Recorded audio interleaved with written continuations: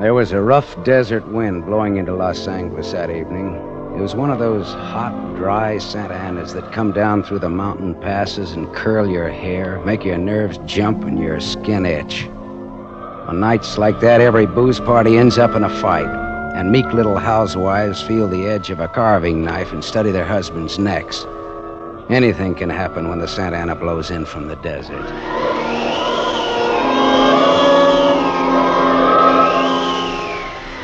I closed up my office early. I got tired of reading Philip Marlowe, private investigator, backwards on the ground glass of my office door. So I opened the door and closed it from the outside and locked it and went out to get a beer before I went up to my apartment.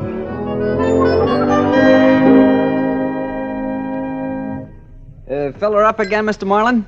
Marlowe. Marlowe. Marlin is a fish. Yeah, I know. Hey, you bartender. Give me another ride. Drunk again. What'd you expect in this business? Autograph hounds? Make it snappy, you hear? Be right with you, sport. I gotta draw this man a beer. Crying out loud, these stumble bums who come in here... You got another customer, Bacchus? Hey, Bud. You seen a lady in here lately? A lady? Tall, good-looking, brown hair, a print bolero jacket, and a blue silk dress. No, sir. No, sir. Nobody like that's been in. All right, straight scotch, fast. I left my engine running out there. Yes, sir. Yes, sir. This slick-looking, sarcastic guy stepped up to the bar and drank his scotch whole. Then he turned to go out, and he stopped. The drunk was grinning at him. And then, without changing his grin, the drunk swept a gun from somewhere so fast it was just a blur coming out. Made a couple of hard snaps, and a little smoke curled. Very little. All right, you other guys. Don't move. So long, Waldo. All right, don't move, you two. Oh, Waldo. But I made his nose bleed. So long, boys. Drink up. All right, get on that phone, kid. I'll get his license number. Holy smoke. Holy smoke. Not too late. Drove away with this dead guy's car. Maybe he ain't dead. He's dead, all right. Where's your phone? This is for the police.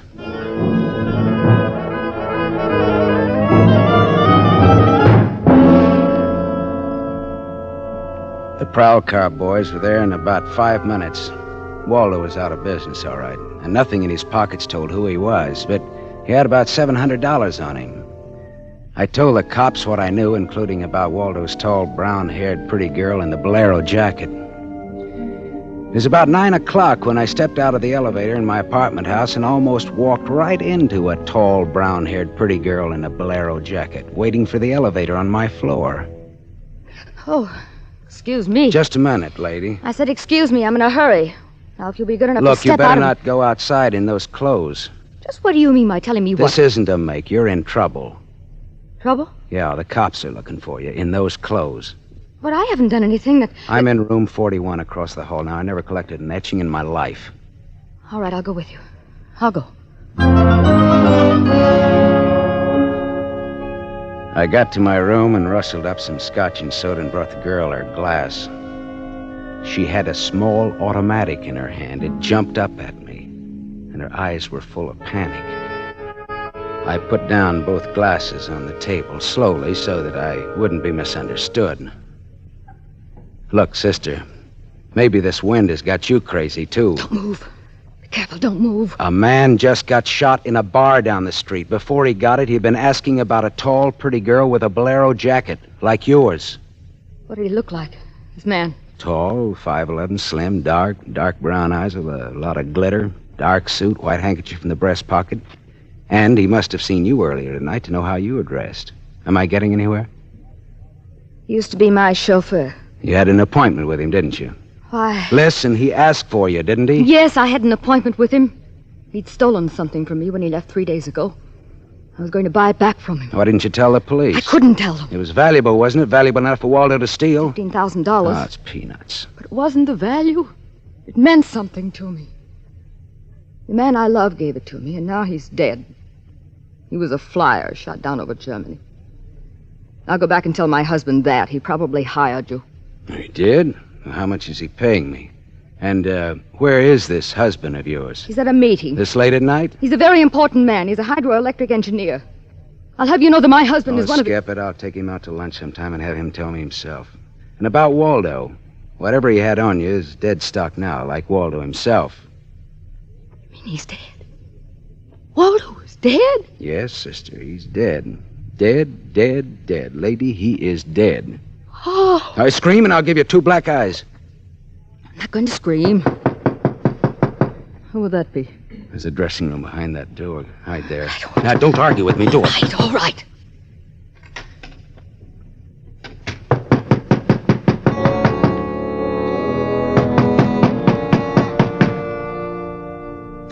Then I went to the door, making a loud, yawning sound. The backs of my hands were wet. I opened the door. Without a gun, that was a mistake. I certainly knew the gun I was looking into, a .22 target automatic that had already killed 1 man that night. And I knew the bald head and the flat, shiny eyes and the face like a poisonous lizard. Baldy put the muzzle of his gun lightly against my throat. I backed into the room, and Baldy kicked the door shut. You alone? Look for yourself. I'm asking, not looking. I'm alone. You and that dumb bartender saw me dust off Waldo. What did Waldo do to you? Who's asking?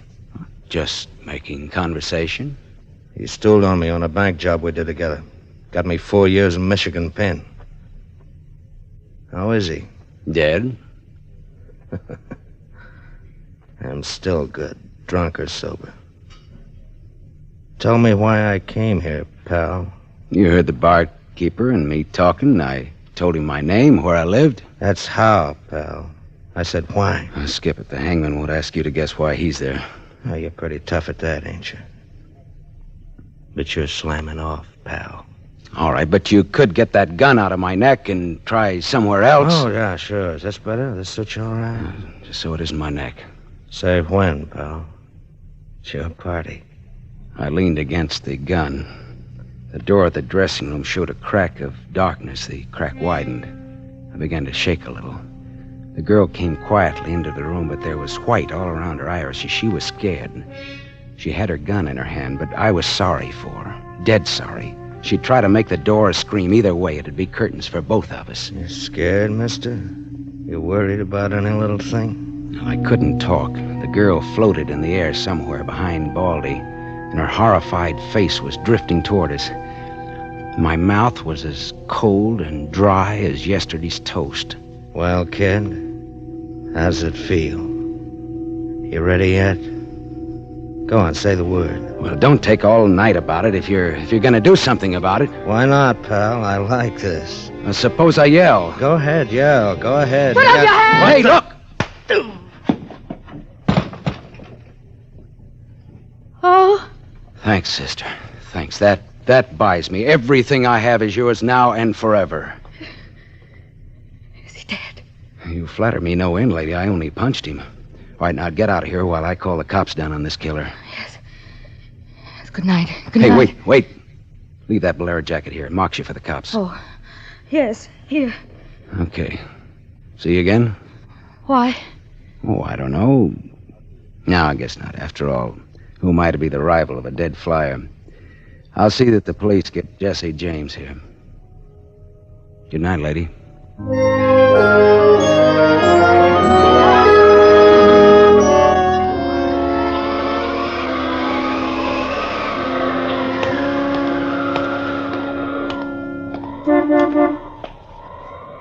Yeah? You mean me? Yes. Please. Oh, you. Again, huh? Get in. I must talk to you. You want to know what happened at headquarters, huh? Yes. Well, I went down there with the law and gave them the story. I left you out of it. Oh, thank you. You saved my life, so no one knows a thing about you. Well, incidentally, neither do I. Well, my name is Mrs. Frank Bossley. 212 Fremont Place, Olympia 24596. Is that what you want? I guess so. Well, there it is. Now, why did you really come back? I wanted my pearls. Pearls? Yes. Pearls, too, huh?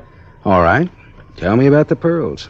We've had a murder and a beautiful mystery woman and a sadistic killer and a heroic rescue. Now we will have pearls. I was to buy them back from the man called Waldo. Well, I saw everything that came out of his pockets, and there weren't any pearls. Could they be hidden in his apartment? It's possible. Waldo lived on the same floor you do in this apartment house. And why didn't I know him, at least by sight? He moved in last week. He managed to get a sublet. Great, a sort of an amateur magician on the side, huh? It's getting rather late. Yeah.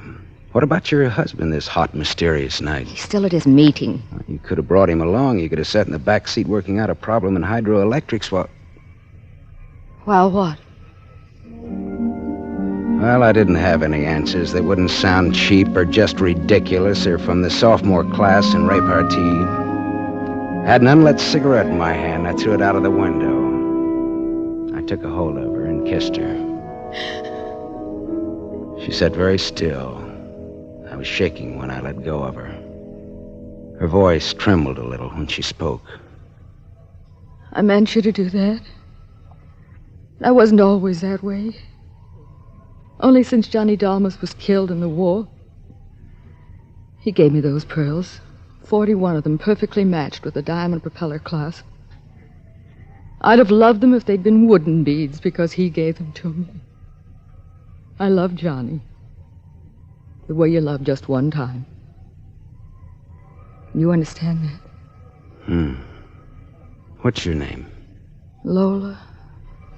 Lola, how did you explain a $15,000 pearl necklace to your husband? I told him they were imitation, and I bought them myself. How did Waldo latch onto them and what they stood for? When my husband was in Argentina, Waldo and I'd go for long drives. I was restless and wretched because of Johnny.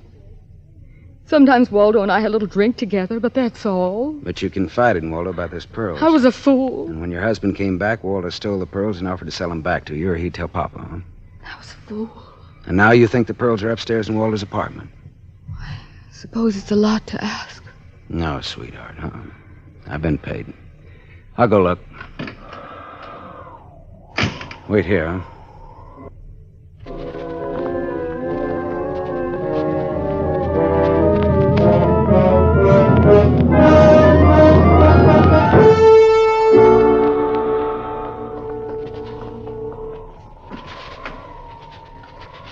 Was the gun long, Lola? No. Well? No. No pearls? No pearls. Oh. There was a man in Waldo's room. A man? Who? You know a man named Leon Balsanos? Not by name. I don't know. Mexican, South American, about 45, small, iron gray hair, very neat, fawn-colored suit, wine-colored tie. No, I don't think I know such a man. Is he the one in Waldo's room? Yeah. What does he have to say? Very little. In fact, nothing. He's dead.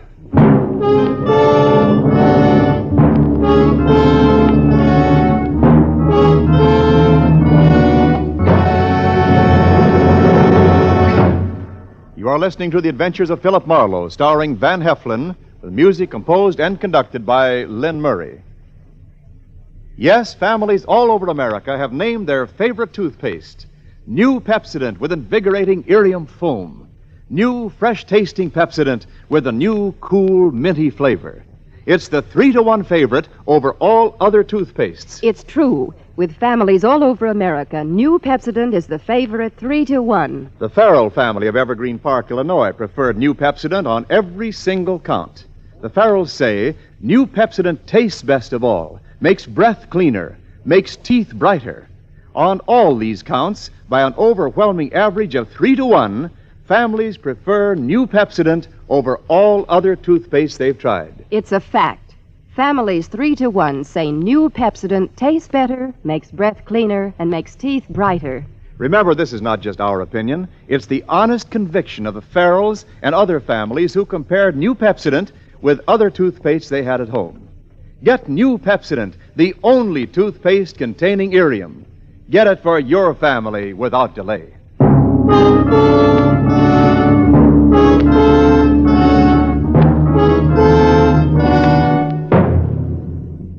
We continue with The Adventures of Philip Marlowe, created by Raymond Chandler and starring Van Heflin, who appears by arrangement with Metro-Goldwyn-Mayer, producers of the Technicolor musical Fiesta, starring Esther Williams.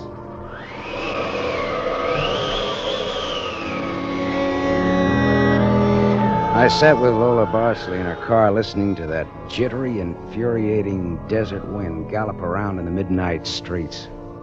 I just told her about the Latin-looking man I'd found in Waldo's room in a very dead condition. I held her hands until they stopped trembling.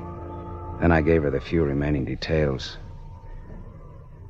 He had a gun in a shoulder holster, but someone had strangled him before he could use it. Someone? Waldo? Maybe. You see that convertible coupe 2 cars ahead of us? It's been there for hours. It was there before I parked here to wait for you. Leon, the man in Waldo's room, came in that car, but according to the key containers he carried, that isn't his car. Whose car is it? Does it matter? Well, it belongs to a lady according to the tag on the keys. A lady? Well, anyway, a woman, if you're going to split hairs. Eugenie Kolchenko. In West Los Angeles? Never heard of her. Uh-huh. All right, well, you go home now, huh? What are you going to do? Drive that flossy convertible around, wave at my friends, impress people.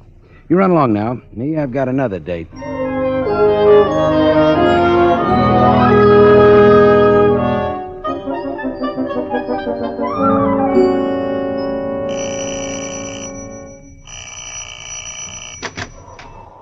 Yes?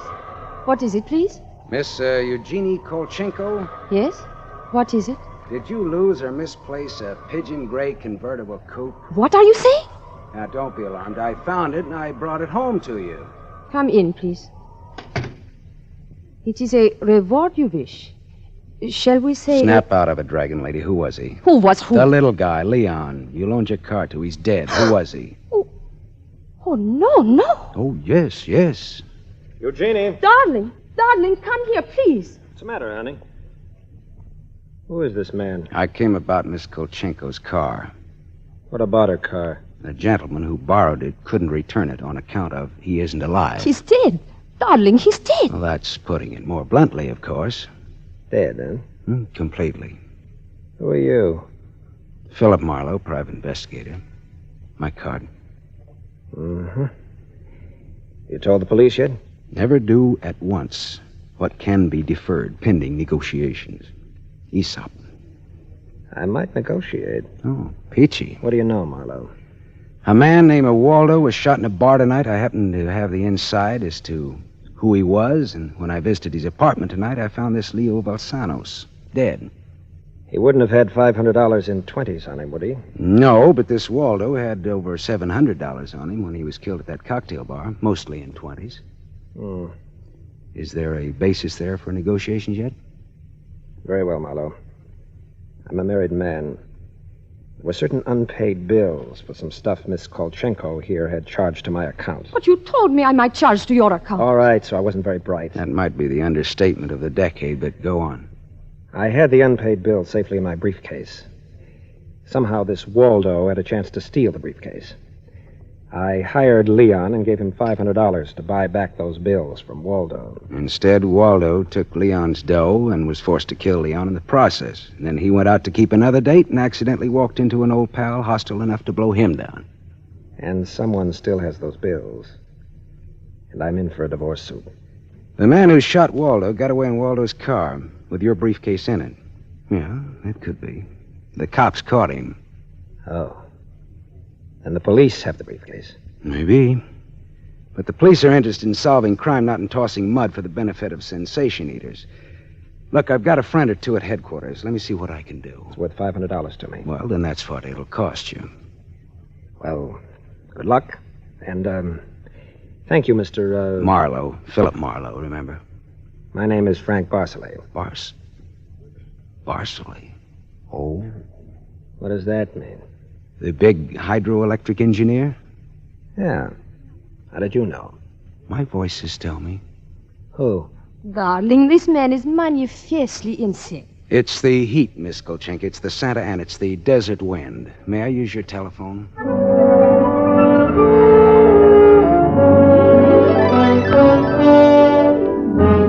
Someday I must tell you about Ibarra. Salt of the earth Ibarra, detective lieutenant over at Central Homicide.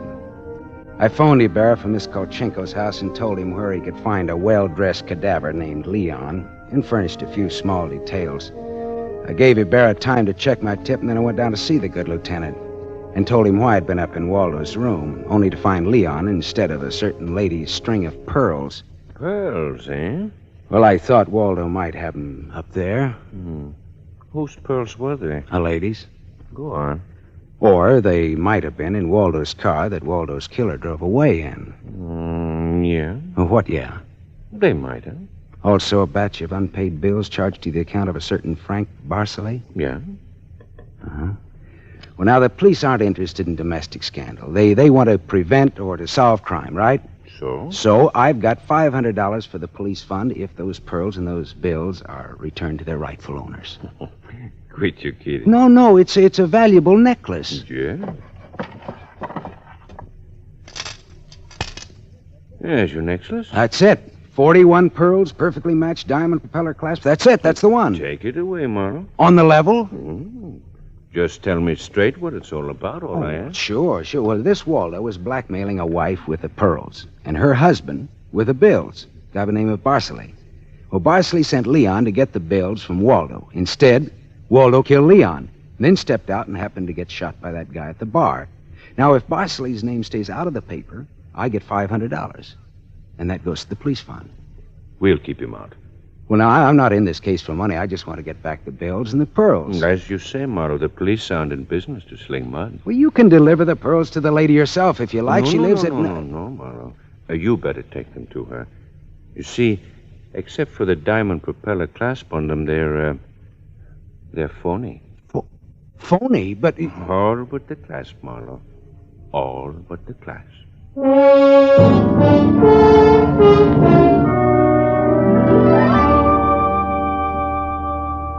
I stared at Ibarra. So the flyer, Johnny Dalmas, the great lover, had given Lola a string of fake pearls. Well, I didn't know how to tell her, but I called her up and told her to meet me at the Beachcombers at 2. I was going to slip her the bad news slowly. I'm glad you asked me to meet you here, Mr. Marlowe. See, I had to have someone to talk to. Go ahead. Go ahead, talk. I'm listening. Now, Mr. Marlowe, now more than ever, I must have those pearls. Why? Money trouble? Oh, no. It's just that everything's gone wrong. And this morning, my husband told me we're to separate. Oh, I'm sorry, Lola. But if I had Johnny's pearls, it would be a link with the past and with Johnny. And all he meant to me. It's how a woman feels, Mr. Marlowe. I wouldn't blame you for not understanding. Maybe I do, though. So please, Mr. Marlowe, please, you'll try to find my pearls. Lola, look, Even if it isn't all of them. Any part of them. Any single smallest one of them. It'll be Johnny's. Look, will you meet me here again around 4 o'clock? I'll be here. Okay, I'll see what I can do.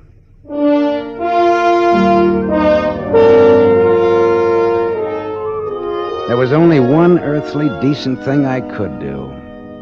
I took Lola's glass pearls to a jeweler, and I had him take off the diamond clasp and put it on one of those strings of so-called simulated pearls that they sell you for $3, tax included.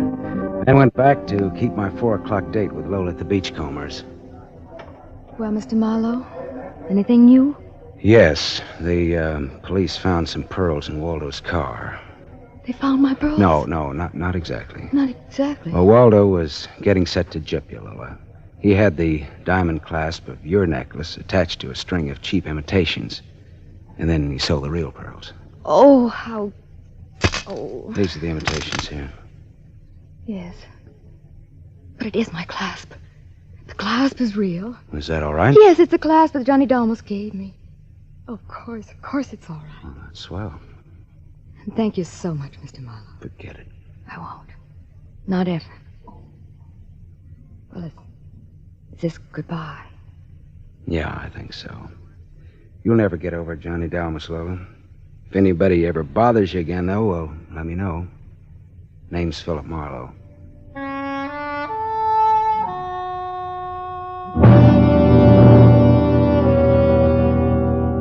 I drove almost to Malibu, and then I parked and walked out on a rock cliff jutting into the Pacific Ocean. Then I reached in my pocket and dug out the string of Bohemian glass pearls that Lieutenant Ibarra had found in Waldo's car.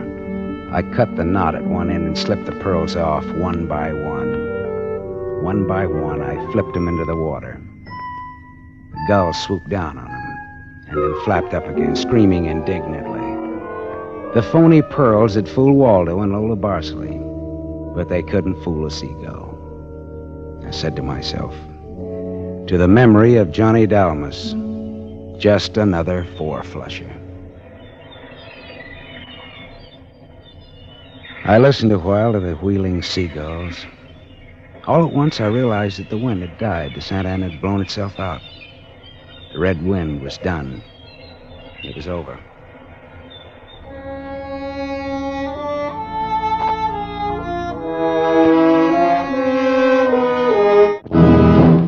It was hot, boiling hot that night. I wanted to grab a beer and turn in early. So what happens? I get my beer, but with it comes a gunshot, a beautiful woman in trouble, and murder. From the pen of Raymond Chandler, outstanding author of crime mystery, CBS presents his most famous character, brought to you now in The Adventures of Philip Marlowe.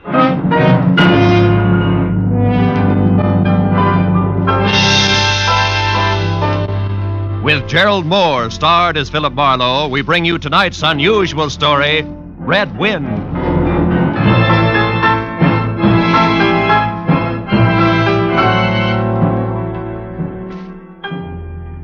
There was a rough desert wind blowing into Los Angeles that evening. It was one of those hot, dry Santa Anas that come down through the mountain passes and curl your hair and make your nerves jump and your skin itch. On nights like that, every booze party ends in a fight, and meek little housewives feel the edge of a carving knife and study their husbands' necks. Anything can happen when the Santa Ana blows in from the desert. I closed up my office early. I got tired of reading Philip Marlowe, private investigator, backwards on the ground glass of my office door.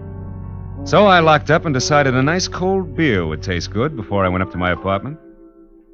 Fill her up again, Mr. Marlin? Marlowe. Marlin. Yeah, Marlin's a fish. Yeah, I know. Marlin's also the name of a lady on the radio. Marlin, Mary, the story of. Yeah, my wife listens to it. Yeah, good for her. Hi.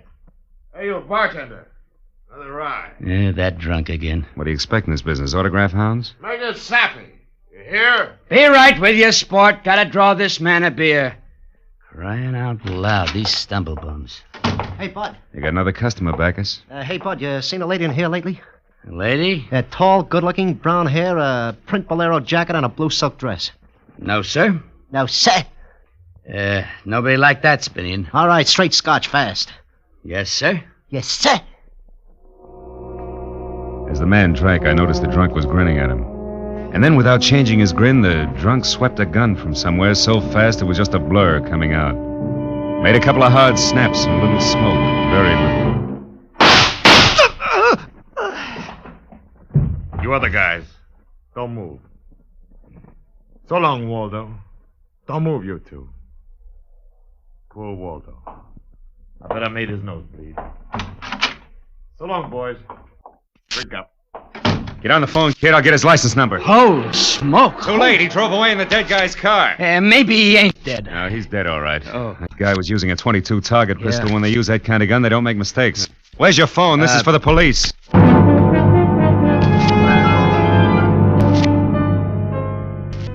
Prowl car boys were there in 5 minutes. Waldo was out of business, all right.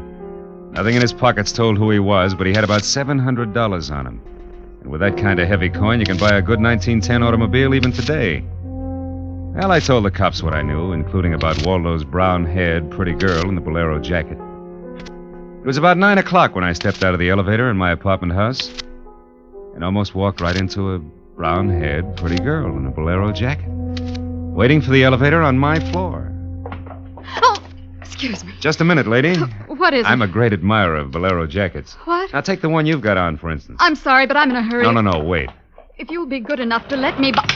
Oh, you've made me miss the elevator. It's just as well. What? Well, it's better you don't go out in those clothes. Just what do you mean? Tall, good-looking, bolero jacket, blue silk dress. Mm-hmm. Lady, might I take the trouble of telling you that you're in trouble? Trouble. Yeah, the cops are looking for you. In those clothes. I haven't done anything. Maybe not. But if I were you, I'd have a little talk with me. I've all the I'm in nerve. room 41 across the hall. I know things about you. Well, Good girl. Come along. It took a firm grip on her arm, but I managed to get her to my room. I rustled up some drinks, but when I turned to give her hers, I saw she held a small automatic. She looked at me steadily. I put down both glasses slowly so I wouldn't be misunderstood. Look, sister, I know it's hot tonight and heat does funny things to people, but let's put that little thing away and have a nice cool drink, huh? don't move. Oh, I'm strictly frozen in my tracks. Stay that way. Okay. But wouldn't you like to know that I'm a private detective? Private detective? I can prove it if you'll let me. That's better. Yeah, I don't like those things pointed at me. I'll have that drink. Oh, good. I don't often give good liquor away like this. I can't afford it. Why are they after me? Well, a man was just shot in a bar down the street. Before he got it, he'd been asking about a tall, pretty girl with a bolero jacket. What did he look like? This man. Oh, he was tall, about 5'11". Slim, dark brown eyes with a lot of glitter. Dark suit, white handkerchief in the breast pocket. And he must have seen you early at night to know how you were dressed. Am I getting anywhere? He used to be my chauffeur. You had an appointment with him, didn't you? I... He asked for you, didn't he? Yes, I had an appointment with him. He'd stolen something from me when he left 3 days ago. I was going to buy it back from him. Why didn't you tell the police? I couldn't tell him. It was valuable, wasn't it? Valuable enough for Waldo to steal. $15,000. Peanuts. But it wasn't the value. You see, it meant something to me. The man I loved gave it to me. Now he's dead. He was shot down over Germany. I'll go back and tell my husband that.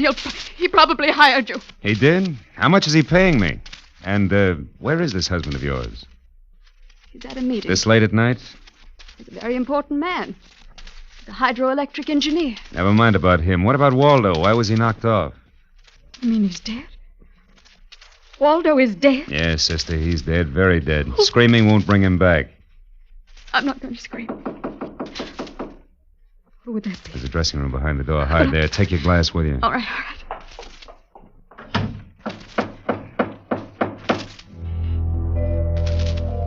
I went to the door, making a loud, yawning sound. Foolishly, I didn't have my gun. That was a mistake. Because when I opened the door, the guy on the other side certainly had one. A .22 target automatic that had already killed one man that night. And I knew the bald head, the flat, shiny eyes, and the face like a poisonous lizard. Baldy put the muzzle of his gun lightly against my throat. I backed into the room, and Baldy kicked the door shut. You alone? Look for yourself. I'm asking, not looking. I'm alone. You and that dumb bartender saw me dust off Waldo. What did Waldo do to you? Who's asking? Just making conversation. He stilled on me on a bank job we did together. Got me 4 years in Michigan Penn. How is he?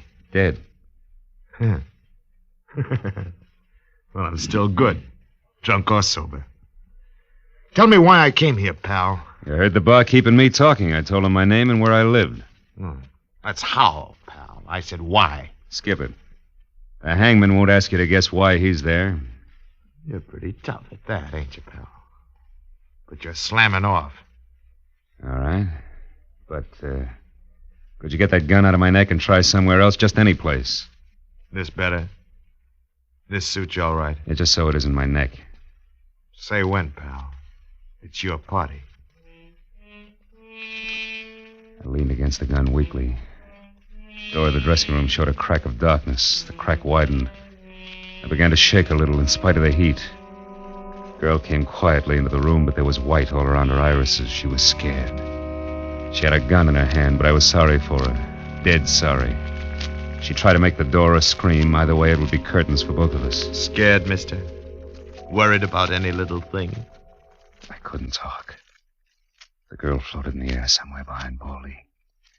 And her horrified face was drifting toward us. My mouth was as cold and dry as yesterday's toast. Well, kid, How's it feel? You ready yet? Say the word. Well, don't take all night about it. If you're going to do something about it, do it. Why not, pal? I like this. Suppose I yell. Go ahead. Yeah. Go ahead. Hey, look! Thanks, sister. That buys me. Everything I have is yours, now and forever. Is he dead? And flatter me no end, lady. I only punched him. Now get out of here while I call the cops down on this killer. Yes. Good night. Wait a minute. That jacket marks you for the cops. Leave it here. You don't need it in this kind of weather. Oh, yes, here. Okay. See you again? Why? I don't know. Who am I to be the rival of a dead flyer and things like that? No, on second thought, forget the whole thing. I'll see that the police get Jesse James here. Good night, lady.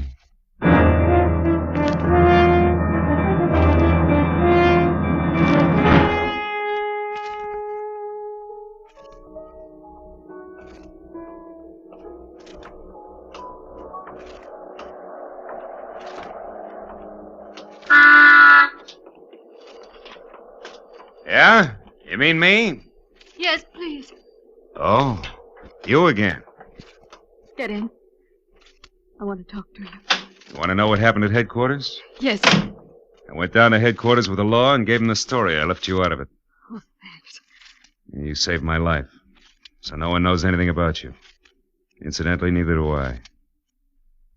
My name is Mrs. Frank Barsley. 212 Fremont Place. Olympia 24596. Is that what you wanted? I guess so. Well, there it is. Now, why'd you really come back? I wanted my pearls. Oh, no. Pearls, too? Yes. All right, tell me about the pearls.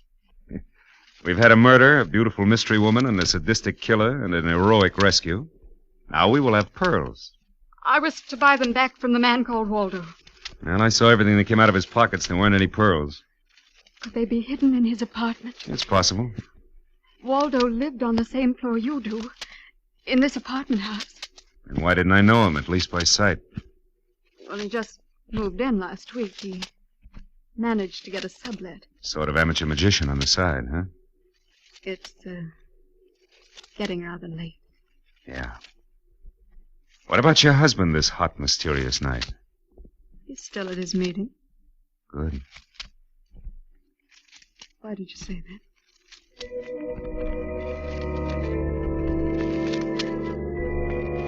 I didn't have any answers. We just sat there looking at one another. I was suddenly aware of the hot desert wind stirring up the night. I took hold of her and I kissed her. She sat very still. I was shaking when I let go of her. Her voice trembled a little when she spoke. I meant you to do that.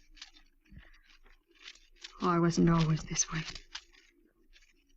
Only since Johnny Dalmas was killed in the war. He gave me those pearls. 41 of them. With a diamond propeller clasp. I'd have loved them if they were wooden beads because he gave them to me. I loved Johnny. The way you love just one time. You understand that? Yes, I can. What I don't understand is how you could explain a $15,000 pearl necklace to your husband. Told him they were imitation. That I bought them myself. How did Waldo latch onto them and what they stood for? When my husband was in Argentina, Waldo and I would go for long drives. I was restless and wretched because of Johnny. Sometimes Waldo and I had a little drink together. But that was all. But you confided in Waldo about those pearls. Yes. And when your husband came back, Waldo stole the pearls and offered to sell them back to you. He'd tell Papa. Oh, I was a fool. And now you think the pearls are upstairs in Waldo's apartment.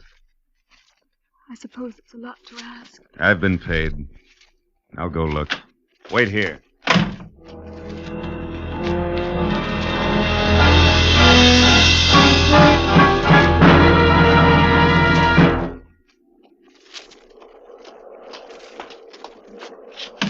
Was I gone long, No. Lola? Well, No. no pearls? No pearls. Oh. There was a man in Waldo's room. Man. You know a guy named Leon Velasanos? No, not by name. I don't know him. Mexican, South American, about 45, small, iron gray hair, very neat. Fawn-colored suit, wine-colored tie. No, I don't think I know such a man. You say he was in the room? Yeah.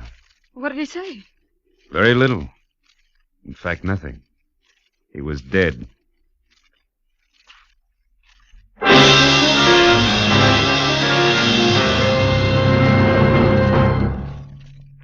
You are listening to The Adventures of Philip Marlowe, created by one of America's most outstanding writers of crime and mystery fiction, Raymond Chandler. Our story for today, The Red Wind, continues in just a moment. But first, a message of interest for all young men. How would you like to be up there in the wild blue sky, flying America's mightiest bombers, fastest fighters, and newest jet jobs? Believe me, it's a great feeling to know that you have the skill, the courage it takes to become a pilot officer in the United States Air Force, the Air Force that's second to none. Keep your eye on the local newspapers and your nearest Army Air Force recruiting station. An aviation cadet recruiting team will be in your community soon. If you're between the ages of 20 and 26 and a half years of age, single, and a high school graduate, plan to see the aviation cadet interviewing team. If you pass the mental and physical examination, you'll be accepted for the 52-week aviation cadet training program. When you graduate, you'll be a second lieutenant in the U.S. Air Force, the mightiest of all. And now, back to the adventures of Philip Marlowe. With Gerald Moore as our star, we continue today's adventure.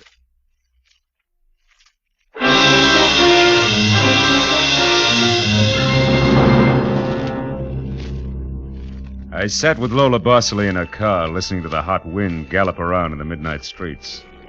I just told her about the Latin-looking man I'd found in Waldo's room in a very dead condition. I held her hands until they stopped trembling, and then I gave her the few remaining details. He had a gun in a shoulder holster, but someone had strangled him before he could set up in business with a gun. Someone. You mean Waldo? Maybe. You see that convertible coupe 2 cars ahead of us? Oh, it's been there for hours. It's there before I parked here to wait for you. Well, Leon, the guy in Waldo's room, came in that car. But according to the key container he carried, it isn't his car. Well, whose car is it? Does it matter? Yeah, it belongs to a lady, according to the tag on the car keys. Eugenie Kolchenko, West Los Angeles. Never heard of her. Mm-hmm. Well, you better go home now. What are you going to do? I'll drive that flossy convertible around and wave at my friends. Impress people. You run along now. Me, I've got another date.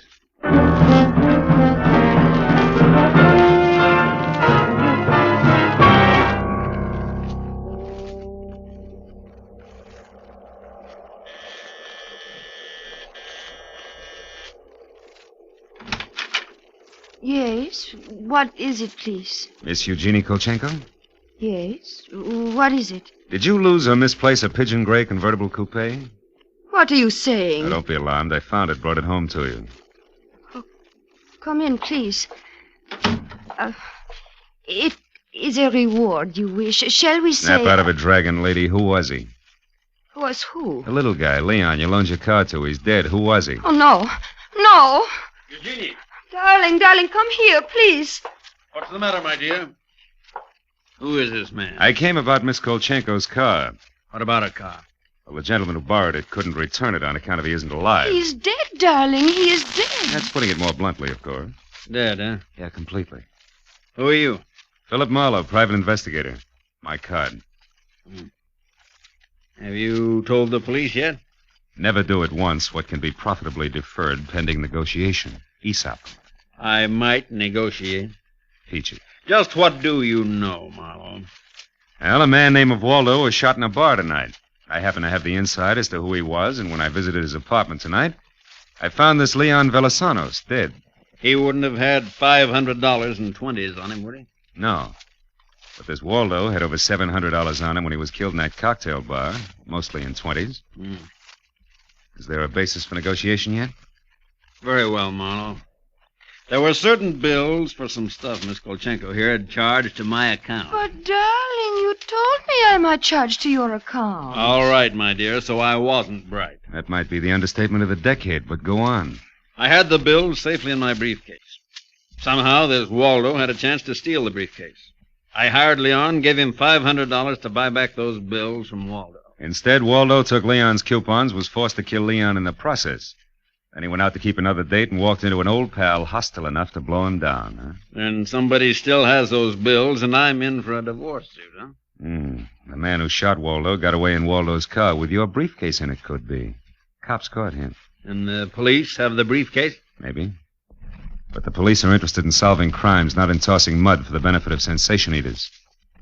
I have a friend or two at headquarters. Let me see what I can do. It's worth $500 to me, Marlowe. Then that's what it'll cost you. All right. Good luck, and thank you, Mr. Marlowe. Philip Marlowe, remember? Marlowe. My name is Frank Barsley. Barsley? Oh. And just what does that mean? The big hydroelectric engineer. Yeah. Yes, how'd you know? Never mind. May I use your telephone?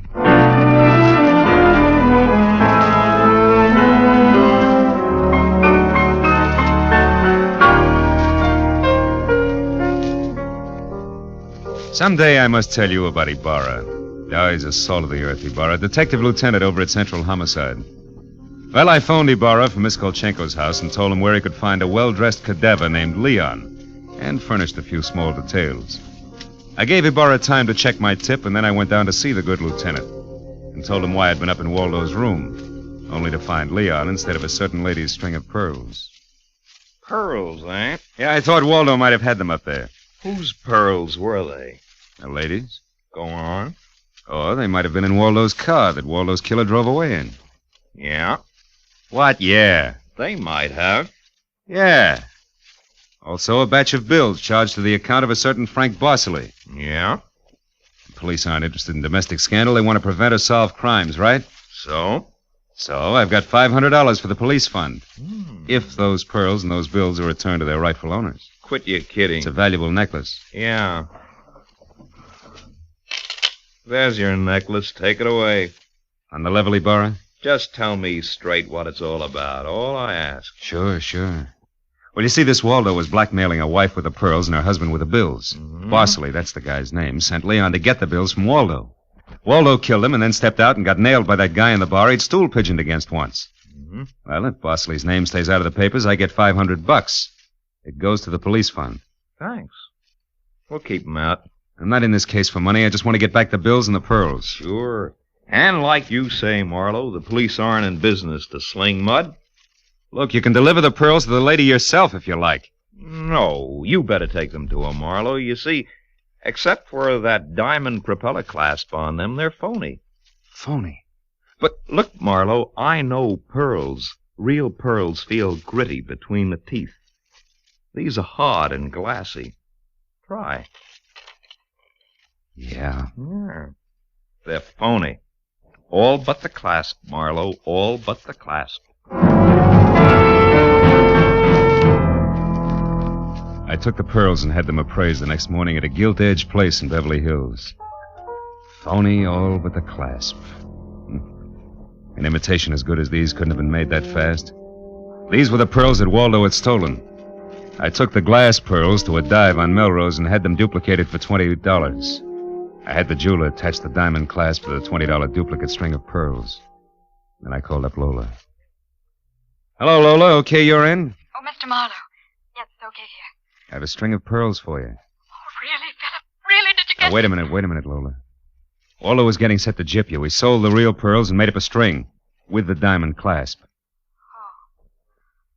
Well, may I at least have the clasp? Sure. Meet me at 4 at Nikolaev's. Nikolaev's at 4. I'll be there.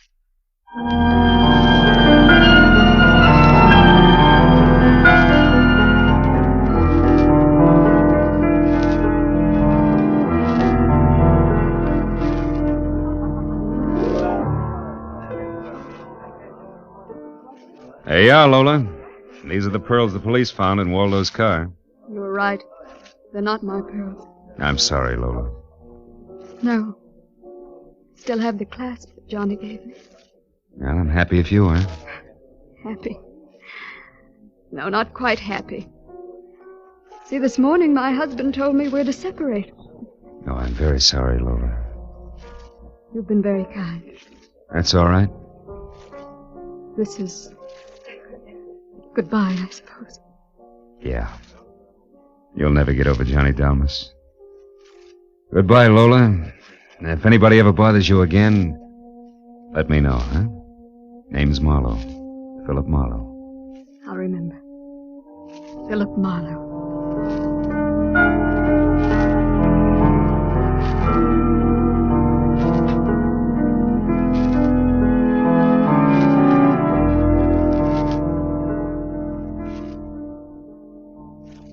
I drove almost to Malibu. And then I parked. And then I walked. Way out on a rock cliff, jutting into the Pacific Ocean. And then I reached into my pocket and dug out the string of Bohemian glass pearls Lieutenant Ibarra had found in Waldo's car. I cut the knot at one end and slipped the pearls off, one by one. One by one, I flipped them into the water. Should have seen the gulls swoop down on them. And then they flapped up again, screaming indignantly. Phony pearls. They'd fooled Waldo and Lola Barceley, but they couldn't fool a seagull. I said aloud, to the memory of Johnny Dalmas, just another four-flusher.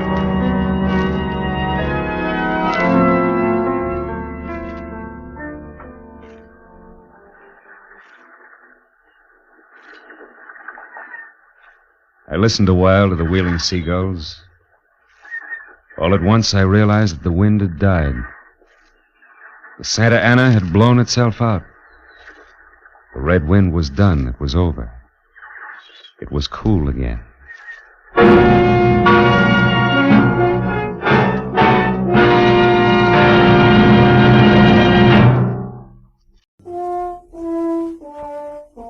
One of those thin, chilly fogs had sneaked in from the Pacific and had hung vaguely to the streetlights along the Sunset Strip. It was a kind of a fog that you could see through, but everything was out of focus. It made you start wondering what you were going to do when you were 90 and you were all alone. I'd have liked to have spent the night in a room full of noisy extroverts playing charades. But instead, I had to eat a quick dinner and drive up into the secluded Hollywood Hills to meet a guy. A guy who had nothing but trouble on his mind.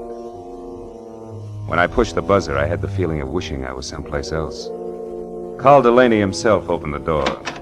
He was grim and brusque and to the point. Marlowe? That's right. Come in, Marlowe. I appreciate this. You're coming up here after business hours, I mean. I wouldn't have asked except, well, perhaps I waited too long as it is. Sit down. Thanks. Waited too long for what, Mr. Delaney? 36 hours ago, my wife disappeared. Marlowe, you've got to find her for me. Find her just as fast as you can. Wait a minute. Disappeared, you said. Would you mind playing that part back a little slower? Norma simply walked out that door, got in her car, and drove off to get hold of herself, as she always does when we've quarreled. And always before, she's come back in an hour or so. But this time... This time she simply didn't come back, is that it? Look, Mr. Delaney, I could... You'd better let me finish before you do anything. Lately, my wife has been brooding over something serious that she refused to discuss. I've caught her crying several times, and she's not a woman given to tears. Marlowe, I'm sure that unless we move fast when we do find her, we're going to find her dead. Suicide? Yeah.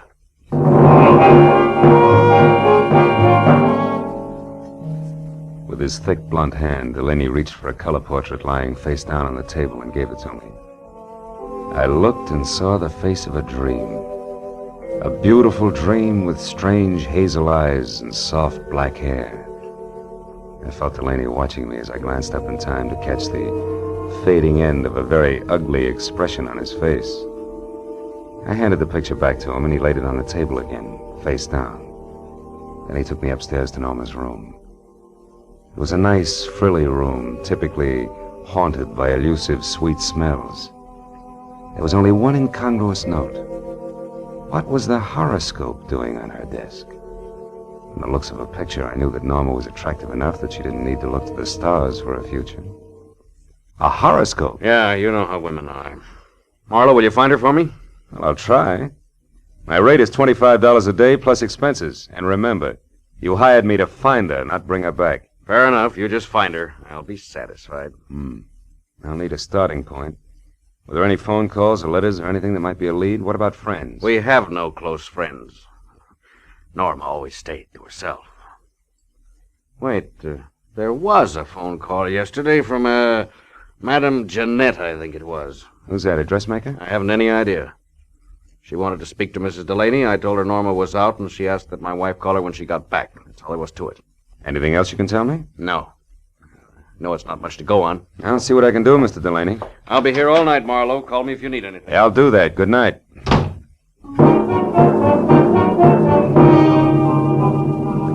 I drove back through the persistent fog to Sunset Boulevard.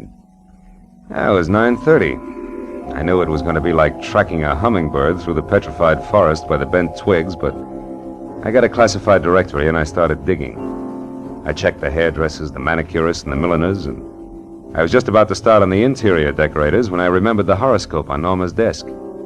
I quickly turned to the personal consultants. Yeah, there it was. Madame Jeanette. Her establishment, located in the dubious neighborhood south of Olvera Street, turned out to be a tacky cottage set back next to an alley. It was as dark inside as out. I was pounding on the door like a vampire at sunrise when a newsboy came up the path. Looking for Ma'am Jeanette? Yeah, you know her? Sure, she tells fortunes. Says I've got a great career line. You want to see it? Not right now, thanks. And I'll say for her that she's a sound sleeper. Maybe, but not so early as this. About this time, she's always hanging around that bar on the corner. Tonight, she's throwing a farewell party in there. Farewell party? Who for? Herself. She's leaving town. Oh, thanks a lot. Here, kid. Gee, a buck. My old man'll swear I've been shooting crap again.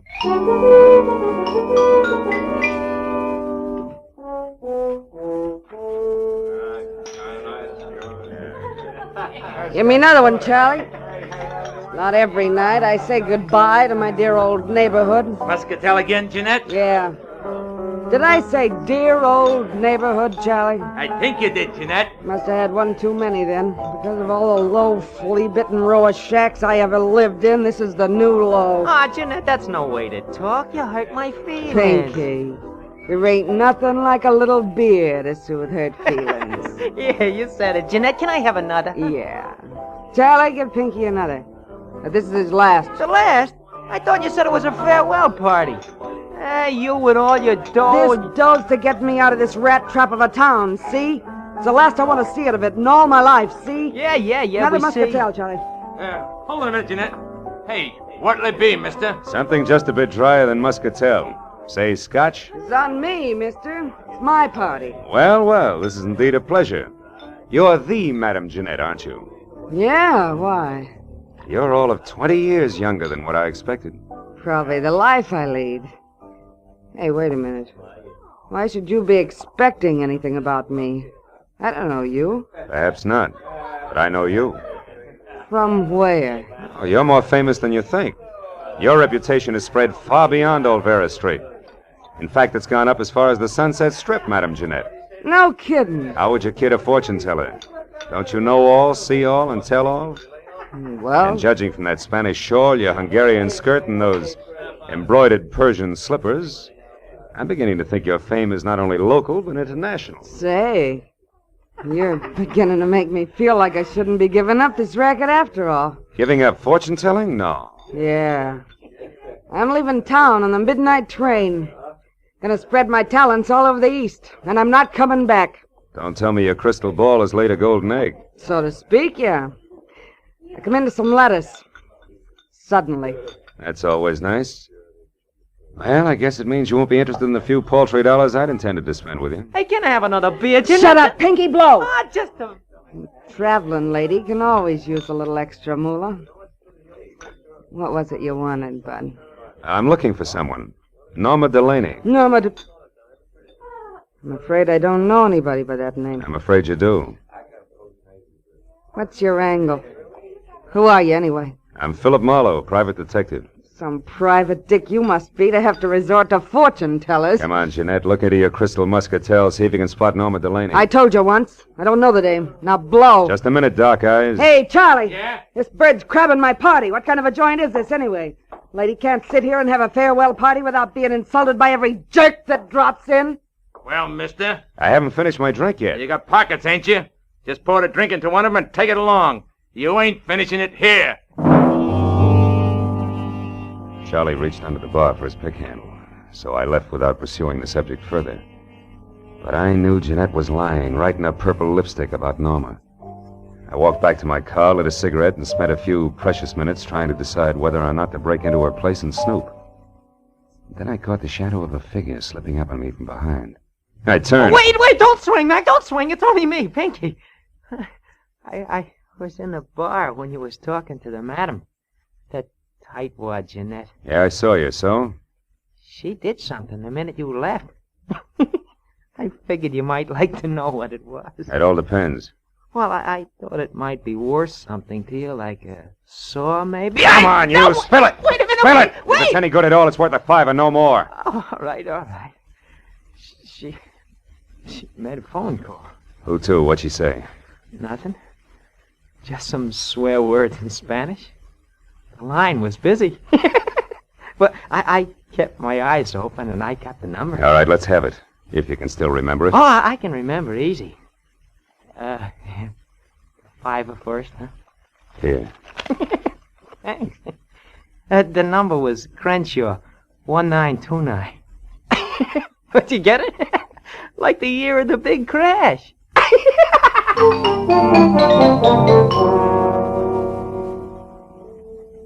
Thanks to the thirst of an underweight lush, I wasn't at the end of my rope yet. I drove as far as the nearest drugstore, dropped a nickel in the slot, and dialed. Crenshaw, the year of the big crash.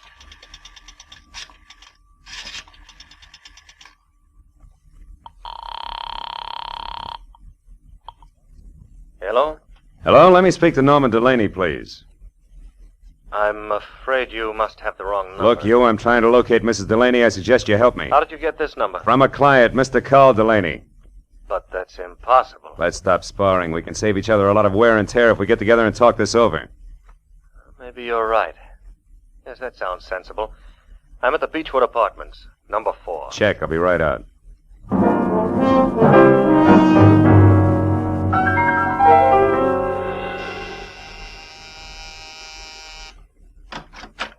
Mr. Pierre Gillum, it says here on the door. Yes. Are you the man who called? Uh-huh. Philip Marlowe. Come in, won't you? You said you were looking for Norma Delaney, Mr. Marlowe. Tell me what's wrong. Has anything happened to her? Well, her husband seems to think she might have killed herself, but I have a hunch that you might have something interesting to say. No, poor kid. Poor Norma. Well, I'll tell you what I can, Marlowe, but it isn't much. Oh, I'm all ears, and I'll sit, thanks. I was in love with Norma once, briefly, a long time ago. She was a wonderful girl, but her husband was insanely jealous. Mm-hmm. Even though she hadn't loved him for years, he refused to give her up. He even threatened to kill her first. Oh? Norma and I realized that serious trouble lay ahead, so we parted. Good friends. And I haven't seen her or heard from her in months. I buy it all but the last line. You have seen or heard from her, and recently. I'm not going to argue that. I've told you the truth. You can take it or leave it. I leave it. I suppose we both put our cards on the table, huh? You lied to me when you said Carl Delaney gave you my number. I know because Madame Jeanette called me shortly after you did. Touché. But why did she run to call you at the mention of Norma's name if you two broke up months ago? And incidentally, how did that ersatz oracle Jeanette get mixed up in this in the first place? That is a long story, Marlowe. Good, I like long stories. I'll bet it begins just for a lark. Norma and I went down to Olvera Street once to have our palms read. Yes, that's exactly how it started. Madame Jeanette was an unusual woman, a character, you might say. Uh-huh. Well, we became friendly with her. Norma got quite sentimental about her. One day we made a sort of pact. If ever either of us was in trouble and needed the other, we'd go to Madame Jeanette or get a message to her. She would notify the other. So when I walked in asking for Norma, the madam assumed she was in trouble. Right. Called me immediately because she herself was leaving town in less than an hour. I know. Well, Mr. Gillum, it's all very interesting, but it's getting me no place. Thanks. If I need you again... No, wait, Marlowe, don't go. I know a lot of details about Norma that I'm sure will be helpful. For instance, she drives a Nash coupe, powder blue. Powder blue coupe, huh? Thanks, that'll help. Oh, and she has a fondness for white gloves. Wears them quite often. I see. Well, I better get moving. No, wait just a minute, Marlowe. I've got to go. Now, Listen, Marlowe. I told you I was in a hurry. Now, take it easy. Stick around a while. Get away from that door. Look, just who do you think you are? Come busting in here, prying, asking questions, you dirty... Oh! You asked for it, Gillum. Oh! You got a left, too, huh? So have I, brother. I left Gillum sprawled all over his coffee table, as limp as a 5-cent salad. Outside, I glanced at my watch. Madame Jeanette's train left in 40 minutes. I ran through $22 worth of red lights, getting down to a cottage because I was sure Gillum's attempted stall was tied in with a departure, but I couldn't figure out why. That is, I couldn't until I switched out my lights and coasted to a stop in front of her place. Then I saw it. Half hidden in the shadows back of the house sat a powder blue coupe. I got up on the porch close to the front door and listened. Jeanette was talking to a woman. I couldn't catch what they were saying, but one thing was certain. The woman was Norma Delaney. All at once I realized the talk had stopped. That was my cue. I shoved open the door and went in. Jeanette sat at a table alone, facing me. Oh, Mr. Marlowe, you've returned. What is it this time? I'd like my fortune told. Yeah? Now listen close, Gumshoe. I'll make this a short and snappy reading because I'm catching a train in 15 minutes. There's a woman very close to you. In fact, she's right behind you, sucker! What? No!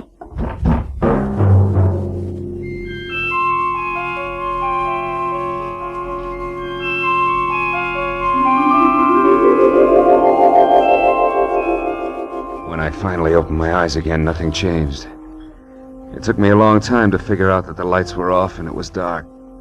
I climbed up the table leg hand over hand and switched on a lamp. Jeanette's house was absolutely quiet. I had caught a glimpse of a white glove holding what is known as a blunt instrument just before I dozed off. And that reminded me what I was down here for. I wobbled through the kitchen and out the back door, but the powder blue coupe was gone. It was 12:15. My head and the fog both had gotten a little thicker, so I just stood there, useful like a ping-pong ball in a bowling alley. It was the sound of footsteps that finally moved me, and the newsboy was back.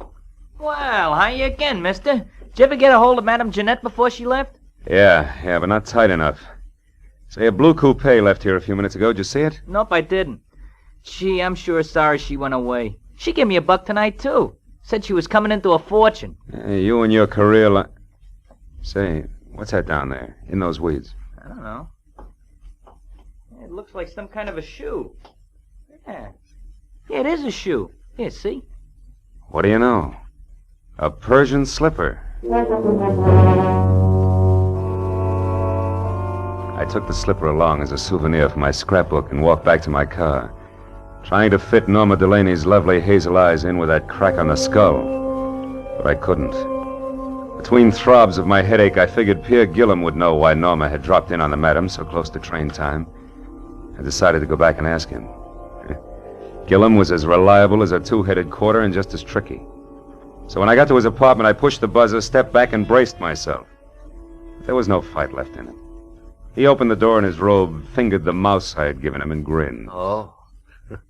So you found your way out by yourself. Uh-huh. Say, Gillum, what was so important about Norma seeing Madame Jeanette just before her train left? I don't know.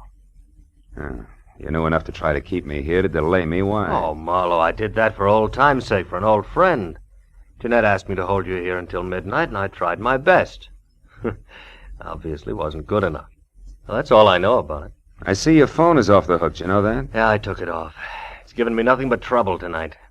I hereby wash my hands of this whole business. I'm going to bed. And I hope to sleep. Good night.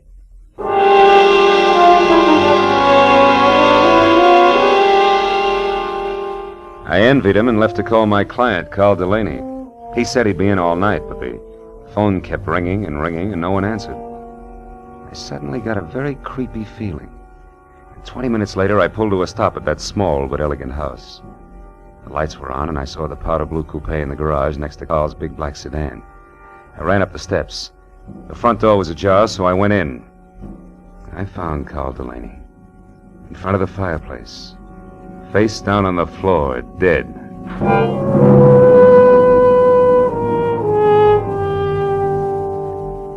was a handbag on a chair.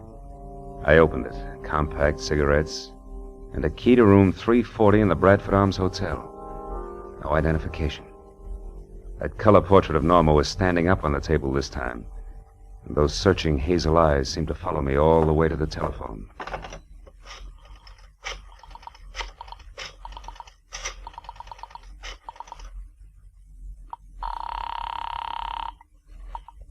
Lieutenant Ibarra speaking. Phil Marlowe, Ibarra. There's a dead one at 1077 Hollycrest Road. Named Carl Delaney. Murdered. I'll be right out. I hung up the phone, and then the hair on my neck crawled as I heard the unmistakable sound of a woman's heels on the floor upstairs. I ducked behind a door as the heels clicked down the steps. And then she entered the room.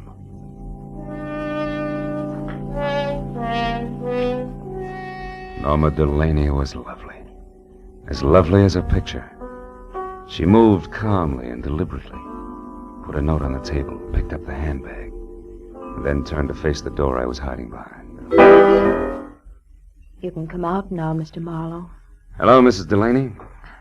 You can call me Norma now. And if you're thinking of using your gun, perhaps you'll be good enough to read this note first. Here. To whom it may concern. I, Norma Delaney, purposely and with premeditation, shot and killed my husband, Carl. It is beyond me to express how deeply I hated him, and since I must pay for this and cannot endure a public spectacle, I shall take my own life within the next few minutes. Now look, Norma, no guns. Easy, Marlowe. I'll kill you if necessary. But it would be so pointless now. I'm free at last, and I want to spend the little time left to me in my own way. Norma, if you'll listen to me... Stay back. Tonight I made my only friend, Madame Jeanette, happy. And I killed a man who needed killing. Something good, something bad. So I'm quitting, even up. What do you propose to do with me? You mustn't try to stop me, Marlowe. See that closet? Mm-hmm. Get inside. And careful how you move your hands. Turn around to the wall. That's it. Marlowe, I'm sorry I had to hit you at Jeanette's tonight. Goodbye.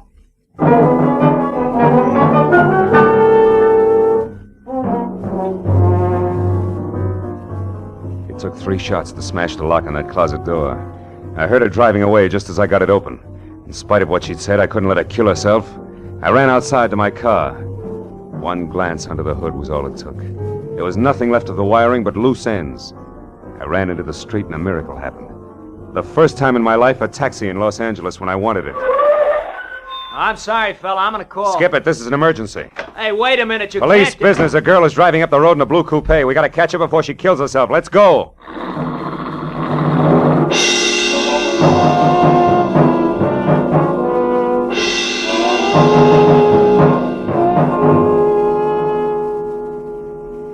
I think I saw taillights just then. Yeah? Can't you go any faster? Not on these curves, brother. I got a wife and kids. Okay, fella. We'll be at the top of the hill when we can get around the next bend. We should spot her then. Yeah, you can see the whole road down the other side.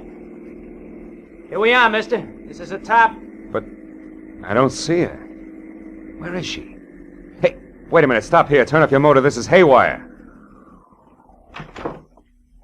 I don't get it. We were gaining on her, and now she just disappears. Hey, what's that? A motor. That side road we passed. That's it. Hey, look. Look!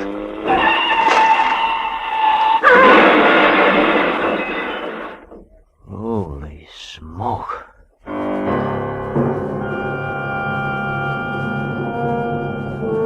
We both saw the awful sight for just an instant.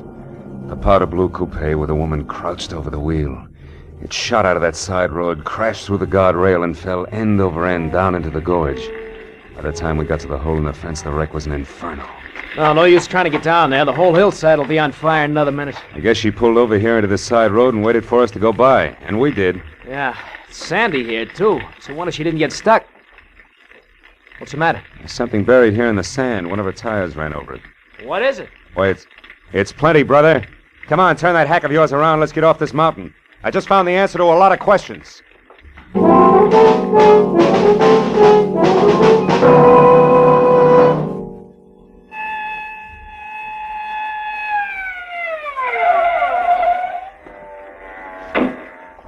you, Marlowe? Yeah, Lieutenant. We found the body and the wife's suicide note.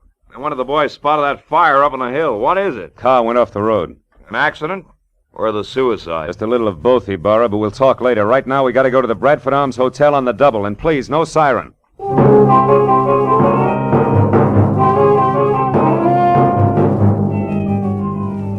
The Bradford Arms was a 3-story walk-up. When we got there, Ibarra stationed one man in front, sent another to cover the back, and we started up the stairs.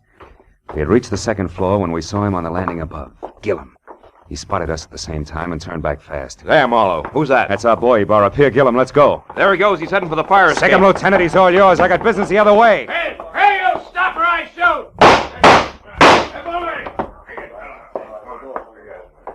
Room 336, 38, 340. It's all over now. You better drop the gun. Please, it's been neat so far. Don't mess it up. Come on, beautiful. Drop it. That's better. Well, Marlowe, I got him. I had to wing him to bring him down, but here he is. And the lady must be... Yes, Lieutenant. The lady is Norma Delaney. The girl who wanted to kill her jealous husband and then commit suicide, but didn't want to die doing it. So she used someone else's body, Madame Jeanette's, which was a logical choice because Jeanette was blackmailing her. Thus, 2 vultures with 1 stone, leaving 2 lovebirds free to fly away together. Right, Norma? Didn't you give Madame Jeanette money so she'd leave town and tell everybody she was going away? Yes, I did. That way the body wouldn't be missed, huh? Yeah. Isn't it pretty? Oh, lay off, Marlowe, can't you? Okay, Gillum, okay. Well, Ibarra, I've got a sour taste in my mouth. I think I'll go home and goggle. Anything else you need? No, I guess not, Phil. I've had all that's necessary. Wait. Just one thing. How'd you get inside this setup? How do you find out it was the dead Madame Jeanette who went over the cliff, instead of the very much alive Mrs. Delaney here? Well, Jeanette had on a pair of Persian slippers, Lieutenant. One fell off down at her cottage where Norma murdered her and put her in the trunk of the car. The other one fell off in the sand of that side road when she took Jeanette out of the trunk and propped her up behind the wheel. It was lucky, Burra. Just dumb luck.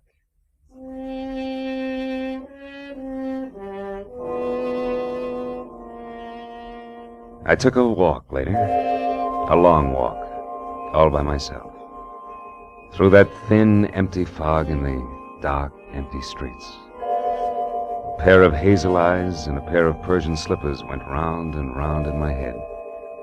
And for some reason I kept thinking, a pair of Persian slippers has 2 soles and 2 heels. And it's hard to tell just exactly where the one becomes the other.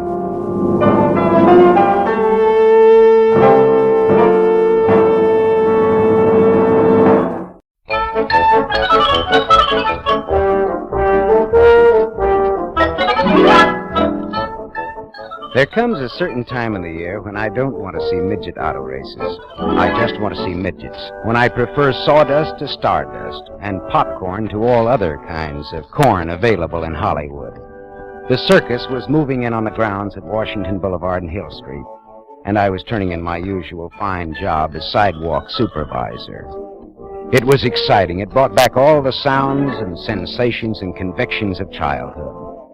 And then someone had me firmly by the wrist, and I turned to look into a pair of steady, smoky, dark eyes that could be dangerous. Excuse me, sir, but you are a private detective? I'm a detective, but I don't get much privacy. Yeah, my name is Ralph Tassanari. Who told you I was a detective? My feet aren't that flat. Do you know a gentleman named Alcic Anolfi? Well, I know an Alcic Anolfi, yes. He pointed you out. He asked me what was the big idea. What was my angle hiring a private detective? He gave me an idea. When has Alcic Anolfi had any ideas to spare? Mr. Marlowe, besides owning 1/3 of this very fine little circus, I am Tassanari. Of Tassanari, the Swede, and Glorian. Trapeze stuff. The most brilliant aerial act in the business. I own this circus with Glorian and the Swede. Well, where does Alcic Anolfi fit in here? Now, the Swede gets drunk and gambles fantastic sums of money. This circus is worth $250,000. Already the Swede has gambled away much more than his third of the circus. And a partner may sell out his other partners without even consulting them. Oh, you're afraid the Swede will sell you out to pay for his debts? Yeah, and if he did that, I should not hesitate to... Uh-oh. Watch yourself. Al Sekanoff has made it plain that the gamblers expect payment immediately now.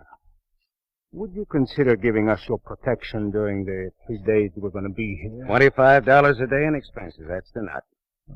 Cheap enough. I know, but you see, I'm a sucker for circuses.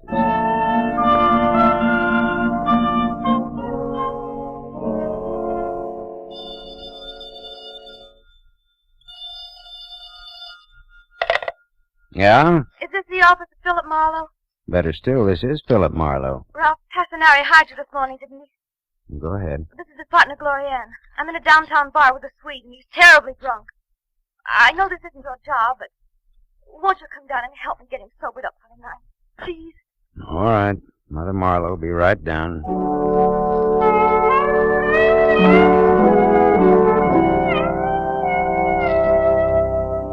I found the Main Street bar where Glorianne said I'd find her and the Swede. The Swede was potted like Grandma's begonia, and with the help of the bartender and 4 professional loafers, we got him into my car. I told Glorianne to drive. Yeah. Leave me alone, will you? I'm all right. Well, just take it easy. Where shall I drive, Mr. Marlowe? Georgia Street Receiving Hospital. I'll stay back here and wrestle the Swede for the championship. I just left him alone for an hour to do some shopping. I'm telling you something, honey girl. That Tassinari makes any more passes at you, I'll beat him brainless. Oh, please don't pay any attention to him, Mr. Marlowe. He thinks everyone at the circus is in love with me. Okay, now back in your seat. Yeah, and that flip doctor, too. Oh, be still. I'm telling you something, honey girl. One of these days, I'm going to get absent-minded on that trapeze, and I'm not going to catch your friend Tassinari. How's that, huh? Don't listen to him, Mr. Marlowe. Well, then tell Muscles to let go of my ear. Yeah, perfect crime. Who'd know if it was an accident or not? And then I'd own half a circus instead of just a third. Please, Mr. Marlowe. He's drunk. Yeah, but drunk or sober, he's got one doozy of an idea there. Drunk or sober. Hey, my wrist, what's that?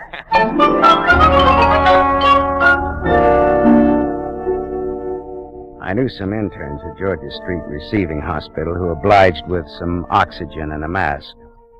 A half hour of breathing that oxygen deeply, and the Swede was stone cold sober and back in my car again. He was making certain cagey explanations. Marlowe, you don't want to take that stuff I was mumbling about seriously, you know. I was drunk. You certainly were. After all, Glorianne's my wife. Oh? Naturally, I don't like other guys giving her the eye.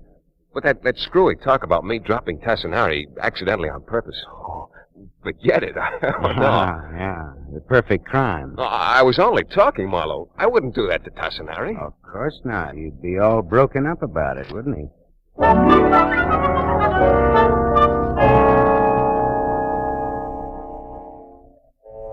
I sat in a field box that evening as the small, neat circus unwound toward the big act. And the big moment arrived with butterflies warming up in my stomach and a pulse thumping madly in my neck.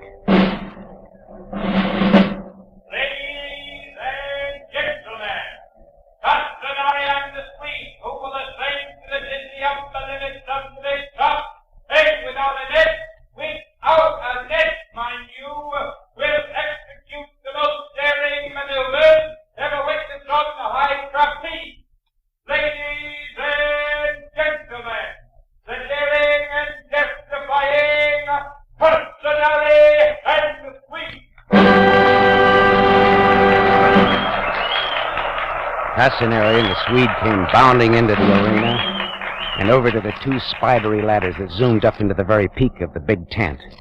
Up there where it was hot, high, and dangerous, 2 magnificently made men climbing that slim ladder, their brilliant capes flowing behind them, going up higher, smaller, higher.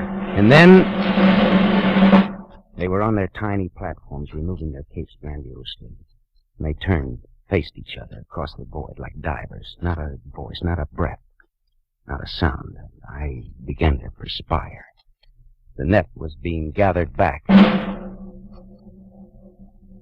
Then suddenly, Tassinari raised his right arm and smiled, dropped his arm, and the Swede shot out into space like a comet, and the gay, waltzing, somehow insane music began.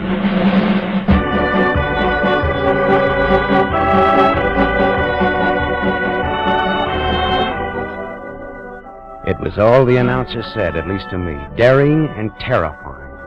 Whirl and spin and contact. Swing, swing, swing, and spin. Spinning and whirling, contact and break. Hands locked to rosined hands. Contact and break. Spin, whirl, cartwheel, and contact. Swing, swing, swing, and leap. Split-second timing and the split-second split again, with trapeze bars flying into place where and when they were needed. I looked away, my head drumming and swimming. And I looked up again. I looked up, and the thing that had been tying my stomach in cold, hard knots, the thing I was afraid of, happened. Look out!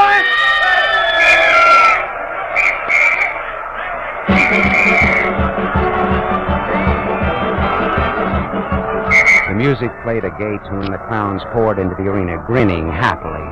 I saw the youngish, handsome doctor race across the sawdust, followed by Glorianne. Across the arena, I saw Al Sicanolfi get up and disappear into the crowd. I went out, too.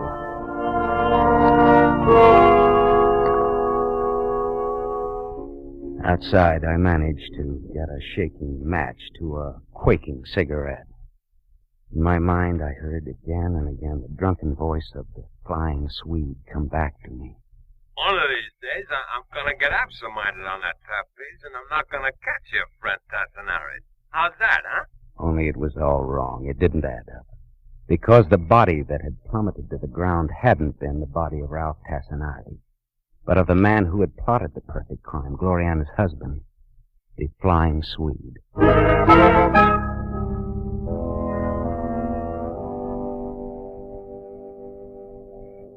Marlowe. Oh, what? Oh. You were in there? Yes, I saw it, Gloriana. I think I could kill Ralph for this. You think Tassinari dropped your husband purpose? What do you think?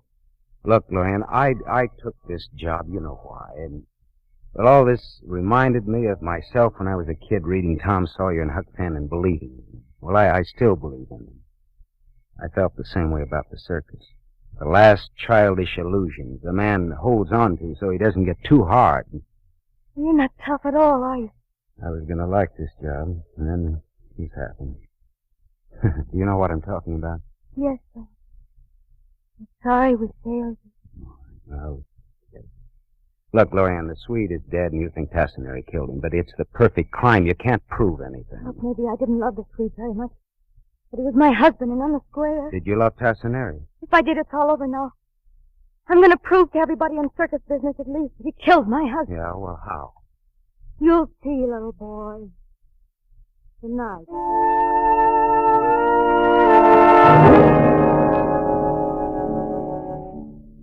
I watched her go back into the big tent, and then I drove home and dreamed all night of Al Sicanolfi smiling his yellow smile and disappearing into the crowd.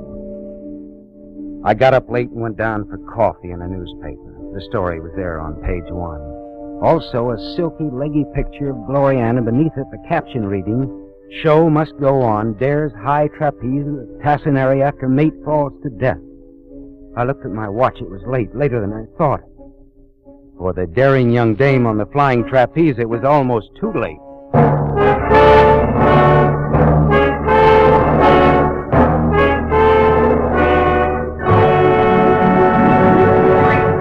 You are listening to The Adventures of Philip Marlowe, starring Van Heflin. Yes, families all over America have named their favorite toothpaste. New Pepsodent with invigorating Irium foam. New fresh-tasting Pepsodent with the new cool minty flavor. It's the 3-to-1 favorite over all other toothpaste in recent home tests. Like families from coast to coast, the James M. Sinclair family, East 2nd Street, Tulsa, Oklahoma, like new Pepsodent better than any other toothpaste.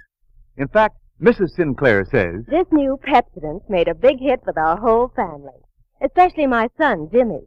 He's so crazy about that Pepsodent flavor, it's less of a problem getting him to brush his teeth now.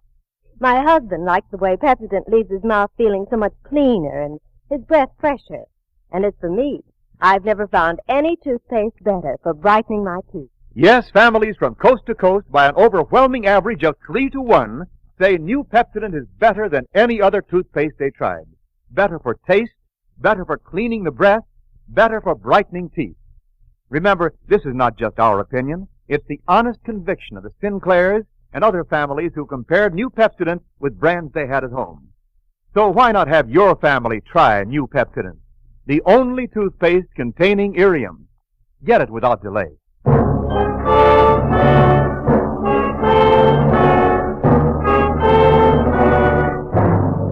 We continue with the Adventures of Philip Marlowe, created by Raymond Chandler and starring Van Heflin, who appears by arrangement with Metro-Goldwyn-Mayer, producers of The Hucksters, starring Clark Gable.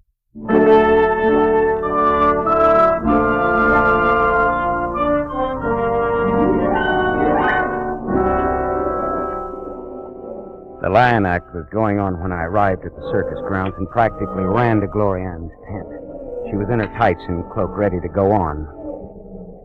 Look, Glorianne, you're kidding. This is a gag. You're not going up there. In 1 minute, little boy. Well, you're out of your mind. I'm going up with Tassinari to prove you to kill the Swede. You add that up. My arms are full of bundles. Tassinari agreed to go up with me. Why? Why aren't his nerves shattered after yesterday?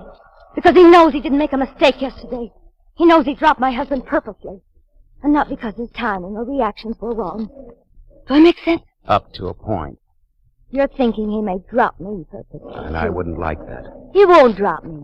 What makes you so sure? Because Tassinari loves me. He wants me.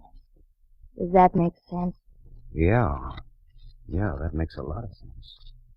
Well, go to it, little girl.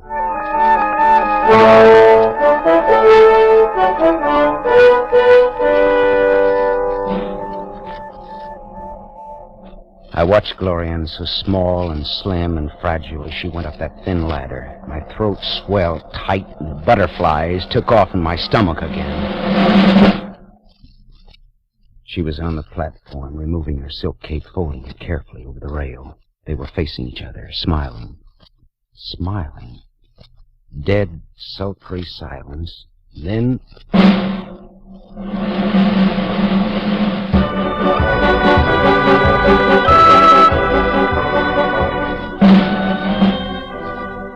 For minutes I sat there, petrified, watching her, cold sweat channeling down my back. For 10 minutes I stopped breathing. I died. Once, only once, I had to close my eyes, and in that second I heard the crowd roar. Everyone was standing up, screaming and goggle-eyed. I groped to my feet, and there she was. Bowing and laughing and throwing kisses into the crowd and at Tassinari and at me. Then she pirouetted and ran up the ramp to her dressing tent. I got there with Tassinari. Her eyes warmed for me and then froze again for Tassinari. Come in, little boy. And you, Tassinari. Tassinari? Ralph also is the name I bear. Today I talked to Tassinari. Now I want Mr. Marlowe to hear what I have to say to you. Which is first that I'm through with you. Glorianne, not because of the accident. Yes, but because it was not an accident. You don't believe that? May I suggest that maybe Al Sikanolfi has a meaty part in this picture? No. Tassinari here killed the Swede. Glorianne, that's not true. Dr. Stowe seems to think as I do. Ah, yes, Dr. Stowe. I did pass your tent last night after the accident. Accident? I heard you and the cap-eyed unsuccessful doctor speaking together, oh, so intimately. There your insult, Tassinari. Speaking together, deciding conveniently, perhaps, that I killed the Swede. Richard never accused you. He only said No, he's the one, Richard. Get out. If I wanted to murder a man, it would be easy to take my gun from my trunk and shoot him. Yeah, but that wouldn't be the perfect crime. Why should I want to kill the Swede? Because he might have sold you out to pay his debts. Because you'd get half of his share of the circus. Because you were in love with his wife. I see. You think you have a case, huh? I hope not. Glorianne knows what I mean. Only perhaps Tassinari had better go now. Yeah. I'm very sorry, Glorianne. For all of us. Good day. Good day, Mr. Marlowe.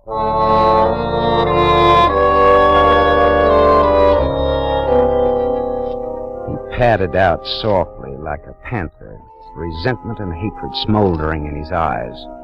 That was horrible, little boy. I better lie down now. I left wondering if there'd be a show that night, tradition or no tradition. I walked for a half an hour, and then a police squad car came screaming down Washington Boulevard toward the circus grounds. Mad dogs and Englishmen go out in the noonday sun, but Marlowe runs in it. I found a small colony of cops in one of the dressing tents. The man on the cot had taken a lot of pulses in his time, but he didn't have a single one to show for it, not even his own. Good-looking, youngish Dr. Richard W. Stowe was dead. Detective Lieutenant Ibarra held out a small automatic to me. Hello, Marlowe. I hear you've been masterminding things around here lately. Ever see this gun before? I may have heard of it. A man named Ralph Tassanari, connected with this show, has disappeared. Know something about that? He was fresh from a lover's quarrel last I saw him. Or maybe just out walking it off. Possibly. But the dead doctor and Tassanari both went for a pretty little trapeze queen named Gloria Ann. Was anything stolen here? No. The circus hand who heard the muffled shot came running before anything could have been taken. Well, the gal, Gloria Ann, how does she feel about this? She's in her tent, heavily committed to a case of hysterics. Marlowe, divvies on any information you get out of her.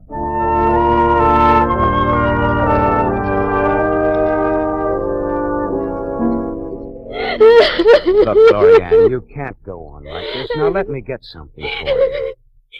I'll be all right. Just a sedative to settle your nerves. Oh, no, we never take that thing. It's bad for going up on the track. No, I'll sleep.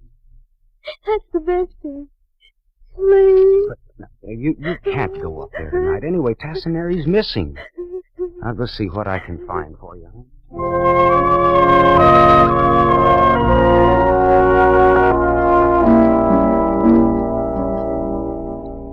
I rummaged through Dr. Stowe's medical bag while Ibarra watched from across the tent. I found a small black book. I leafed through it with my hand still hidden in the bag. It was a small case history book with sketchy data about his cases, the treatment given, the medication prescribed. I very quietly tore out the last page, palmed it, and slipped it in my pocket as I creaked to an approximate upright position. Find anything to quiet the little woman, Marlowe? No, not a thing, Lieutenant, not a thing. I'll try a drugstore.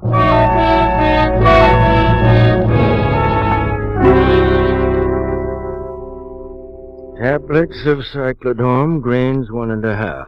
1 tablet with warm water for nerves or sleep. What is it? It's a common sedative, but I can't sell you any without a prescription. Well, can you tell me anything about those drugs? Some, but you will find a lot more in Dr. Torral Solman's textbook on pharmacology. Textbook of pharmacology? It's only in the main library, I think, but it's complete. That'll tell you all you want to know, I'm sure.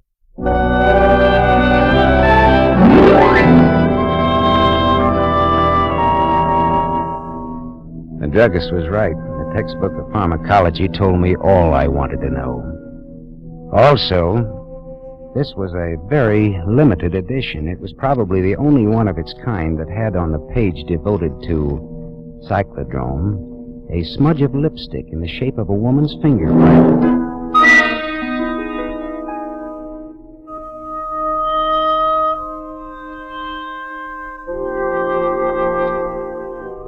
It was all and more than I wanted to know. And all at once, I was old, very old. From now on, I was going to leave illusions to high school girls and magicians.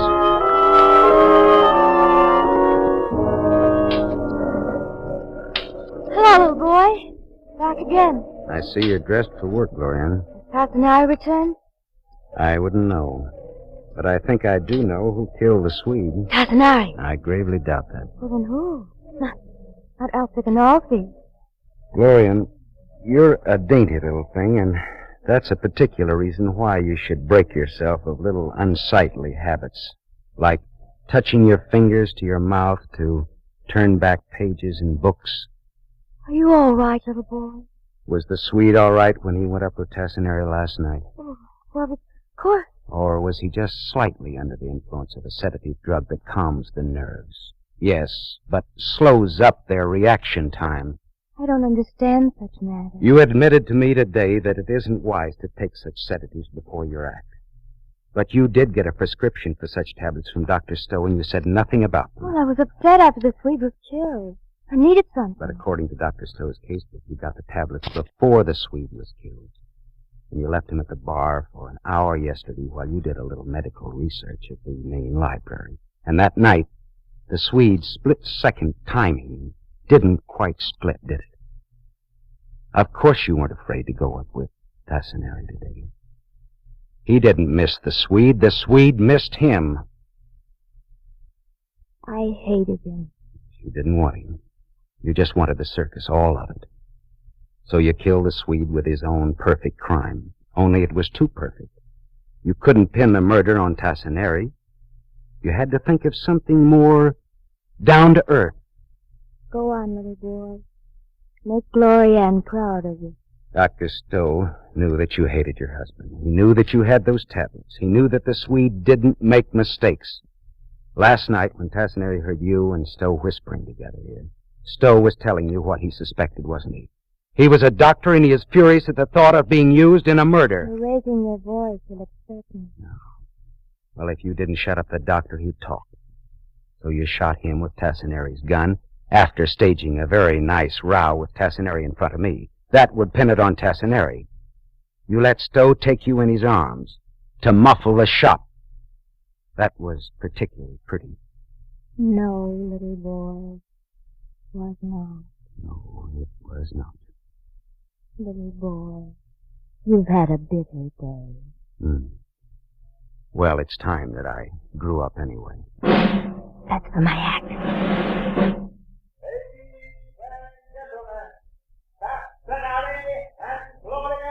And Glorianne. I've sent for the police, Glorianne. They'll be here pretty soon. Little boy! Tassinari is there. He's waiting in the runway across the arena. He came back. He doesn't even know he's wanted, probably. Oh, little boy, I have let you down. Let me make it up a little. Let me go out there. Will you come down again? Yes, of course. By the ladder, I mean. I won't let you down again, little boy. I promise it. We circus people won't disappoint you again. Please. They're waiting. Well, the show must go on, mustn't it? All right, go ahead, lady. They're waiting. She ran out, laughing, throwing kisses, and I walked out after. Stood in the runway watching. I watched the small, delicate figure going up the ladder. Then she was at the platform. Rosin on shoes, rosin on the hands and wrists. And sultry silence, not a voice, not a breath. Then she was raising her hand in a gesture of exquisite grace and sureness and smiling at Tassinari. Smiling. And there it was. This was it. There.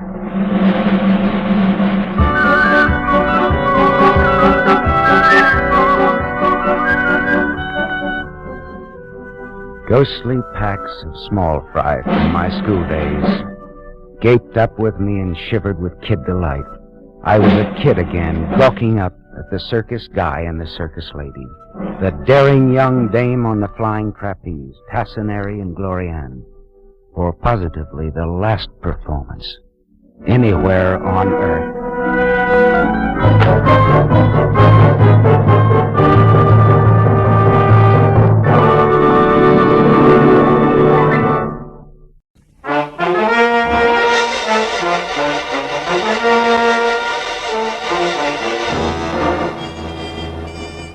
I was sitting in my office bombing the ashtray on my desk with paper clips, wondering what kind of a job a private detective gets when clients stop calling completely. I was seesawing between the picture of me as a well-starched huckster and the more comfortable portrait of Marlowe, author in English tweeds, man of distinction, when the telephone brought me to a rude awakening. Marlowe speaking. My name is Isabel Gordon, Mr. Marlowe. I must see you at once. My husband Bruce is in terrible danger. Could you possibly meet me in an hour at the Pelican Inn? It's a small roadside place on the way to Malibu. I'll explain everything then. Pelican Inn. 1 hour, Mrs. Gordon. The Pelican Inn was strictly a liquor license with chairs, and a bored piano player in one corner grinding away. The place was empty, and I was about to order a drink when the front door opened and a woman entered. She was tall and thin and right out of Harper's Bazaar. From double ankle-strap shoes to close-cropped hair. One look at her fear-crowded eyes, and I knew it was Isabel Gordon. I got up and introduced myself. Then we went to a table, and she started to talk. For 2 weeks now, Mr. Marlowe, my husband Bruce has been receiving unsigned, threatening letters. I'm almost sick with worry. I don't know what to do. Now, wait a minute, Mrs. Gordon. The first thing to do is to get hold of yourself. And tell me the whole thing, right from the beginning. Yes, all right. Well, first of all, Bruce and I have only been married a little more than a year. We're living with my uncle, Avery Fairchild, on an estate out beyond Malibu. I see. What does your husband do for a living, Mrs. Gordon? Why, he's a photographer. Movie or commercial? Well, at present, it's neither. You see, Bruce has been terribly unsettled since the war. Lost, sort of, and then recently he got interested in photography, and it's been a great help to him. But he doesn't exactly work at it, huh? Well, he's converted one of the rooms in the guest cottage into a studio, and he spends almost all of his time there experimenting with portrait work. But he doesn't actually have a job, if that's what you mean. How does that appeal to your Uncle Avery? Oh, I'll be honest with you, Mr. Marlowe. My uncle thinks the sun rises and sets on me, but with Bruce... It's total eclipse, is that it? I'm afraid so.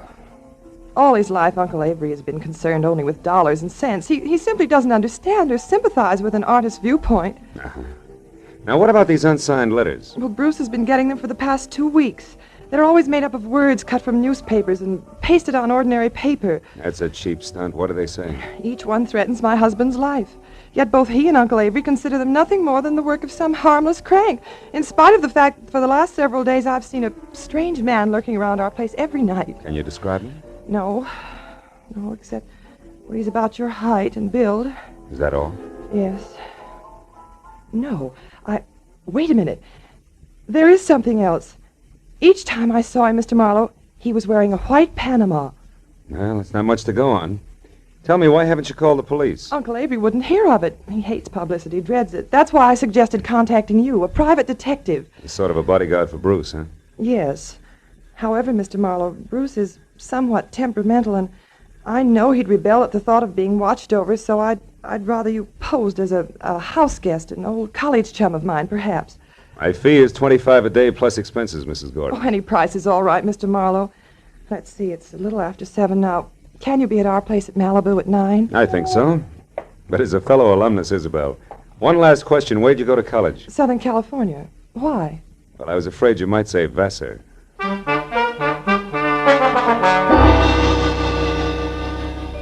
After Isabel left, I remembered that I was already on my expense account. So I had a tasteless, cold, hot blue plate special and a burned cup of coffee. Then I stepped out of the Pelican Inn and headed across the paved parking lot to my car. It was already dark, and I was admiring the full moon and the beautiful wash it made over the ocean when it happened. Hey, mister! What the? Out! You all right, mister? Yeah, I think so. Thanks to your sounding off. That nut was aiming right for you. Yeah, looks that way. Did you happen to get his number? No. What about his face? Can you describe him? No, matter of fact, I only noticed one thing. What was that? The hat he was wearing. It was a white Panama.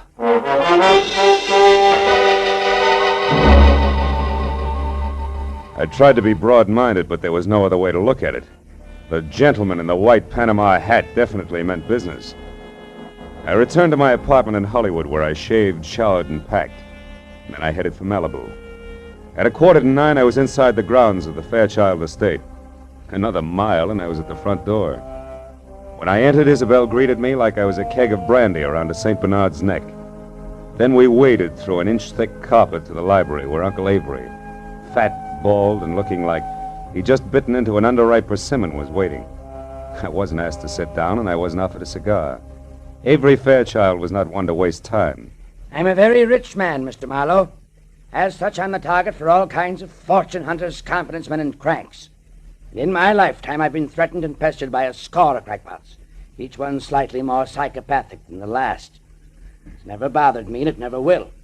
However, in this case, the approach is a bit different. Meaning you think somebody's trying to get at you through your nephew, huh? Never refer to him as my nephew. My niece's husband, if you please. And don't forget it. Uncle Avery. Isabel, my feelings about your husband are no secret. You're being unfair, Uncle Avery. Just because Bruce is an artist and he... Artist, is he? Why, Isabel, that man's no more an artist than I am a horse jockey. Good evening, everybody. Hello, Bruce. Hello, darling. You were saying something, Uncle Avery? Bruce, I want you to meet Philip Marlowe. We were great friends at school, and when I heard he was in town for a while, I insisted that he spend a weekend with us. How do you do, Mr. Gordon? It's a pleasure to have you with us, Mr. Marlowe. You're very welcome. I do the welcoming around here, Bruce. Mr. Marlowe's had a long trip, and I'm certain he'd like to turn in early. Bruce, darling, he's going to stay in the guest cottage, the room next to your studio. Will you show him there, please? Oh, I'll be glad to. By the way, Isabella, I'm going to work late, so I'll say good night to you now. Good night, dearest. Good night, sweet. Please be careful. Yes, Bruce, by all means, be careful. Remember, the true artist belongs to posterity, or something.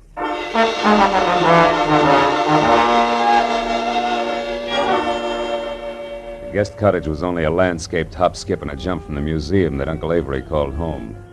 And as Bruce and I strolled along a flagstone path, I feigned a deep interest in photography. That was all my host needed. He struck at the bait like a shark with malnutrition.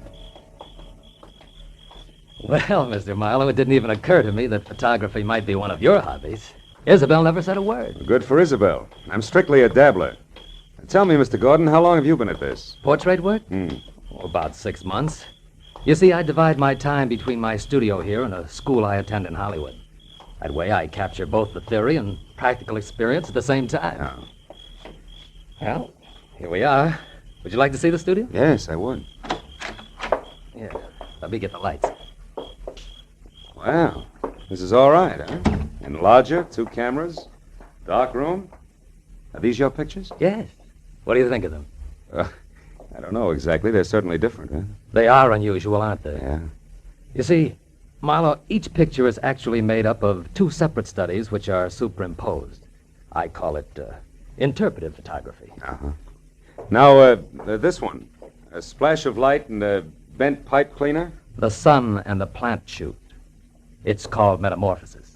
Oh.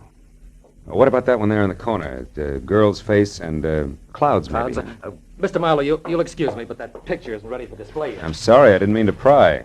I thought it was just another interpretive photograph. Well, it's not. That is, it isn't finished yet. Now, Mr. Marlowe, I'm afraid I've forgotten what my wife said about your long trip. Shall I show you to your room? Yes, please do, Mr. Gordon.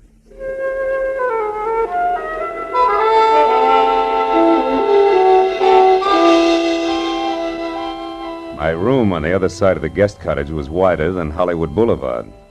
After Bruce apologized for his display of temperament and bid me a polite good night, I climbed into the silk pajamas that were laid out for me, stretched out on the bed, and tried to figure who belonged to the white Panama hat. About an hour passed, and I wasn't getting any sensible answers. So I switched out the light, put my gun on the table next to me, and snuggled into what felt like 1.5 miles of mattress. I was almost asleep, and the clatter of a shovel falling on the walk outside brought me straight up in bed. I grabbed my gun and made for the door. But the second I threw it open, I knew that I'd made a mistake. Whoever kicked over that shovel had heard me and met me with a large fist that came straight at my face. Oh!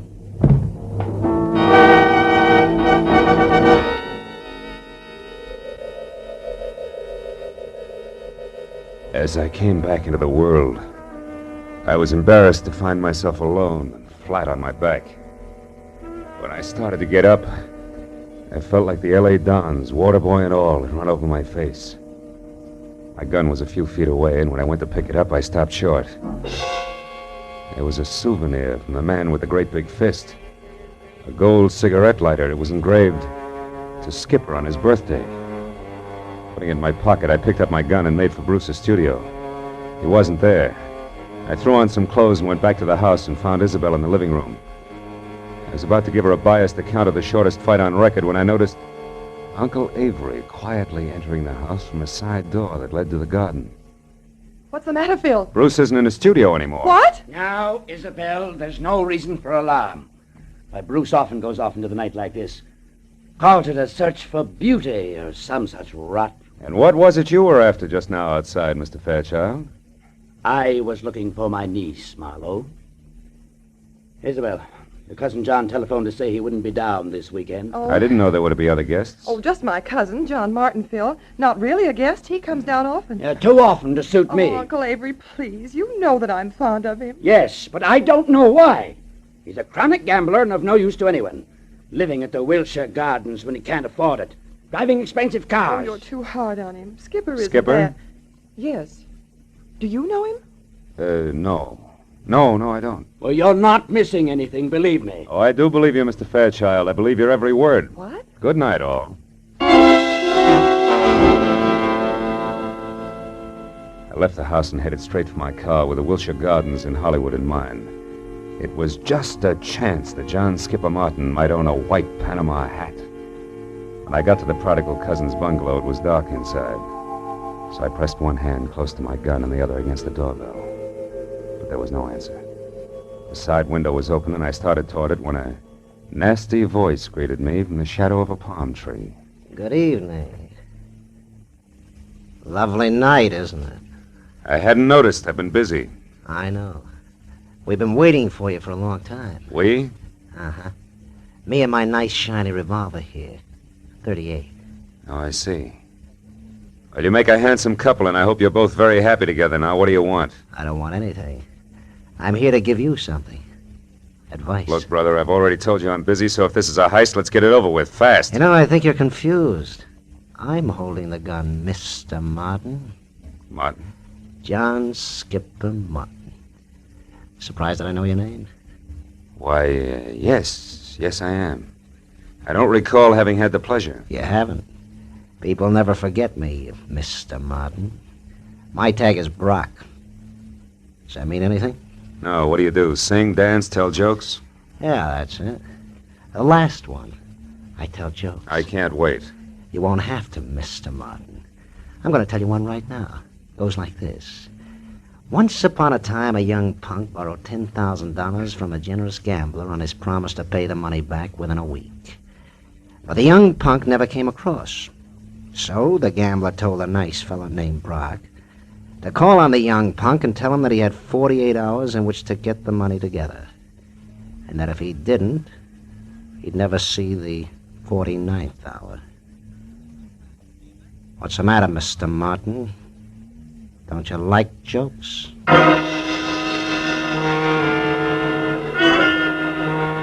Brock grinned, shoved his 38 into his shoulder holster, and walked away. As soon as he rounded the corner, I went to the open window and climbed in. I rummaged through 2 closets looking for a white Panama you-know-what. I was about to search a third when I heard something that brought me to a dead stop. It was a key in the front door lock. I closed my right hand over the gun in my pocket, moved flush against the side wall, and waited. But the moment the door swung open, the telephone rang, and the hulk of a man that entered went straight for it. He was wearing a gray fedora. Hello? Oh, hello, Isabel. What? Bruce? Are you sure? But that's impossible. I mean, things like that just don't... Excuse me, Isabel. I think I have a visitor. I'll call you back. Reach, Mr. Martin. Who are you? Name is Brock. You owe a client of mine $10,000. He wants his money in 48 hours. I'll get it. I swear I will. I'll have it right here, on time, all of it. How are you going to do that, Mr. Martin? I've got a way. Someone's going to give it to me tonight. Why? Why? Because it's the healthy thing to do. That's why. That's all you wanted to know, isn't it? That's all. Good night, Mr. Martin.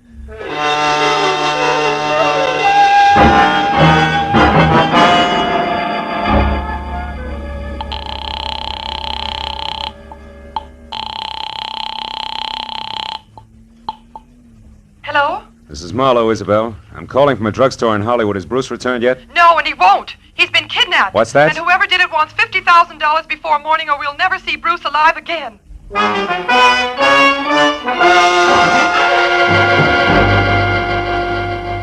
As I walked to my car opposite the Wilshire Gardens, I felt like my brain had spent the night in a cement mixer.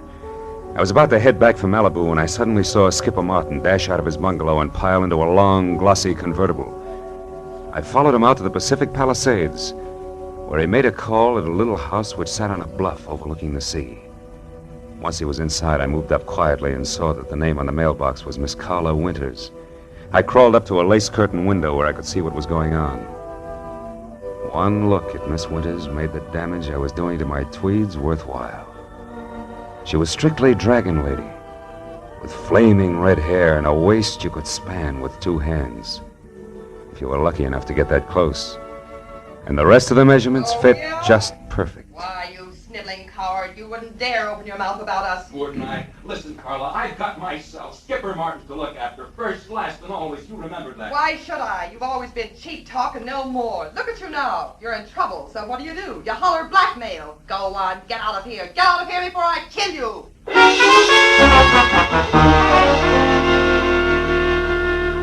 When Skipper slammed the front door, stomped to his car, and roared off, I couldn't figure any reason, legitimate reason, that is, for calling on Carla Winters.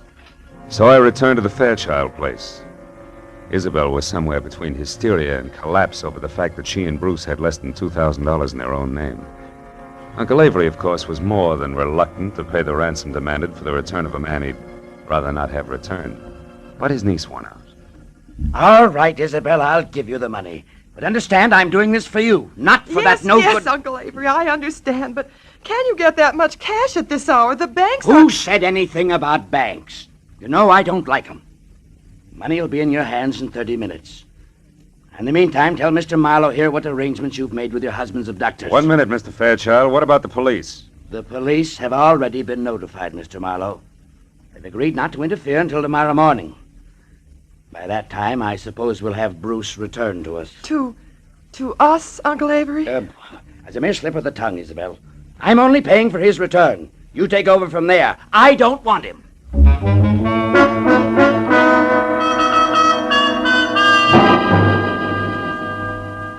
A half hour later, Avery Fairchild handed me a bundle of bills which added up to $50,000, cash. The bills seemed slightly dirty. The old geezer must have had them buried someplace. For a moment, I couldn't help thinking, boy, to get at this place with a shovel sometime. But then I got back to the more pressing matters at hand. I wrapped up the money in a shoebox, and I drove north along the Pacific Coast Highway. I covered the 60 miles to the rendezvous, which was a junkyard near Ventura, in about as many minutes. Then, according to instructions, I slowed down to 10 miles an hour. I blinked my lights twice, tossed out the shoebox. I was just about to resume my speed when the headlights of an approaching car fell on a man as he darted back into the junkyard. And I saw what I'd been expecting all the time. A white Panama hat. But I was still playing by the rules. So there was only one thing I could do about it. I slammed my foot down on the accelerator and kept it there until I reached the nearest telephone, where I telephoned Skipper Martin at the Wilshire Gardens. It was just possible that he owned 2 hats. But that little balloon exploded in a hurry.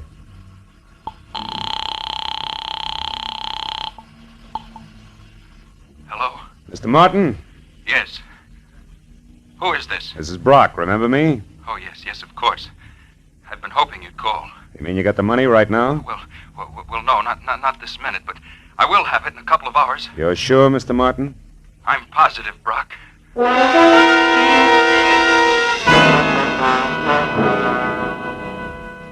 Now only one thing figured.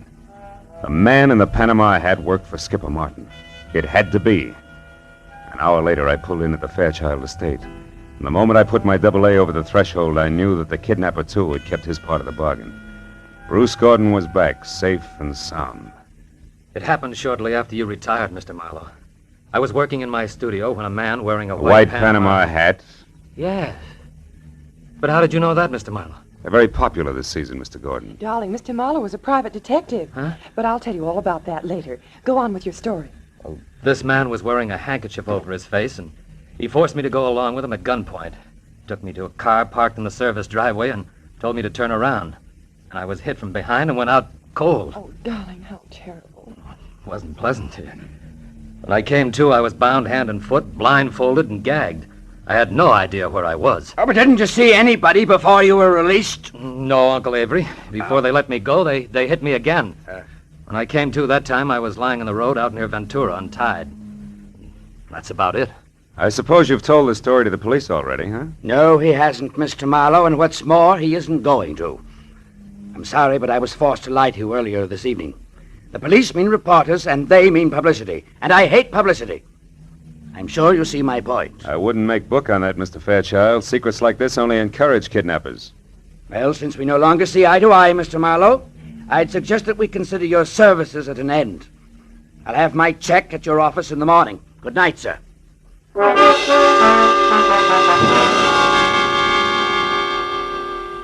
Avery Fairchild wasn't the kind of a man you argued with.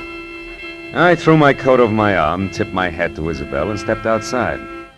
I hadn't once mentioned Skipper Martin to the family. That might have been a mistake, but I still wanted to look around before I yelled copper. As I walked past the guest cottage, I decided to go in and check Bruce's studio. Maybe the man in the white PH had left a few odd footprints on the ceiling. I tossed my coat in a corner chair and started through the clutter. 10 minutes later, I had found nothing. I was about to leave when I suddenly remembered the picture of a girl in some clouds that Bruce had been so careful to keep out of sight. It hadn't been moved. And when I brought it into the light, I didn't have to look twice. It was the portrait of Carla Winters, the red-headed dragon lady that Skipper Martin had visited. Now things began to add up.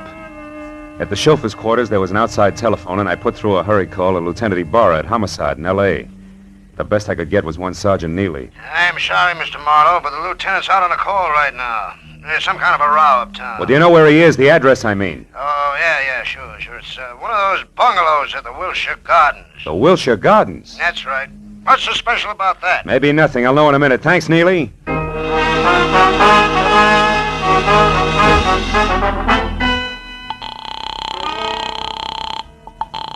Hello? This is Marlowe, Ibarra. What brings you to Skipper Martin's at this late hour? Well, it seems as though some person or persons unknown fired a gun several times a little more than an hour ago. 4 shots, to be exact. Well, you think Skipper Martin fired them? No, Marlowe, I'm sure Martin didn't fire them. You see, he stopped them, personally.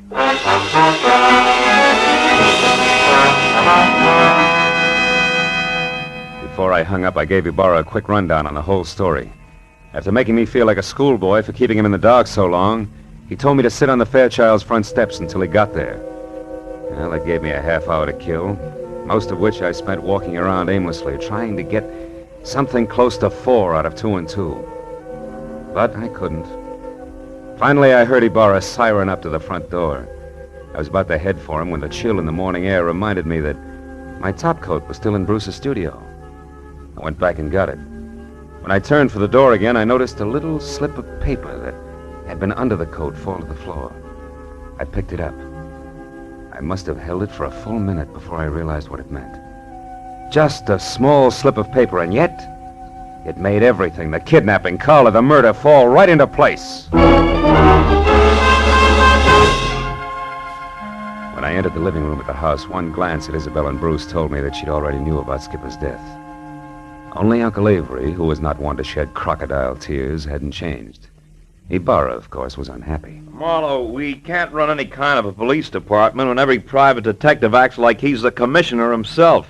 Why didn't you call me when this business first began to smell? You know better. I'm sorry, Ibarra, and I hate to sound immodest, but I happen to be one of the 2 men in this room who can name Bruce Gordon's kidnapper and Skipper Martin's killer. You know what you're saying, Marlowe? I think so. The man in the white Panama hat who kidnapped Bruce Gordon, Lieutenant, is Bruce Gordon himself. In other words, Bruce Gordon kidnapped Bruce Gordon. No! What? You're out of your mind, Marlowe. Am I? Would you still say that, Gordon, if we paid a call to Carla Winters and asked her to hand over the $50,000 of so-called ransom money she's holding for you, too? Or would you prefer... Stop, Gordon, stop! The window, Ibarra! Bruce!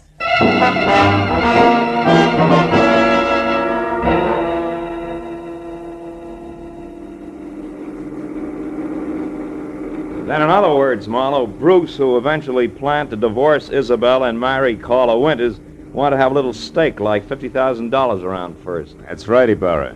But Skipper Martin knew about Bruce and Carla's plans to marry later, and he tried to blackmail them to pay off his gambling debts. That's why he came to Bruce's cottage on the sly. However, he got there just in time to see Bruce leave of his own free will, and therefore knew later that he couldn't have been kidnapped. Which gave him 2 holds over Bruce. That's right. But he made a mistake when he went to Carla's house and got too demanding, because she told Bruce about it, and before he released himself, he took care of Skipper, with 4 gunshots to be exact. Charming people, aren't they, Ibarra? Lovely. Sometimes I think I should shoot higher and save the state a lot of money. And he almost got away with it. By the way, Marlowe, how do you know? That Bruce was the man in the white Panama hat? Well, I was pretty certain, but I got my proof accidentally. Promise not to repeat this, Ibarra? Yeah? Well, I practically fell over a little slip of paper in his studio. It was a receipt from a department store, and it was made out to Bruce Gordon. For 1 Panama hat? Uh-huh. Nothing else but.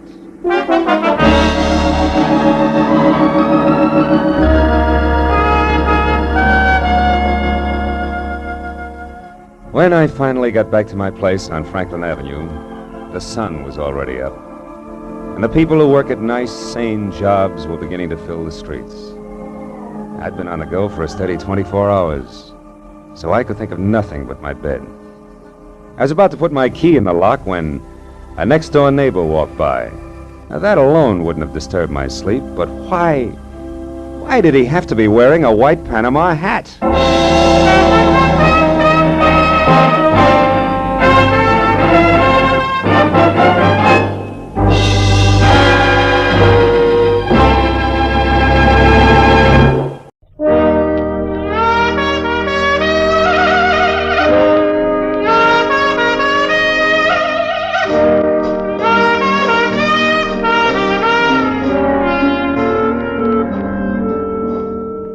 Hollywood after midnight is like any other city after midnight.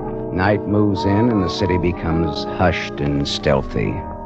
The nightclubs close up one by one, but now and then the police whistle and the prowl car siren serenade the sleeper. If you've got any cop in you at all, you get on edge and you have to get dressed and go out and walk it off to relax. Well, I was relaxing past the Swank Carlton Hotel on the Sunset Strip about 1 a.m. when all of a sudden, recess was over. Hey, Marlowe. That you, Marlowe? It was George Millar, the quiet-spoken night clerk of the Carlton, hailing me from the doorway, probably to Mucha Melacrino. No, I was wrong. Hey, look, Marlowe. You're very busy right now? Why, Millar? If I may be as cagey as all that. We've got some trouble on the 8th floor. Where's Curly, your fearless house dick? Tonight he has to have a hangover. What's the beef on floor 8? King Leopardi. Do you know him? King Leopardi? Oh, that's the sweetest trump this side of Gabriel. Is he tenting here tonight? He's in the corridor on the 8th floor, dressed in yellow pajamas, and he's trumpet. There's a girl with him, and they're putting on a jam session. Well, suppose the king rejects my diplomatic notes. Well, get rough, but only if you have to. Okay, thanks. But a guy with such an ear for music ought to listen to reason. All right, I'll be down 5 minutes, Millar.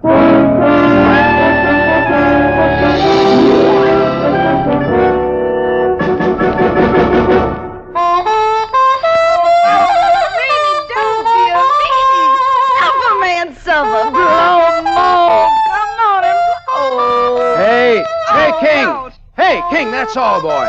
Oh, suffer, about mellow, King and yellow, more schmozzerino, more. I said, all right, King, the party's over. Hey! Were you addressing me, peasant? I said, wrap it up, can it? Put it on ice. The show is over. Ha! Conk him, King. King Conk, that's what he is, King Conk. Let him have it, King. Fanfare to a nosy house dick. As follows. All right, now look, Yellow Pants, wrap up your bugle and buzz off. Now hit the grit. Oh, you're tougher than a 40-cent steak, aren't you? Well, this'll make you soft and tender. Here! Attaboy, King. Hit him again for me. All right, hit me with that trumpet, will you? Okay, King. Ooh. Now, come on, get up, get dressed, and get out. How can he? He's out cold. I'll be glad to pack for him. And you get back to your room, too. Listen, Copper, I don't have to do anything. anything. Get going, sister. Come on, jump.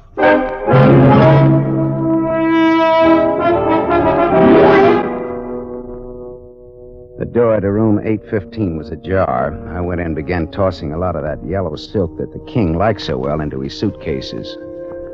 Something at the small desk stopped me. Tucked under the corner of the desk blotter was a note. It was assembled from words and letters cut out of newspapers and pasted on a telegraph blank. It said, 10 grand by Thursday night, Leopardi, or else. Her brother. I slipped the note in my pocket and went out in the corridor just as the king staggered past me into his room. I could get an infection from the dirty look he gave me as he slammed the door after him. The door 2 suites away opened a crack and then shut again very quickly. I went over and knocked. Beat it, copper! I want to talk to you. I don't want to hear from you. Okay, here I come, sister. Ready or not? I'll blow you down, so help me, I'll let you have it. Lay that pistol down, babe. Come on, Get out come before on. you pick up weight you didn't count on. And what would the little girl be doing with a .25 automatic, I wonder? A girl needs protection with insects like you around. Look, what's your name? Little Bo Peep. Okay, but what does little boy Blue with a horn mean to you? I admire his work. Do you know King Leopardi? No. Well, what are you doing in a place like this? I can tell you can't afford it. What's your angle? I won a soap contest. All right, baby. You want it that way? What are you going to do? I'm going to make a phone call. Won't cost you a nickel. Hello, desk. Millar? It's Marlowe. I'm calling for the lady in room 811. She's checking out.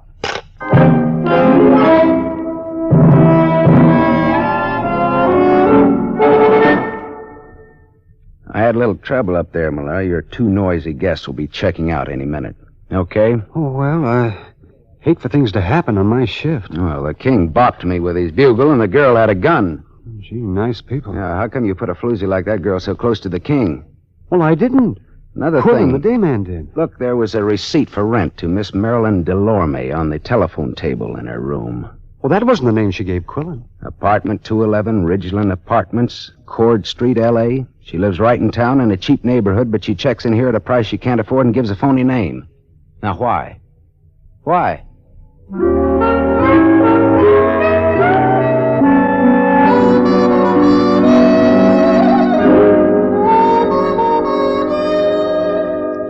Cord Street, where Marilyn Delorme lived, was Old Town, Arty Town, Crook Town.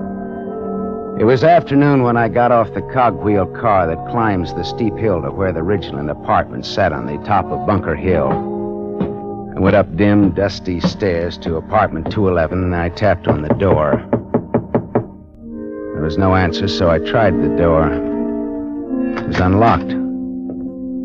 The room inside was dim with stagnant gloom. Marilyn Delorme was in. I didn't talk to her, though. I didn't think she'd want to make much conversation with those blue bruises about her throat, where she'd been strangled. I got out of there fast, wiping off doorknobs like Uriah Heep polishing apples for his boss.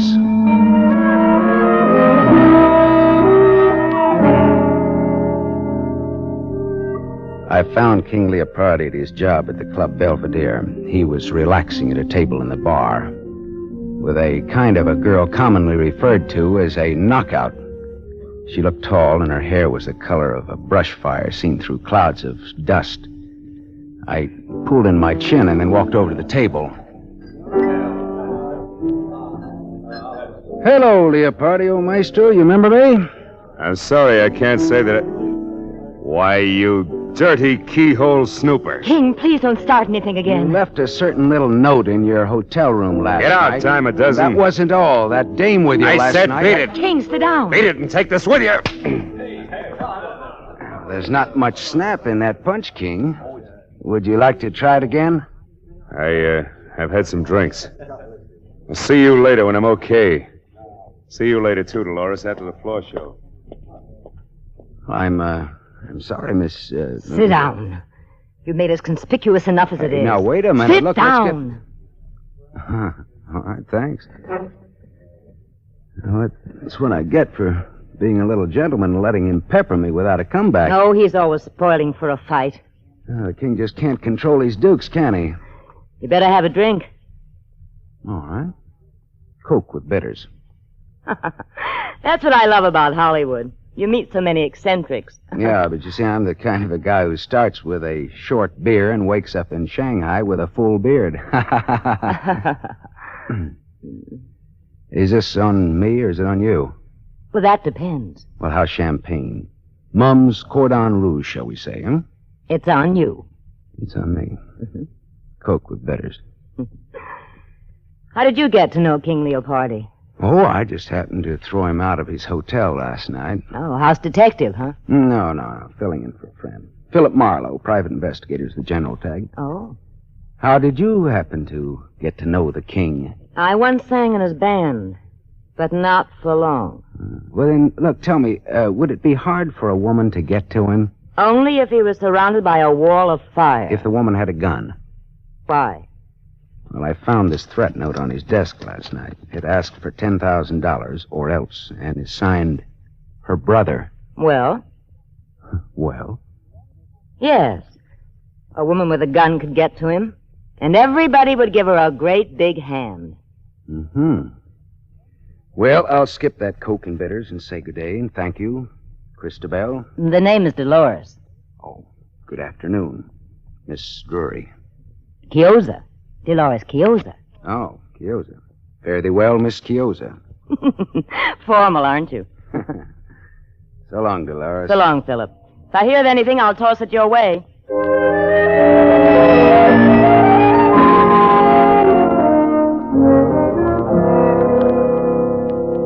The evening papers carried a squib about Marilyn Delorme found strangled in her Cord Street apartment. That was all, dead end. Until about 1 o'clock in the morning when the telephone started having hysterics on my night table. Yeah. Philip, this is Dolores. Dolores. Dolores? Oh, yeah, sure. Will you come over to my place right away? 2412 Renfrew Street, below Fountain. Hey, wait a minute. It's a sort of bungalow court. Mine is the last one in line. Well, sure, but wait a minute. What's the matter?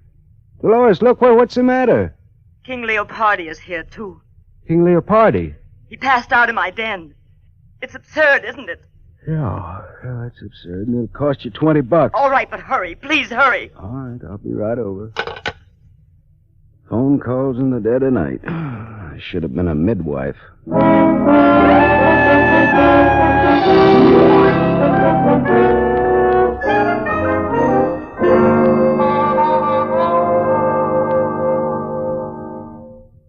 Oh, come in, Philip. I'm sorry I woke you at this hour. That's okay. I always get up around this time anyhow to take my bitters and answer phone calls. Where is he? May I have a cigarette? Sure. Thanks. Right?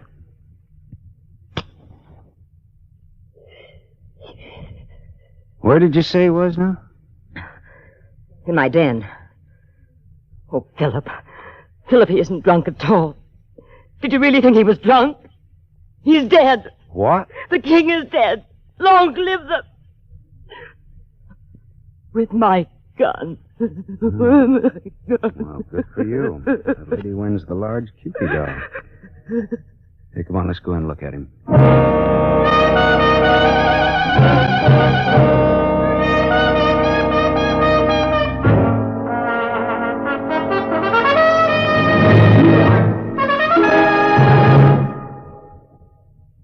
You are listening to The Adventures of Philip Marlowe, starring Van Heflin. Yes, families all over America have named their favorite toothpaste. New Pepsodent with invigorating irium foam. New fresh-tasting Pepsodent with a new, cool, minty flavor. It's preferred 3-to-1 over any other toothpaste. It's true. Families all over America say new Pepsodent is their favorite 3-to-1. The Paul A. Thompson family, Summer Street, Stamford, Connecticut, preferred new Pepsodent on every single count. The Thompsons say new Pepsodent tastes best of all, makes breath cleaner, makes teeth brighter. On all these counts, by an overwhelming average of 3-to-1, families prefer new Pepsodent over any other toothpaste they tried. It's a fact. Families 3-to-1 say new Pepsodent tastes better, makes breath cleaner, and makes teeth brighter. Remember, this is not just our opinion. It's the honest conviction of the Thompsons and other families who compared new Pepsodent with the toothpaste they were using at home. Get new Pepsodent, the only toothpaste containing irium. Get it for your family without delay.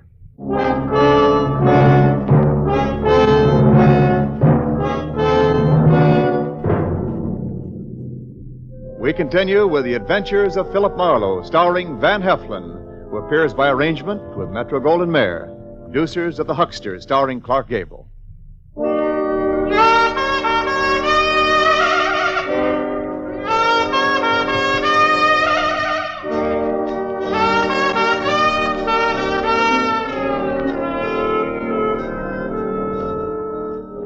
Dolores showed me to the den in the back of the house. Trumpet man King Leopardi was lying on the studio couch, large, smooth, and artificial-looking even in death. A small Mauser automatic hung loosely in his right hand. There was a bullet hole in his golden-yellow sport coat, right over his heart. Dolores, is this your gun? Yes. Someone gave it to me once. I don't even know how to use it. Oh, no. I don't expect you or anyone to believe me. Don't expect anything. Just tell it. Well, I was out late. I sing at KFQC on a late 15-minute program. Agatha and I got home about 11:30. Who's Agatha, the cat? My maid. I came into the den for some liquor and fizz water and found him. Like that. I sent Agatha home so she wouldn't find him. Finally, I thought of calling you. Well, he got in here. How? I don't know. Were you ever in love with him? The king never loved anyone. I asked if you loved him. I hated everything about him. It's even better to tell the cops that is but copacetic. But I can't help it. It's the truth. Dolores, look. Go on out in the other room and buy yourself a drink. I want to be alone here with tall, dead, and handsome. Go on now, huh?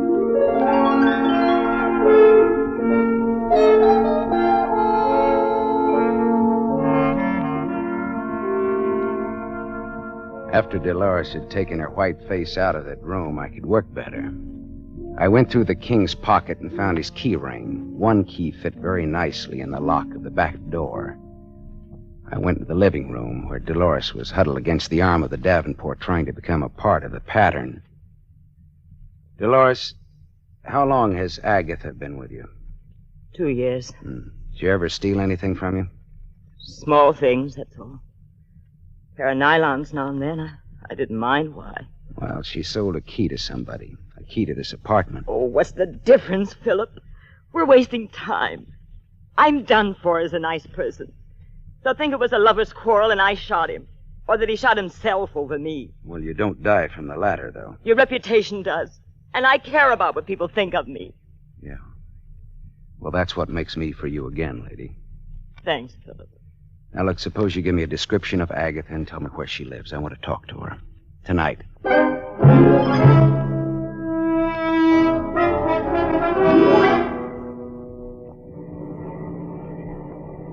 I drove down Brighton Avenue looking for the house Dolores had described to me. All at once, I slammed on my brakes. In the driveway of a vacant house stood a small coupe. Dolores had described Agatha's car, and that was it. And Agatha did not live in an empty house. I got out and walked up the gravel driveway and looked into the car. And then I got back in my own car and drove until I found an all-night drugstore. I phoned Detective Lieutenant Ibarra. Hello, Ibarra. Write this down. Brighton Avenue, 3200 block, west side. Driveway of empty house. Car parked with dead woman in it. When alive, answered to the name of Agatha. Strangled.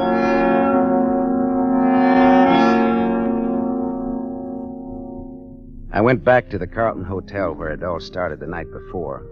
Quillen, the head day clerk, was on night duty. That surprised me a little bit.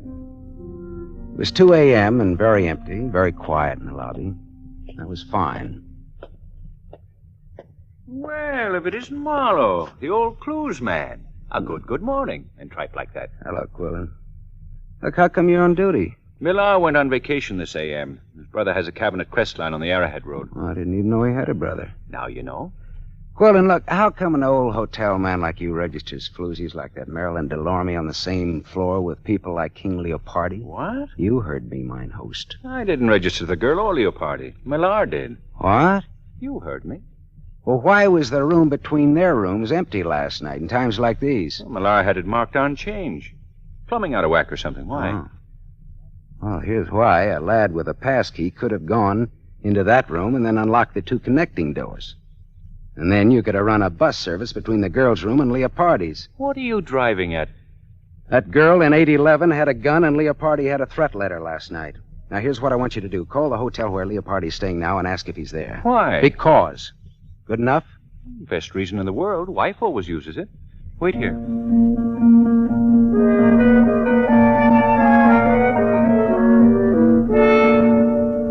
In about 3 minutes, Quillen came back and leaned on the counter again. Leopardi isn't there. I talked to a guy in his suite who was almost sober. He said Leopardi got a call about 11 from some girl. What girl? Well, he didn't know. But Leopardi went out preening himself. Okay, thanks, Quillen. Anything to do with that brawl you had with Leopardi here last night? No, all in the spirit of boyish mayhem. Ah, that 815 has a jinx on it, you know. Girl shot herself there 2 years ago. What? A girl shot herself there. Yeah, you said that, but what girl? I don't know what her real name was. Look here, Quillen. I want to see your hotel files of that day 2 years ago and all the newspaper clippings about it. Come on. All right. Let go of my arm, physical culture. I'll get the keys to the record room.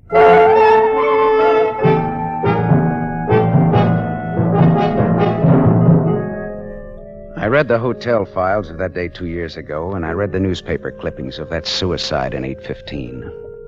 Then I asked Quillen just where George Millar's brother had his cabin in the mountains.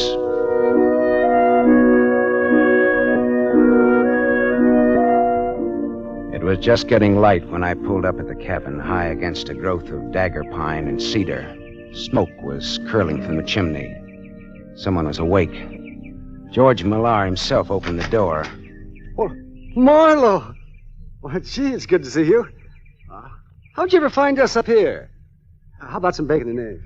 The answer in my brief Marlowe morning manner is yes. Oh, that's swell. I'll wake up my brother and we'll all eat together, huh? You don't have to wake me up. I'm up. Oh, hello, Gaff. Who's your friend, George? Gaff, this is Philip Marlowe. You've heard me talk of him. How are you, Marlowe? Gaff Tally. That the name? Yeah, my brother. That's his fighting name. He used to be a heavyweight boxer. Fighter. Boxers dance. Fighters fight. Let's get coffee started, huh? Marlowe's hungry. Yeah, say, I've had a busy night. King Leopardi's been bumped off. Bumped off? Lowbrow for killed. Vernacular for murder. The king is dead, though. Where? How? In a girl's apartment. Nice girl, too. The old suicide gag. But it could ruin the girl. Oh, gee, that's lousy. Yeah, but it won't work. It was murder. What makes you think it was murder? Well, Gaff, the way I cased the job, the kill was supposed to have been pulled in his room 815 at the Carlton Hotel night before last. Is that a fact now? Yeah. I spoiled it by giving the king the merry heave-ho before the girl in 811 could get to him. Didn't I, George? I guess you did, Marlowe. Yeah. Of course, it would have been poetic justice if King Leopardi had been killed in the same room where a girl committed suicide 2 years ago, registered as Mary Smith. Usual name, Eve Tally. Did you hear that, Gaff Tally? Eve Tally. I heard it, Marlowe. So we had a sister named Eve, shot herself in 815 at the Carlton. So what? So, George here told me that Quillen registered that professional gun girl in 815 night before last. Oh, no. George registered her. So? So George kept the room between the girl and Leopardi vacant. When everything was quiet, he'd open the communicating doors, and Marilyn Delorme would walk into the king's room, muffle her .25 in a pillow, and shoot the king in his sleep. How am I doing, boys? Fine, Marlowe. How am I doing? Gaff, put away that gun. I'll bet you even checked on 118 Cord Street. I found Marilyn Delorme strangled. She knew too much. For a few bucks, you boys got Agatha to call Leopardi last night from the radio station and pretend she was Dolores with an interesting invitation. The king always had a yen for Dolores, and he came running. You shot the king before Dolores came home and left him in her den. Then Gaff got rid of Agatha. She knew too much, too. Leopardi was the worst kind of a rat, Marlowe. We loved our sister. She fell for him, and he threw her out. She killed herself. Now, what would you do, Marlowe? Take his gun, George. Don't get between us or behind him. His 45 goes right on through. I'll have to take your gun, Marlowe. Yeah. Well, always treat it like your own, won't you, George? Got it, George? I've got it. Stand out of the way. Does it have to be this way, Gaff? Yeah, it has to be this way. Sure, George and Gaff, the avengers of innocent girlhood in their righteous indignation. Shut up, Marlowe. Lynch mobs, tar and feather merchants, and other laws unto themselves take notice. George and Gaff, they wrote the book. Say your prayers, Big Mouth. Hey, Gaff, there's been enough killing. Get out of the No, way. Gaff, I won't. I swear I'll let you have No, it, too. Gaff! I'm warning you. Goodbye, Gaff.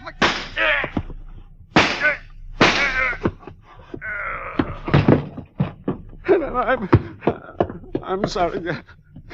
I had to do it. George, he's dead. Listen, I had to do it, Gaff. I just had to. You understand, don't you, Marlowe? Yeah, I understand. He was a killer. He killed 3 people. He wasn't going to kill a 4th. I wanted to finish Leopardo out in the open and take what came, but Gaff tried to do it cute. I didn't know Leopardo was dead until you told me, Marlowe. I believe you, George. Yeah. Here's your gun back, Marlowe. It shoots fine.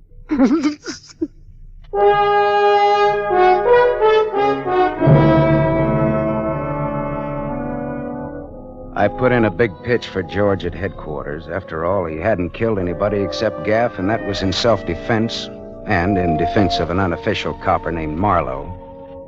He won't get off scot-free, but he won't inhale cyanide either at the taxpayer's expense.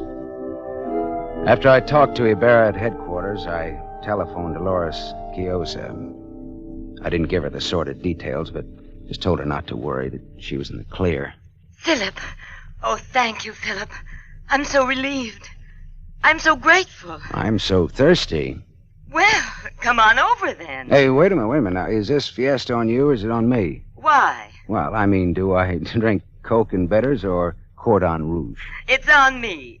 All right, then. Champagne it is, baby. But look, let me bring the glasses, huh?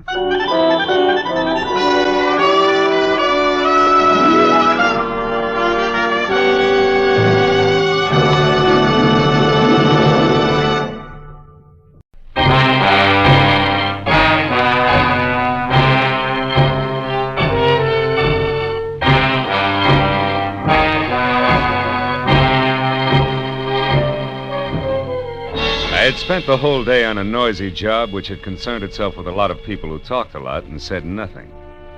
When I finally locked up my office for the night, I was worn out. As I drove slowly along the street, I was glad to be heading for home and a little peace and quiet. At least that's what I thought. But when I pulled up for a full stop sign, only a half a block from my apartment, something happened which brought my little dream of peace and quiet to an end. The car door opposite me flew open and something mighty excited jumped in. I'm being followed. Drive on, please. The law? No, please drive on. Okay, lady, get a good grip on the upholstery.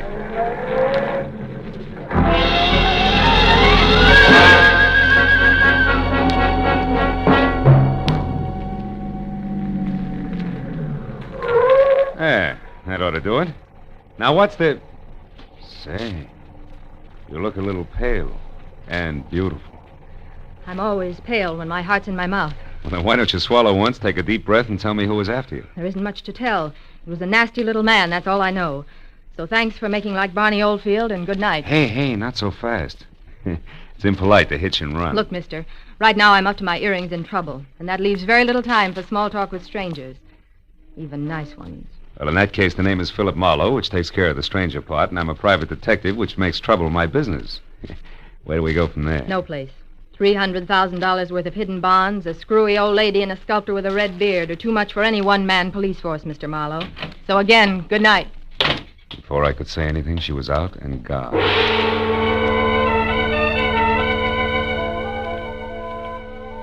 There was only the heady scent of taboo in the air, and the memory of a gorgeous profile with jet black hair and pale blue eyes. I sighed like a schoolboy and decided to put her under the heading of things that pass in the night. But I couldn't. Why, out of all the cars in Los Angeles, should she have picked on mine? Well, the next morning, as I was walking down the corridor to my office door, I was still seeing pale blue eyes. Maybe that's why I didn't notice the man who waited outside my door until I was almost on top of him. He was well-dressed and about 35. He looked like a man who had forgotten how to smile. Marlowe. Right. I want to compliment you on your behavior last night, Mr. Marlowe. Barbara told me about it. Oh? Come on in, Mr. Shields. Edward Shields. Would you be interested in aiding 3 people in a search for more than $250,000 in negotiable bonds? 1% of which will be yours if the bonds are found? Being a fairly fast man with figures, yes. Yes, I would. Splendid. I'd like a few details. Well, Mr. Marlowe, my aunt, Bernice Mayhew Shaw, died, leaving her entire fortune to charity, with the exception of the bonds I mentioned. Those are to be divided equally among 3 of us, the sole heirs, if we find them within 24 hours. That sounds like something you dream about after a midnight snack of pizza and pig's knuckles. Perhaps. But you didn't know my aunt. Beside myself, the beneficiaries are Barbara Haynes, the girl you met last night. She was Aunt Bernice's personal secretary. And another nephew, Harlan Crane, who, at the moment, happens to be a sculptor. Happens to be? 6 months ago, he was a sailor. Before that, a writer, without even a rejection slip to his name. My cousin is irresponsible, impetuous, and completely self-indulgent. The will itself, Mr. Shields. What are the exact conditions? At precisely noon today, the 3 of us are to meet with Luther Willard, my beloved aunt's lawyer, who will give us each a large sheet of tissue paper covered with specific markings. Individually, the sheets mean absolutely nothing. But combined, one over the other, the transparent sheets form a coherent map to the location of the bonds. But why all the intrigue? My dear departed aunt had a peculiar sense of humor. In addition to this, she was never particularly fond of any of us. She was sure that our individual shortcomings would make cooperation among us impossible, even for so short a period as 24 hours. And the fact that a man followed Miss Haynes last night convinced you that there was something to that, huh? Convinced me? No. He may have been nothing but a purse-snatcher. Nevertheless, I do feel that to play safe, a 4th party, a custodian of the map, so to speak, would be advisable. That's fine. When do I go to work, Mr. Shields? At noon, at the lawyer's office. However, I regret that first you must be approved by the 3rd heir. I don't like to ask this, Mr. Marlowe, but would you mind very much calling on my cousin Harlan personally? Not at all. As a matter of fact, I think he might prove very interesting. Yes, I'm sure he will. As interesting as an ape in the zoo.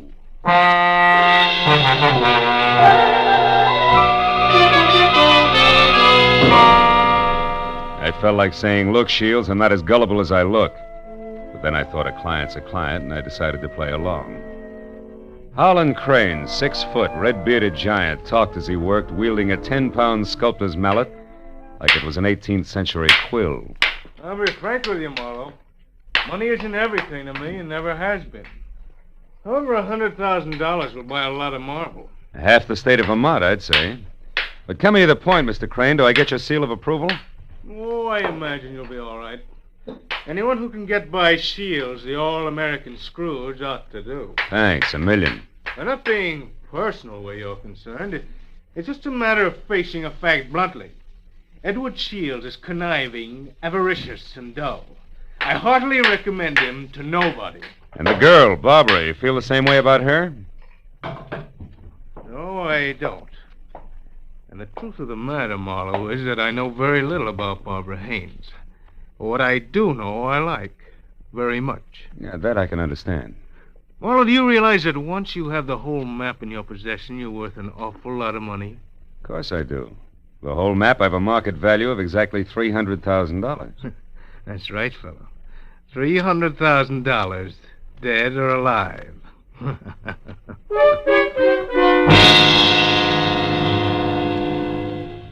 I know it was small of me, but I didn't exactly see the joke.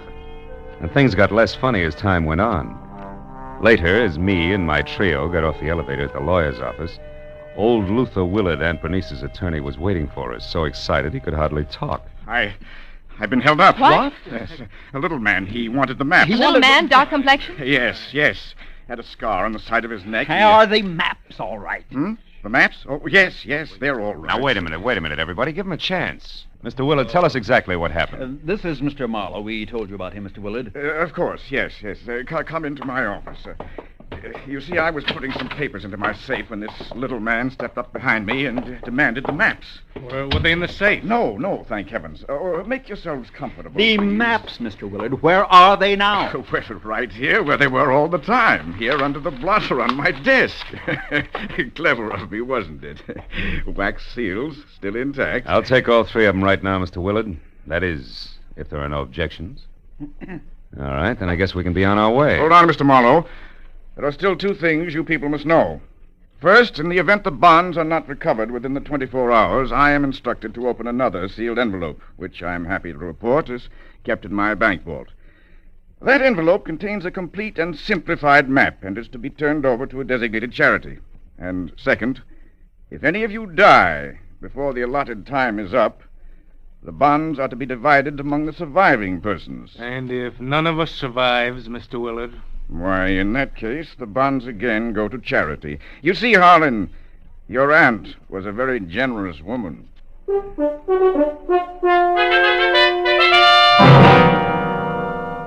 After arranging to meet with the three heirs at Shields' place later that afternoon, I headed for the nice and public library, where I figured I'd be able to examine the maps in safety. By placing the three maps exactly one over the other, I saw that the bonds were hidden on the larger of two squares of land called Twin Islands, which were the personal property of the late Bernice Mayhew Shaw, and located in Indian Lake in the San Bernardino Mountains. As I left the library with the three maps in my pocket, I felt like a well-fed mallard on the opening day of hunting season. And then I knew I was being followed. As I slipped into a doorway and turned, I saw it was the nasty little man with the scar. All right, you, we're through playing tag. Oh, let me go. Ooh. Not yet, Shorty, not until you talk loud and clear. No, don't hit me, please. Please hit me down. I'll talk. I'll tell you everything. All right. If you're sure you can get it all straight the first time, there. Now the whole story, beginning, middle, and end. Yeah, like you say, whole story. Okay. Starts like this.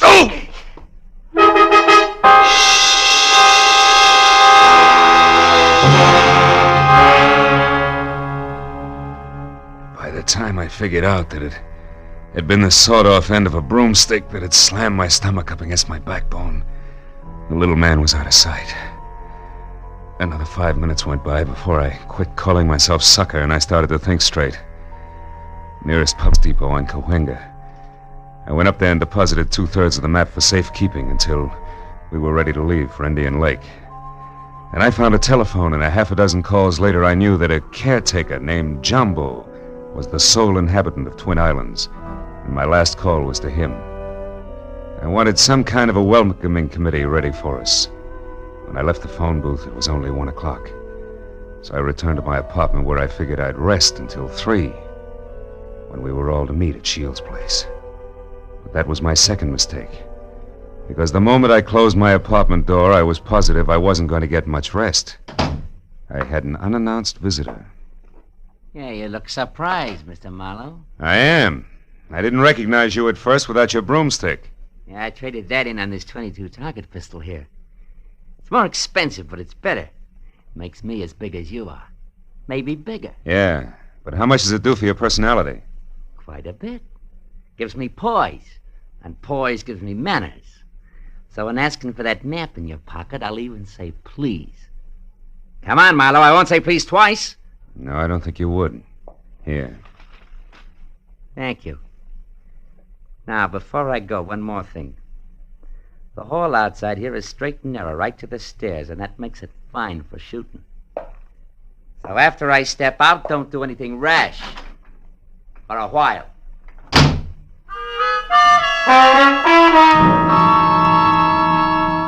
So, loving life as I do, I didn't do anything rash for a while.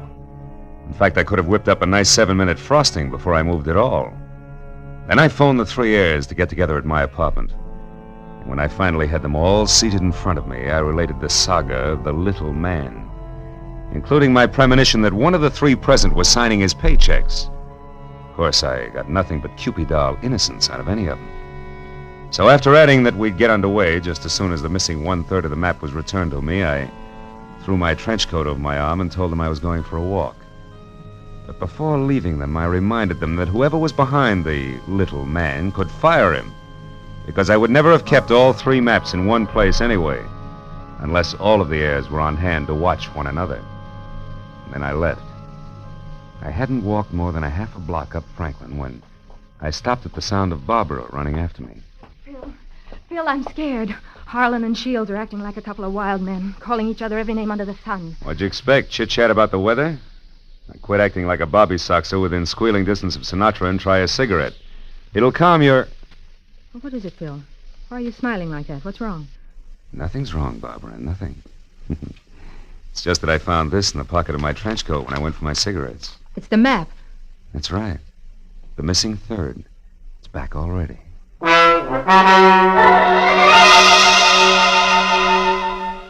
When that missing 1/3 part of the map turned up so fast, I figured the heirs had decided to play ball.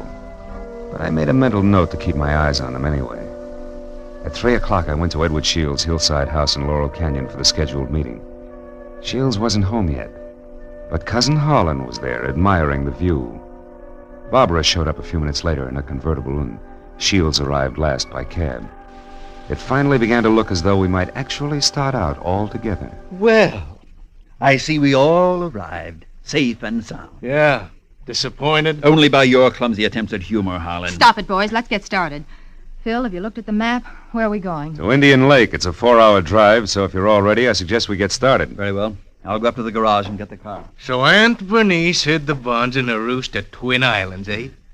Well, well, well. Nobody seemed surprised at the location Aunt Bernice had chosen to hide her bonds. And Harlan, Barbara, and I stood on the front porch watching Shields as he climbed the very steep driveway to his garage in the car. But Barbara got more of my attention than Shields. She made a mighty dreamy picture. And she leaned casually back against the rail of the porch. She wasn't aware that I was watching her. And I suddenly saw her go tense, her eyes filled with fear, and I quickly turned to follow her stare. Shields' car was going at a rapid clip down the steep driveway. I still couldn't figure out Barbara's concern, and then she started screaming. The car's out of control. The car was headed for the edge of a cliff. His brakes are out. He'll go over.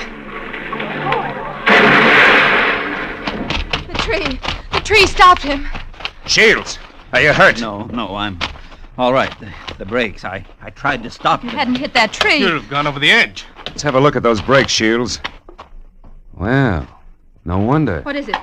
Brake line's broken. Every drop of fluid drained out. I might have been killed. No might about it, Shields. We stood there for a while, all looking at one another, but nothing was said. Brake lines rarely snap accidentally. And I remembered that Harlan had been at Shields' house early, and the car had been in the garage, and Barbara... Well, I had to admit that she actually had anticipated the car going out of control. Well, the 24 hours for finding the bonds were slipping by, and I knew we had to get to Indian Lake.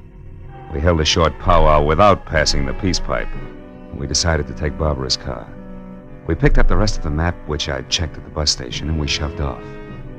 After a 4-hour drive that was about as relaxing as the thought of an overdue time bomb in a day nursery, we finally pulled up to the shores of Indian Lake. Jumbo, the caretaker, was waiting at the dock. He knew how to handle a boat, and a few minutes later we could see Twin Islands. We headed for the smaller of the two, where I could make out a rambling lodge. The other island, a quarter of a mile away, seemed deserted. Shields was the first one ashore. Here, Barbara, let me help you. Run along, boy. I'll help Barbara. Thanks, Harlan. Well, Marlowe, what now? Well, first we go up to the house. Oh, Jumbo, you got everything ready for us? Hey, Jumbo. Huh? Oh, sure, everything's ready, Mr. Marlowe. Just like you said, I opened 4 of the upstairs rooms. Open the rooms? We're not going to sleep out here, are we? I'm going to try. But this isn't a vacation. We're here to find the bonds and get out. You realize it's almost 9 already? That leaves us just 15 hours, Marlowe. Yeah, I know. I got a good watch, and I count to 24, and I'm also giving orders to you Don't 3. get high-handed, Marlowe. You're an employee of ours, and that's all. Let's get the map together and start looking for those bonds right now. Take it easy, big man. The bonds are hidden on the other island. The map is as tangled as a second-hand spider web. We wouldn't get anything at all done in the dark. That's your opinion. Look, and you people hired me to help you find those bonds. If I have to get nasty to make you take orders, I can do that too. Now, let's play like we're smart and go up to the lodge and relax. All right, Marlowe. But remember, we'd better have those bonds by tomorrow, or someone else will be nasty. Very nasty. And I mean me. What? You too?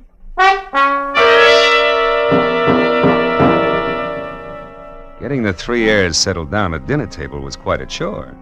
And when I was sure they'd keep an eye on each other, I slipped outside. I hid 1/3 of the map in a drain pipe. Then I went upstairs to my room, and I hid another third in the window shade. Well, the maps were settled, and I began to think about other things, like the accident to Shields' car. There were too many accidents and coincidences to suit me. So I decided to drop in on Cousin Holland's room to see what I could see. Well, after 15 fruitless minutes, I was about to leave when something in the wastebasket caught my eye. The corner of a half-hidden handkerchief monogrammed H.C. I had just picked it up when I saw Jumbo standing in the open door. That handkerchief there in your hand. That blood on it? No, it looks more like brake fluid.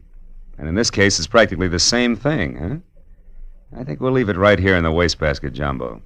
Oh, did you want something? Just wanted to say I'll be in my own place out back if you want me. Okay.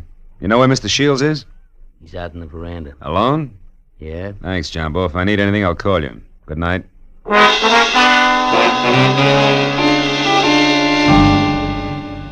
Shields. Oh, it's you, Marlowe. What's wrong? You sound like a man expecting trouble. I was nearly killed in my car this afternoon, and I don't think that was the end of it. Yeah, and don't stand too close to high windows. Thank you. It's comforting to know that I am not alone in my suspicions. Maybe, how are you betting? On the beauty or the beast? Don't be absurd. I hope someday to marry Barbara. Yeah? Well, a guy might be beating your time right now with a sculptor's mallet. You may be naive, Mr. Marlowe, but Barbara isn't. I saw them just a moment ago walking down to the boathouse. Harlan's galloping after her like a half-baked idiot, as usual.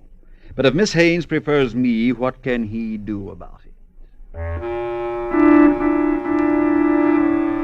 There was an answer for that, but it seemed a little obvious under the circumstances. Well, a few minutes later, Shields went inside, and I made a beeline for the boathouse to water down a certain hot-headed sculptor named Harlan. When I got within earshot, I knew I'd be as welcome as whooping cough at a glassblower's convention. So I stopped and listened. Barbara, darling, I'm falling in love with you. You know that, don't you? Let me hold you close. Harlan, Oh, Harlan. This is real, Barbara. For the first time in my life, I'm truly in love. I want to do things for you, make you happy. Please wait. I'm not completely free. There are still ties with Edward, you know. Shields. That fat, stingy Babbitt. He's no man for you. Why, if he so much as touches you from now on... Wait a minute, Barbara. Marlowe, you cheap, snooping eavesdropper. Eavesdropping's a minor vice compared to some of the shenanigans going on around here. Just what do you mean by that? A word to the wise is sufficient. You, I'll give a few more. Now, somebody's trying to cut our little triangle down to two sides before noon tomorrow. What I've seen so far I don't like, so I'm warning everybody. Just what are you accusing me of? Why, Harlan, stop it. Don't be a fool. Will you cavemen control yourselves until those bonds are found? Come on, Harlan, let's go in. Good night, Marlowe. Don't get your head caught in any transoms.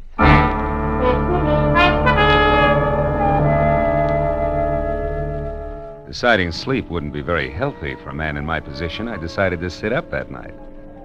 And it was about 2 o'clock when I looked out the window and saw something mighty interesting.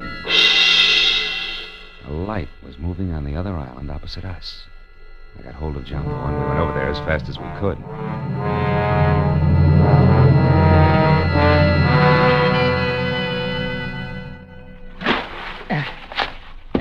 There we're beach. That light's dead ahead, Mr. Marlowe. Looks to me like it's up on the picnic shelter. Yeah, I'll see you later, Jumbo.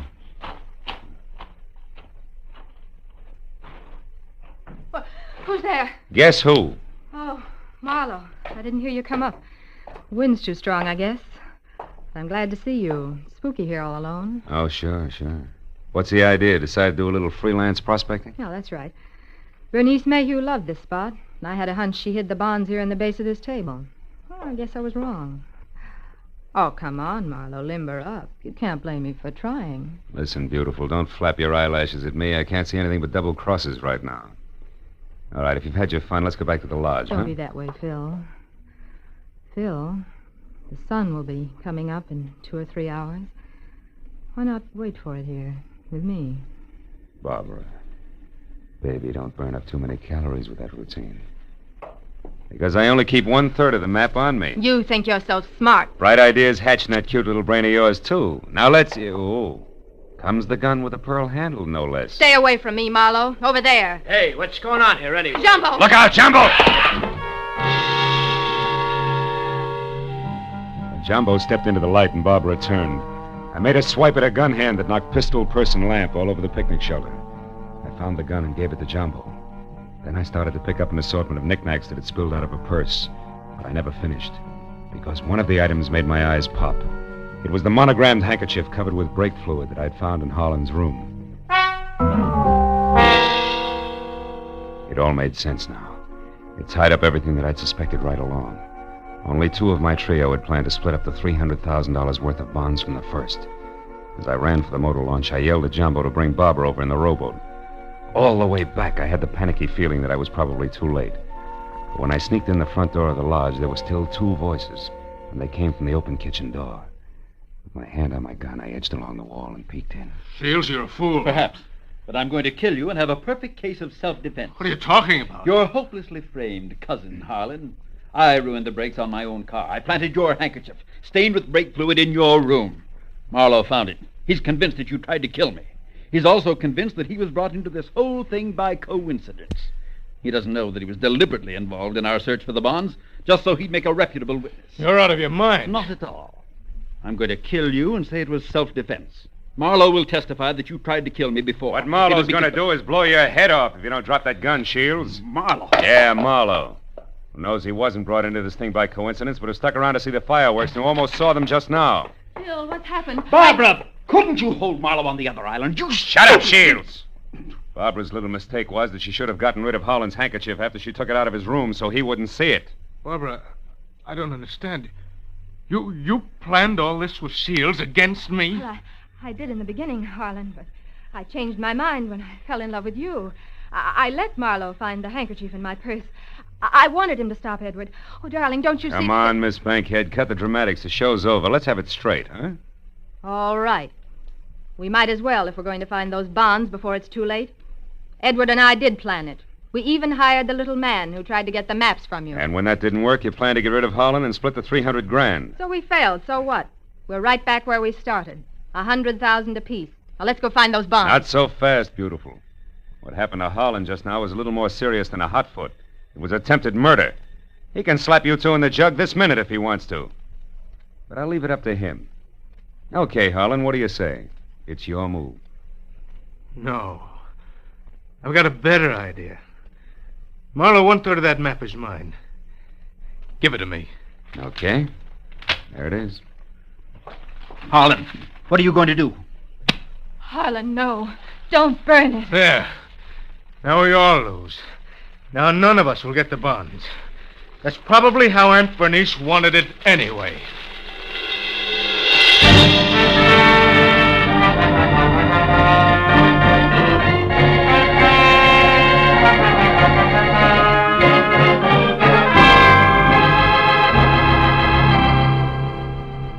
It was almost noon.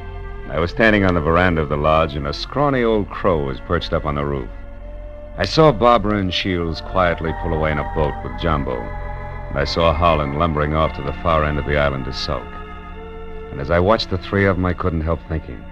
A pig in a pinstriped suit, an ape with a red beard, and an alley cat in nylon. Yeah. Keep laughing, Aunt Bernice. You were right. Greed, treachery, and rashness don't mix, even for 24 hours. And the 1% of the bonds I was to get? Well, that's my contribution to charity. Who knows? Maybe I can take it off my income tax.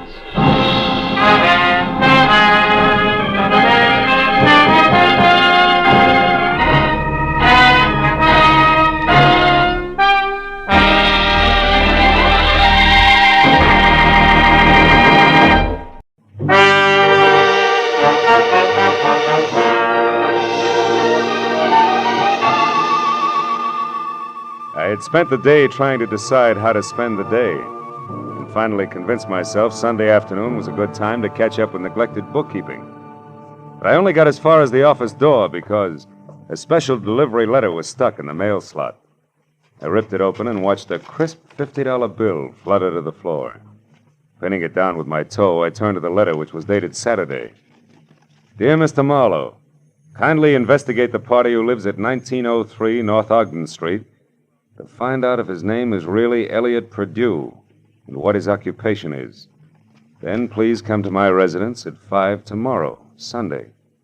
I live at the home of a friend, Arthur Stewart, 33 Lemonwood Drive in Bel Air. I sincerely hope that $50 will be a sufficient retainer. Truly yours, Helen Asher. Judging from the tone of her letter, it was obvious that Helen Asher didn't hire private detectives very often. Nevertheless, I glanced at my watch, which said I had to work very fast, and I headed for 1903 North Ogden. It turned out to be a small house near Selma Street. I got out of my car and walked up to the door.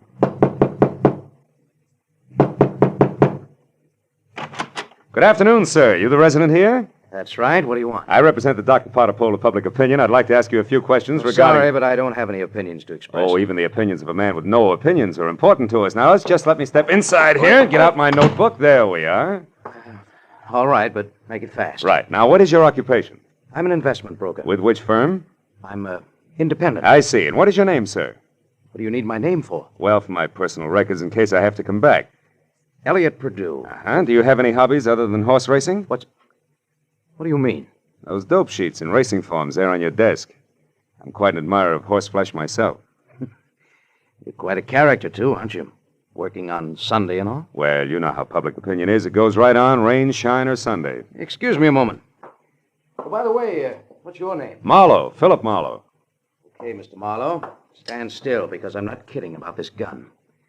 Now beat it back to whoever hired you and tell them they're being very clumsy about a very delicate situation.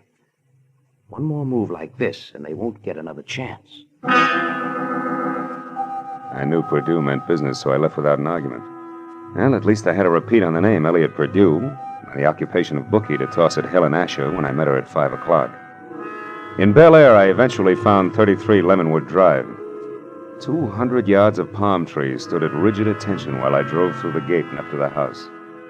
When the butler opened the door, he stared at me like my hat was on fire. Yes, sir. Did you wish something? Yes, I'd like to see Mrs. Asher, please. Mrs. Asher? Oh, good heavens. Mr. Stewart. What's the matter, Roberts? Who is it? Why, sir, I'm Philip Marlowe, Mr. Stewart, a private detective. I have an appointment with Mrs. Asher. Is she at home? Oh, Mr. Marlowe, perhaps you can help. I don't know what to do. It's such a terrible thing. What's happened? Upstairs, not 5 minutes ago, Mrs. Asher shot herself. Shot herself? Please, if you'd come up with me. Yeah, sure, of course. I'm certainly grateful for your help, Mr. Marlowe. Yeah, this is her room. She's in here. There. Yeah, she's dead all right. Shot herself in the left temple. Whose gun is that, Mr. Stewart? Well, it's mine. I kept it in the desk downstairs. Did you find her? No, Roberts did. I was out in the hothouse working with my orchids. You see, I've been out of town. I just came in this morning on the super chief from Chicago, and I wasn't expected back until Wednesday. Yeah, look, Mr. Stewart, do you mind telling me how well you knew Mrs. Asher? Oh, very well indeed. Ever since the accident 3 years ago, she lived in my house under my care. The accident? Yes, that's how she got those scars on her cheek and neck. As you can see, my hands were burned at the same time. Would you mind telling me about it? Well, I was living in Canada at the time. One day, my wife Florence and I went to a camp near Quebec, and we met Helen Asher our first day there. She was a pathetic, lonely woman, a widow. Oh? That very night, while she was visiting us, the oil stove in our cabin exploded. Oh. Florence, my wife, was killed. Mrs. Asher was severely burned. It was ghastly. I can imagine. Mrs. Asher had no one, so I thought the least I could do would be to care for her, since I knew the accident had been caused by sheer carelessness on my part. You took over full responsibility for her? Yes, I did everything I could think of, but she never quite got over the shock of that night, and now this. It's horrible. Have you notified the police yet? No, well, you better do it right now. Yes, I'll go right downstairs and call them. The dead woman on the floor had been beautiful once. No doubt about it.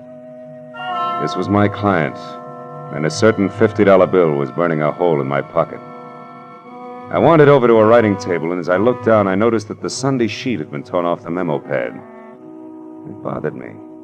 Tomorrow should mean nothing to a suicide, yet Mrs. Asher's memo pad showed Monday already. The sheet was blank, but on a hunch I tore it off and stuck it in my pocket. I was about to turn away when I saw a book of matches from the Conga Club. So I picked that up too, and then I left. I drove around for some time trying to figure things out. And I went down to police headquarters to see one Lieutenant Ibarra. It's suicide as far as we're concerned, Marlowe. Everything checks. Mrs. Asher was despondent and she killed herself. She didn't leave a suicide letter, but they don't always. How'd you get in on this? Well, she paid me $50 in advance to air out a small-time bookie or worse named Elliot Purdue. Incidentally, what's the background on Arthur Stewart? Oh, he's a big-money fashion designer. Started his business on his wife's insurance. She died in an accident in Canada. He did a lot for Mrs. Asher because he felt responsible. Yeah, I know all that. But was she left-handed? Did Stewart come in on the super chief this morning, and was it the butler that found the body? That's right. We checked it all. Hey, look, Phil, do you have any good reason to think this isn't suicide? No, not really. It's just that $50 in advance that bothers me, I guess. Oh, by the way, I've got a piece of paper I'd like the boys in the lab to run a test on, okay? Sure, Casey will fix you up. Marlowe, I figure suicide now, but I can always change my mind.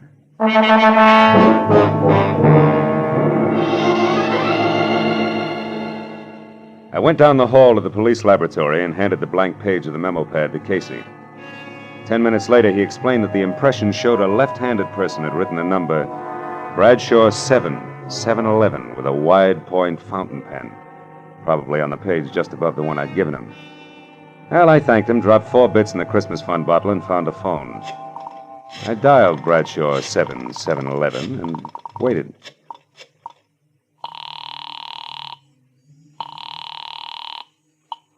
Hello? Hello? Who's this? The man in the moon. Come up and see me some other time. Hey, wait a minute. I like your voice. And besides, 711 is a very lucky number. Uh-huh. 3 passes in a row. But don't let it fool you, Jack. The answer is no dice. Goodbye. Yes, well. I gathered she was in no mood for playing, so I decided to be strictly business and dialed again. There was no answer.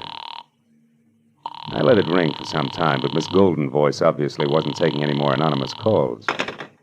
Had left only the long shot, the book of matches I'd found on Mrs. Asher's desk. The Conga Club was on the Sunset Strip, so I drove out there, found a parking space on a side street nearby, and went in. I didn't know exactly what I was looking for, so I paid $1.10 for a scotch and soda worth 40 cents, just to help pass the time. An amber spotlight was glistening down on a set of sequined contours that would have melted the Ice Age down to a fortnight. And she was singing. For wherever my man is, I am his forever more.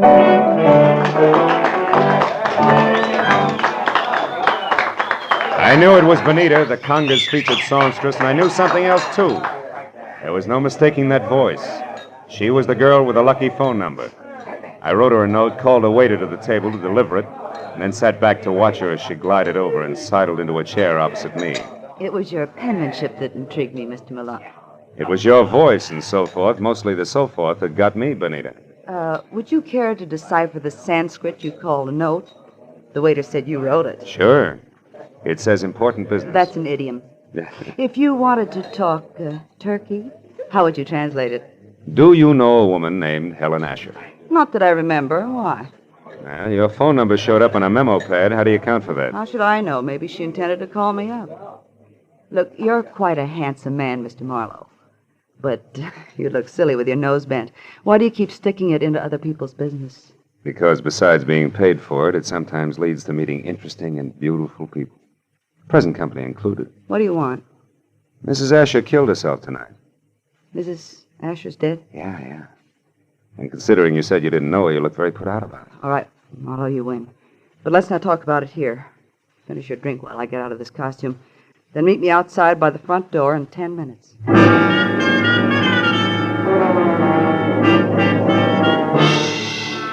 When she headed for the back of the club, I headed for the front. I got out the door and down to my car just in time to see her leave by the stage entrance. She jumped into a yellow convertible, ripped down Sunset Boulevard, turned onto Doheny, and scraped to a halt in front of the Regent Apartments.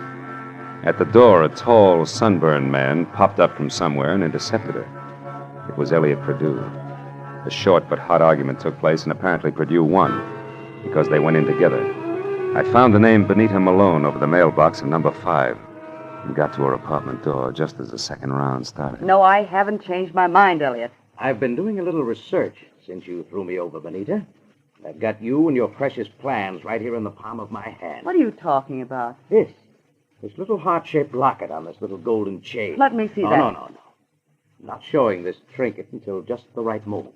Listen, Elliot, I don't know what's brewing in that slimy brain of yours, but get this, if you try to monkey with my life again, so help me, I'll kill you. Now, get out! Benita, would you be interested if I told you that I know Mrs. Asher's secret? And would you be interested if I told you that Mrs. Asher killed herself tonight?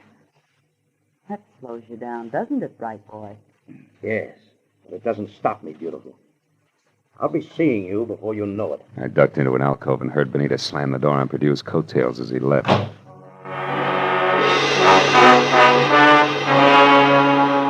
So, now I knew that Perdue, a locket, and Benita Malone added up some way to a bullet in the head for a scarred woman with a secret. I went back to my car and drove out to Stewart's house in Bel Air. When you were here before, Marlowe, I was so upset I hardly realized you were a private detective. You had an appointment with Mrs. Asher. Had she hired you? Yes, to investigate someone, but she didn't live long enough to give me the details. Now, what sort of trouble could she have been in to have needed a private detective? I don't know. But perhaps you can help me find out by answering a few questions. Anything at all, Mr. Marlowe. Does the name Elliot Perdue mean anything to you, Mr. Stewart? Elliot Perdue? No, I'm afraid not. How about Benita Malone? Yeah, I've never heard of her. You know anything about a heart-shaped locket on a gold chain? A locket? A gold locket? Yeah. And Mrs. Asher had a heart-shaped gold locket. Where'd she keep it? Well, upstairs in her jewelry box, I should imagine. Come on, let's have a look, huh? Yes. Right up these stairs here. This is her room, Marlowe. I know. I was here once before. Why, it's not here. It's not on her dressing table. Her jewelry box, it's gone, Marlowe. But you think that... Elliot Perdue has it. I can't understand this. What's the locket like? What's inside it? Just a picture. It was valued by Mrs. Asher because it was the only one she kept of herself the way she looked before the accident. Now, why would anyone else want that? I don't know. But when we get that locket, we'll get a lot of answers along with it.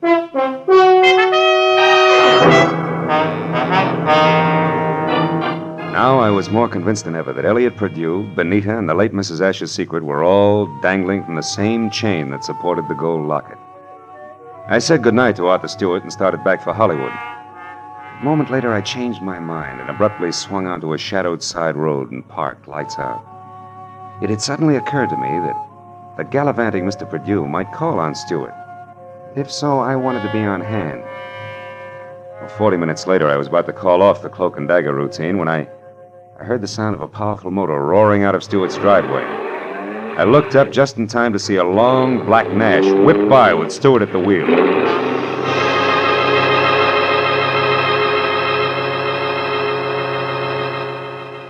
From the speed of the car, I was certain he wasn't going out for the morning papers. Decided to go back to the house and question the butler while I could have him to myself. Oh, why, no, Mr. Marlowe. I haven't any idea where Mr. Stewart went. I only know that he had a telephone call, after which he dashed out of the house highly upset. Well, maybe some sick friend needed sitting up with, huh? But tell me, Roberts, did you ever hear of a man named Elliot Perdue? Oh, yes, sir. He called on Mrs. Asher here once or twice while Mr. Stewart was away on business. When did you last see this Mr. Perdue, Roberts? Yesterday morning, sir, about 10 o'clock. And one thing more, did you ever see Mrs. Asher wearing a gold locket, a heart-shaped one? Oh, quite often, sir. As a matter of fact, she asked me about it just yesterday morning, shortly after Mr. Perdue left. She couldn't locate it anyplace. A singular coincidence, huh? Oh, by the way, what do you know about a singer named Benita? Benita? I've never heard of her, sir.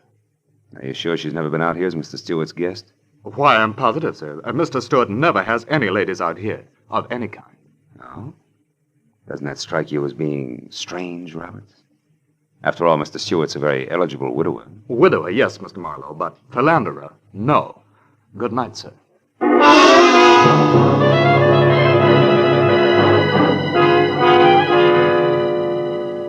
As I drove back to Hollywood, I tried to figure out where Arthur Stewart had gone. But I had about as much to work with as Gypsy Rose Lee after her third encore. Well, after discounting Benita's place in the Conga, there was only Elliot Perdue's house on North Ogden.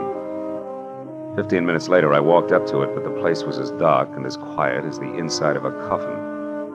I was about to turn back to my car when suddenly I caught the reflection of a sliver of light bouncing off the glass in Mr. Perdue's living room.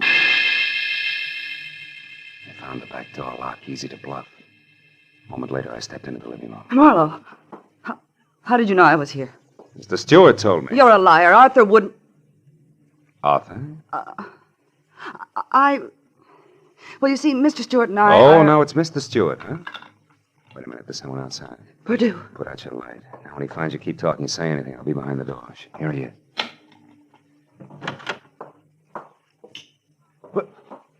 Well, Benita. What a waste of time, my dear.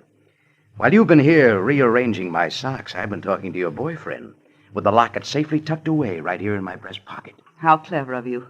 How absolutely ingenious. It's a bit late for nasty words between us, Benita, because possession of you was part of the bargain I struck with Mr. Stewart.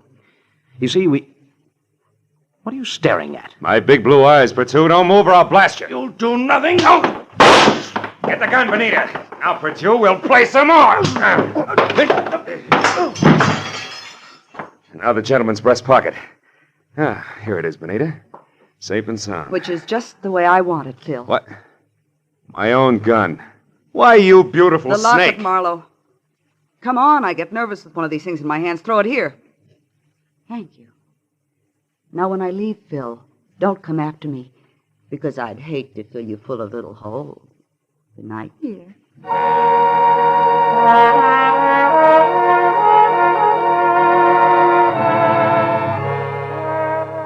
When Benita stepped out of that house, I solemnly swore I wouldn't trust another woman for the next 100 years. But a groan from the body on the floor brought me back to 1948 and Elliot Perdue. I knew that he had seen the picture in the locket, so I went to work on him. Come on, Perdue, snap out of it. Come on. Huh? Oh, it's you, Marlowe. Who'd you expect, St. Peter? What was in the locket, Perdue? I don't remember. Maybe a call on Lieutenant Ibarra will refresh your memory. I doubt it. Then we better start playing games again. We'll start with one called Slap Slap Perdue. No, let me alone, Marlowe. Get your hands off me. You ready to start singing, huh?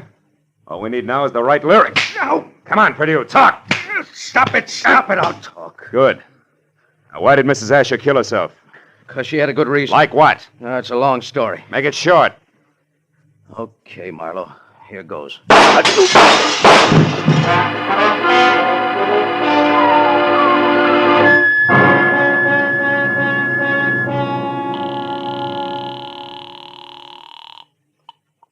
Lieutenant Ibarra speaking. Hello, Ibarra. There's a 5-minute-old corpse lying in his living room at 1903 North Ogden. Name is Elliot Perdue. 3 shots through a closed window. I was lucky. Any description of the killer? No, none. Now, look, Ibarra, right now I'm going after a songbird named Benita Malone at the Regent Apartments on Doheny. Will you cover me there without sirens? Sure, Marlowe. I'll attend to it in person.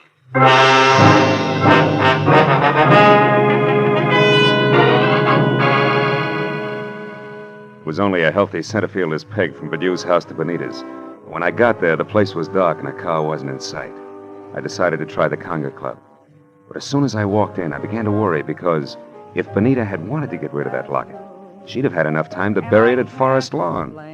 But I didn't know Benita, because Miss Oomph herself was singing in the amber spotlight, and dangling from her soft white neck was the heart-shaped gold locket. I love him because he's wonderful, because he's just my Bill.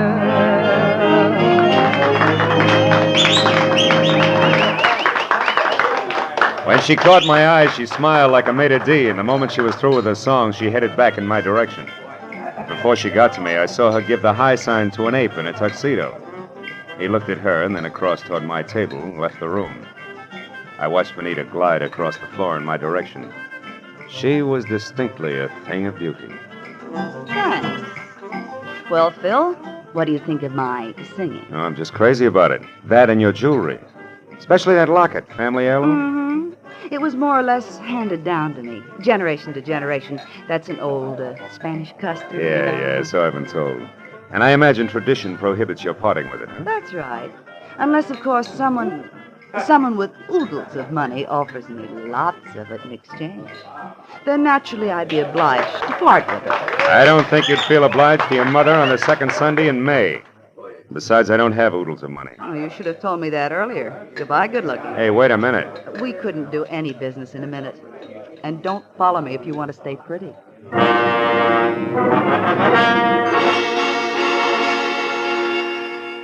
She pivoted on a spike heel and took off for a dressing room, and I knew that if I followed, I was scheduled for a nasty tete-a-tete with an ape in a tuxedo.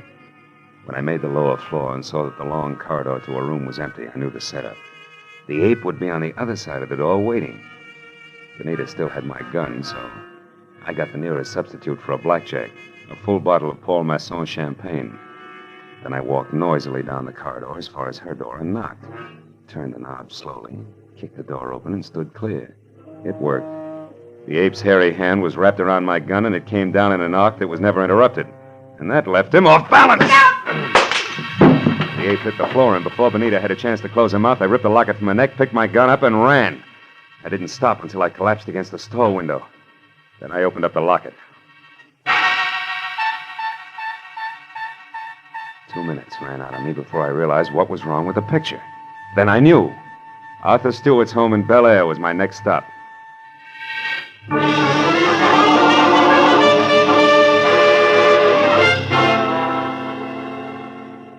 30 minutes later, I pulled up away from the place and parked. And keeping in the shadows, I approached the house where only the library and an upstairs bedroom showed any light. The library had French windows. When I moved up close, I was startled by the sight of a figure going through Stewart's desk. I stepped into the room and found it was my little friend, Benita. I've got my own gun again, Benita. Phil. Oh, doing a little dusting, honey? Oh, don't be funny. I'm not trying to. How is it you're not upstairs helping Stewart pack? Because I've already finished packing, Mr. Marlowe, and don't turn around. That was well done, Benita. Oh, fine. Sucked in by a little decoy sprinkled with sequins. Never mind the pros, Marlowe. Just toss your gun on the couch over there. Now. That's better. You know, Marlowe, I can't say that I'm very sorry for you. I don't expect condolences from a character who murdered a woman this afternoon and a man this evening. You killed Mrs. Asher? Yes, and that blackmailing scum Purdue as well. But both murders were very necessary, Benita. Even as Marlowe's here will be. Come over here, Benita, behind me. Hurry, Arthur, let's get out of here. Don't worry. And now, Mr. Marlowe, it's time for you. Well, thanks, Benita. You swing a beautiful bookend. You know, I had you figured all wrong. Now, don't mention it, dear. I heard the cops coming anyway. You sweet child. We're in here, Ibarra, all of us. Oh, Marlowe, I figured you'd be out here when you didn't show up at that Songbird's place. Well, what's this? The little man on the floor with a large bump on his head is Arthur Stewart, the man who killed Elliot Purdue to keep him from telling me the truth about Mrs. Asher, and the man who killed her this afternoon. So Mrs. Asher didn't commit suicide after all. No, but she wasn't murdered either. She died in that accident in Canada 3 years ago. What are you talking about? Well, the woman that Stewart killed here this afternoon wasn't Mrs. Asher. It was his wife, Mrs. Florence Stewart. You see, there must have been a mix-up in identifying the bodies of the two women at the time of the accident. Mm-hmm. Stewart and his wife had Mrs. Asher buried as Mrs. Stewart. Then they collected the insurance neat, huh? Yeah. But what happened? Yeah, it's simple. Stewart got bored with his scarred and unattractive wife, and he started running around with choice little numbers. Like Benita here. Phil, honest, I didn't know a thing about this. Stewart told me that Mrs. Asher depended on him so heavily that she'd be crushed at his seeing another woman. But I didn't know she was his wife. Marlowe, how do you figure this all out? From a locket that belonged to the woman we knew as Mrs. Asher. It had a picture of Stewart and Mrs. Asher taken in dress clothes before she was scarred. Yet Stewart claimed that he and his wife had only met Mrs. Asher the day of the accident, and on a camping trip at that. But, Phil, I saw the picture, too, and I didn't figure that out. That's because you were too busy trying to figure just how much the locket was worth to Arthur Stewart, or to anybody, in cold cash. You were blinded by all the dollar signs in front of your eyes, baby. Why, Phil, how can you say such things?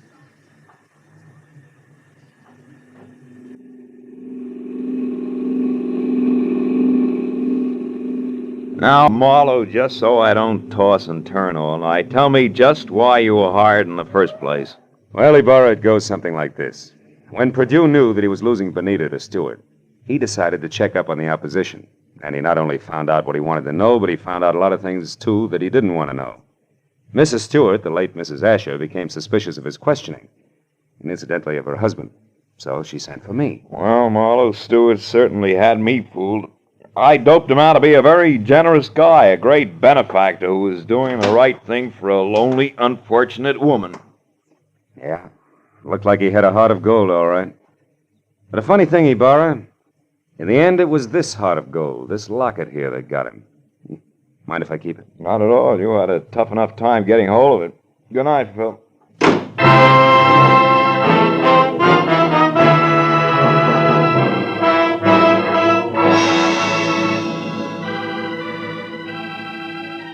Well, by the time I got back to my apartment on Franklin, the sky was beginning to fill with the soft gray of morning.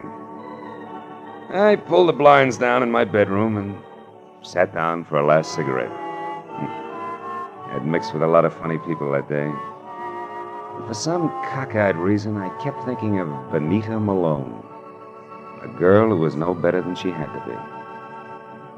Finally, I put her out of my mind, and I was about to turn off the desk lamp when I noticed my memo pad. It still read Sunday, which was understandable. But scrawled across the top sheet was a telephone number. And I couldn't figure how it got there. It was written in crimson lipstick. Bradshaw 7. 7-Eleven.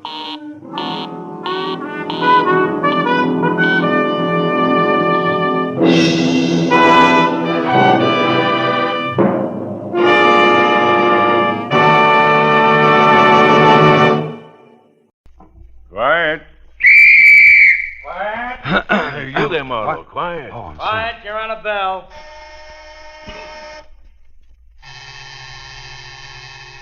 All right. Roll 'em. Speed. Action. Oh, Robin, my dear, don't you remember me? For all that my hair is cut so short. Mary. Maid Marian. Your very own Maid Marian, Robin, dearest. Friar Tuck, Little John. Free Englishmen, archers all. It's Maid Marian. Cut. That's it. Print it. All right, that's a wrap up here. Move over to stage 3.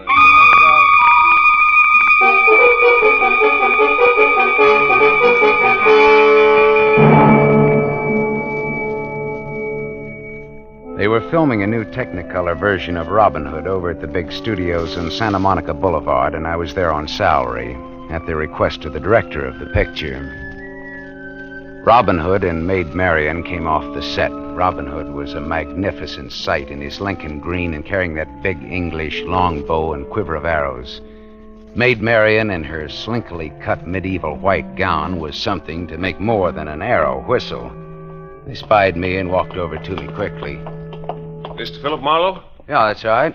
My name is Seward Spencer. Yeah, I know. This is my leading lady, Jenny Kane. Yeah, I know. How do you do, Mr. Marlowe? Yeah, how do you do, Miss Kane? Let's go over to stage 9 and talk, shall we, Marlowe? Talk? Every time I open my mouth on one of these sets, somebody hollers, quiet. Quiet! You see? Whatever happened to free speech in America?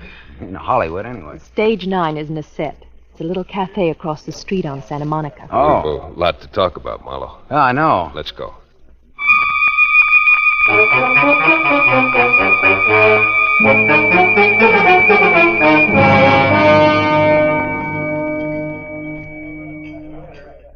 You see, Marlowe, Demetrio Sador, my director, hired you for what is to me a very embarrassing reason. It seems I'm supposed to protect you. And I feel very well able to take care of myself. Well, it's not safe for that half-mad brother of yours at large. Did Mr. Sador tell you the whole story, Marlowe? I said for me to get it from you. Well, it was my fault that we ever sent for Caxton. But he's my brother, and he looks like me, and he's an absolutely terrific archer. Seward here is much better looking, though. Seward is the bow, but Caxton is the bowman, huh? Oh, they could have faked the scenes where I'm supposed to perform marvels of archery, but, well, we were all against that. Then I remembered my brother, a sporting goods salesman in Philadelphia, and a champion archer. And so you suggested that they send for Caxton to double for you in the shooting scenes, huh? Yes, in spite of the fact that Caxton hates the sight of him. Go on. I told Mr. Sador he could get the shots he needed with Caxton doubling for me. I'd go to my lodge at Big Bear during those 3 days. Caxton always resented Seward here because he made good and Caxton didn't. Now, let's see. There was something about Caxton leaving Hollywood, only not leaving Hollywood. What about that? Well, he never picked up the return ticket that the studio reserved for him at the airport. So you figure that Caxton's still in town, then, huh? Definitely. You think he'd pick a fight with you? He picked a fight with Freddie Cole. Who's Freddie Cole? A perfectly harmless makeup man on the lot. And all Freddie asked was for Caxton to wear brown contact lenses over his eyes so he'd look like Seward here for the medium close-ups. My brother has blue eyes, you see. And he wouldn't wear the brown contact lenses, huh? No, he refused flatly. He said, let my big-shot brother wear blue contact lenses. What an unreasonable creature. I don't know. It sounds reasonable to me. You said that he fought with the makeup man, huh? Yes, but not for long. Freddie's half Caxton's size, but he knocked my brother kicking. Ooh. I suppose your brother swore to get him for that. How did you know? I don't know. Instinct. Philip Marlowe. Philip Marlowe. Here, Mr. Sador, here. Oh, Mr. Marlowe, this is terrible. Simply terrible. They just found Fred Cole in Sherwood Forest. He's been shot. Shot? What? How? Who? I don't know who. But there's 2 feet of arrows sticking out of his back. Oh. You better show me where Fred is, Mr. Sador. Come on, let's go on the double.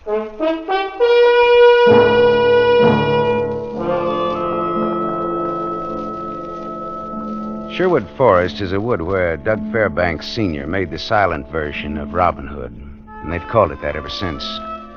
Freddie Cole was lying across the steps of the trailer that served as a field makeup room in Sherwood Forest. Mr. Sador's information was not correct. There were not 2 feet of arrows sticking out of Freddie's back. It was less than 18 inches. A bow of terrific power had done that job. Another trailer stood across the clearing from Freddie's body about 100 yards away. I walked through the clearing and knocked on the door.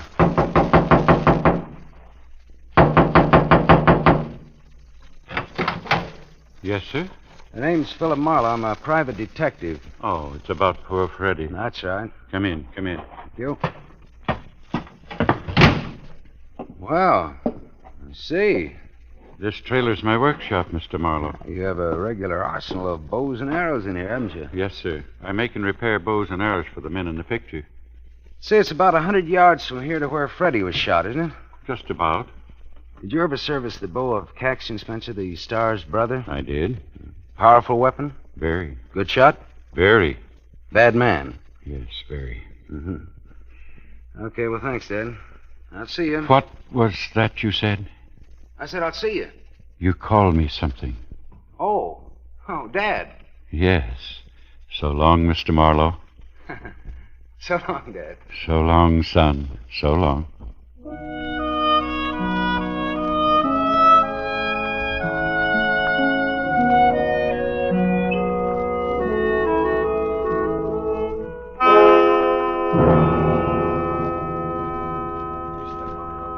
A murder on this lot is bad enough, but an unsolved murder is worse.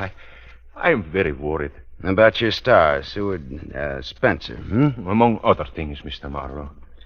Well, why doesn't he leave town while this homicidal brother of his is still around? Oh, he wouldn't go even if I asked him. Besides, every day lost now means money. And the bank wouldn't tolerate any more delays making this picture. Any more delays? Have there been delays? I started making Robin Hood 4 years ago.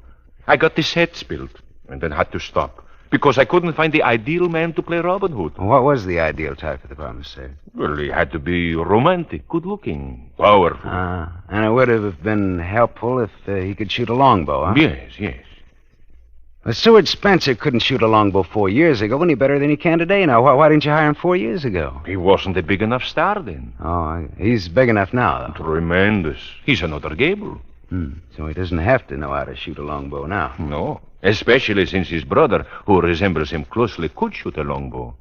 Tell me, where did Spencer stay while his brother was whooping it up here at the studio? Spencer had a lodge up at the Big Bear. Why? Any ideas? Maybe. Look, Spencer is known all over the world, right? That is correct. Now, his double would have a hard time hiding out unless he hid in places where people expected Seward to be, right? I hadn't thought about it. Where exactly is Spencer's lodge at Big Bear? You think his brother may be up there, posing as Spencer? I don't know. It's an idea. Where did you say that lodge was now?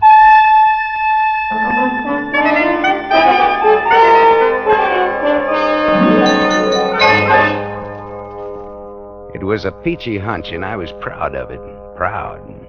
Only no one answered my knock when I got up to Spencer's lodge at Big Bear.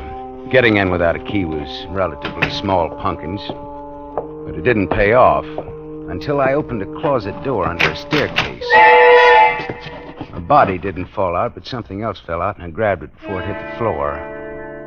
It was a beautiful example of the bowmaker's art, curved and recurved and polished like glass under the thin layer of dust. I looked closely at the maker's name because I was beginning to get an idea. And then the grandfather of all hornets zinged past my ear. A fraction of an inch from my cheek quivered the shaft of a wicked-looking arrow, its steel head almost buried in the solid oak paneling behind me. A man was standing in the open doorway. Now then, Mr. Marlowe. Hey, what's the idea? Make a move towards your gun, Marlowe, and I'll pin your hand to the wall. Caxton. Yes. Caxton Spencer, right? Yeah. He was a little taller than his celebrated brother. His cheeks were a little more sunken, and his eyes, unlike his brother's, were an icy, glassy, deadly blue. He shot that second arrow as fast as I could think. Believe it or not, that second arrow split the first one right down to the head. There was another thing about this lad that was different from Seward Spencer. He could shoot a longbow. Brother, could he shoot a longbow. Well, aren't you going to reach for your gun? Well, Robin Hoodlum of Sherwood Forest, huh? You know what might be fun? A contest. The old versus the new. Medieval archer versus 20th century gunman. You know, you're just as crazy as your brother thinks you are. I see Seward's been talking too much again. Look, Caxton, tell me just one thing. You've got your archers mixed up. I'm Robin Hood, remember? Not William Tell. What was this dusty bow doing in the closet? That's mine. Well, how did it get in this closet? I was out here 4 years ago. Oh, you and your brother were a little friendlier then, huh? My brother wasn't such a big shot then. Beginning to get it. Your brother sent for you 4 years ago to teach him how to shoot. You were looking for someone to play Robin Hood. Your brother wasn't a big enough name then, but he figured if he learned to shoot a longbow well enough, it might make up for other shortcomings. Not bad, genius. The Robin Hood picture was shelved before Seward could learn to shoot, so now he had to send for you again. But you had to quarrel with Freddie Cole and plant an arrow between his shoulder blades. Maybe somebody was celebrating Arbor Day and planting things. It's very amusing, Caxton. But let me say this. Don't say anything. Just get off this case, understand? Else what? Else this. Only next time, 4 inches more to the left. Catch? I catch. All right, don't forget it. Just don't you forget it. So long. So long. Keep your bows clean. Hello, operator. Operator. This is a police call. Connect me with the Santa Monica Boulevard studios of Rheingold Pictures. I want to talk to a Mr. Seward Spencer. It's a matter of life and death. And that's no mere figure of speech.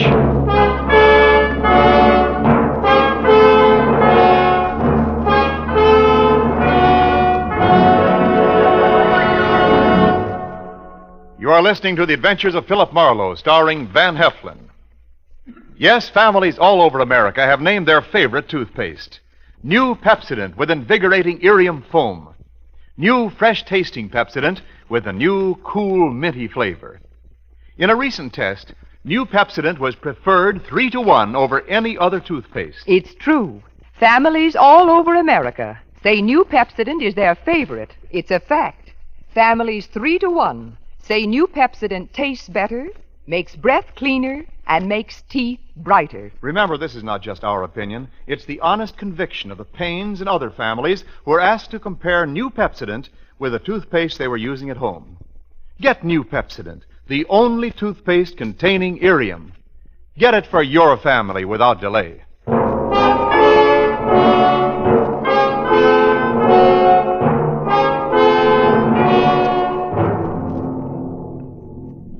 We continue with The Adventures of Philip Marlowe, starring Van Heflin, who appears by arrangement with Metro-Goldwyn-Mayer.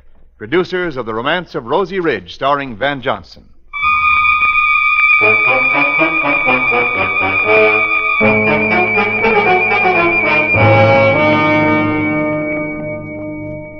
I couldn't reach Seward Spencer at the studio to tell him that his brother was around and on the warpath. I hung up for a second. And I tried something else, just for fun, just another hunch. Hello, operator. Give me Western Union, please.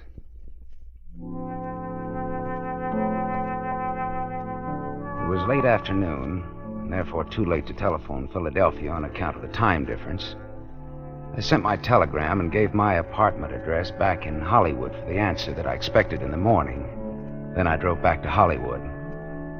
It was dark when I gave up trying to locate Seward Spencer, but a bright moon was climbing the sky by the time I got to the archery trailer on location in Sherwood Forest.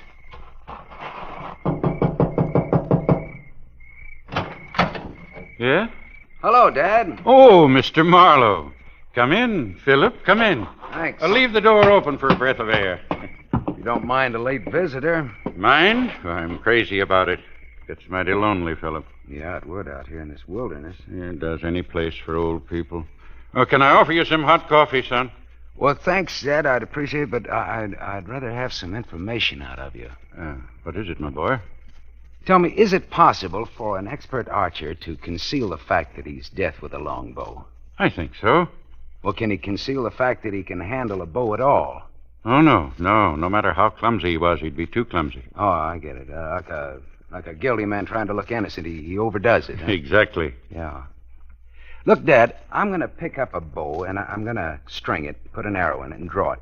Now, I want you to stop me at any point where you can tell that I can't shoot a bow. All right. All right, I pick up this bow here. You can stop now. Well, I didn't do anything yet. You picked up the bow, and you're holding it upside down.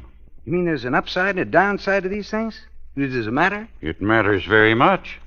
You might at least have played along with me a minute. After all, even a detective has his pride. You know? Asked me to stop you, and I did. Oh, sure. I was just kidding you, Dad. Dad, is anything wrong? No, nothing wrong. Excuse me. It's just that everybody else calls me Pop. Oh, well, look now, if you'd rather I call you No, that, I hate it. It's what smart, strong young people call old fellas like me. Pop. Treating us like children. Old folks ain't idiots. Who says they are, Dad? No, Dad, that's different. It's got respect and love in it. Mm-hmm. Well, that's what we keep on calling you. You see, I haven't any children. Not anymore. Oh? I had a daughter, but not anymore. I'm sorry. Oh, no, it's not what you think. She's alive. She just didn't want anybody to know she had me for a father. What? Just like she didn't want anybody to know she was married to a plain makeup man at the studio. It might hurt her career, her doggone old career. Dad, is your daughter in pictures? She's in this picture. She's playing Maid Marian. Jenny Kane is your daughter? Yes, and I'm telling you because you treat an old man respectful. Well, how could Jenny be your daughter and be so different? Well, people are like bows, son. The same flesh and bone and blood, but entirely different. Now, look at this graceful little bow here. English yew wood. Pulls only 40 measly pounds, but it'll shoot as straight and as far as that 85-pound bow made out of the same material. Why? Workmanship and design. In people, it's called character. And your girl Jenny got too big for Freddie, your makeup man husband, huh? Too big for him and too good for me. Dad, is Jenny in love with Seward Spencer? Son, the girl's vain and proud and foolish, but she didn't kill Freddie. She couldn't pull that size bow. But you just said that a 40-pound bow of good design will do the work of much heavier bows. She didn't do it, boy. All right. Look, you've seen Seward shoot after a fashion. Does he handle a bow like a man who could do better but is concealing his real skill? Dad? Yeah, I know what you're thinking. You're thinking if Seward Spencer loved my girl, but she already had a husband that had to be got rid of. I'm asking you if Seward is faking his clumsiness with a longbow. No, son. The lad just can't handle a bow. He's the world's greenest archer. Well, then that puts the rap right back on his brother Caxton, I guess. He had a motive. He threatened Fred Cole. Marlowe! I thought I told you something a few hours ago. I spun around. Caxton Spencer stood outside of the trailer in the yellow light flowing out of the doorway. He stood there casually, and casually balancing that powerful longbow in his left hand. I wondered how he'd found me here, of all places, hours after he'd left me at his brother's mountain lodge. He took a step near the trailer door. I told you to get off the case, didn't I? It just slipped my mind. Now what do you want? I went back to the lodge after you left. Yeah? You sent a telegram to Philadelphia. Maybe. Not maybe, you did. I got the reply. That reply wasn't going to come in until morning into my apartment. Slight error, genius. You wired the public directory of Philadelphia asking about Caxton Spencer. It so happens they have a department that's open all night, and they wired back to the lodge. Funny thing, Marlowe. They say that no one named Caxton Spencer lives in Philadelphia. How did you find me here? I called the big director, Mr. Sador. He said you might be out here. That's funny. I knew that Sador never would have told that voice my whereabouts. He'd have called the police. I looked with new interest at Caxton standing just outside of the trailer doorway. My examination got down to his shoes. The shoes were almost new, and his ankles were a full 1.5 inches above the tops of his Oxfords. Caxton Spencer was wearing elevator shoes to make him look taller. Well, figured me out yet, Marlowe? I put it all together. I put it together fast. Caxton moved. He whipped an arrow into his bow, and my left leg shot out and kicked the door of the trailer shut. I jumped to the window and opened fire. Did you get him, son? No, I missed him. Missed him a mile. He's beat it now. Can't you see him anywhere? No. Yeah. I don't know. The moonlight out there in those bushes. Turn out the lights. Got us on the hook, ain't he? Turn out the lights and get down on the floor. Got him. Get down. Get down. All right. We're safe in here. He can't shoot through these walls. He's good, but he's not that good. Don't know, son. What do you mean you don't know? Might. He could get to us even in here. With a bow and arrow? He's smart and he's mean and he knows his way around this here forest. Can't shoot through this trailer. He can shoot through the windows. Well, we don't have to stand at the windows. He don't have to hit us. I don't get it. We got some scenes a while back while Caxton was with us. Robin Hood's men shooting flaming arrows into some old castle. Flaming arrows? Arrows soaked in pitch and set on fire. Old medieval custom. Oh, fine. And there's plenty of that pitch still around here. Where? Out yonder, barrels of it. What did I tell you? There it is. There's the first of your flaming arrows. Come on, let's put it out. He'll pick us off if we try that. Well, then let's get out of here. Yeah, let's just do that. Look, I'll go out first. You follow me and lose yourself someplace. You understand? Old folks ain't idiots. All right, follow me. Now keep low. Right after you, son. Keep low now. Yes. All right, run for it.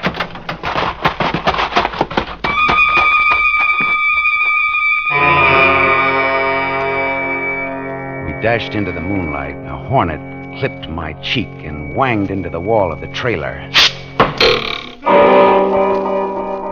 Run, Dad! Lose yourself! See you later, son. See you later. I dropped to the ground and didn't move, but my eye measured the angle of that last arrow in the side of the trailer and the direction it had come from. I raised myself on my elbow and fired back. Wise guy, huh? Oh, that dirty... Reload, Marlowe. Come on, reload. Just furnishing you an extra thrill, Marlowe. You...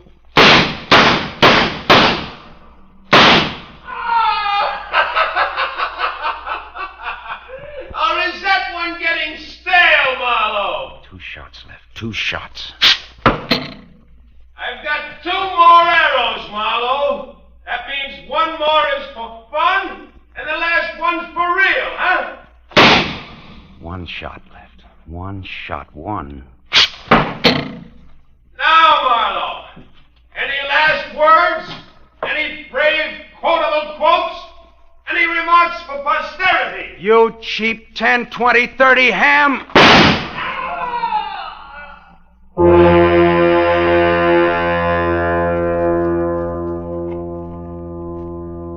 I waited for the laughter, the taunting, baked ham laughter. It didn't come. I waited with my empty gun clenched in my fist.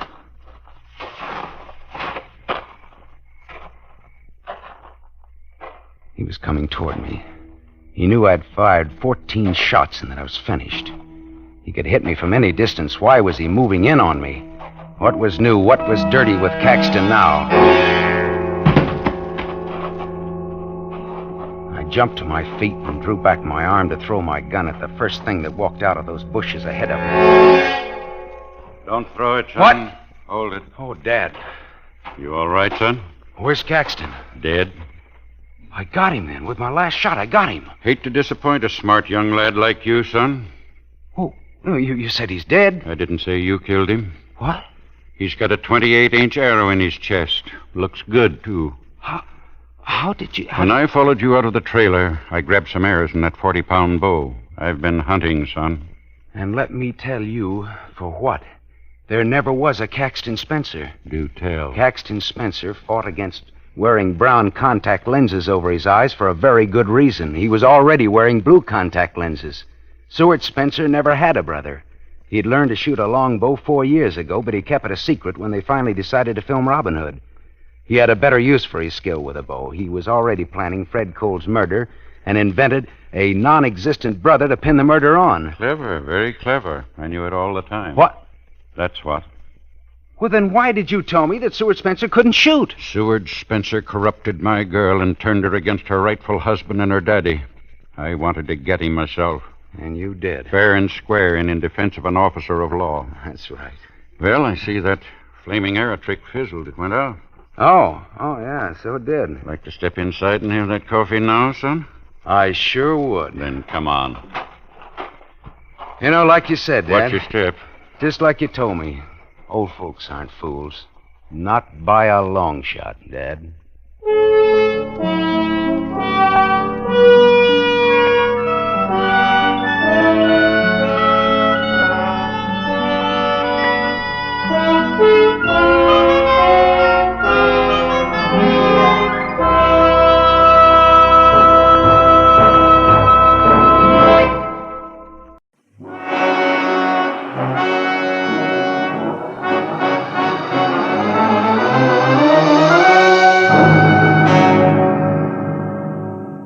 I had killed the shank of the afternoon in a Hollywood department store, trying for the 5th consecutive year to select something unique in a personalized Christmas card. A bright-eyed salesgirl finally suggested in desperation a smoking 38, spelling out Noel in delicate wisps of white curling smoke. Well, I gave up, settled for a reissue of last year's unoriginal message. An hour later, I was driving out toward Sepulveda and my new client, August Quigg. And I was glad to be away from the pre-holiday crowds and back to work. When I pulled up in front of the factory building, an immodest sign told me the man I was to meet inside was president and co-founder of Quigg & Slater, manufacturers of nothing but the best in construction materials. Come in, come in. Be with you in a minute. I'm on the phone. Listen, August Quigg does not change his policy overnight, Slater. Not after 25 years. You should know that, you of all people. Never mind the excuses, Slater. Those you always have, and they make me sick. Partnership trouble, Mr. Quigg? Oh, no, my partner is dead now 10 years. That was his son, Keith Slater. But he has nothing to say here. His father left it that way. Well, sit down, Mr. Marlowe, please. Slater is not what I want to talk to you about. All right, Mr. Quigg, who is the man and what's his problem? My general manager, Frank Emery. Oh? He has embezzled $60,000 of this company's money in the last year. Then isn't this a great time for you to climb the nearest rooftop and scream copper? No, because I want to save Frank Emery, not condemn him. Why? What's so special about a general manager who keeps dipping itchy fingers into the till? Mr. Marlowe, Frank Emery has worked for me for 7 years. And in that time, he has climbed from shop worker to plant foreman to general manager. And that is something which took me 15 years. Which proves what? That Frank can one day go right to the top. Here, to my job.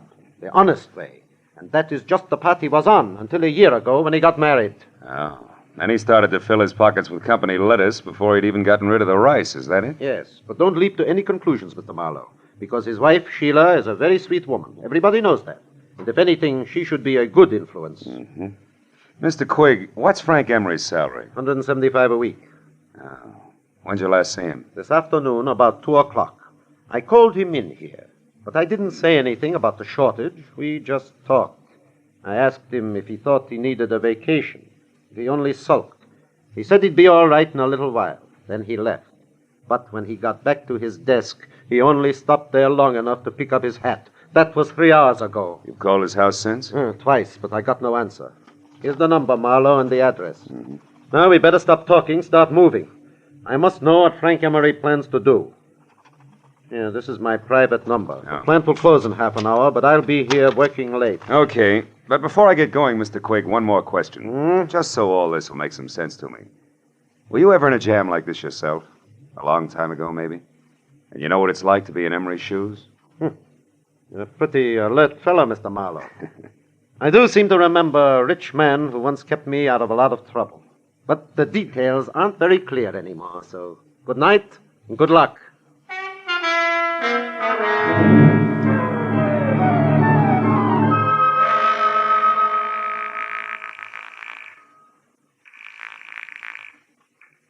Hello? Mr. Frank Emery, please. I'm sorry he's not in. Is this Philip Marlowe? Yeah, that's right. That should make you Sheila Emery, huh? Yes, I just finished speaking to August Quigg at the plant, Mr. Marlowe. He told me about you. And about Frank. Take it easy, Mrs. Emery. Crying isn't going to help Frank any. Yes, I know. But how can I help Frank? What can I do? I'm not sure, but look, can you meet me right away? I'm at the Golden Crown. It's a cocktail lounge on Santa Monica Boulevard near Bradley. Yes, of course, Mr. Marlowe. I'll be there as soon as possible.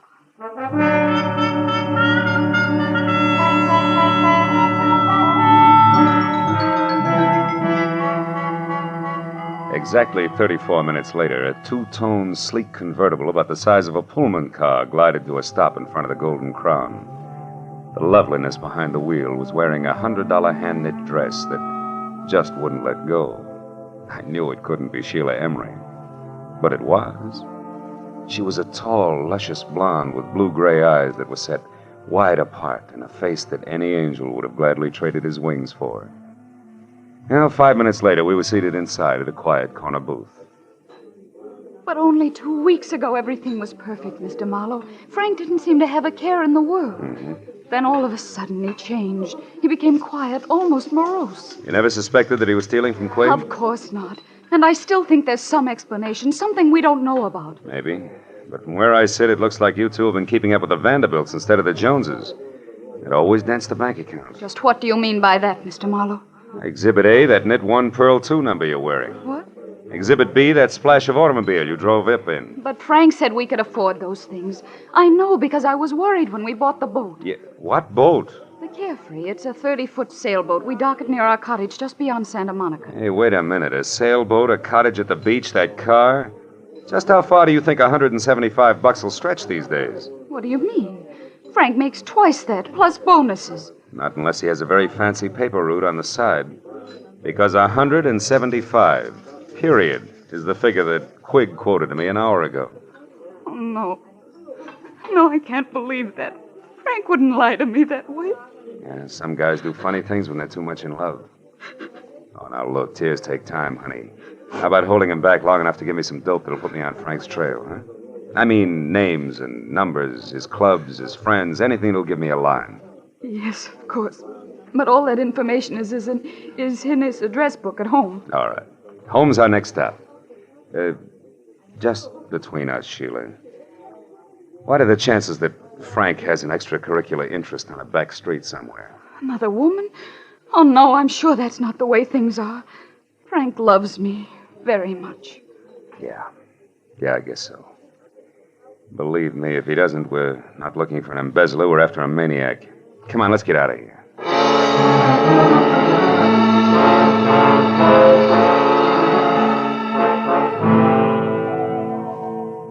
When we left the Golden Crown, Sheila was still crying and in no shape to drive. So after parking my coupe in a nearby lot, we floated out to the Emery place in Brentwood in a two-tone Nash, which did everything at the push of a button except dry a girl's tears. At her house, Sheila pulled herself together long enough to give me a handful of addresses that might possibly lead to Frank Emery. But just as I was about to leave, I noticed a single phone number scribbled in pencil on the edge of a desk blotter. It was Crenshaw 22131. And since Sheila couldn't explain it, I wrote it down on a slip of paper and filed it in my pocket and left. But once outside, I remembered that my car was still on Santa Monica Boulevard at the Golden Crown. So I started back to the house to call a cab. I stopped suddenly at the sound of somebody in the shadows alongside the house. When I moved toward the noise, a man darted out between two trees, and I went after him. Get your hands off him. Why? So we can play another round of hide and seek? No dice, brother. I'm getting too old for it. Now, who are you? What are you doing around the Emery place? Come on, let's have it. Say, wait a minute. Aren't you Marlowe? The man August Quigg hired? That's right. You still haven't answered my question. Oh, no, but I will now that I know who you are. I'm Keith Slater. Surely dear Quigg must have told you of me, the wastrel son of his late partner. He did, but you're still parrying, Slater. Why were you hiding behind those trees? Correction, Marlowe. I wasn't hiding. I was waiting for Frank Emery. All right, we won't argue terms. Why were you waiting? Because I want to get hold of Emery and help him before he goes too far. You see, Marlowe, he came back to the office after you left. What? Did he talk to Quigg? No, the place had just closed and the old man was out for dinner. Did you talk to Emery? Yes, and it wasn't much fun. That poor fella's just about out of his mind, Marlowe. He raved on for an hour and a half about how unfair Quigg was. Said he knew that I was the one who'd get to run Quigg and Slater after the old man died. I don't follow that. When did you become the fair-haired boy around there? Oh, I'm hardly that. But I do own a quarter of the plant, unless, of course, Quigg fires me one day. Those are the terms of my father's will. But Quigg won't fire you, is that it? He wouldn't think of it. After all, that would keep my dear father from resting easy in his grave. Okay, let's skip it. Exactly what did Frank Emery tell you, Slater? He said that August Quigg was a two-faced liar and that he'd settle with him in his own way. I told Quigg that when he got back from dinner. And I also reminded him that Frank had a key to the office. That didn't faze Quigg, did it? No, he said he never worries twice. If Emery walked in on him, he'd think about what to do about it then. I tell you, Marlowe, we've got to get hold of Frank Emery and stop him before it's too late.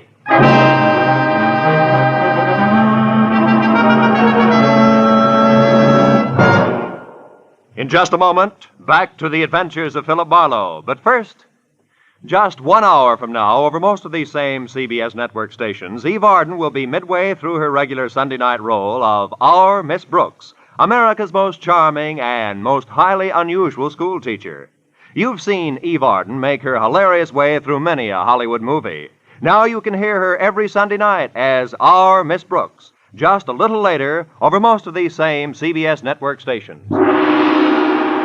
And now, with our star, Gerald Moore, we return to the second act of The Adventures of Philip Marlowe and tonight's story, The Hard Way Out.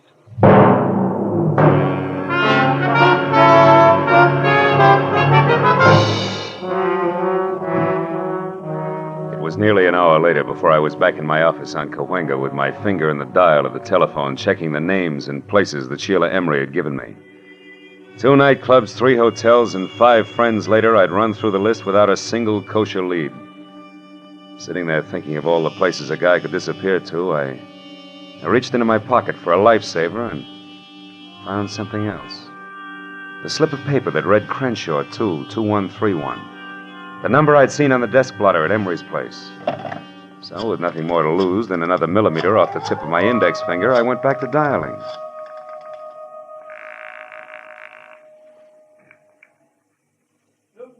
Pipe and tobacco shop, Sam Newton talking. Newton's what? Pipe and tobacco shop, what can I do for you?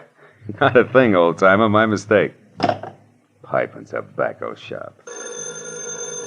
Marlowe speaking. This is Sheila Emery, Marlowe. I think I know where Frank is. You do? Yes, at our cottage at the beach. It's closed up, but I was just going through some things in my desk when I discovered that the keys to the place were gone.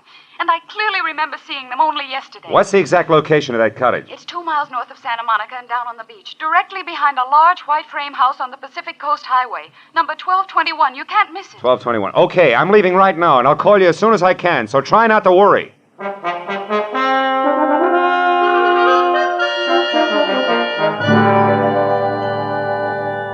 Somehow or other, I made it straight out along Sunset to the beach and then north as far as the large white frame house without being tagged for low flying by any of the boys in blue.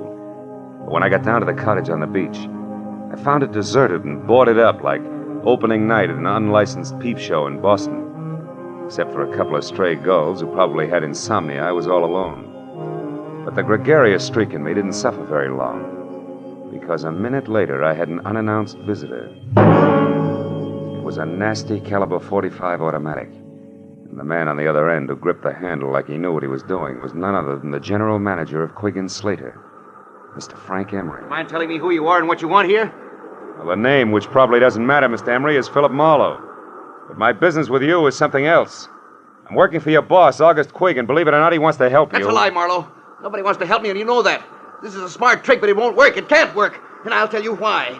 When the police do get to me, Marlowe, they won't find anything but a corpse. Is that clear? Suicide. Don't be a fool. What about your wife? Marlowe, that's why I took the $60,000. So save your breath.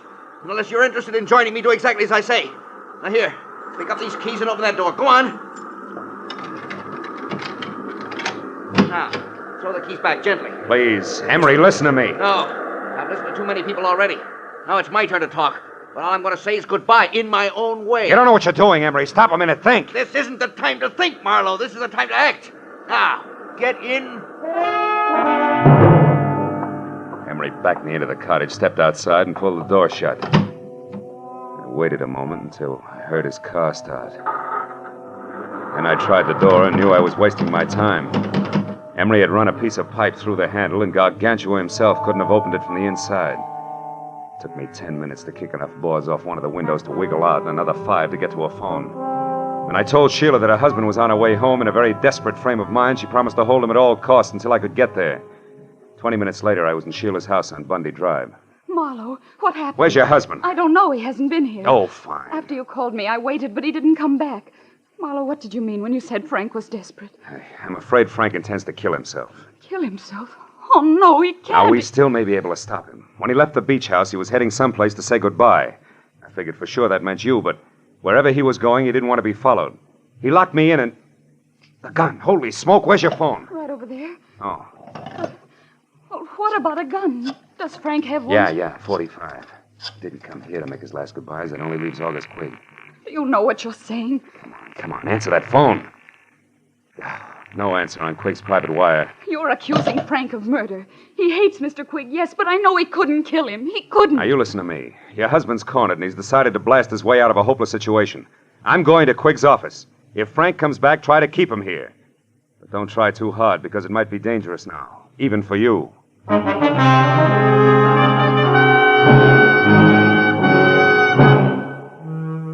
drove down Sepulveda to the black, hulking plant of Quigg and Slater, pulled over, parked, and walked up the alley toward the side entrance. Through a barred window, I saw the feeble nightlight that glowed in the outer office. Otherwise, the place was dark. When I got to the door, I stopped. A diamond-shaped key stuck out of the lock, and the heavy door was ajar. I eased it open and listened. Nothing. I pulled the key out of the lock and dropped it in my pocket. Then I went inside and switched on the lights. Oh, I found him on the floor next to the desk in his private office. He'd been shot in the chest, point blank, with a .45, which meant that even before he fell, August Quigg was dead. The room was untouched. Quigg's key case lay in the pencil tray on his desk. I snapped it open and saw what I expected. His diamond-shaped key. I switched off the lights and started out. When I heard heels clicking up the hallway, I backed up against the wall and waited. It was Keith Slater. He hesitated in the open door, a startled look on his face. Good Lord. Quigg. Hello, Slater. Who is it? Marlowe. I wouldn't touch anything if I were you. The police will want to see it just as it is. Marlowe, he's been murdered.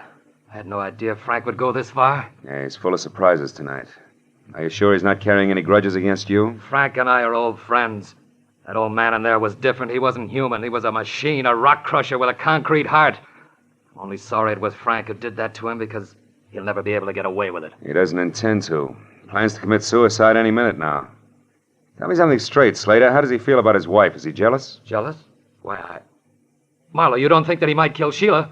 I'm going to call her right away. Wait a minute. If Frank is there, a phone call would only hurry things. Come on, let's go.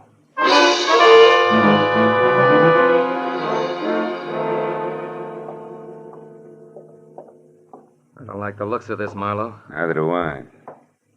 Sheila? Frank? Anybody home? They're not here, neither one of them. Well, if they are, they're not talking. Oh, you've got a macabre sense of humor. Nobody's laughing, brother. Look, you check upstairs. I'll see what I can find down here. For once, I hope it's nothing. I gave the ground floor a fast run-through. It was neat and tidy, from copper-potted ivy on the dining room wall to the sunbeam toastmaster on the breakfast tray. The only thing out of place was a bottle of scotch near the kitchen sink, and lipstick on the glass beside it said Sheila. I was back in the living room before I found out why she had needed that bracer. Propped against a bowl of violets on the coffee table were 2 notes pinned together. The top one was for me, from Sheila. It said, "Marlowe, I just found this note from Frank. I'm sure he means that he's going out in our boat, the Carefree. I've got to stop him, Sheila." I turned to Frank's note and was reading it as Slater came down the stairs. Nothing unusual upstairs, Marlowe, did you? What's that? What have you found? Frank's suicide note. He asked Sheila to forgive him and forget him. Yeah, read it yourself. I'm going to call the police. Sure he means that he's going out in our boat, the Carefree. Say! Wrong. I thought you were going to call the police. I was. But I noticed this phone number here on the desk blotter again. It's a tobacco dealer. Slater, I've got a very wacky idea. I'm going to give it a try.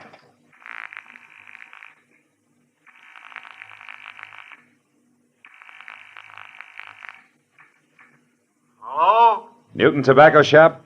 Yes, but we're closed. It's after midnight, you know. Yeah, I know. This is the police, Mr. Newton. We want some information. Police? What did you want? Take it easy. Do you have a customer named Emery, Frank Emery? Yes, he was in late this afternoon. What'd he buy? Tobacco, a special blend I make up for him. I see. How much of it did he get? Oh, my. Let me think now. 2 pounds. Yes, that's right. 2 pounds. I'm sure of it. Man could lay quite a smoke screen with 2 pounds of tobacco, couldn't he? Thanks, Mr. Newton. You've been a big help. What's the matter, Slater? You look troubled. Are you thinking the same thing I am? I don't know what you're thinking, Marlowe. This. It's mighty weird for a guy who's planning suicide to go buy himself 2 pounds of tobacco a few hours before he blows his brains out. Put it succinctly, pal, I'm thinking that Frank Emery's suicide's a big fat phony.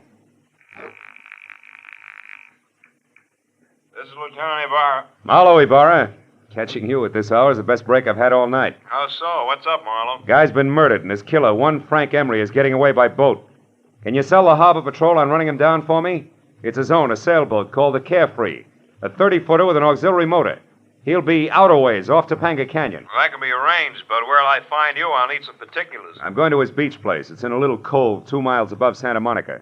There's a pier and a boathouse a couple of 100 yards beyond. Okay, Marlowe, we'll find it. And listen, don't get your feet wet. Wait till we get there.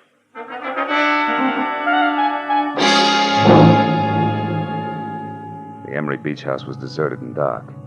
So Slater and I went on to the boathouse, which was dark, too. But that's where we found Sheila lying on the planks, sobbing out the end of a long, hard cry. Slater ran to her and lifted her to her feet. Oh, Sheila. Sheila, what happened? Where's Frank? Oh, Keith. I was too late. I saw him leave. He waved to me and called goodbye. I begged him to come back, but no, he never will. Don't be too sure of that, honey.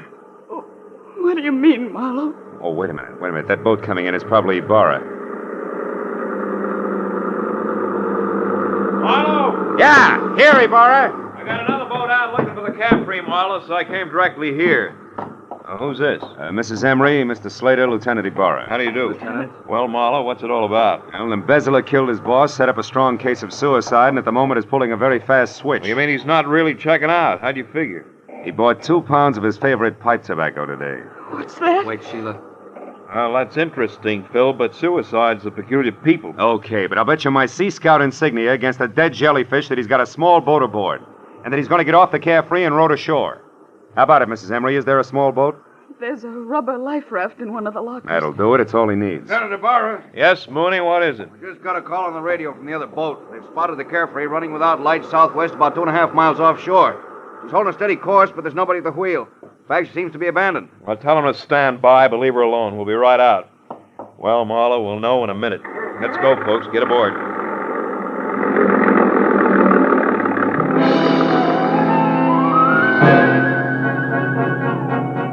A harbor patrol cutter sliced through the black swells with the easy grace of a head waiter after a $10 tip. And all the way out, it looked as though Marlowe was going to be the bright boy of the evening. When we pulled alongside the Carefree, made her fast and boarded her, it still looked that way. It looked great, right up to the point when Ibarra peered through the porthole in the closed cabin, jerked the door open, and went inside. After that, it didn't look so good. Marlowe, come in here. Is this Frank Emery? Yeah. Yeah, that's him, Ibarra. He's been shot over the heart from up close with a .45. Undoubtedly the one he still has gripped in his hand there. Lieutenant Ibarra, is it Frank? Yeah, you better not come in, Mrs. Emery. Your husband has killed himself.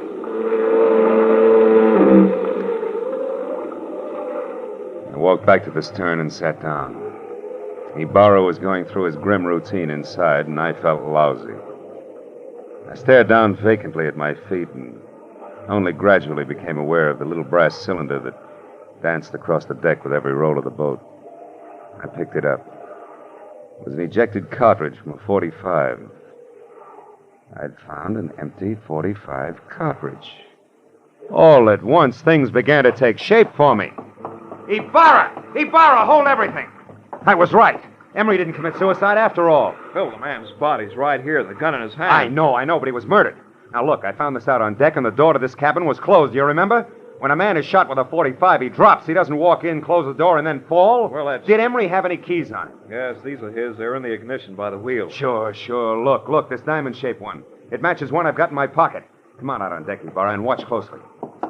Hey, Slater! Slater, can I see your key to the side door of the factory? Why, certainly, Marlowe. It's right here in my pocket. It's not in your pocket because it's here in my hand, Slater. You were so excited when you shot Quigg, you ran off and left it sticking in the lock. No. And here's one for you, Mrs. Emery. While the Carefree was still tied up at the dock, you stood right here, surprised your husband in the cabin door, and shot him. This little cartridge was ejected back to the stern. But you forgot about that, because after you shoved him inside and put the gun in his hand, you closed the door. Then you started the motor, locked the wheel, and cut the boat loose. I don't know what you're talking Look out, Ibarra! Ibarra's after your gun! That was nice, Ibarra. Marlowe, I wouldn't have believed this. Don't lose your place, because you'll have to go over it all again. Don't worry, I won't. You see, it's sort of like an equation. 2 pounds of tobacco and 2 pieces of brass added up to 2 bodies and 2 murderers.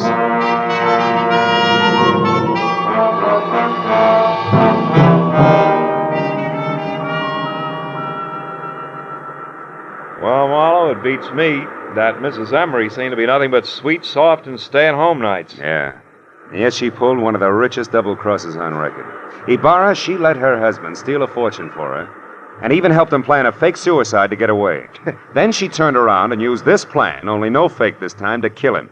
So she'd be free to marry Slater. But you didn't want Slater without the money, right? Right. And as long as August Quigg lived, Slater could never be sure of his income. So Slater killed him, and they hung that on Frank Emery, too.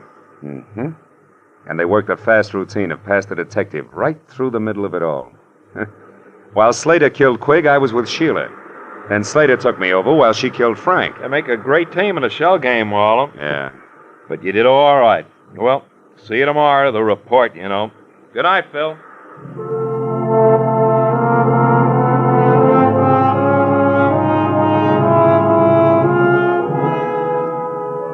I sat alone on the pier for a long time. I watched the waves come in, and gradually my mind got untangled from the treachery and violence it had been wrapped up in all night. And the lady turned out to be the tiger. And then as my thoughts plowed back through the whole mess of the afternoon when I'd been shopping for Christmas cards, I made up my mind to cancel my order and have an entirely new set printed up. They say it pays to advertise, and if that's true, right across the top of my new cards in big block letters, I'm going to have the words, goodwill toward men. Who knows? Maybe it'll help. Anyway, I hope so.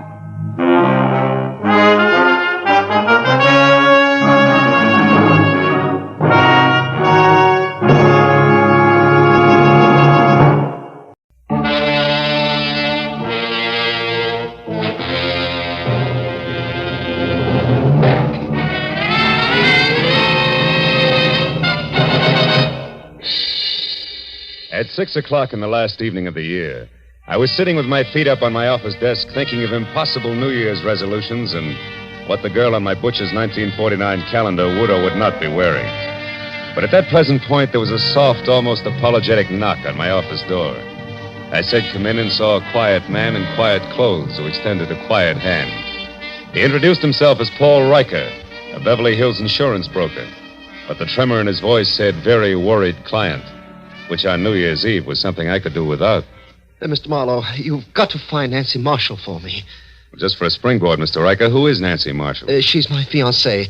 We were to be married at my place in Beverly Hills tonight. On New Year's Eve? Yes, you see, it was at a New Year's Eve party a year ago that we met for the first time. Oh, when'd you last hear from her? 2 hours ago. She called and said that she was in terrible trouble, that nobody, especially the police, could help her, that the wedding was off. I see. You're sure it's not just a matter of your being left at the altar, huh? Another man? Oh, no, I'm certain that's not it. Now, please, Mr. Marlowe, will you help me?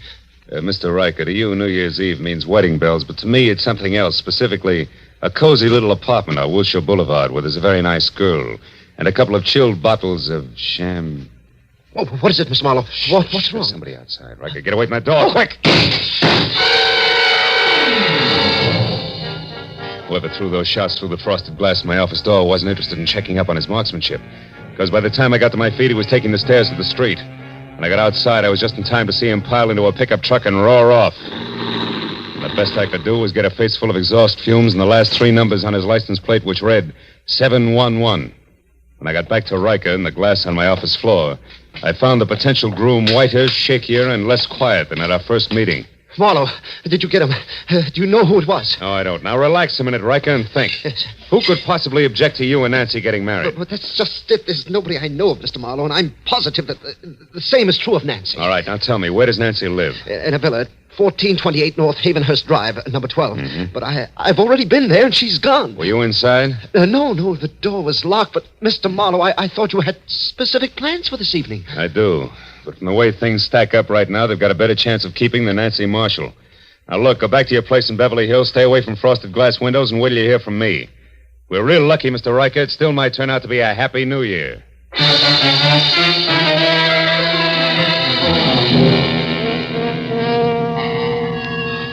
When Riker left the office, I called Lieutenant Ibarra at police headquarters. And after being told that it would take at least a half hour to get my kind of lead out of the 7-Eleven I had on the pickup truck's license, I headed for Nancy's villa on North Havenhurst, where it took me 10 minutes to outsmart the catch on the back door. Inside, except for a carelessly overturned box of old snapshots, which meant nothing to me, and a lot of half-open drawers and closets, I was no place. And in the kitchen, where there was a full cup of cold coffee next to an open newspaper, the setup was almost the same. But not quite. Because on the front page of the paper, there was a banner story complete with pictures that shouted the news of 3 men who had broken out of the state penitentiary that morning. And one of them, a man named Steve Doyle, had a face that I'd seen only minutes ago on one of the snapshots in the overturned box. I grabbed the paper and started back to check with the snapshot once again for good measure. But the second I stepped into the living room, I stopped. Hello. I don't believe I know you. Oh, the voice matched the lady perfectly. She was tall, beautiful brunette, about 30. Wearing a beige metallic wool jersey that covered more curves than a ride on a roller coaster. But the large monogrammed A on her purse meant that this was not the woman who had planned to marry Paul Riker. I said I don't believe I know you. The name is Arthur Murray. You're late for your rumble lesson. Oh, never mind the jokes, bright boy. It's a waste of your time and mine. All right, then we'll play it very straight. Name is Philip Marlowe. I'm a private detective, and I'm working for a very worried man. Now you, what's your connection with Nancy Marshall? I'm just, shall we say, an old acquaintance? That's all. Not enough. I'll prime the pump some more. I was hired to find Nancy, who seems to be in a lot of trouble. And coincidentally in trouble on the same day that Steve Doyle breaks out of stir. Now, once more, exactly where do you fit in? I don't think I'll tell you, Mr. Marlowe. If you don't mind. Well, pearl-handled, huh? How very chic. But deadly.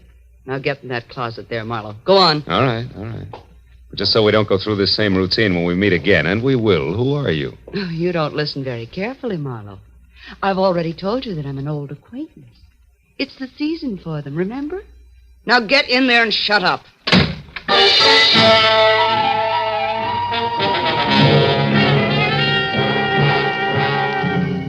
Nancy Marshall's villa was post-war construction at its worst, closets included.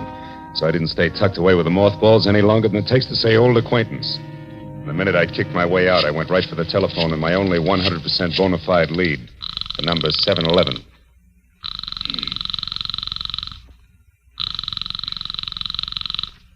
This is Lieutenant Lieutenant Ibarra. Marlowe, Ibarra. Anything for me on that license number? Oh, yeah. If you're sure it was a pickup truck, the chances are pretty good that it either belongs to a party named Maurice J. Calder at 409 South Main or one Jerome Graff, 3221 and a half Melrose Avenue. Check.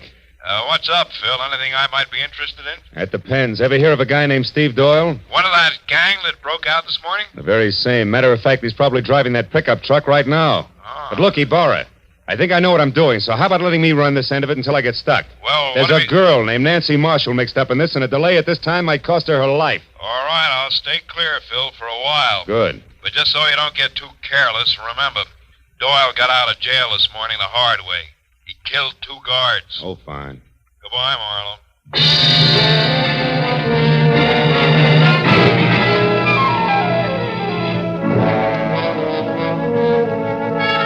When I got to 409 South Main, I knew that my first choice had to be wrong, because Maurice J. Calder turned out to be a bankrupt junkman, and his pickup truck, which was loaded with everything including the kitchen sink, had 3 flat tires and hadn't moved in a week. So if the numeral 711 were going to live up to their reputation, Jerome Graff had to be my man. And that made the time to be careful now.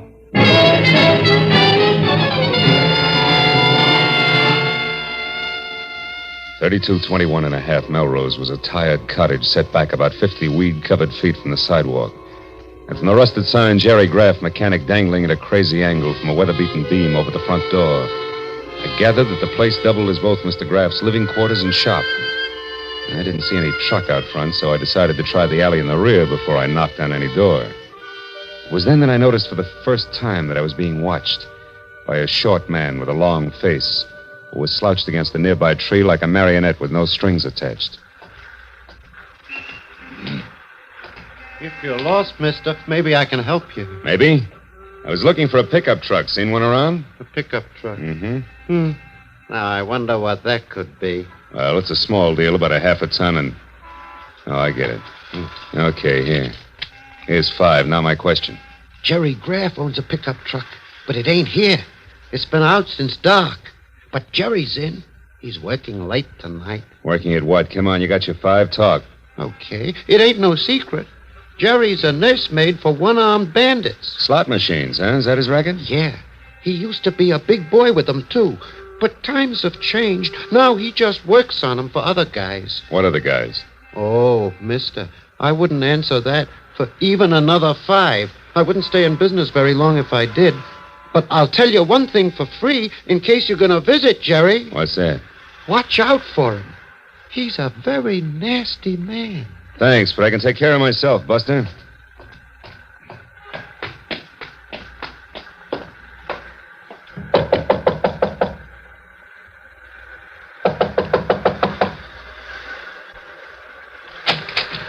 What do you want?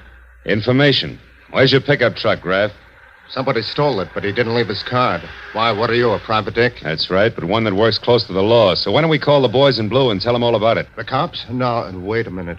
I don't like the law pattern around here. Come on in. I'll tell you what you want to know.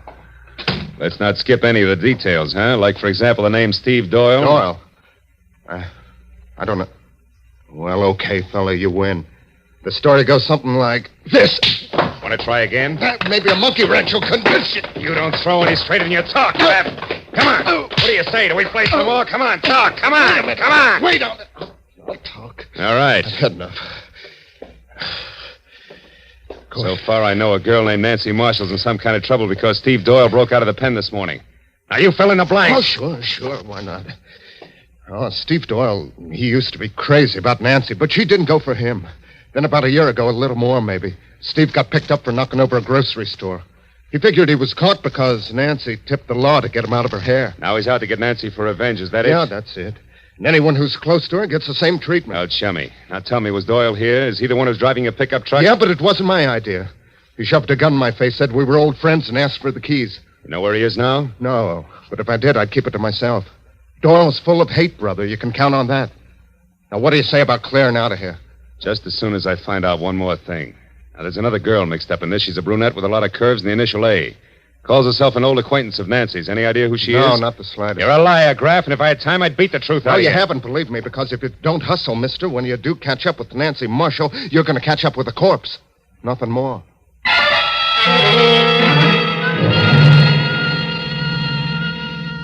When I got outside, two things stood out in my mind like a pair of cleats at Carnegie Hall. First, my client's fiancée was not the most innocent dame in greater Los Angeles.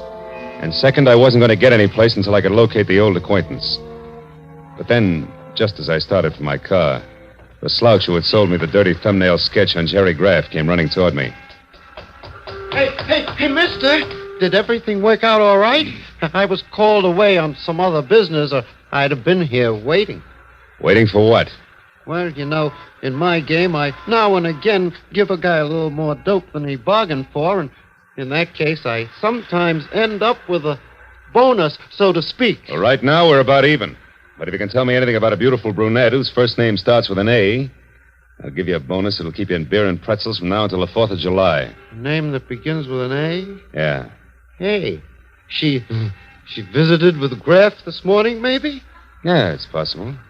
Come on, think hard. She's kind of tall, dresses like $1 million. That's right.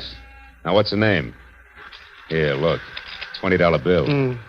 The name, what is it? It's, Yeah, I got it. Adrian Starr, 1312 Lookout Mountain Road. How do you know that? It was on the registration card in her car. I took a peek while she was... Trouble at Graff's. I'll take my 20. Goodbye.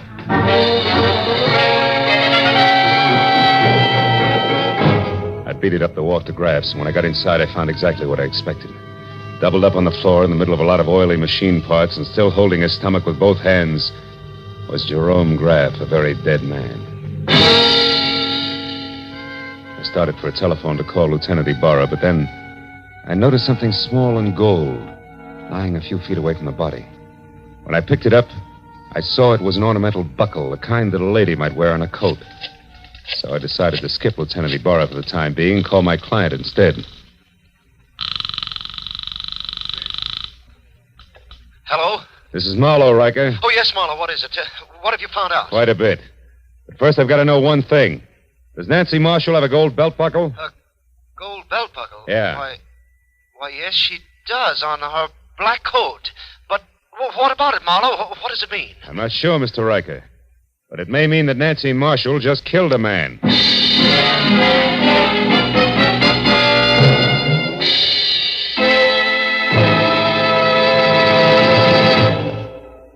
In just a moment, we will return to the second act of The Adventures of Philip Marlowe. But first, by this time, a week from tonight, Jack Benny will have made his first broadcast exclusively on the CBS network. Starting next Sunday, you'll find Jack here with Mary Livingston, Phil Harris, Rochester, Dennis Day, Don Wilson, and all the others who have made the Jack Benny Show a regular Sunday evening delight for millions of Americans. Just for fun, the Jack Benny kind of fun, make a New Year's resolution to hear the Jack Benny Show every Sunday starting a week from tonight, January 2nd, over these same CBS network stations. And now, with our star, Gerald Moore, we return to the second act of Philip Marlowe and tonight's story, The Old Acquaintance.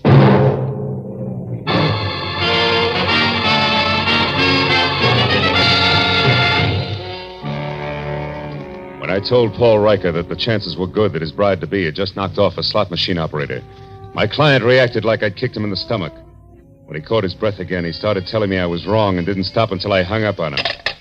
Next thing on the agenda was I called on Lieutenant Ibarra.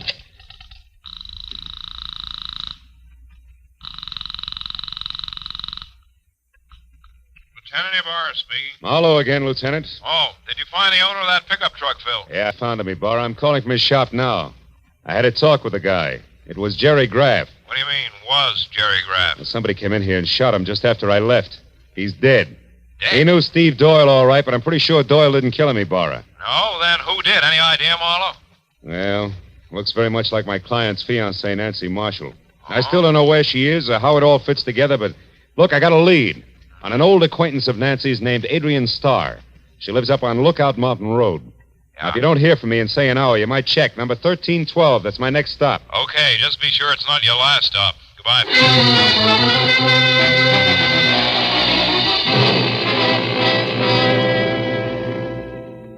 I drove up Laurel Canyon to Lookout Mountain. The only sign of life was a young couple parked where they could look down at the city lights, if they wanted to. I backed into a bushy driveway across from Adrian Starr's bungalow and stopped. It was small, modern, and looked deserted, except for one dim light upstairs. I was about to get out and verify that when a pair of headlights flashed down the road and a yellow convertible swept to a halt in front of the place. It was Adrian Starr who got out. She started up the walk toward her front door, stopped suddenly, and then ran back to her car and drove off again. I kept the yellow convertible in sight. When it turned on Havenhurst and stopped in front of Nancy Marshall's villa, I pulled up in time to see Adrian step inside and close the door. So I followed her.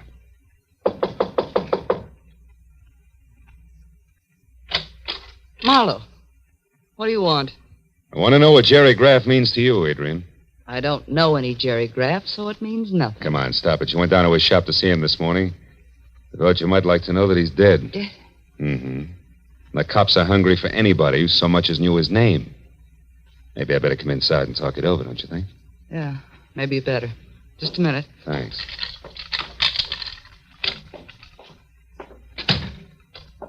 Hey, it's dark. Why don't you turn on more lights? Because I like it this way. Okay. But, honey, if you've still got that pearl-handled popcorn of yours, let's leave it out of the conversation. And let's make it straight. Why'd you drop in on Graff this morning? Because I knew that sooner or later Steve Doyle would head there. I had to know if Steve intended to leave town or was still determined to get his crazy revenge. And all for Nancy Marshall, huh? You know, you're sticking your neck out quite a ways just for old time's sake, baby. Steve Doyle's a pretty tricky guy to mix with at this point. You can say that again, Phil. Steve! Oh, Steve. Steve Doyle. That's right. Who are you, mister? Marlowe, private detective. Sit down over there, private detective. Keep your hands out of your pockets. I don't like you because you're half cop, but play it smart and you won't get hurt. Well, Adrian, like old home week, huh? Oh, it's been a long time, Steve. Yeah, it sure has. Where is she, Adrian? Where's Nancy? I don't know, Steve. You're lying to me. This is her place. You got in with a key. You've been down to see Graff. You know where she is, all right. So tell me and tell me fast. Oh, Steve, listen, forget it. Forget about Nancy. This revenge will only get you in the gas chamber. Please, let's get away. We can still make it across the border. Please take me with you. I love you, Steve, just like I always have, even when you threw me over for Nancy. Shut up. Just tell me where Nancy is. Come on, Adrian. I don't know, Steve. Stop it, Doyle. Where is she? Steve, you're hurting me. Doyle. Don't move, Marlowe. All right, fella, I told you to behave. I've been through a lot, and I'm tired, and I'm running out of time. You're getting in my hair, and that's bad. Oh! Oh, no, Steve, don't! I won't shoot him. I can't afford the noise. I can give him something just as good. Oh! Now, Adrian, try again. Where's Nancy? I don't know, Steve. Come on, where is she? I don't know. Where's Please? Nancy? I don't know. Where's Nancy? Where's Nancy? Where's Nancy?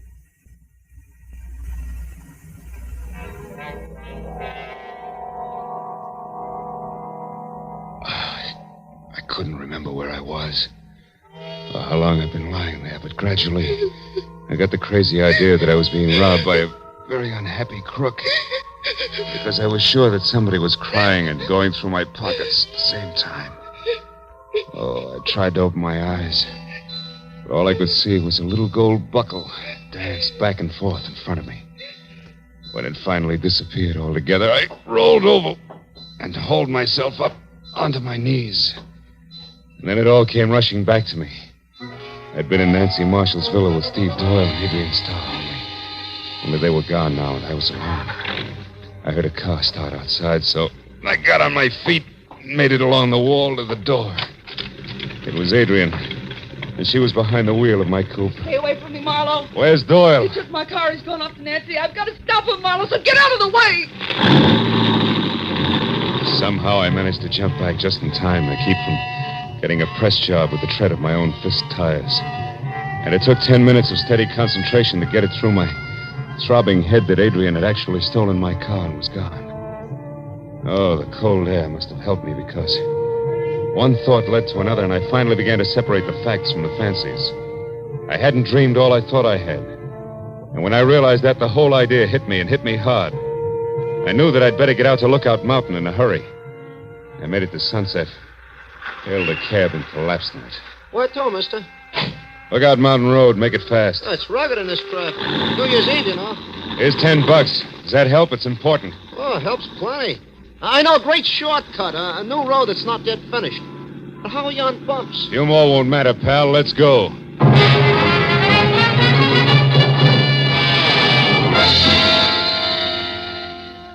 When it was over, I felt like I'd crossed the country on a pogo stick.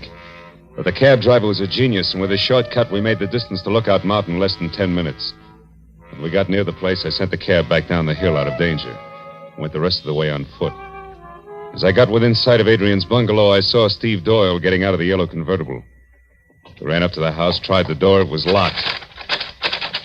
Nancy, where are you? I know you're in there, baby. I'm going to find you. We have to take this joint apart.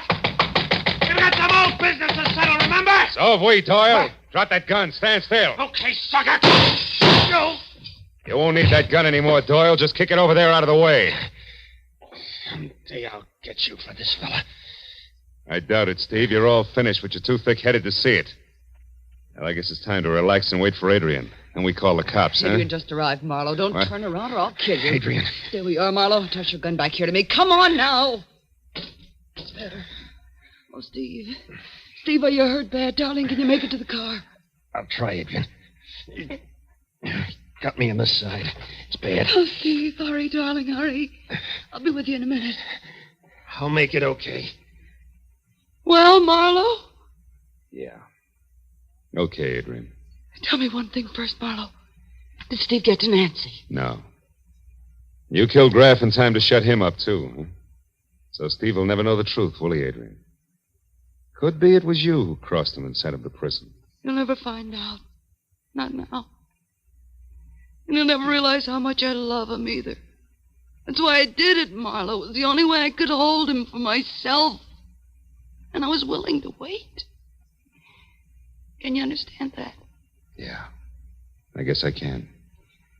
Too bad a love like yours has to be wasted on a guy like Steve.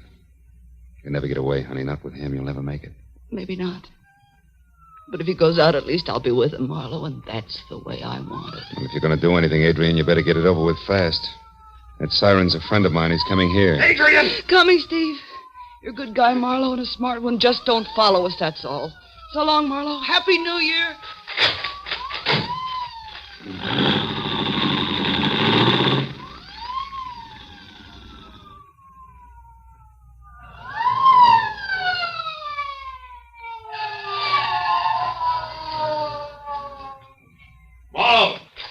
Marlowe, lad, come on, just pull out of here. Who was in it? Steve Doyle and Adrian Starry, Barra. That road makes a horseshoe turn. That'll bring them out down below us there, that junction. I've got one of those streets blocked, but the other one's wide open. Look, Ibarra, there they are. She's stopping at the crossroad. Yeah, they've spotted my men down there.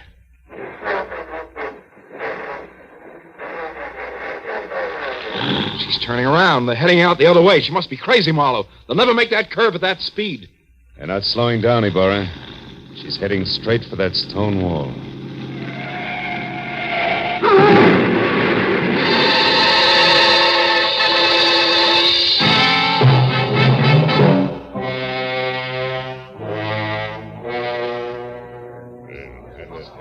Well, Speed, that's it. It's all over.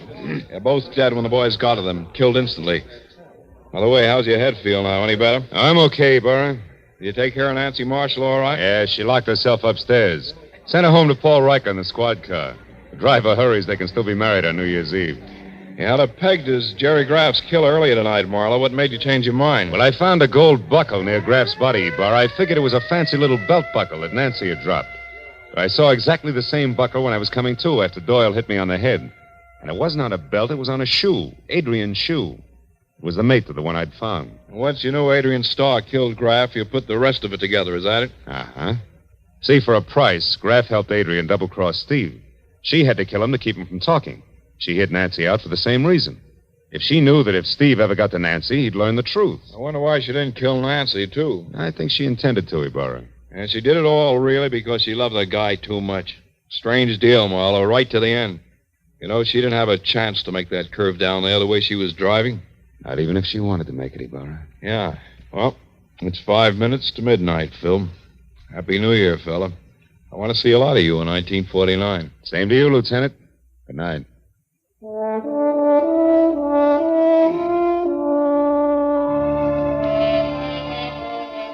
After Ibarra and the others left, I stayed up on Lookout Mountain and watched the new year come to Los Angeles. A new year. Didn't seem to change things much, at least on the surface. Somewhere down the road, a gang struck up Old Lang Syne. I thought again of Adrian Starr, a girl who loved not wisely, who had called herself an old acquaintance. Yeah, I'd never forget her. As I walked back to my car, the city was ringing out the old and ringing in the new. And I wished then that someplace on everybody's list of resolutions, they'd make room for that cup of kindness they were singing about. And then a guy could say, Happy New Year, and mean it.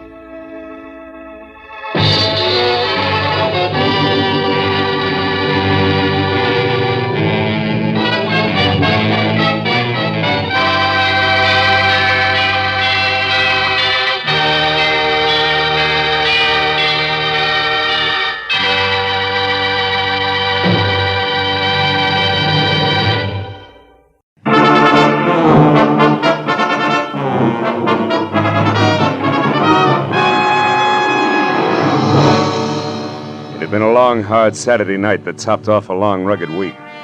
When I finally got to bed dog-tired at 5 a.m. Sunday morning, I was planning to stay there until I'd caught up on all the sleep I'd lost and gained a running head start on the coming week.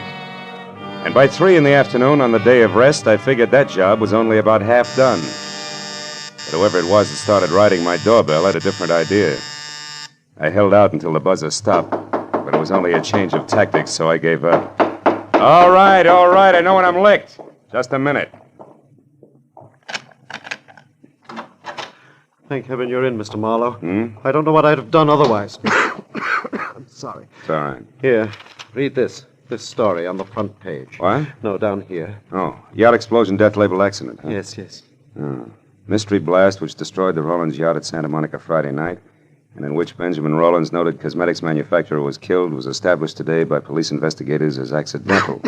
I'm sorry, I spoke too much. That's all right.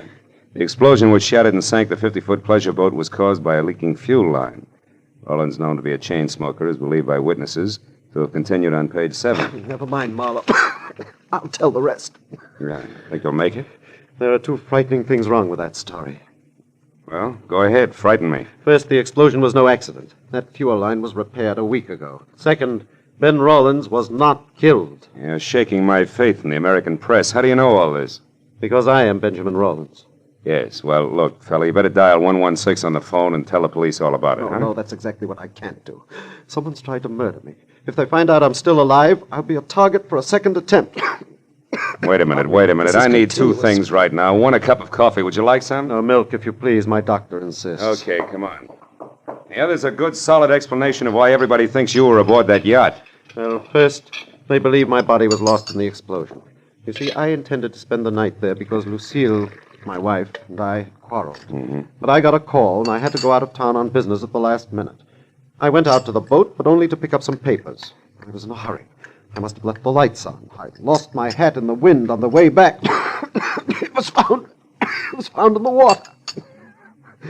Apparently, I didn't secure the dinghy because that was adrift offshore. Mind you, I read all this in the paper when I got back this morning. Back from where? Phoenix, Arizona. Figures. I came in on the California Limited. You can check on that. Marlowe, I must know who tried to kill me before they know they've failed. That could be tough. Have you got any ideas? Yes, I have. It might be any one of 3 people. 3? For instance, Walter Pittman, my ex-partner, threatened to kill me less than a month ago in New York when I won another court decision from him. Mm-hmm. Then there's my business manager, a fellow named Slater. I almost fired him last week, the arrogant fool. It's always when I get cross this comes I see. And I'm sorry to say it, but Mrs. Rollins herself would no doubt rather have me dead than alive. That's quite a lineup for a mere cosmetics chemist, isn't it? Yes, it is. Look, you haven't been running lipstick experiments with somebody else's live equipment, have you, Rollins? Oh, certainly not. I've been working so hard I haven't time for my wife. To say nothing of another woman. Oh, Marlowe, I'm frightened. I must get to the bottom of this. I'll pay you double your usual fee. Will you help me? Okay, Rollins, it's a deal. If I hurry, I might get in on your funeral. Under the circumstances, that should make somebody due for a very big surprise.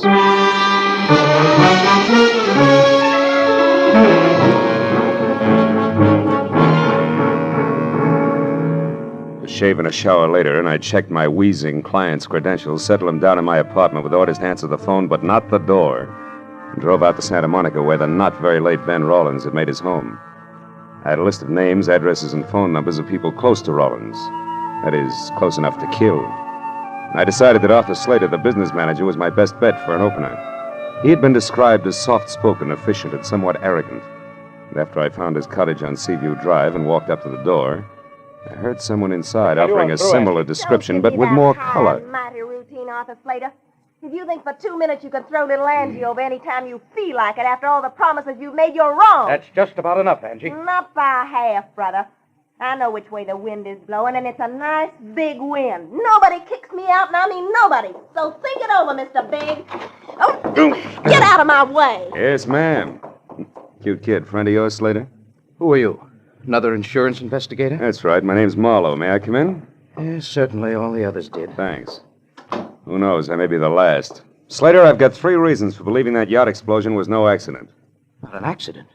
What reasons are you talking about? For one, Walter Pittman. Pittman? You mean Rollins' ex-partner? You know him, huh? Well, only by name. I never met the man. All right, then. Let's talk about reason number 2, Lucille Rawlins. How do you feel about her, Slater? Well, you must be out of your mind, Marlowe. She and Ben fought constantly, yes. Slater, I asked how you felt about Mrs. Rawlins. I don't like her. And now, what or who is reason number 3? You are. You had an argument with Rawlins last week. He practically fired you. And you think I'd kill him over that? Could be. Look, Marlowe, Ben Rawlins drove himself like an overloaded truck. He had a cigarette cough, nervous shakes, and bad dreams. To me, bureau drawer eyelashes and glue-on fingernails simply aren't that important. So we had frequent arguments. Now, do you have any more smart reasons you'd like to discuss, or would you care to leave? Just one thing more. Why does your girlfriend think you're a little stuck up these days? You're becoming a bit too personal, Marlowe. Get out. I'm not compelled to answer any of your questions. There's an established legal procedure. Skip it, Slater. If I need to, I'll be back. And I'm fairly chummy with the boys in blue myself, so I'll get the answers if I want them. Good night, big shot.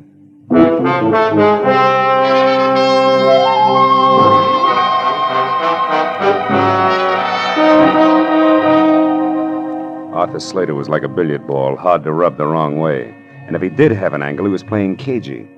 So as long as I was in the neighborhood and the trail was hot, I figured I'd have a talk with the Spitfire, Angie. It wasn't hard to trail her. A corner newsboy had heard her get into a cab. The cabbie swore he'd never forget her. Swore again. So finding her apartment was less trouble than unfolding a $5 bill. When I pulled up across the street from her place, I noticed a big car, as big as the average garage and older than last year's college graduate, parked in front. It was a black Pierce Arrow, and someone with a mouthful of cigar hulked behind the wheel. The cigar was pointed at me as I crossed the street. When I went up the stairs to Angie's door, it was still pointed at me. But I forgot about that when the apartment door opened. Angie was relaxed. There were little glints of gold in her green eyes. And the warm lights behind her shimmered on soft waves of hair, a shade of burnished copper. Maybe she was a Spitfire, but at the moment, her damper was down. Yeah? Well, Buster, you got your mouth open. You might as well say something. Angie, who do you think murdered Ben Rawlins? Murdered? My mistake, chum. Good night. Just a minute. This is business, honey. Who are you, anyhow? Philip Marlowe. You ran over me on your way out of Slater's place a few minutes ago and dented my ego. Well, sue me. Who are you working for, Shamus? You wouldn't believe me if I told you. But I will tell you this, sweetheart. The explosion on that yacht was no accident. So I'm checking up on wives who'd rather be widows. Lucille Rawlins? Nuts. She was rolling in dough either way. She hated her job, but she sure didn't have to kill to quit. Get your compass fixed, Marlowe. Wrong way, huh? Well, suppose Lucille were in love with Pittman, maybe. Pittman? Who's he? Shot in the dark. Tell me something, Angie. Your boyfriend Slater has picked up a lot of push lately. How come? Some big deal they've been working on at the plant. And he makes me sick. Gets the first sniff of a success, and suddenly all his hats are too small. Especially his old hats, honey. And you can't blame the guy if he's really on his way up now, can you? Listen, Mac, I'll tell you, him, and the whole world something. Nobody is going to put little Angie on the skids. If there's a heave-ho pulled around here, Mr. Hotshot Slater himself will get it, and right in the neck. So if you happen to be snooping for him, Marlowe, you can putter right back and tell him so. Now beat it! That's not a bad idea. Oh, by the way, what's Angie stand for? Angelica? But don't count on it, brother. Don't count on it.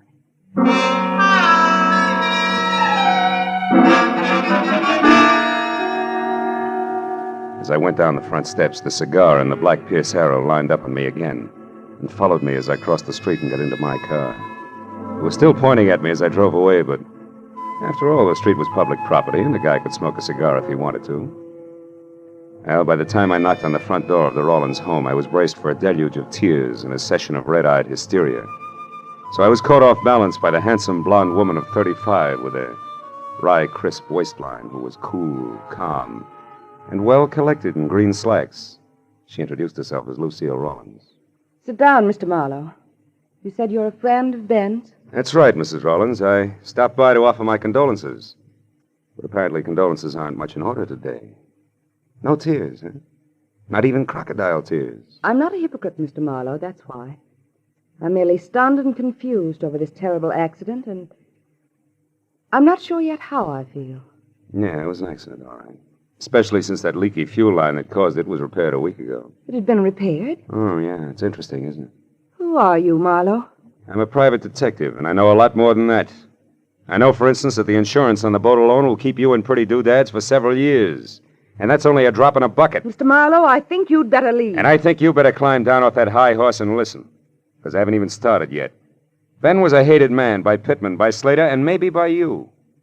And I can prove he didn't die accidentally, baby, so I'd like some nice straight answers, huh? When did you see Pittman last? I've never seen Walter Pittman. I don't even know what he looks like. Ben and I were married 2 years ago. He broke with Pittman long before that. But you're pretty chummy with Arthur Slater. That's a lie. Why, we hardly spoke until a week ago. You picked a poor time to get friendly, baby. Listen here, Marlowe. Mr. Slater, I ran into each other purely by accident one afternoon last week. I happened to stop in at a small bar in downtown Los Angeles. Mr. Slater was there at a table talking with some man, a stranger to me. When he saw me, he came over. He seemed upset. So upset. Wait a minute. Is there anyone else here now? Well, no. My maid went out to the movies. What's the matter? I heard something, a noise. Sounded like it came from the service porch. Come on, let's have a look. Well, I don't know what any... Hey! The lights went off. Somebody turned them off. You better... Lucille, look out!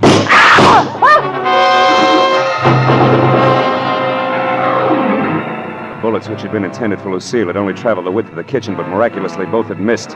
Whoever had thrown them moved out fast, because when I got through the service porch and into the backyard, nothing stirred, except the restless ends of a pepper tree. But a second later, a heavy, clanking motor roared on the side street, and I got to the fence just in time to see a boxcar on rubber tires skid around the corner. It was a black Pierce arrow.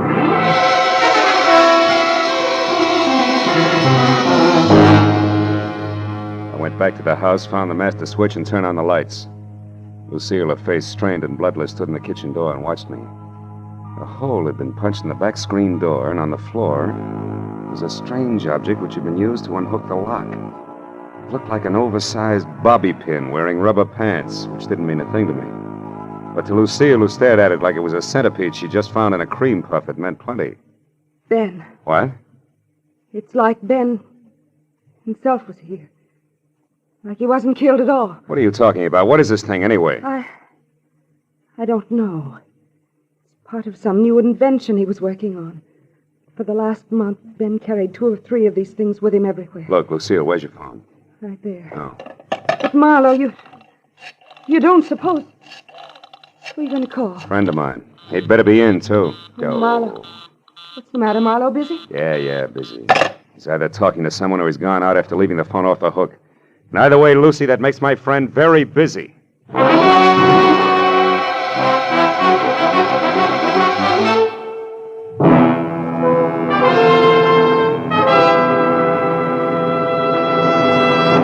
In just a moment, we will return to the second act of The Adventures of Philip Marlowe. But first, it may have taken a little detective work finding a much-wanted man last week, but an unprecedented number of listeners seem to have turned Philip Marlowe, for Jack Benny's largest audience this season found him here on his opening show on CBS.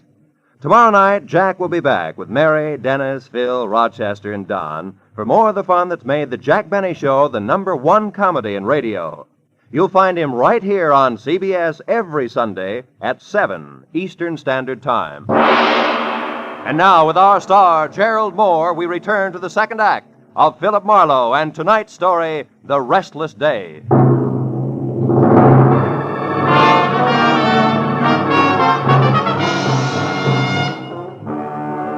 left Lucille Rawlins, the feminine target, for tonight, I headed for Angie Gordon's, where I'd first seen the man with a cigar in his face, who I suddenly figured might be Walter Pittman.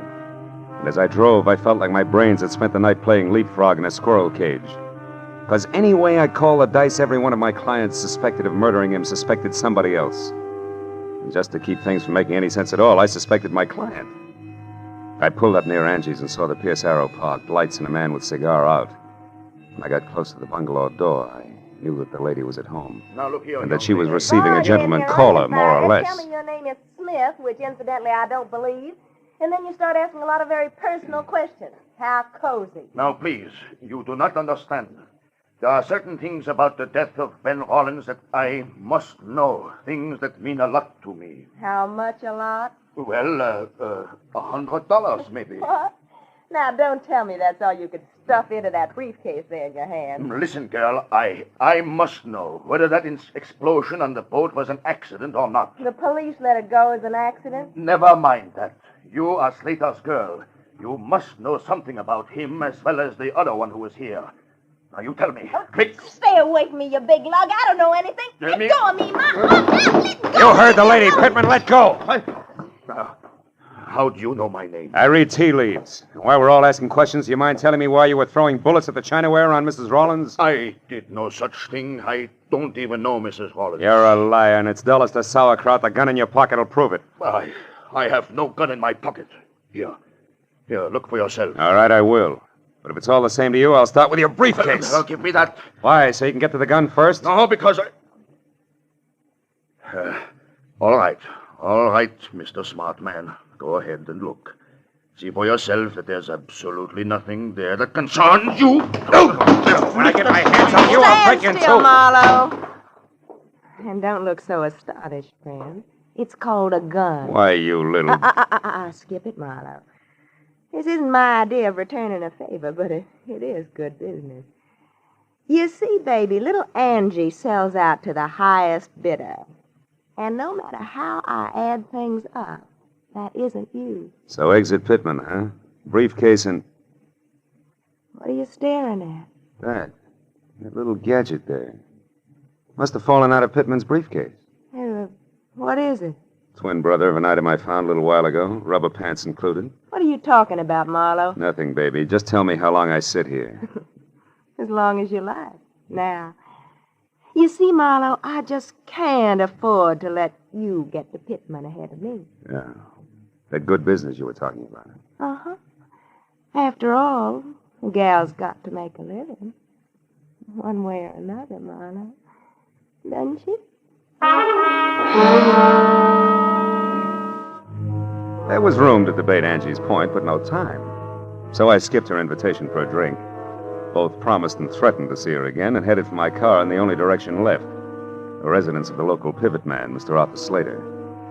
When I got to within a block of the place, I parked and then approached slowly, keeping to the shadows all the way. But the house turned out to be as dark and quiet as the inside of a coffin. I was about to leave when some noise a dozen yards behind me said that I was no longer alone. I turned quietly and got ready for what I figured would be a reunion with my old buddy, Walter Pittman. But I was wrong. Sneaking through a nearby clump of orange trees with all the deftness of an ox with bunion trouble was no one else but my client, Ben Rawlins. When I called his name out loud, he ran toward me, arms and legs flailing the wind like a Kansas scarecrow caught in a tornado. Marlowe, I've been looking all over for you. Rollins, why aren't you back in my apartment where you're supposed to be? I couldn't wait any longer. I was afraid something had happened to you. When you didn't call, I was sure of it. I thought you might be here at Slater's. But I did call, and all I got was a busy signal. Oh, about an hour ago. Why, that was a friend of yours. He wanted to know if you'd play cards with him tonight. How do you believe me? No, for the time being, yes. Incidentally, Rollins, do these mean anything to you, these oversized bobby pins? Good Lord, the curlers. Where did you get those curlers, Marlowe? They should be in my safe. Well, I found one at your house and the other in a briefcase that belonged to Walter Pittman. But Marlowe, these are samples of my newest invention, these hair curlers. They can produce a home permanent wave overnight that'll last for 6 months. It's worth millions to me. If you live. Yes. Now, it should be easy to figure out who wanted to kill me. I'm not so sure. If you didn't even know these were missing, why should someone have to kill you to get hold of them? And second of all, how come the shooting's still going on? What shooting are you talking about? Over at your place. Somebody tried to kill your wife there just before I called you. And that brings us right back to your alibi about talking to Ibarra at the time. It's a little too pat, Rollins. Besides, that curler could very easily have dropped out of your pocket. But why should I shoot at Lucille? For the best reason in the books, you wanted to kill her. And when that yacht business almost boomeranged on you, you still hadn't changed your mind. And that led to this whole routine with me double-billed as Patsy and star witness both. Oh, you're out of your mind, Marlowe. I couldn't have set that explosion on the yacht as a trap for Lucille. Why not? Because it was on account of me that Lucille wasn't on the yacht herself that night. What? After we argued, we decided not to spend any more time under the same roof. Lucille said that suited her fine and she'd sleep on the yacht. And we let it go at that till about noon on Friday. And you got small about things and said the yacht was yours, maybe? That you'd sleep on it? Yes. I was just bickering. Just a minute, Rollins. I've heard enough, and I think I finally understand this whole screwy deal. I'll know for sure just as soon as I can make one single phone call to your house. We'll get back to Slater. Come on.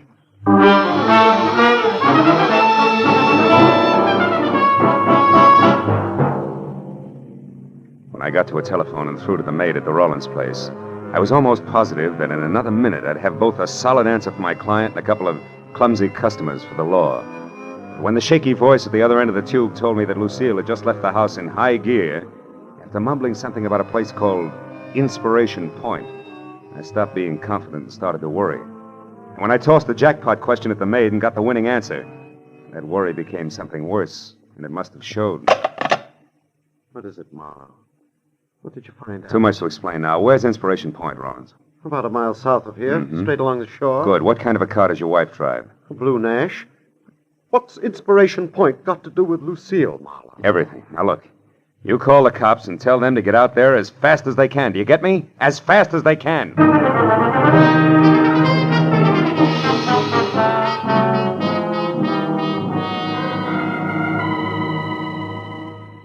Inspiration Point turned out to be an acre of wind-swept rock that overlooked the cold January sea.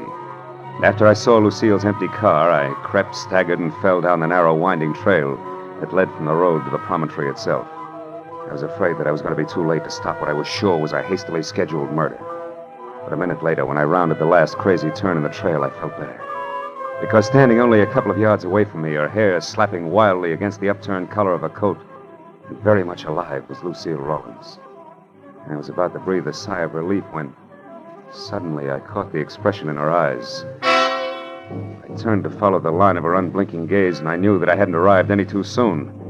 Because the lady was being held at the point of a gun held by Arthur Slater. I closed my hand tight around the cold .38 in my pocket and moved closer. When you called me at the house, you said that my husband was alive and with you. Why did you lie to me? Because I knew that would bring you running. And I had to be alone with you, Lucille, so I could do what I missed doing last time. Last time? You mean the yacht? You did that? Yes. But somehow or other, Ben was out there instead of you. So that accident was a waste of time. But this one, the bereaved wife who jumped or fell to her death from the edge of Inspiration Point, won't be. But why, Slater? Why do you want to kill me? There's no time to explain, Lucille. And we'll take time, Slater. Marlowe, you! Yeah, me! Marlowe! Marlowe, he's going to kill me. Yes, honey, I know. He had to. But why, Marlowe? Why? Because he stole your husband's invention to sell to Walter Pittman. He was going to go into business with him. Now, when the cops get here, he's going first to a hospital and then to jail. For grand larceny and attempted murder. Attempted murder? What about Ben, Marlowe? Ben was a near miss, honey, nothing more. You'll see what I mean in a minute.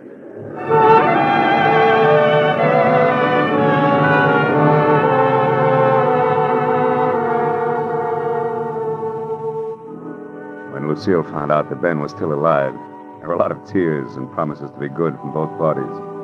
And it wasn't until an hour had gone by and the police had already booked both Slater and Pittman, who was picked up heading back for L.A., that Mr. and Mrs. Rollins were in the condition to sit down and talk things over, even with the help of coffee and cigarettes in the Rollins home. Then the whole scheme, Marlowe, was designed by Slater, who, as my business manager, had access to the new curlers. That's right. Knowing how Walter Pittman felt about you, Slater secretly contacted him to handle the manufacturing end, you see? Yes, I've seen. Well, a few changes in the design, and the whole thing would have been patented and on the market while you and Slater... Who pretended that Pittman was a stranger to him. were still laboring away at last-minute changes. And when we learned about Pittman's product, Slater would act as surprised as Ben here. Yeah, you're so right, Lucille. That was the plan. Oh, but it fell apart. See, it fell apart when you accidentally ran into Slater in that small bar in downtown L.A., do you remember? Yes. When he was with Pittman, the man you described to me as the stranger? Yes, of course. All right. Well, he realized then that with Pittman's product a success, you would sooner or later see a picture of Pittman, the newly rich inventor, and recognize him as the man you saw with Slater before Pittman's product was on the market. So that meant that Slater either had to get rid of Lucy or give up his entire plan. Mm-hmm. Have you got a match, Mr. Monk? No. No, I'm going to give them up. But Marlowe, was Pittman involved in the murder attempt, too? No. He drew the line at the theft. See, when he found out that you had died mysteriously, he turned up here to check on Slater because he couldn't afford to be mixed up in your murder. I see. But how did you figure all this, Marlowe? Well, after I had tangled with everybody, I was no place. Angie Gordon was looking for an angle. You, Lucille, were getting shot at. Poor darling. Yeah, and Pittman and Slater were not on the same team. At least as far as the business on the yacht was concerned. Nobody seemed to have a clear-cut motive. But when I told you that Lucille herself was supposed to stay on the yacht that night, you had the answer. That was the time. After I called your house and asked the maid the jackpot question, which was, who aside from you, Ben, knew that Lucille was going to sleep on the yacht Friday night? And she said Slater, didn't she? Yeah. Said something else, too. She also said that you had left for Inspiration Point in a big hurry. Yes. Then Slater tried to kill me first on the yacht, second in the house here, and finally out on the point. Mm-hmm. But in the end, it worked out fine, darling. Because the third time was the charm. For us.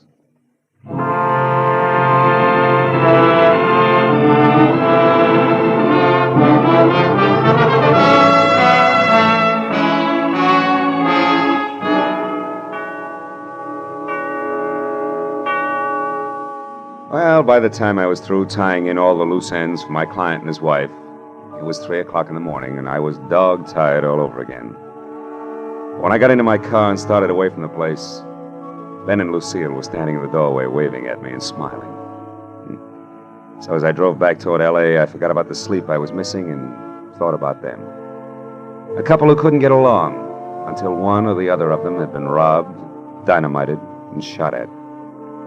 Yeah, I guess it's really so. As the old bromide has it. The path of true love never does run smooth. Smoothly. Smooth. Oh, well.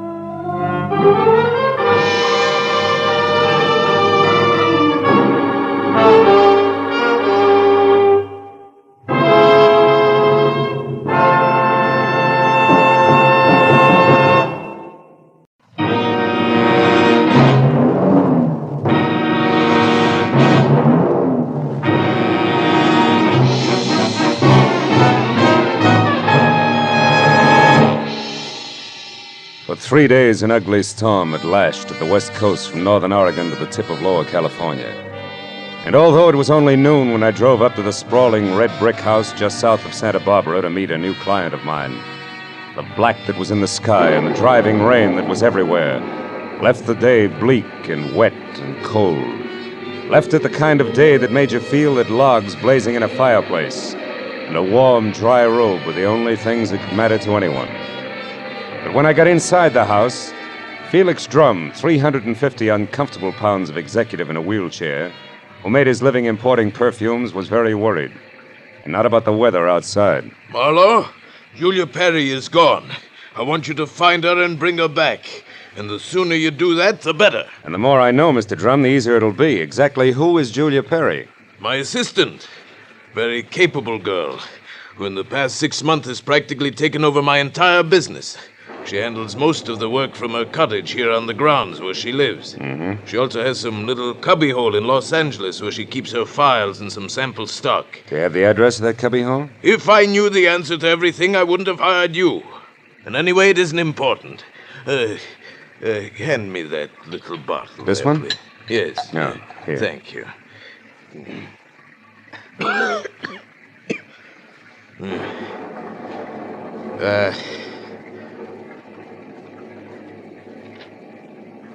When did you last see Julia, Mr. Drum?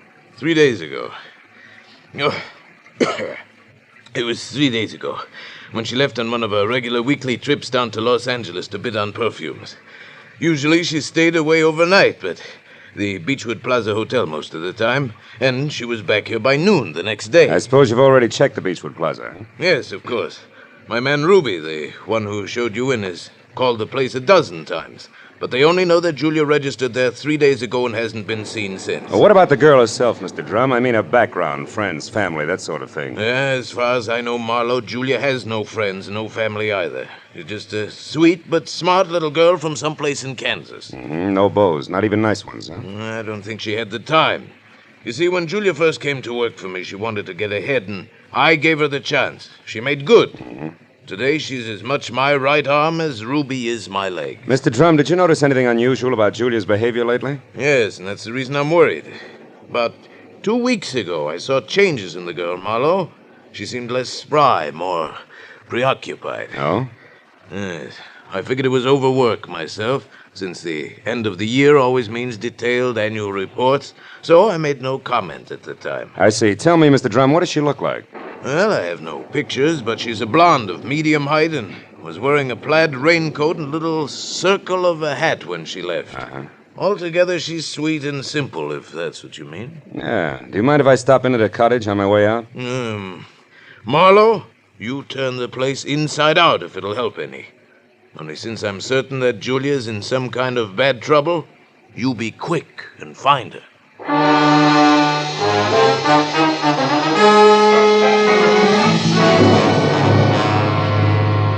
Julia Perry's cottage was strictly the 50-50 arrangement that Drum had mentioned, with one room office and the other living quarters. In the office, I found everything in its proper place, so I moved to the other room. The moment I stepped over the threshold, the white fluff that trimmed the quilted bedspread and the splash of color in the drapes said that Julia Perry had to be something soft and warm. And the half a dozen quietly tailored suits that were lined up in the closet like a squad of soldiers facing right told me that she was also simple and neat. I ran through the pockets of her clothes and all the drawers and closets in the room, trying to find something that would give me a lead that I was sure I had to have. But after 20 minutes, I'd found only a leather cigarette case, a package of peppermint lifesavers, and a maroon and gold monogram book of matches, the cover of which was half torn off so that I could only be certain that the middle initial was a V and that an E or an F were on either end.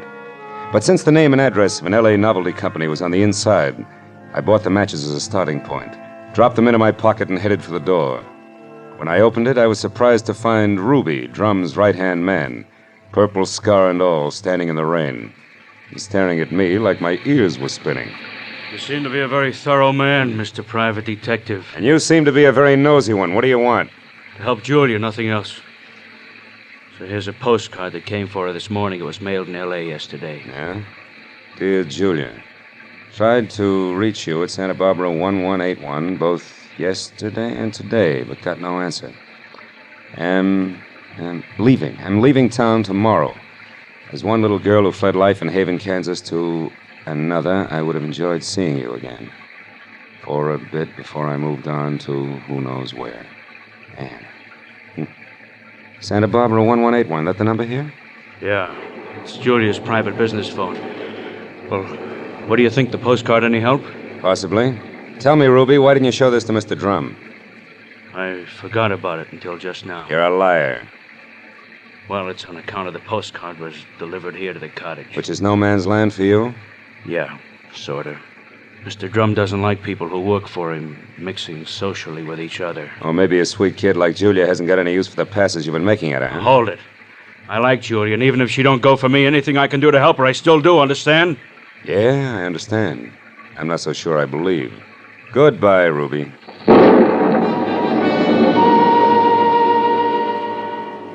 It was pushing 5 o'clock and still raining by the time I got back to L.A.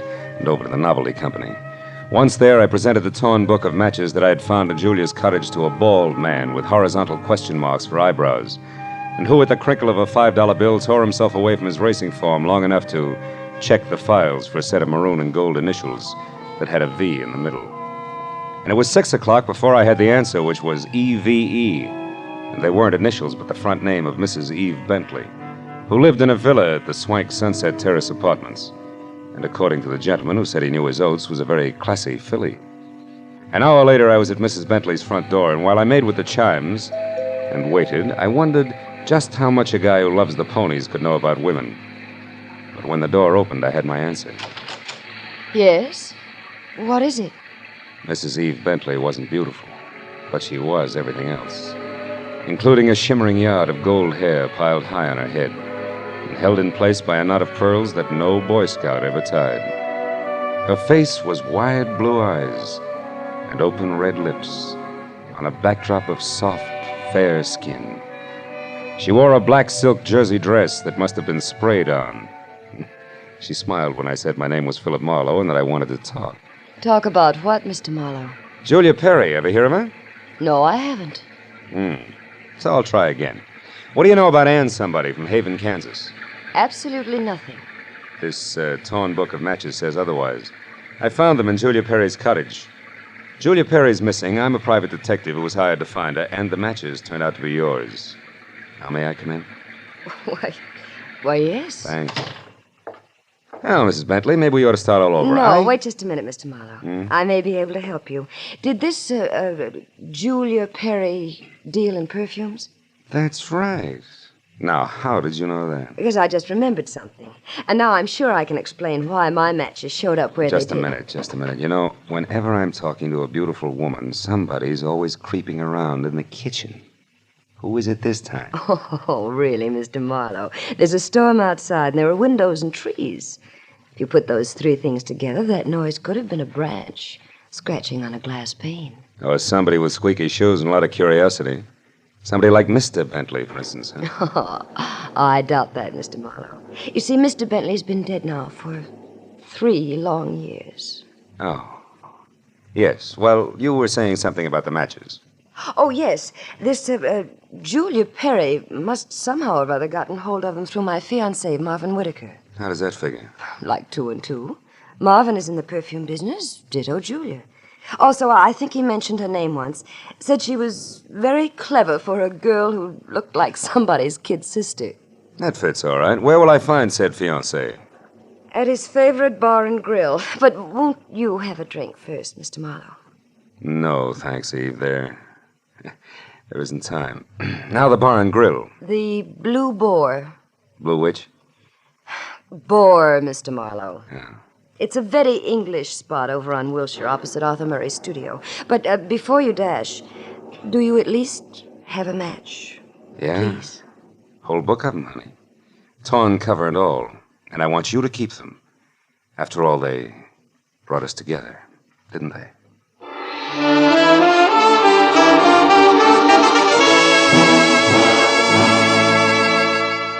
When I got outside, I postponed my run between the raindrops over to Wilshire Boulevard long enough to take a look behind the villa.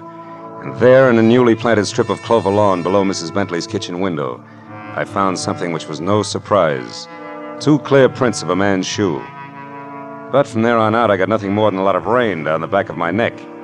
So 10 minutes later, I dripped into my car and headed for the Blue Boar and Eve Bentley's gentleman friend.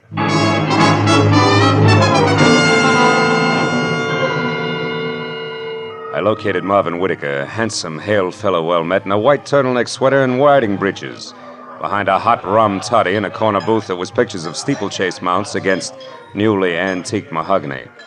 And when I told him that I was looking for Julia Perry, he flashed a lot of glistening teeth at me, insisted that I join him in a warming glass of spirits, and started to talk, gesturing all the time with a riding crop. Why, yes, old man, I know Julia Perry. In fact, almost did some business with her today. You mean you were supposed to meet Julia someplace? That's right. At 1881 Selma Avenue, to be precise. But she called me this morning and postponed the whole transaction indefinitely. Could you stop projecting long enough to tell me why? She didn't say. Of course, it's of no bother to me on a day like this. No sane man should be any farther away from a toddy than we are right now. So drink up, old boy. It'll do you a world of good. Yeah, I bet it will. Look, Mr. Whitaker, one more question. Did Julia ever speak of a girlfriend named Ann? Someone she knew years ago in Kansas? No, I don't believe she did, Marlowe. Matter of fact, Julia never talked of anything but perfumes. Now drink your drink, fellow, before it's chilled through. Thanks, but no thanks, old bean. I do have to run, really. It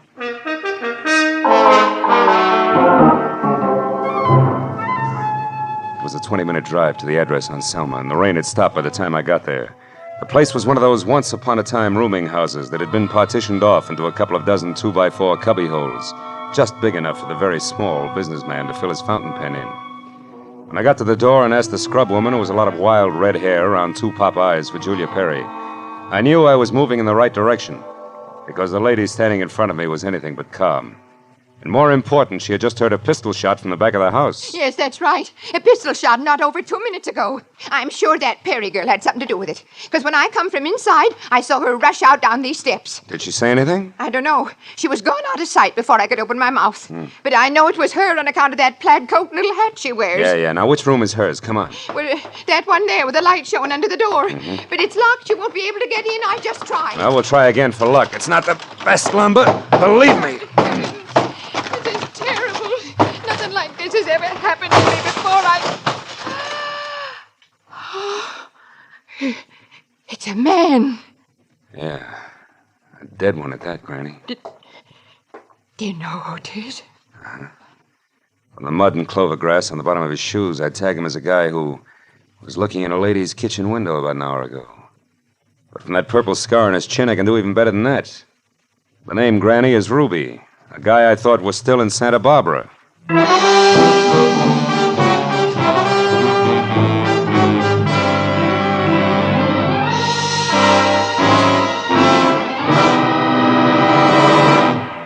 In just a moment, we will return to the second act of The Adventures of Philip Marlowe. But first, given clues, even the newest of Philip Marlowe fans can deduce the characters in CBS's great new early Sunday evening comedy lineup. The washboard leads you to the one and only Spike Jones. The bumblebee? Well, of course, that's for America's most famous non-virtuoso violinist, Jack Benny, who follows Spike Jones on CBS. The two A's, Amos and Andy, who are heard on CBS immediately following Jack Benny.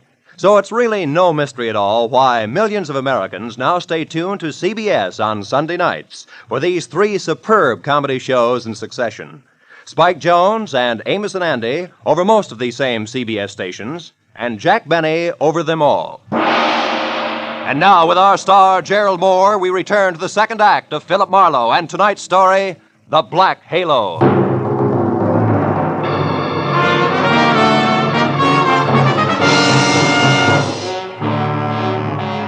Ruby's body sprawled on the floor, and the girl in the plaid raincoat running away from it meant one thing.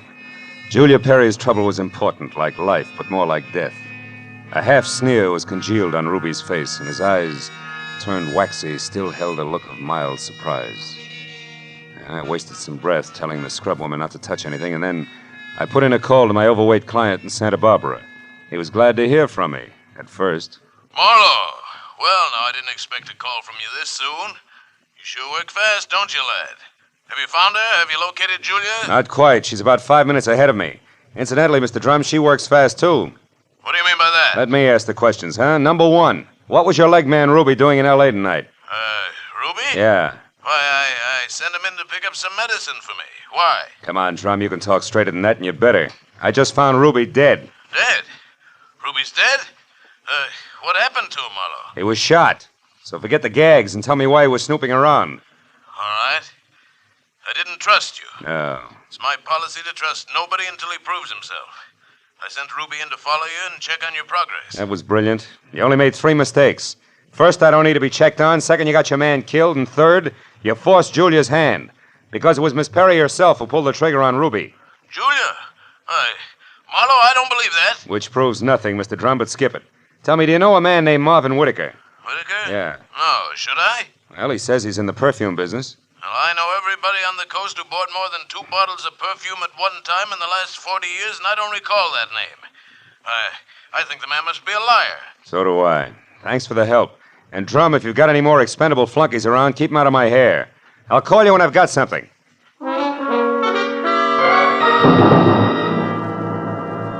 I called Homicide next and told Detective Lieutenant Ibarra where to find the body and who was responsible for it being in that dead condition. And when the question of why came up, I admitted I was still shooting blanks. Oh, I told him about the razzle-dazzle Whitaker had handed me and named the Blue Boar on Wilshire as my next stop.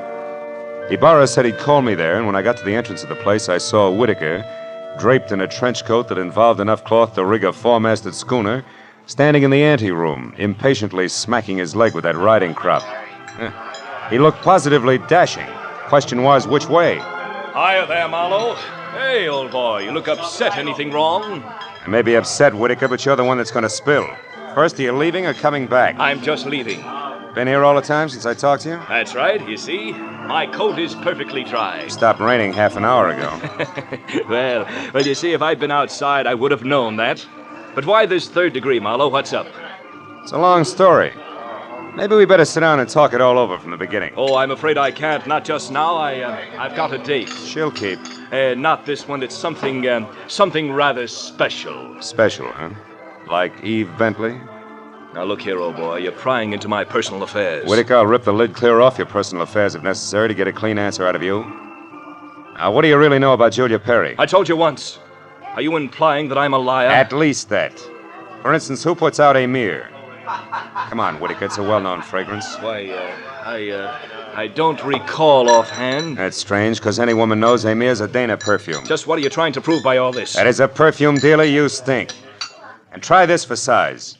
When I got to that address you gave me, I found a fresh corpse there with a bullet hole in it. A murder? Yeah, and your routine was pat, brother, so before homicide starts combing out the snags in your story, you better untangle it yourself right now. You lied to me. Now, why'd you do it, Whitaker? Why the double tone? All right, Marlowe, I'll tell you. I'll tell you this! Oh! He was as quick as a wounded cat. A riding crop slashed across my face even before I'd realized he'd moved. And by the time the red light stopped dancing in my eyes, Marvin Whitaker was gone. I turned as the head waiter walked up to me. He studied the hot red welt rising on my face for a moment and then murmured discreetly that if my name was Marlowe, I was wanted on the phone. It was Lieutenant Ibarra. Marlowe, you can stop beating the brush for Julia Perry. We found her. You did? Where is she, Ibarra? She's out in the alley here, behind the Beechwood Plaza Hotel, Marlowe. Exactly 8 floors down from the window of her room. She fell through the glass roof above the rear entrance. Oh. It's not pretty. Oh. She explained the whole thing, including that Ruby guy's murder, in a note we found in her room. I'll be right over, Ibarra. Okay, don't hurry.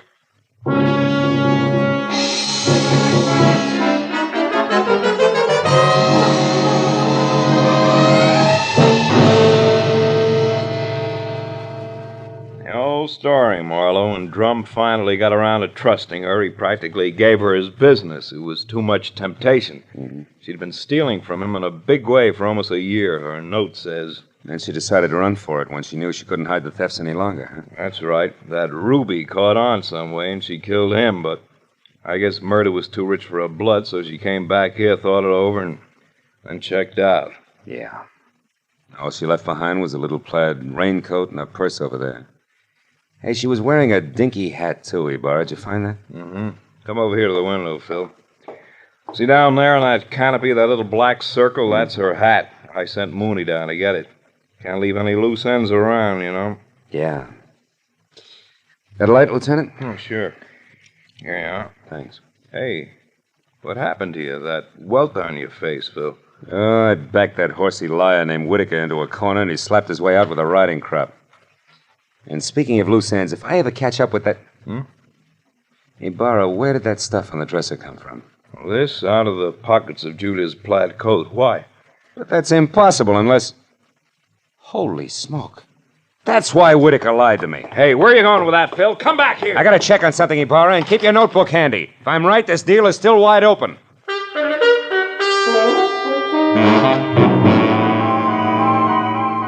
All the way from the suicide's room in the Beechwood Plaza out to the widow's villa in the Sunset Terrace, my mind juggled a jumble of facts, trying to beat them into a brand new pattern. A pattern that had to include an object Ibarra had found in the pocket of that plaid raincoat. It almost made sense, but I needed just a little more. Well, when I turned into the parking lot at the Sunset Terrace, rain began to fall again. Thin, cold rain. I walked to Eve Bentley's door and pressed the bell. Just as I expected, it was Marvin Whitaker, unsmiling and nervous, who answered the door. I didn't give him a chance to think. I just swung hard! Okay, horseman, that squares us up. Come on, Heavy, roll over. Let's see if you're carrying a gun. Okay, no gun. Now, be a good boy, Whitaker, and you'll make out all right, but one funny wiggle out of you and I'll crack your skull. It's a promise. Do you hear me? Yeah. Yeah, I heard you. All right. Where's Eve? Is she here? Find out for yourself, Marlowe. I'm through. Fair enough. But just so I'm not talking through my hat, I'll take a look in her closet first. She won't be in there, I guarantee. No, but her future may be. Now, let's see. It's got to be in here someplace. Oh, yeah. This is probably it. Brown cloth coat, as chic as a pair of hobnailed boots, and still damp. And the label says the B.H. Company, Haven, Kansas. That does it. I've got it all now, and my chivalry just died. Where is she, Whitaker? Where's Eve? Right here, Marlowe. Uh-oh, don't try that. I guess you really do have it figured out, haven't you? Yes, Eve, I have. Sorry it turned out this way, because you had your points as Eve and as Julia. Don't put it in the past tense, Marlowe. As Eve Bentley, my life is just beginning, and now I've got everything I ever wanted as Julia Perry. Then you're Julia Perry. I was, Marvin. She still is, Whitaker. At least that's what the bailiff will call it in court. There won't be any court, Marlowe. Oh, I'm afraid there will, baby. You're twice a killer now, and both for the same reason, remember? First Ruby, because he saw you as Eve. And the girl you pushed out of the hotel window, who was no doubt Anne, your old chum from the hometown. She must have seen you posing as Eve, too. All right, Marlowe. Anne ran into me by accident and ruined everything. I had no choice. I promised her money and then told her to go to my room at the Beechwood Plaza and wait for me. Eve, I can't believe this. It can't be true. Yes, Marvin, it is true. Darling, I didn't want this mess. I'd have left town this morning as I intended if sweet, sly little Anne hadn't seen me. I tried to get rid of you the easy way, Marlowe. When I sent you to Marvin, the Selma Street address he gave you should have led you to the end of Julia Perry. Is that why you phoned me and told me to lie to Marlowe? Yes, Marvin. I was going there to write my suicide note and use the stockroom for my disappearing act. But Ruby caught me, and after that I had to work fast. But it's all right now. It all worked out perfectly. They were the only two who knew besides you, Marlowe. Aren't you forgetting little Marvin here? Forgetting him? Oh, no, Mr. Marlowe. Marvin's the one person I can count on. That's what you think. You don't get me mixed up in this. Marvin. I bargained for an heiress, not a murderess. Are you dirty load? All right, then. I'll use this gun on you, too, because I'm getting out of here and no one's going to stop me. But you're right between us, Eve. You can't get us both. He's right, baby. You're not good enough to get us both, and killing just one of us isn't going to solve anything. What do you say? It's been a long night, baby. You just couldn't tell when you were late.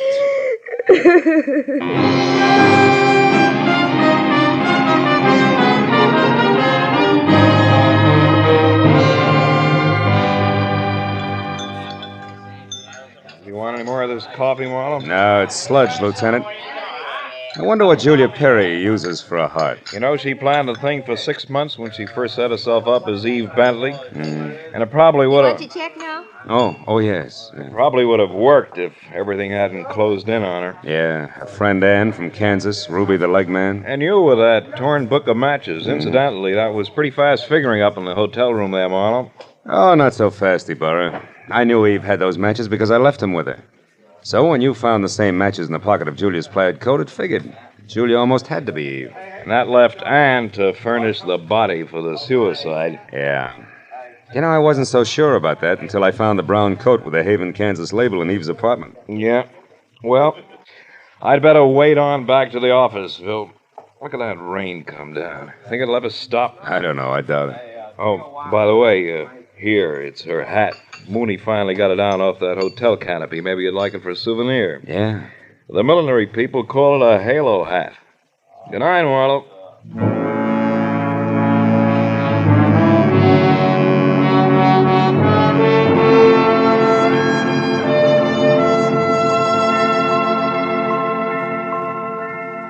I sat there a while after Ibarra left, looking at the rain in the street, and the cold coffee in front of me, and Julia's little round halo on the table. And finally I got up and went outside.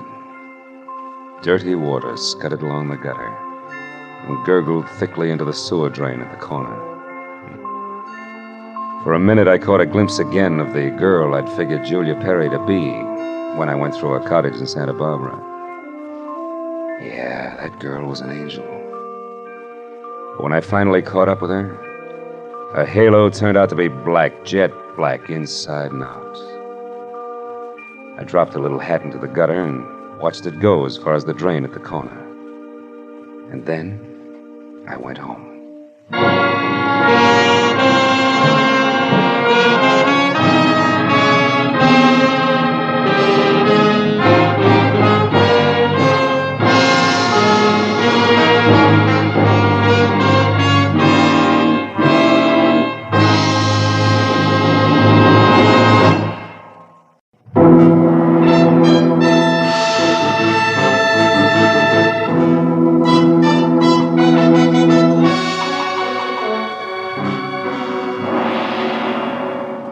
6 in the evening of a very slow day. I'd resigned myself to the business of no business. So I took my feet down from my desk, switched off the lights, and started out the door for home with the prospect of a nice, quiet evening ahead of me. But I didn't make it, even as far as the door. Oh. Hello, Philip Marlowe. Marlowe, my name is Shelley Martin. I'm at 8412 Los Feliz, a private residence. I want you to come out here right away.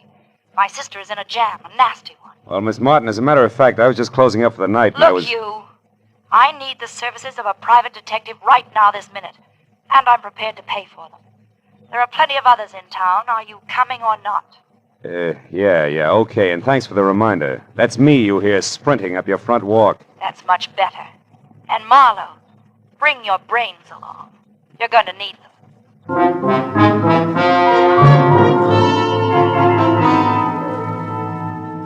And that was the end of my quiet evening.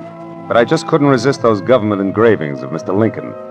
So I drove down to Weston, turned off on Los Feliz, and found the number 8412. The yard was an overgrown tangle of perennial plants losing their battle with the weeds. It was like a girl in a strapless evening gown with her hair up in curlers. However, I could see a light through the Venetian blinds, and the doorbell worked, with a resonant two-tone chime that caused the door to open just far enough to allow a pair of eyes so blue they were almost purple to peek out at me. Yes, what is it? I'm delivering that private detective you ordered. Oh, Marlowe, come in. Thanks. Sit down, won't you? Thanks again. All right, what's the next move? It's about my kid sister. She's involved with a man named Lou Horner, a San Francisco broker. She's quite deeply involved, I'm afraid. Oh? You see, some very strange things are going on, Marlowe, and my sister is a naive kid caught right in the middle of them. Yeah, I see. What sort of strange things, Miss Martin? Shelley. Sweet. Well, to begin with, when I arrived from San Francisco today, my sister called me and asked me to meet her here in this house. When I got here, the lights were on, the radio was playing, and the front door was open. But the place was deserted. Whose house is it, Horner's? No, I think she said it belongs to a friend of his who's in Europe now. This Horner person uses it when he's in Los Angeles. Oh, couldn't they have stepped out for a while? Mm-mm. You know, you don't look the type, Shelley, but maybe you're just panicky. Huh? No, I'm not being panicky. All right. Where's the nasty jam? Right behind the couch. Take a look. Okay. But you know, I see what you mean. Who is he, Shelley? How'd he get here? Maybe it's Horner, I don't know. I tried to search him, but I couldn't. Mm-hmm. Well, it wouldn't have helped anyway. Whoever shot him cleaned him out. No wallet, no papers, nothing. I found this magazine lying under his hand. Look here. Mm-hmm. He must have written this just before he died. Where's that? Here. Oh. It says, call Marion tonight about the orange dog, a foe. Orange dog, a foe. Foe what? That's why I called you, Phil. Marion is my sister. And whatever the orange dog of foe is, it must be awfully important. We've got to find out what it means, Phil, for Marion's sake. So far it means murder, honey, and that's for the cops. No, Well, all right, call them. But keep Marion's name out of it. A thing like this could destroy her. But look, maybe she pulled the trigger on our friend here. Maybe, but I don't think so. She's a sweet kid, Phil. Give her a break. If I'm wrong, I swear I'll help you bring her in myself. Is that fair enough? Okay, Shelley, it's a deal. It makes just as much sense as the orange dog of foe, but no more.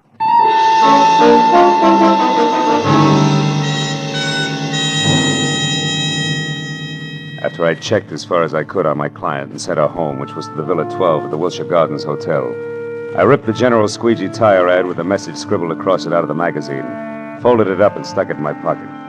Next, I called Lieutenant Ibarra at Homicide and told him where I'd found a body, probably named Lou Horner, leaving out all the details about Shelley, Marion, and the orange dog. And then I started out the door, but got back as a shadow slid across the walk. I caught a glimpse of a large, ugly head of long, dirty hair set on a small, ugly body that was moving fast. By the time I got out on the walk, Longhair was already putting mileage on a green coupe with a broken taillight. It winked mockingly as it went out of sight. So I got in my car and headed for New Chinatown. It was the logical place to get some information regarding a Chinese dog. I saw a light filtering through a dingy window, illuminating the words James Tang, dealer in Oriental curios. Inside the musty shop, a little man, dressed in a black kimono, drifted forward, softly. Yes? I think perhaps you can help me, huh? I am honored. To be able to help will bring fragrance of plum blossoms to my nostrils, carpet of rose petals to my humble floor, and 1,000 blessings upon my head. Oh, that's very pretty. Tell me, what is the dog of foe? The dog of foe? Why, this fantastic creature here is called the dog of foe. His fierce eyes and snarling mouth are to frighten away evil spirits from temples of Buddha. Why do you say called the dog of foe? Amateur collectors and auctioneers have named him that. It sounds exotic to cash customers. Actually, he is a lion. The lion of Korea. I see. Tang, would you happen to have an orange dog of foe? Very strange that you should ask that, my friend. Strange? Why? Reason number one. There is no authentic orange dog of foe. That's a good reason. Why not? Because to Buddhists, orange is color of sorrow. The piece you speak of could not possibly be authentic. What's reason number two? You are second person to inquire after this non-existent orange dog of foe within the last few minutes. Was it an ugly little man with long hair? Quite contrary. It was a very pretty girl with short hair. Was her name Marion? She made point of not leaving her name. Now that proves something. However, my friend, old Chinese proverb, loosely translated, says a little knowledge is the instrument of a fool.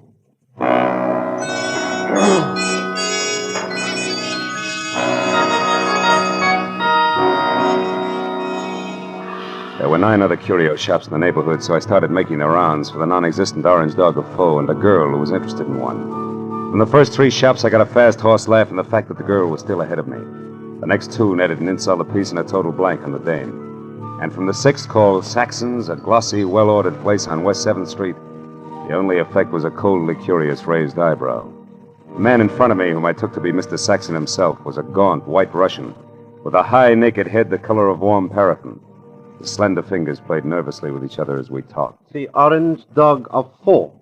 Yes, I have heard of such a piece, I think.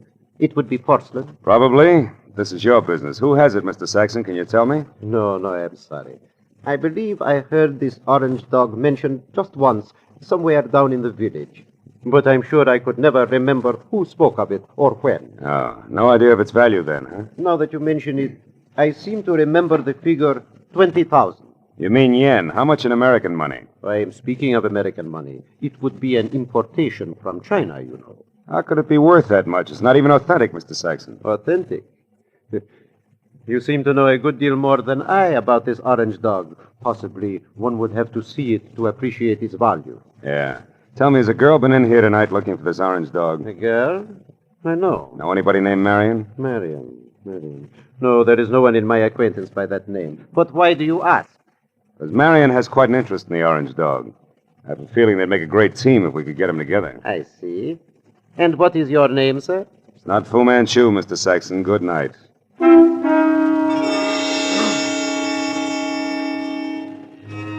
Saxon's expression didn't change. I turned and walked out of the place, and then because, with both of us using double talk, the conversation was bound to deteriorate. At least I had found out that the orange dog of foe existed and was going for a very high figure, especially for a phony. And it didn't take an abacus to figure out that Saxon knew more than he told me. Well, I started up the sidewalk to the next bric-a-brac emporium when I saw something parked on the side street, which brought me to a halt. It was that green coupe with the broken tail light. I went over to it, found it empty, and stuck my head inside to check the registration card for Longhair's real name.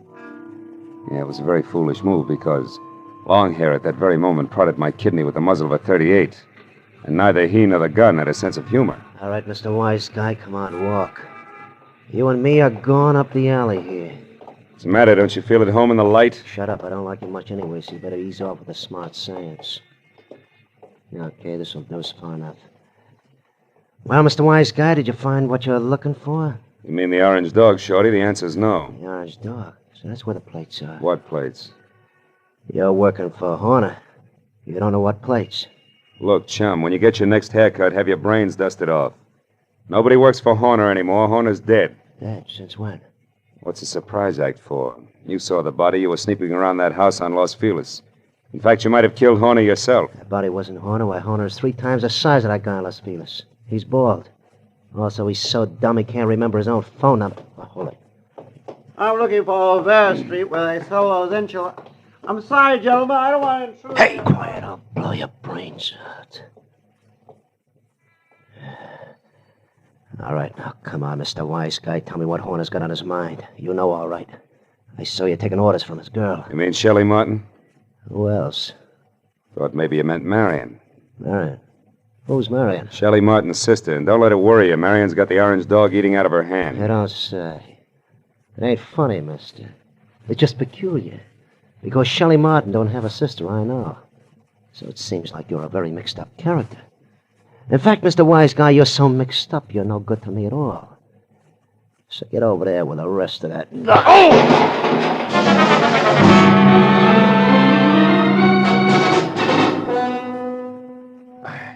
I took my time getting up. The dirty, long-haired little man was gone, and my head ached from the rap he'd given me with the pistol barrel. And I was disgusted with myself. Dry, dirty, disgusted like a drunk at sunrise because a nasty little jerk with an oversized head and a blue-eyed dynamo with auburn hair had me jumping through hoops like a trained ape. I stood in the alley and swore at myself until the futility of that routine dawned on me. Then I decided to go hunting. But I made one stop first at a telephone to at least get Ibarra off my conscience.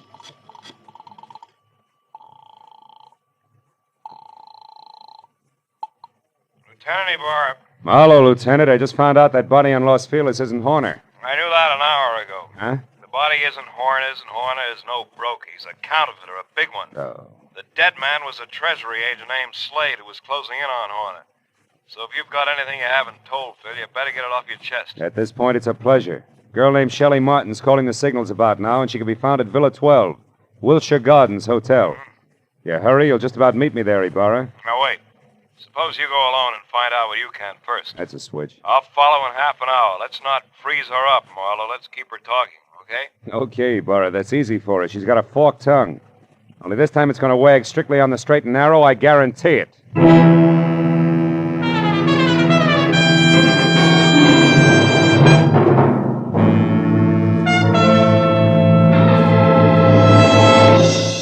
In just a moment, we will return to the second act of the Adventures of Philip Marlowe. But first, it's no mystery that hunger and cold confront many families abroad this winter.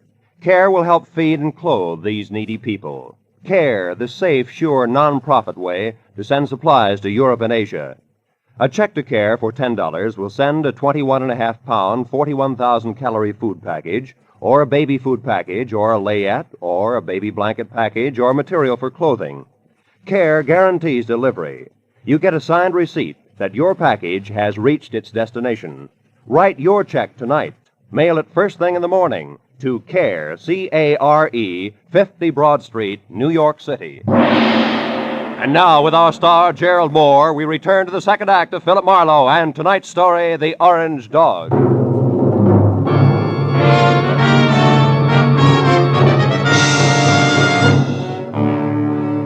When I pointed my car toward the Wilshire Gardens and a beautiful liar named Shelley Martin, I was sure of two things.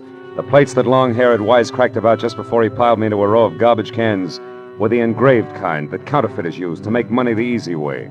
And second, both Longhair and Lou Horner were racing for the plates as well as the Orange Dog, which could be one and the same thing. But 20 minutes later, as I pulled up near Villa 12, which was strips of yellow light and raised voices drifting out of half-open Venetian blinds, I forgot about the gentleman involved and concentrated on a lady who didn't have a sister called Marion.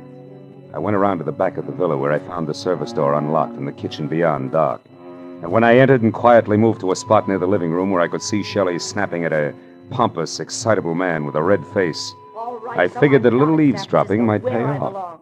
I'm here in Los Angeles.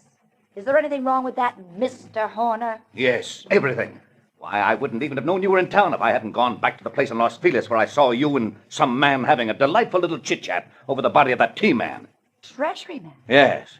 Is that who he was? A meddlesome fool I caught snooping through my papers. Then you killed him, Lou. Of course I killed him. I had to. Now stop asking questions and get out of here. Because this is business, not pleasure, Shelley. And that leaves no room for you. Or Marion? What do you know about Marion? Not enough. But what I do know, I don't like. Look, Lou, who is Marion, and what does she mean to you? Marion means money to me, Shelley. Nothing more. So just leave me alone here so that I can make a call according to schedule. A call about... Lou. What's the matter, Shelley? Behind you, Lou. They're in the garden. Lou! The bullet crashed through a closed window, didn't stop until it got to Horner, who grabbed at his chest and dropped to the floor even before the glass quit flying. And by the time I got outside to where the shot had come from, I found nothing but a little wind rustling a lot of trees. When I got back to Shelley and the blood over tweed on the carpet, Horner was already dead. Marlowe. Marlowe, the man out there was Henry Peel. Peel? Something in long hair and dirty clothes? Yes, I met him in Horner's office once. Lou said he was a broker from Chicago. Come on, both Peel and Horner are counterfeiters. What? Lou, a counterfeit? That's right. Never mind the carefully arched eyebrows, honey. They mean nothing. But, Marlowe, I swear I never knew that Horner was anything but a broker. A broker maltreating poor sister Marion? You're a liar, Shelley. About Marion, yes. I haven't even got a sister. But from there on out, I'm telling the truth, Phil. Then tell some more and fast. All right, here it is. Lou Horner's been my boyfriend. And, checkbook? For the past year and a half. But about a month ago, he suddenly stopped being very attentive. And I couldn't figure out why. So you decided to keep your big blue eyes wide open, huh? Exactly. And it paid off. Because I found out that, 1, he had taken better than $20,000 out of his bank account. 2, that he was coming down here to Los Angeles. And 3, that an item named Marion might be beating your time. Yes. And that part of it upset me plenty. Until 10 minutes ago. But then I found out that Horner here was a murderer, and that, Marlowe, I don't buy. 3 cheers for the all-American girl. Oh, skip it, Marlowe. I'll live my way, you live yours. Don't worry, honey. Nobody wants to change places with you. Hey, look. Why does Horner wear a little rubber band on his little finger, do you know? Oh, he had a bad memory. Used every kind of gadget in the books to keep himself from forgetting things, especially numbers. Oh. Oh, for example, that rubber band might mean 10 o'clock. How do you figure? Like 5 and 5. The fingers on each hand, reading from left to right. He used things like that. Yeah.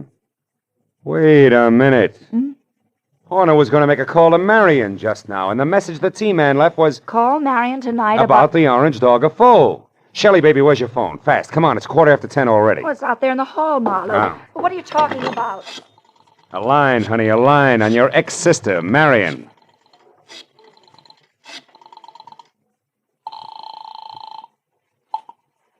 This is Mr. Saxon. Ah. Lou Horner, Mr. Saxon. I know I'm some 15 minutes late with this call, but I'd still like to see you about the orange dog of foe. Certainly, Mr. Horner. The orange dog is here, waiting for you. Good. I'll be right over. Marlowe, who is Mr. Saxon? A man very close to a lot of trouble, Shelley. Now, look, you wait right here for the law, and in particular, one Lieutenant Ibarra. Tell him nothing but the truth about Horner and what he meant to you in dollars and cents, and you may be all right. But where are you going, Marlowe? To a curio shop on West 7th Street to see, among other things, the orange dog of foe.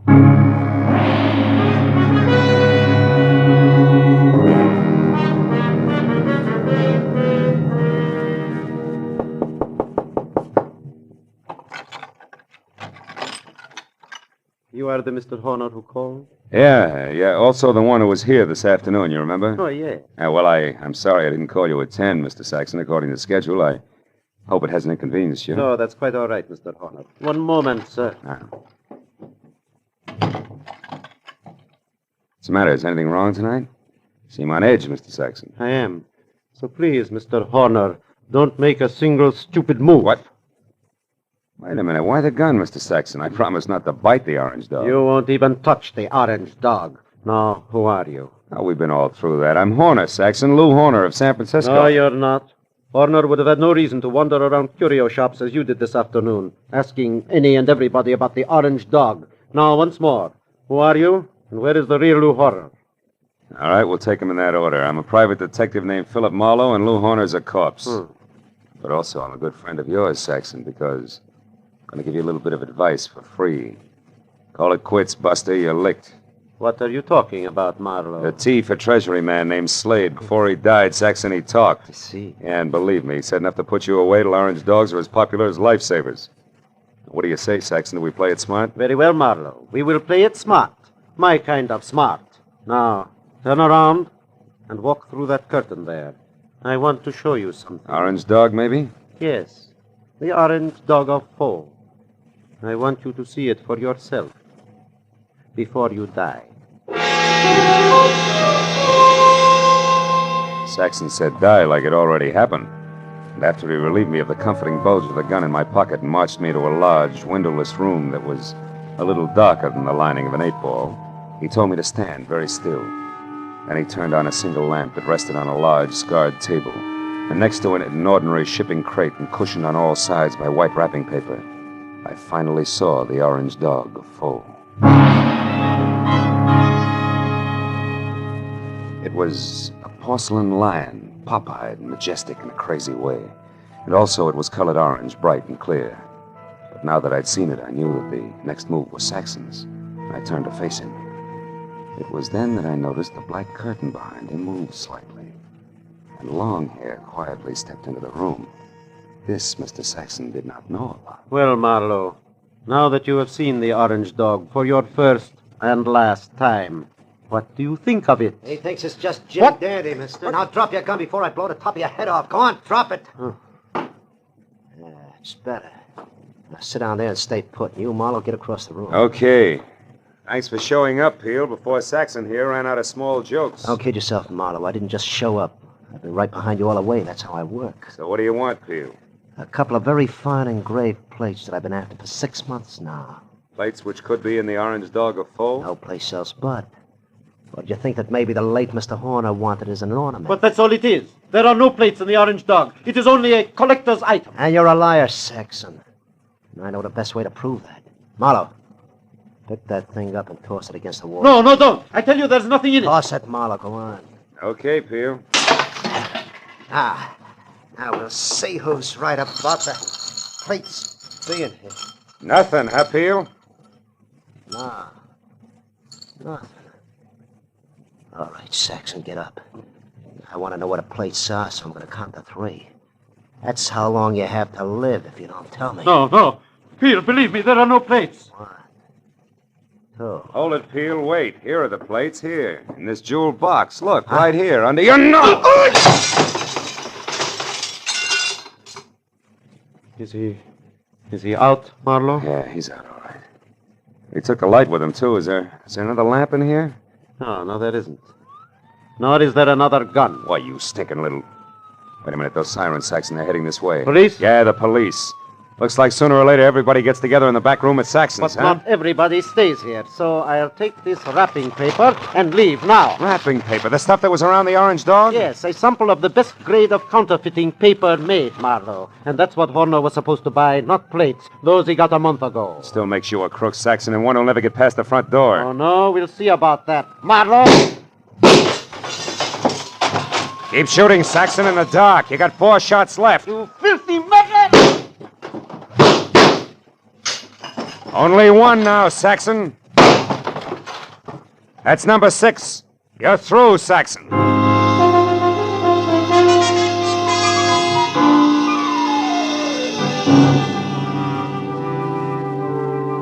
By the time Ibarra and his boys, plus a half a dozen very anxious T-men, got into the room, Saxon was already coming apart at the seams. And after a half hour of steady questioning, he split wide open and led us all to a basement hideout where the T-men went wild over a few thousand sheets of A1 counterfeiting paper. But an hour later, after Peel, who admitted murdering Lou Horner, and Saxon, who was ready for the nearest straitjacket, were both in the lockup, there was still the problem of the glib lass from San Francisco. Finally, when Shelley, Lieutenant Ibarra, and I stood under the green light of the globe in front of police headquarters, I knew that the girl who technically was only guilty of withholding information from the police was not going to spend any time in the pokey. Because, after all, I was more or less guilty of the same thing. Besides, Lieutenant Ibarra was still interested in the others.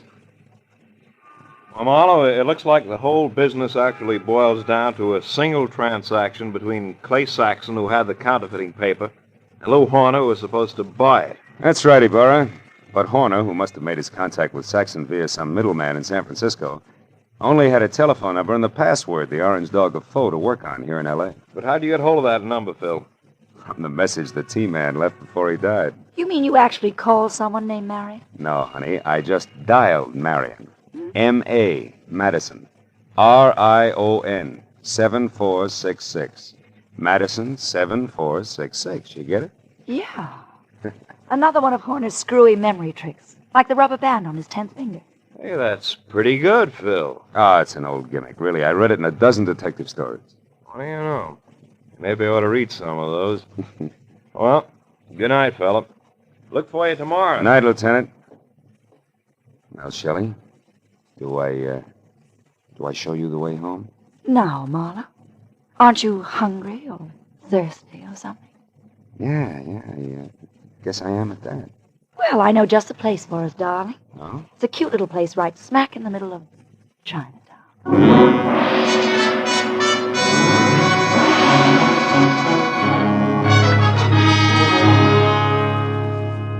Well, we got through a small Chinese dinner without seeing or hearing from a single orange dog. And when it came time to leave, I was thinking that Shelley wasn't really too bad a kid at that. So when she left the table to powder her nose, I started to make plans. But when she got back, I forgot about them because in the meantime, she'd run into an old friend. Yeah, a rich old friend who was all alone in the big city. I said I didn't mind taking a rain check when she explained that he was from Kansas City and a broker at that. He certainly was overweight. Too much steak and potatoes. Steak and potatoes. Wonder if Lindy's is still open.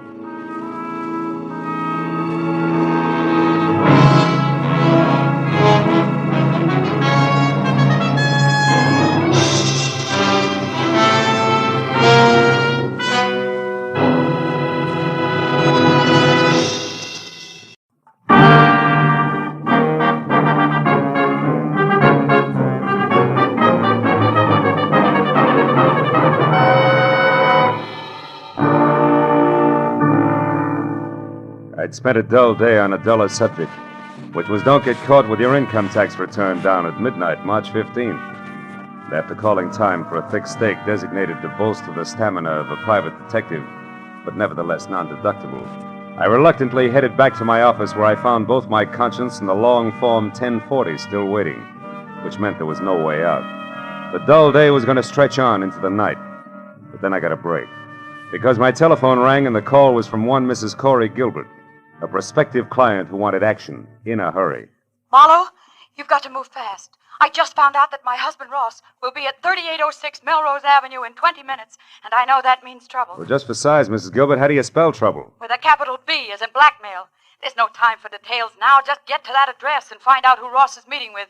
Only hurry, Marlowe, please. Well, hurry after what, Mrs. Gilbert? I've never met your husband, remember? Oh, yes. Well, he's tall, dark eyes, dark hair, very handsome. And the blackmailer, short, stocky, and repulsive, I suppose. I've never seen the blackmailer. All right, Mrs. Gilbert, where can I reach you? Well, I live at 439.5 Ogden Drive. The phone number is Gladstone 8195. 8195. All right, Mrs. Gilbert, I'll call you. Thanks. Oh, and Marlowe. Yeah? Hurry, will you? You see, I love my husband.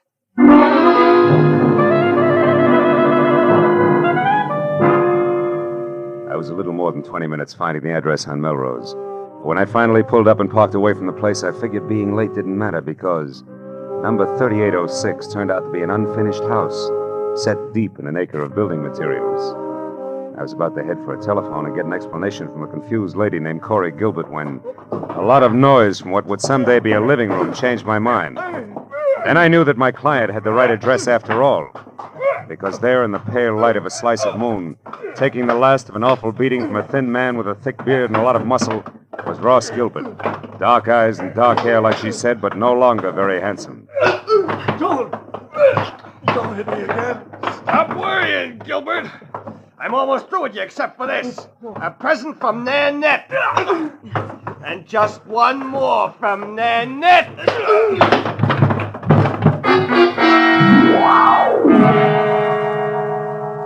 That last punch stacked Ross Gilbert onto a pile of rough lumber like he was another 1x12. And as he slowly scraped to the floor unconscious, Thickbeard dusted himself off lightly, jerked at his tie, and stepped out of the opening reserved for a future front door. I started over to help Ross Gilbert, but then I remembered that my client wanted to know who her husband was meeting and why, not how hard or fast he could swing. So I decided for the time being to play it quiet. When Thickbeard got into his car, I got into mine.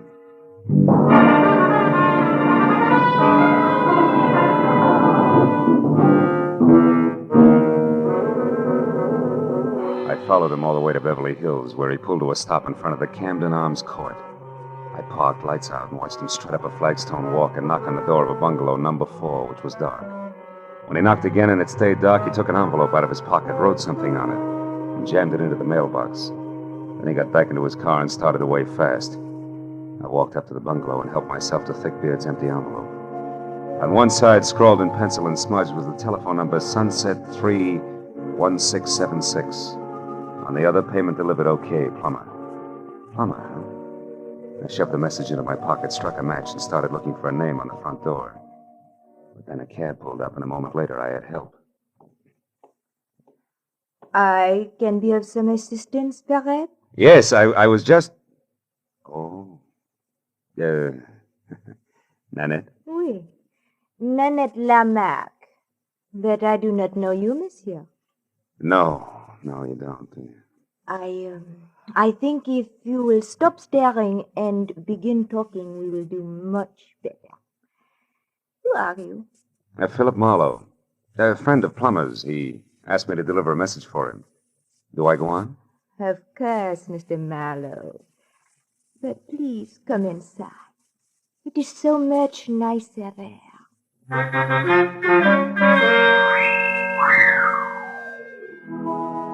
Nanette was so right about it being nicer inside. There were lights.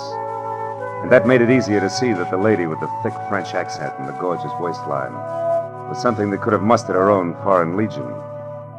She was narrow green eyes and open red lips, topped by a lot of close-cropped, soft brown curls that kept running into each other. And for a dress, she was wearing about 1/4 mile of draped chiffon that, in the right places, fitted a little closer than her own skin. When I told her what I claimed had been a message from Plummer himself, she purred her thanks and started to mix me a drink. When I brought up the subject of blackmail, she stopped abruptly, spilling a bottle of perfectly good Kentucky Tavern all over the table. Blackmail? What do you mean, Marlowe? Extortion, honey. The malpractice of getting a lot for knowing a little that's not nice. You are swinging wild now, mon cher. Maybe. But if it doesn't bother you, I'll stay right with it. Because I'd like to know why you and Plummer, who have such an easy mark, insist on throwing rocks. What easy mark are you talking about? A tall, dark, and used to be handsome guy named Ross Gilbert. Ross? Soda, Marlowe? Yeah. But don't make it too sweet, honey. I can't take it that way. Nanette will be very careful not to make it too sweet. There. Tell me, mon cher, when did you last see Plummer? Before tonight, I mean. I'm not sure. I think it was at the fights over at the Legion Stadium last week. How do I get my drink? Oui, mon cher. You will get your drink in your face, liar. Tell me, Frenchie. Is that pearl handle 32 considered the very latest along the Champs-Élysées? You have lied to me, mon ami. You see, Plummer only arrived in Los Angeles the day before yesterday, for the first time in his life. All right, I made a mistake about seeing Plummer at the fights last week. Now, why don't you put away the gun and we'll talk about Ross Gilbert? Ross Gilbert is a man I hate with all my heart. A man I could kill right this minute. And that, Marlowe, goes for anyone connected with him. So now get out! Oh. Without even so much as an au revoir? I reserve au revoir for my friends, Marlowe. Good night.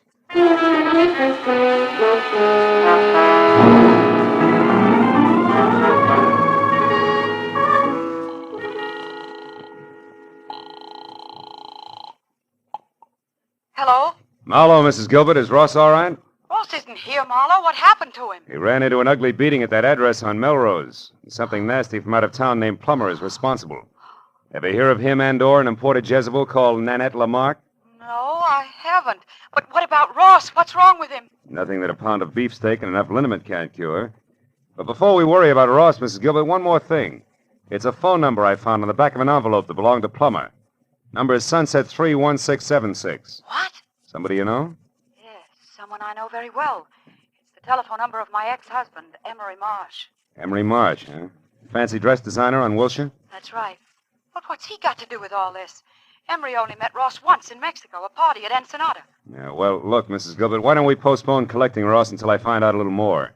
Where does your ex-husband Marsh live? In Santa Monica. but there's a good chance that he's still at his place on Wilshire. He does most of his work at night. Well, then Wilshire Boulevard's my next stop. I'll try to make it a quick one. Goodbye.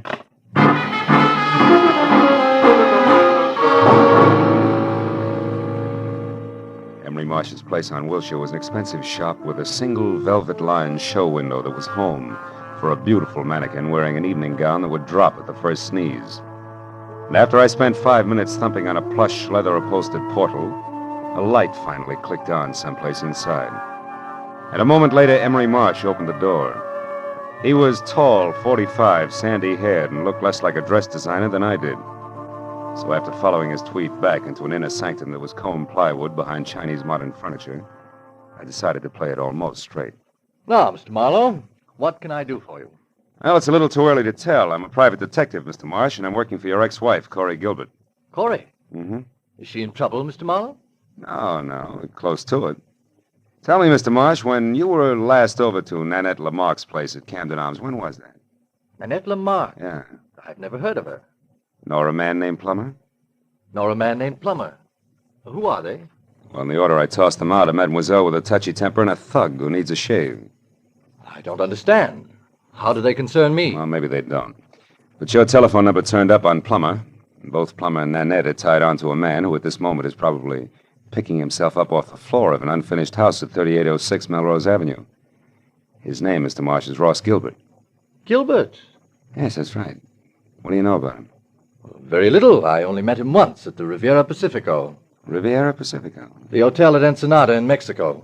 Matter of fact, it was the same night that he met Corey. Which didn't make you very happy.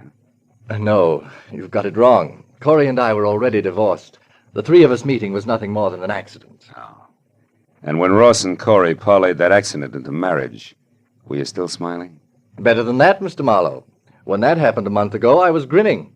You see, until then, I had been paying Corey $1,200 a month alimony for 2.5 years. And Corey gave all that up for love and Ross Gilbert. Ross Gilbert isn't exactly a pauper, Mr. Marlowe. No, I guess not. Blackmailing a pauper doesn't add up. What did you say, Mr. Marlowe? I said putting the bite on somebody who has nothing is like sucking a lollipop with a cellophane on it. You get action but no results, you see? Oh. Now tell me, why does the word blackmail come home to roost, Mr. Marsh? You wouldn't happen to know who the guilty party is, would you? No, Mr. Marlowe. And what's more, if I did, I certainly wouldn't keep that sort of thing to myself. Oh, no, I don't think you would. Well, thanks anyway, Mr. Marsh. You've been a big help. I'm glad. And if I can be of any further help, don't hesitate to call on me, Mr. Marlowe. Please. No, I won't, Mr. Marsh. You can depend on it.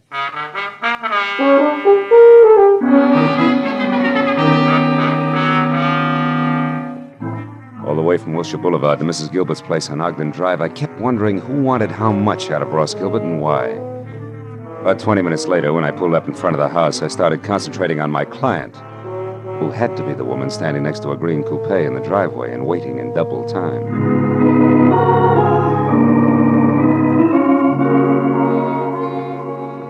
Corey Gilbert was long, flowing blonde hair draped over shoulders that at the moment looked like they were carrying the weight of the world.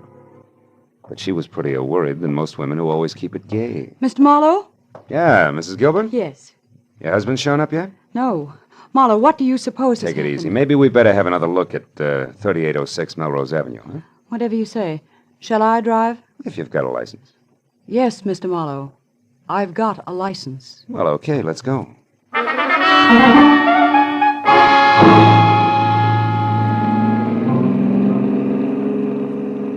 The way we took off in Corey's Nash, I wasn't sure whether her license was for driving a car or an airplane. And while she kept at 83.5 AAA on the accelerator, she talked about her husband and why she was worried.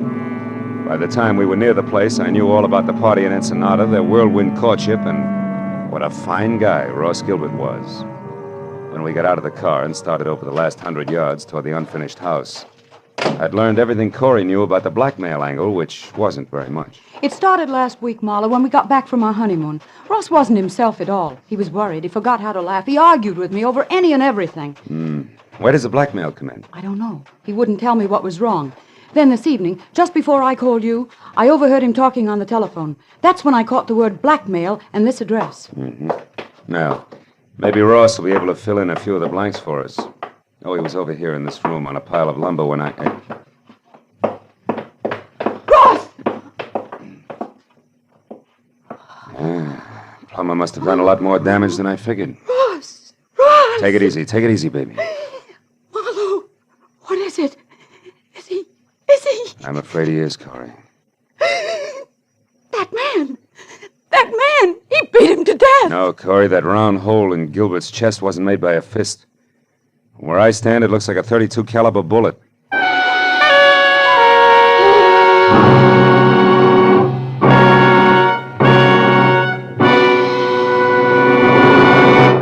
In just a moment, we will return to the second act of The Adventures of Philip Marlowe. But first, for some new wrinkles in the mystery field, look on the face of Mr. Jack Benny, eminent producer of the mystery comedy The Lucky Stiff, which opened in New York today.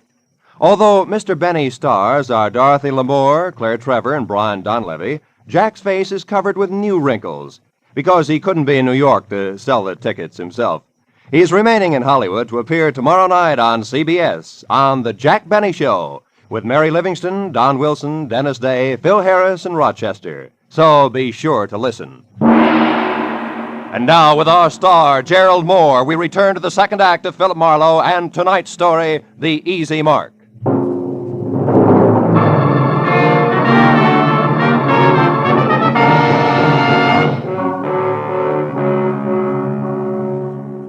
Corey Gilbert's face went sickly white, and her mouth twisted on the brink of hysteria as she stared at the dead man. I turned her away from it and led her to a window. She did the fastest job of pulling herself together I'd ever seen. And I went back to the body. On the way, I noticed a folded scrap of paper on the floor. It was a page torn out of a desk diary, but all that was written on it was the address of the unfinished house we were in. I looked down at what had once been Ross Gilbert. Setup didn't make any sense. A victim of blackmail had been beaten up by a total stranger, and then, a little while later, murdered. Somebody had killed the goose that was laying the golden eggs, and it didn't figure in any direction. Well, I just about decided to go through his pockets when a sound from Corey changed my mind. Marlowe, come here, quick. What is it, Corey? There's someone out there. I saw a shadow move. Get away from the window. Marlowe, there, running. Why, it's a woman. Yeah. And quite a woman. What do you know? She's crossing the street now. Who is it, Marlowe? Who is she? Character as French as Milani's 1890. Only she's more like nitric acid than salad dressing, Corey. Her name is Nanette Lamarck. She's getting in that car. Aren't you going to stop her? I've got a line on Miss Lamarck. I can find her. But she was hiding here. She could be the one who shot Ross, couldn't she? Easily. In fact, right now, she's the odds-on favorite. But she's also cagey, and we'll have better luck if we get her on home ground where she'll talk. Besides, there's a big chunk of this business that doesn't follow. What do you mean? Well, look, the murder came out in reverse. Ross was paying off. So he should have been the killer instead of the corpse. Which means there's more than blackmail involved. I don't know what you're talking about. All I know is he's dead, and that woman killed him. Maybe. Come on, Corey, let's get out of here. Where are we going? Well, first you take me back to my car, and then I got a job for you to do. What kind of a job? Well, I found this page ripped out of a desk diary, probably Ross's. I want you to go through all his things and find that diary for me. There might be something else in it that'll give us a connection. All right. Where are you going? I'm going to pay a call on Nanette. Only this time I'm bringing my own welcome mat. I think I'll need it.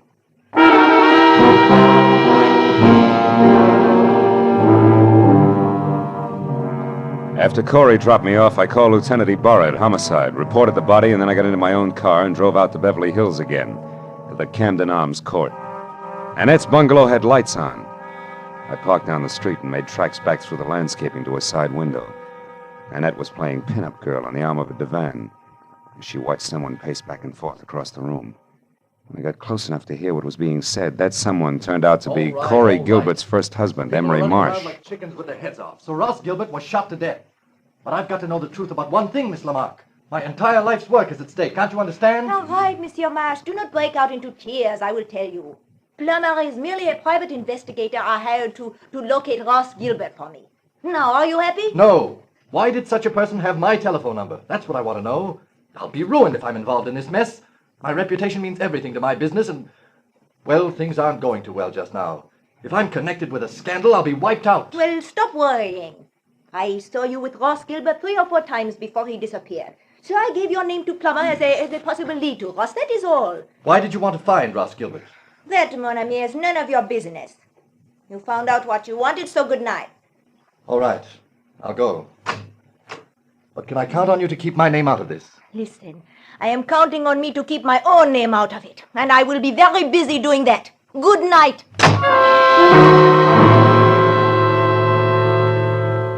I plastered myself up against the side of the house and watched Emery Marsh leave. He looked anything but happy over the result of his interview with Nanette, but I figured I had the benefit of experience to work with and less to lose than he had. So I waited until he was out of sight, and then I stepped up to the door, braced myself, and tried my luck. You again. Yeah, and I want to talk to you. Get your foot out of my door. Oh, get out of here. Get out. Not until we've had a nice, quiet chat, Nanette, and I think we'll take up where Emery Marsh left off. What? Look, just who exactly are you, Marlowe? Your boy Plummer and I are distant fraternity brothers, but there the similarity ends. Just another chief private detective. Ooh! Okay, baby, if that tough stuff's the only language you understand, we'll talk that. Oh, stop it. Leave me alone. Now get over there. Sit down. Oh, you ape. I'd be nice to me if I were you, Nanette. Because I just love to see a rope around that lovely neck of yours. And what's more, I can almost put one there. You're in a mess right up to your accent. So start making answers beautiful and keep them straight. First, why did you put Plummer on Ross Gilbert's trail? Because he double-crossed me, that is why. Double-crossed you how? He ran away from me. He was mine, all bought and paid for, you understand? Not exactly. When I met him, he was flat broke. I bought him every decent stitch of clothes that he had. Gave him everything he needed to be a gentleman because we were going to be married. And then he ran out on me and took everything with him that he could lay his hands on. Go on. Nobody does that to Nanette Lamarck. Nobody. So you hired that licensed thug Plummer to find him and beat him half to death, right? Exactly. Well, go ahead, baby. The story doesn't end there. Tell me the rest, the good part. About how you waited until Plummer got through with him, and then you went down to that unfinished blueprint out of House and Gardens and killed him. No, that is not true. I did not do that. Why, I could not. It's no bigger lie than the rest of it. Where's that pearl handle 32 of yours, Nanette? And don't reach for it. Just tell me. What do you want with I want to see if it's been fired. Now, where is it? Call it, Jack. Oh, fine. Plummer. Miss Lamarck might not like for you to see her gun. Oh, I thought you would never get here. Who's this character, Miss Lamarck? Another private detective. Marlowe by name. No kidding. Well, we got a lot in common, haven't we, Jack? Yes, we've each got 2 arms and 2 legs. And the name is Phil. Oh, that's the way it is, huh? Well, listen, Jack. You got no business here in the first place. For 2 cents, I'll chop you down. You're even cheaper than I figured. Why, and you you can put big- away that big, nasty gun, too, because I got you cold. That envelope you stuck in Nanette's mailbox tonight had a slip of paper inside, one of your old clients. Huh? What are you talking about? Can't you guess? Hey, you want to see it? Well, yeah, let's have a look at that. Okay. Take a good look. Come on, drop the gun, Plummer. Come on, drop it. My arm! All right, now, fold up. There's your bargain basement detective, Nanette. You didn't get your money's worth, did you? Now, shall we take a look at that pearl-handled gun of yours? It is over there in my bag. Thanks. Clip's full, and that smell sure isn't gunpowder. Of course not. I did not kill Ross. Why, I was not even inside of that building where he was. Yeah, I know, but you... Wait a minute, say that again. I said I was never inside that unfinished house where he was found. When I drove up, you were already there, so I left. Yeah, I know. And Plummer's gun is... fully loaded. Hasn't been fired either. Baby, you've just given me a great idea. An idea? But I do not understand. Never mind, I'll explain it to you later. And incidentally, you better be around. Right now, I've got to find out one more thing, and then maybe I'll pop this whole shebang wide open.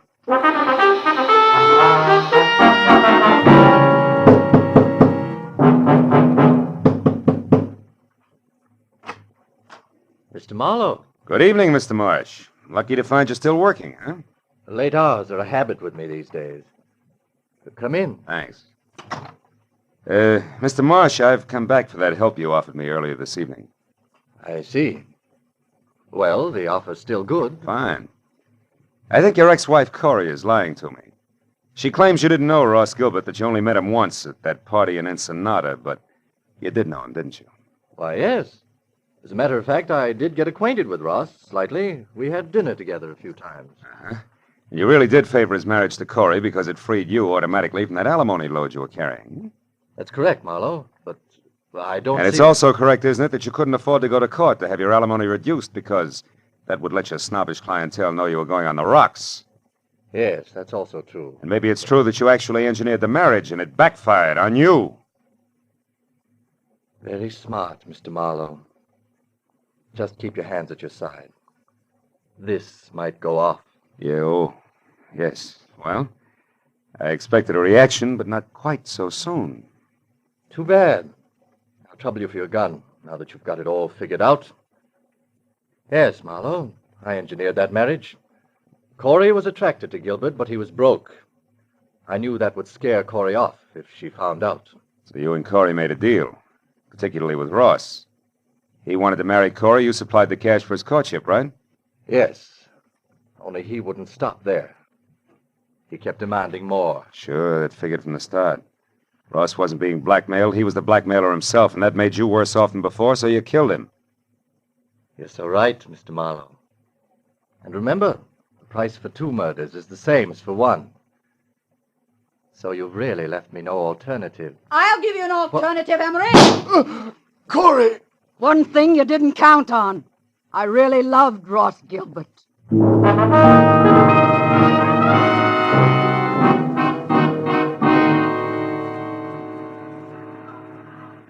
Well, I guess that winds it up, Corey. Emery's in the hospital, and Nanette and Plummer are both in the clink. Too bad I only hit Emery in the hand. I never could trust my aim. It's always been bad, in a lot of ways. It was good enough tonight, baby. Lucky for me you showed up when you did. Say, what made you come to Marsh's place, anyway? Well, that page from the desk diary paid off, Marlowe. Only we made a mistake. No? It didn't come from Ross's diary. It came from Emery's. I finally remembered his handwriting. Mm-hmm. Now, you tell me something, Marlowe. Yeah? How did you know Emery was guilty? Oh. Well, he made the oldest slip in the book. When he was talking to Nanette, I overheard him say that Ross had been shot. Emery had no way of knowing that Gilbert was dead or how he'd been killed unless Nanette told him. And for a while I thought she had, but then I found out that she couldn't have because she'd never been inside the house where we found Ross. So it had to be Emery. Sure. I see. Well, Marlowe, what does a gal say at the end of a night like this? Thanks or something? Just thanks will be enough. I gotta do my income tax. Can I give you a lift? No, I'll walk a while. I've got some thinking to do about marksmanship. But call me sometime later on, will you? Just to see if I'm shooting in the right direction. You can count on it, Corey. Thanks. Good night, Phil.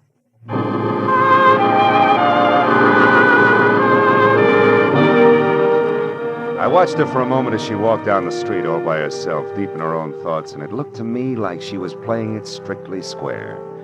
I almost wanted to follow her. The first time in a long time, I felt like I wanted to get to know a client better.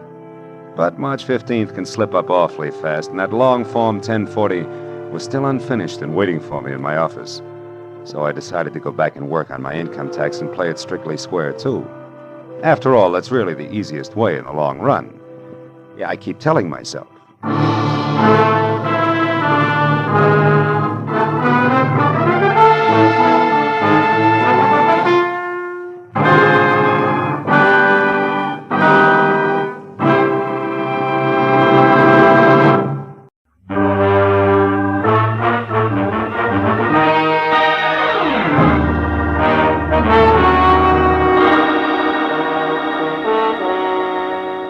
I'd finally wound up a sour case in which I'd been kicked around, disillusioned, and shortchanged. And in my book, a routine like that calls for relaxation.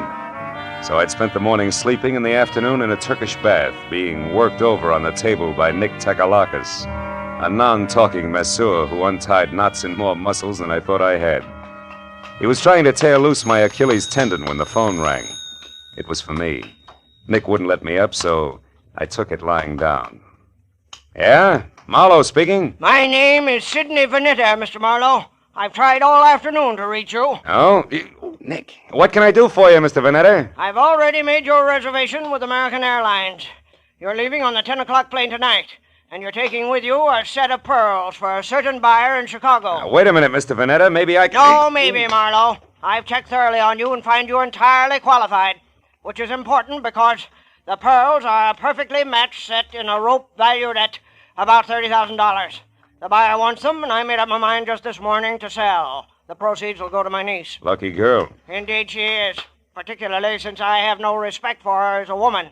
She presumes to be a sculptress of all things, but she's my only heir.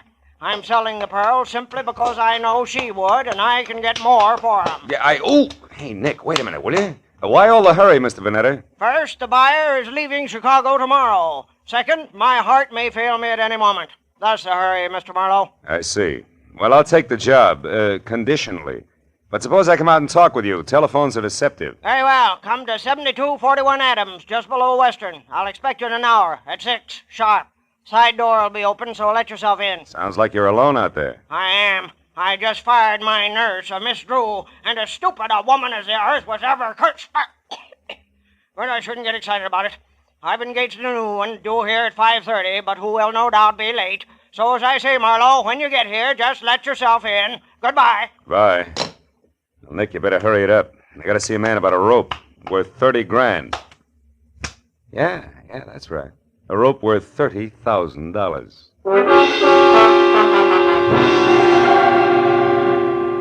Vanetta's place on Adams was a big, fancy, and dirty gray place. 40 years ago, it had been a proud, expensive house.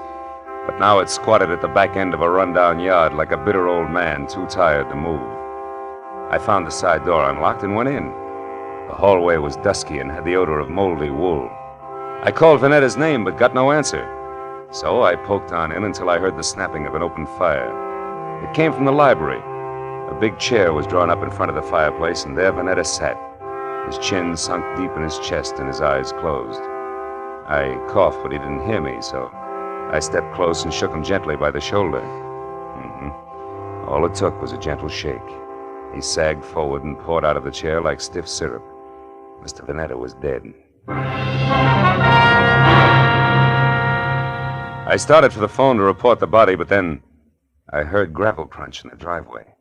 Someone else was coming in that side door, so I stepped out into the hall and waited. Mr. Vanetta, it's... Oh. Who are you? Philip Marlowe, who are you? Steve Temple. I'm Mr. Vanetta's business agent. Here on business now? Yes, I am.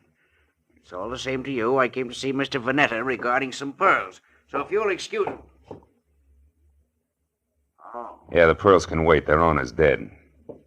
So it finally happened, huh? You're taking the news very well, Temple. I've been expecting it every day for 5 years. You found him, I suppose? Mm-hmm. We had an appointment at 6. He wanted me to fly his pearls to Chicago. What are you staring at, Temple? Why, there's a bottle of medicine here. What about it? For years, he's kept this stuff beside him in case of an attack. Yet, when he actually needed it, it was over here on the sideboard out of his reach. Ironic, isn't it? Very. He fired Miss Drew, his old nurse, today, and didn't expect a new one until 5:30. Say, do you happen to know her name? No one. You mean he's engaged a new nurse? That's right. She's an hour late already. Yeah. Well, for once, that doesn't matter to Mr. Vanetta. Say, Temple, are you acquainted with his niece? Vivian Russell? Mm-hmm. Of course. She's a sculptress. There's a studio out on Fountain, near Bronson, I believe. She was to get the proceeds from the pearls. Well, I assumed that, although nothing was ever said. She's his only heir. Where would those pearls be now? I kept them in a wall safe behind that picture there. Consistently against my advice. Yeah, sure. Opens with a key. Where would that be? He carried it with him on his watch chain. Why? What are you going to do? Take a look at the pearls and then have them impounded. Yeah, this must be the key. Let's open it up. It's there, that velvet case. As big as an overnight bag. Must be some string of beads. It is, Marlowe. Here, let me open it. There. Right. It's nothing but tissue paper. Yeah. It's not too surprising. While Temple called the police and tried to keep the details straight on a natural death and an unnatural theft, I went over the room again with a new viewpoint. All that turned up without an easy explanation was one, a cash register receipt for $1.34 with the phone number Republic 2809 penciled on the back. And two, the peculiar position of Mr. Vanetta's medicine bottle, which Temple had already noticed. I dropped the receipt in my pocket and told Temple to wait for the law. He gave me his home address and phone number, and I promised to check in with him later and left. The first stop was a phone booth where I dug into the nurses' registries and hit pay dirt on the 4th call. Miss Drew? Yes, we have a Miss Drew. Is she the one who worked for Mr. Sidney Vanetta but was fired this afternoon? That's his opinion. Actually, Miss Drew quit. All right, have it your way. Where can I get in touch with her? She's right here where she's been since 3 o'clock this afternoon. What is the nature of your business, sir? Never mind. You've already answered my question. But look, Mr. Vanetta hired another nurse to replace Miss Drew. Is the new girl one of yours? Absolutely not. Mr. Vanetta will never get another nurse from this registry or from any other that I know of. You're so right. He's utterly impossible to please in any way, and we're through trying. Goodbye. Well, Miss Drew was in the clear, and Vanetta began to focus as a pretty odd Johnny. But I was still trying to figure why the new nurse hadn't shown up when I reached for a cigarette and brought out the cash register receipt with the phone number on the back. So I tried it. Republic 2809. It rang, but nothing happened. I got in my car then and drove up to Hollywood and out Fountain to Bronson, where the only Vanetta heir, Miss Vivian Russell, had a studio. It was a converted double garage with a lot of north windows, so her new close-to-the-ground Hudson sat outside in the driveway. The adjoining 4-room apartment looked cozy enough, if you liked wading through chunks of marble and eating off of last week's newspaper. Yeah, I was braced for a dowdy Amazon with broken fingernails as I rang the bell. That's why the dainty 118 pounds of taboo-scented blonde, who was clad in tan chartreuse yards of whispering silk cut like lounging pajamas, caught me as flat-footed as a duck when she opened the door. Hi. Did you want something? Yes. Yeah. My name is Marlowe. I'd like to speak to Miss Vivian Russell. You are. So go ahead and enjoy yourself, Marlowe. May I come inside? I have some bad news, Miss Russell. Oh, sure. Come on in. Now, shall I sit down or just hang on to something? Suit yourself. Your uncle, Mr. Vanetta, died this afternoon. Oh, his heart finally gave up, did it, huh? Yeah, but you shouldn't go all to pieces like that, Vivian. Now, wait. He meant nothing to me, but I'm glad his suffering is over. The pearls are missing, too. Well, really? What happened to them? They were stolen, and don't tell me that means nothing to you, because you're getting the money, $30,000 worth. What? Uncle Sidney intended to give me the money from those pearls? How do you know that?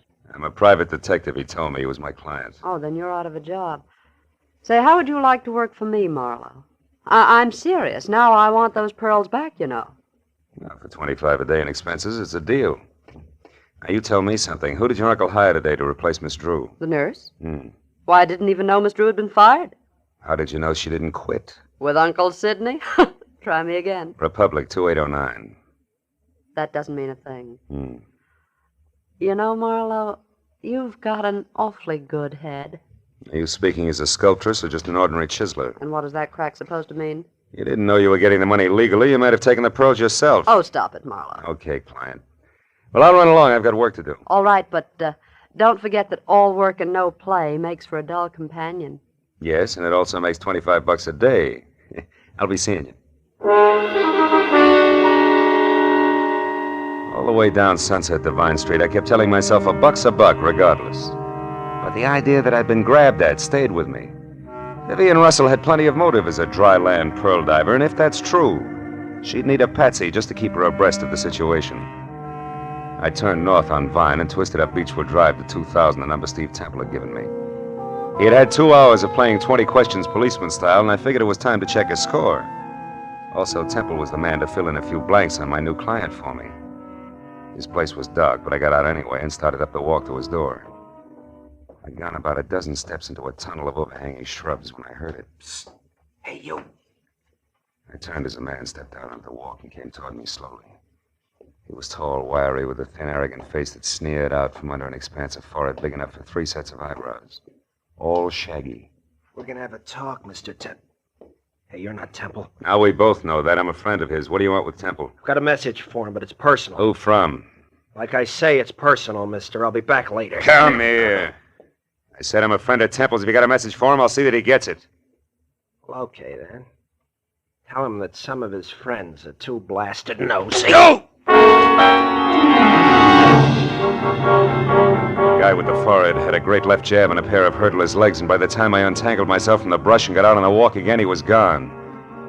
Well, I know it was a waste of time, but I tried Temple's doorbell twice before I went back to my car.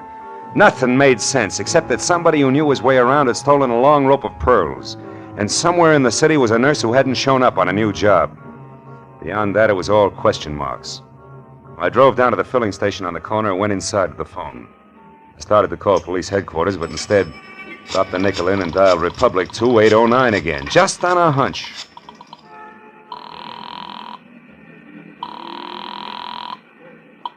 Attorney Ibarra speaking. Ibarra? I didn't dial you, Ibarra. What? This is Marlowe. Well, you got me anyway. Now, listen, Phil, I hear you're on that Vanetti case. Yeah.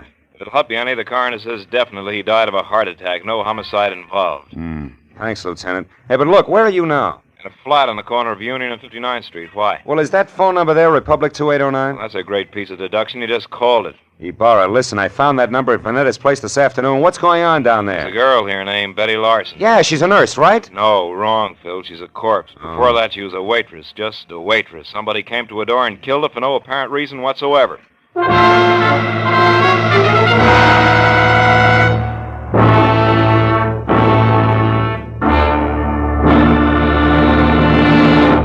In just a moment, we will return to the second act of The Adventures of Philip Marlowe. But first, Jack Benny will be along on CBS tomorrow night with one of his funniest shows ever. In addition to his regular hecklers, Dennis, Don, Phil, Mary, and Rochester, Claudette Colbert and Vincent Price will pay a call on Jack.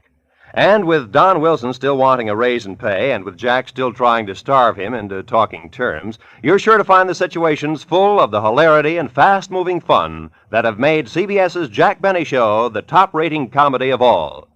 Yes, remember, CBS also means Catch Benny Sundays. Now, with our star, Gerald Moore, we return to the second act of Philip Marlowe and tonight's story, The Long Rope.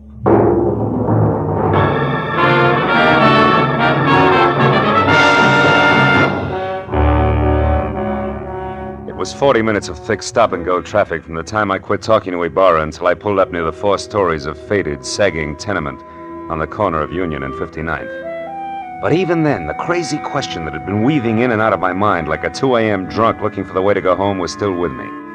Why was the telephone number Republic 2809 bracketed by a couple of dead people who, as far as I could see, should have had nothing to do with each other in the first place? And right there, for the 10th time running, I drew a complete and unabridged blank. But a minute later, when I climbed out of my coupe and over the bumpers of the half-dozen squad cars that were jammed into the narrow street like so many toy autos that a kid had forgotten about, I quit asking myself riddles and started looking for Detective Lieutenant Ibarra, a quiet man who always preferred fact to fancy. I found him in a cheap but clean uniform-crowded room on the second floor, standing a few feet away from the body of Betty Larson, a girl in a bathrobe who had once been something pretty in her early 20s.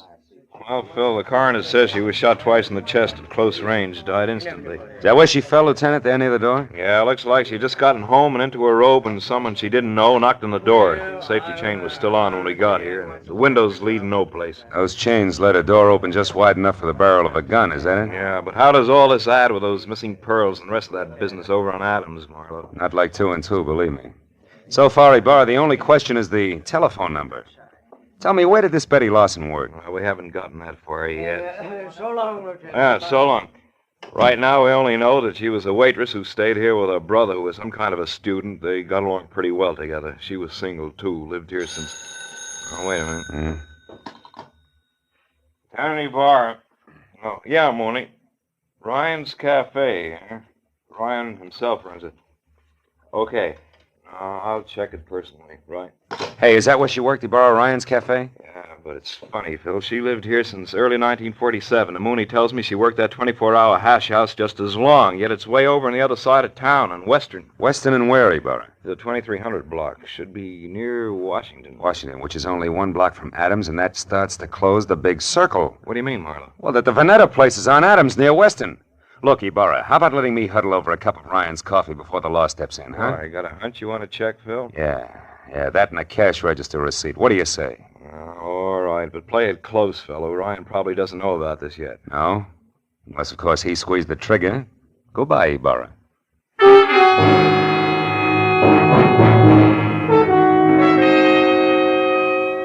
I was a half hour getting over to Ryan's Cafe on Western, which turned out to be a lot of steamed over plate glass, bragging about a 40-cent hot roast beef sandwich in 2-foot-high white chalk letters.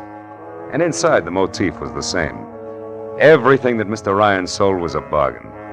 I slid onto a shaky stool opposite a cash customer who was something dirty in a torn overcoat buried deep in a handicapper's sheet and coffee. He looked up once, grinned no teeth at me, then hollered for Ryan in the kitchen, who said that he only had 2 hands and would be out in a minute. But before those 60 seconds ran out, I looked around, and over in a corner, in a collection of trash piled next to a broom, I saw a very welcome piece of paper. It was a brother of the cash register receipt that I'd found on Sidney Vanetta's desk, the one that had tied Betty Lawson's murder onto the rope of pearls. I turned back to the counter just as Ryan started toward me. He was a little bigger and a little better looking than the average ape.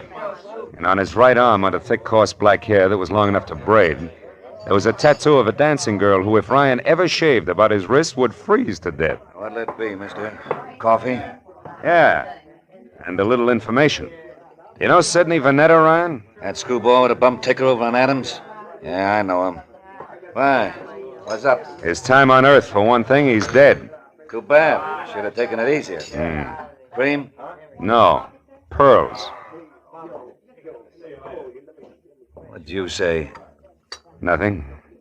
Ryan, who brought that tray up to the Vanetta place this afternoon? I did. Sure it wasn't Betty Lawson? I'm positive. None of the girls would go near that place. Vanetta was hard to get along with. Now you tell me something. What are you, mister? Newshound, collection man, or cop? Getting warm, Ryan. I'm a private detective named Marlowe. I'm thrilled. Good night. Before I finish my coffee? Before I throw you out. I don't like too many questions. Not even easy ones, huh? Like who murdered Betty Lawson? Betty's dead? Yeah. Over in a flat on 59th Street, shot twice with a .32. When'd you last see her, Ryan? A couple of hours ago, when she quit for the night. Marlowe, the cops got any idea who did it? I don't know. Right now, they're looking for a boyfriend. You're crazy. Betty didn't have a boyfriend. Outside of you? Outside of me. So I'm going over to straighten them out now. Mitzi! Mitzi! Yeah? Get out here and take over. Okay. I gotta move fast. No, you don't, Ryan. Betty's dead, remember? Yeah, but whoever did it ain't. Now, don't try to stop me, Marlowe. You'll get hurt. Look, Ryan, why don't you play smart and... what's the use? Go on, start running. You won't get very far.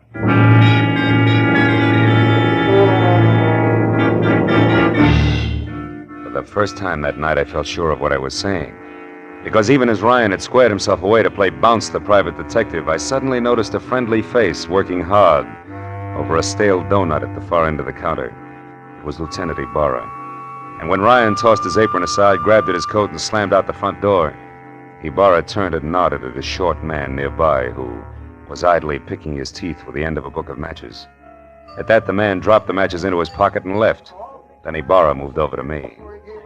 Didn't mean to crowd you here, Phil, but after you left, we found out that Ryan and Betty Larson used to see quite a bit of each other. Don't apologize, Ibarra. Probably would have cost me a couple of front teeth if I hadn't noticed you. Warm up your coffee, mister? Yeah, please. You, Ibarra? Oh, Phil, I gotta move now. You see, I don't think Ryan did this. I told Mooney to follow him, but not to pick him up. Chances are good that Ryan's heading straight for Betty's apartment to demand that the police find out who killed his girl, so I'm going the other way, to Ryan's house. Maybe another woman in this. A jealous one. But no rope of pearls. No, Marlowe, I don't think so. Good night now. Night, Lieutenant. Well, Mitzi, how long have you worked here? Couple of days. But I don't know nothing about Mr. Ryan. I'm a married woman, and What do you think you're staring at, mister? Maybe something wonderful, Mitzi. Tell me, baby, do you always wear that kind of a uniform when you're working here? Sure. Ryan says this girl should look neat and clean. It helps business. Anything wrong with that? No. Matter of fact, it might be just the lead I'm after. What are you talking about? Yeah, and if I'm right, baby, the rest of this case will be a cinch. So good night and thanks. You've been a big help, sweetheart. When I got back to the corner of Union and 59th, I took the stairs up to Betty Lawson's flat 2 at a time, crossed the fingers on both hands, and prayed that Ibarra was right about Ryan returning to his girl's place. When I stepped into the room, a second later, I knew that I'd never doubt the good lieutenant again because standing next to an open window and staring out at nothing was Ryan himself, numbed and red-eyed. I asked him one question, and although his answer was only a couple of words mumbled between trembling lips, it was all I had to know. Now everything. Betty Larsen's murder, the death of Vanetta, the guy with the forehead and the missing pearls, the whole shebang was starting to fall together. Oh, come on, baby, be home, please. Hello?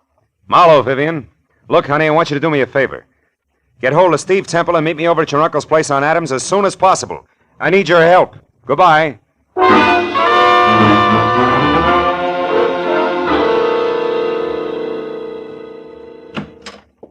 Well, Marlowe, what took you so long? I understood you needed our help and in a hurry at that.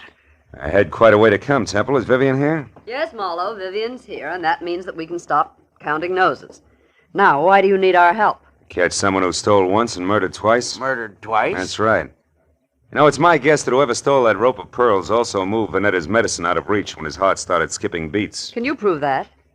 No, I can't, but it doesn't matter, really, because the guilty one also killed a party named Larsen.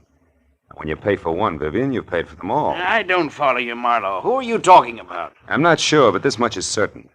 Vanetta called me at 5. When I got here at 6, he was already dead and the pearls were gone.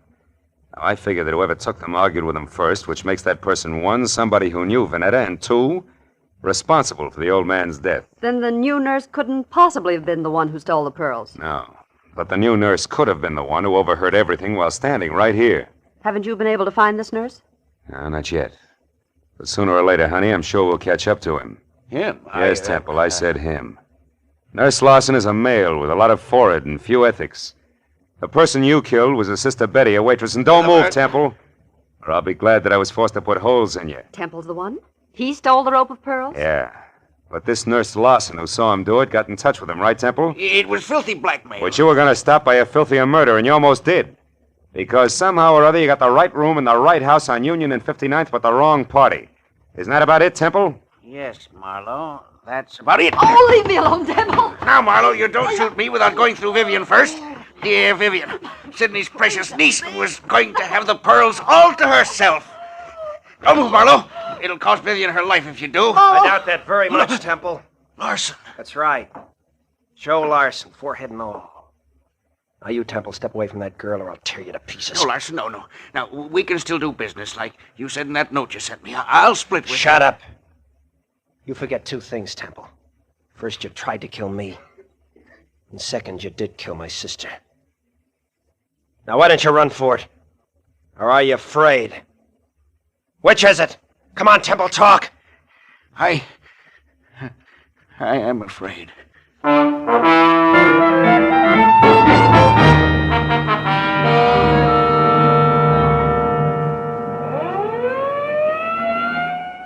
Marlowe, that just about winds things up. Yep. Joe Larsen sent up for attempted extortion, and Temple... Sent up for good. Say, Marlowe, when you called a while ago and said that you wanted Temple and me to help you, did you know then that Temple was the murderer? No, I didn't, Vivian. Then I only knew that whoever had killed Betty Larsen had mistaken her for the new nurse, and that the actual nurse was Betty's brother, Joe. Where'd you get hold of that, Phil? Well, it started in Ryan's Cafe, Barra, just after you left. I had nurses on the brain, I guess. And when I took a good look at the waitress there, I suddenly realized that her white uniform, white shoes, and white cap could easily confuse a guy like Temple, who also had nurses on the brain. Well, I can see a killer making a mistake about appearances, all right, but I still don't understand how it is that the telephone number of my uncle's nurse turned out to be Betty's apartment. Because a nurse did live there, honey. Betty's brother was a medical student, part-time male nurse, and full-time bum. You see, Ryan, who brought food to Uncle Sidney, knew that he needed a new nurse, and he sold him on the idea of Joe Larsen, because he wanted his girlfriend's brother to have a job. Oh, I get it. Say, I know what I'm going to do with those pearls. Sell them? To the highest bidder. Oh, no, I'm going to break up that set. Break up the set? Yeah, I'd like very much to get a pair of earrings out of them. Oh, and for each of you, a set of cufflinks. Good night, gentlemen.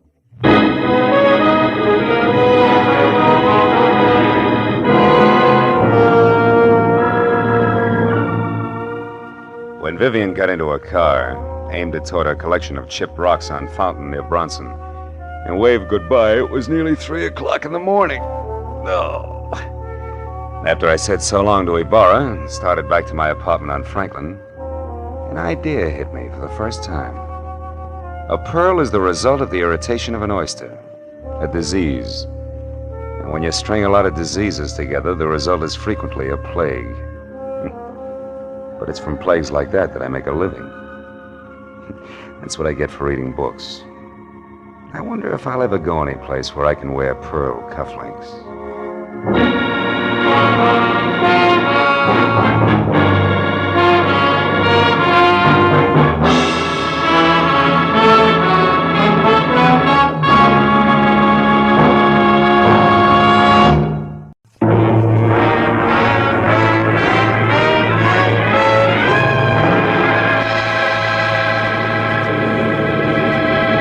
8,000 feet on a clear afternoon, you can see enough Arizona real estate to become an authority on the subject. And as I huddled around a circle of window aboard an American Airlines flagship and gaped like a 2 weeks with pay vacationer at the carpet of sand, stone, and cactus unrolling a slow inch at a time below, I was impressed.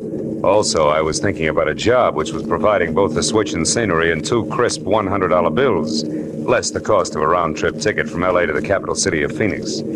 But then, at the thought of money, I stopped sightseeing and started to think about the work ahead and how easy it had sounded that morning in my office when Kay Gordon, who was something pretty and blonde but slightly tarnished for 28, had hired me, all in one breath. Marlowe, my brother Joe Gordon is in a room at the Granada Court Hotel in Phoenix, Arizona. In one hand, he no doubt has his usual smelly cigar. In the other, a small suitcase filled with a mess of papers, all legal, all proper.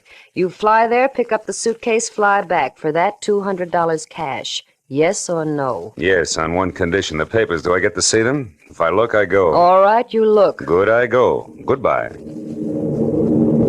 That was the way it had started, an hour after breakfast. Lunch was alone, and at the airport, dinner would wait until I'd seen Mr. Joe Gordon, a man who was willing to pay a lot for a little. My plane dropped out of the sky over Phoenix gently at 3. At 3:15, I was in room 111 of the Granada Hotel and only 36 smelly inches away from the usual cigar. The man behind it was heavy, pale, and maybe 40. And like his sister, Joe Gordon was overbearing in a hurry. This, Marlowe, is the bag. These, the papers. Stocks, bonds, and mortgages. In themselves, worthless to anyone else, they're non-negotiable. But as information to my competitors, they're priceless. Satisfied? More or less. Meaning what? Exactly what is your line, Mr. Gordon? Oh, I'm a broker. One who bets on long shots. When they come in, I don't like to split with the boys who sit on their hands. Anything else? Yeah, I've got some time to kill before I fly back. Do I take the bag now or later? You take the bag now, Mark. Okay. And, don't let go of it until you're with my sister in L.A. I'm paying you money to stay away from my enemies, not to shop for trinkets. Oh, and, incidentally, my enemies also play rough. So watch your step and act smart. Real smart.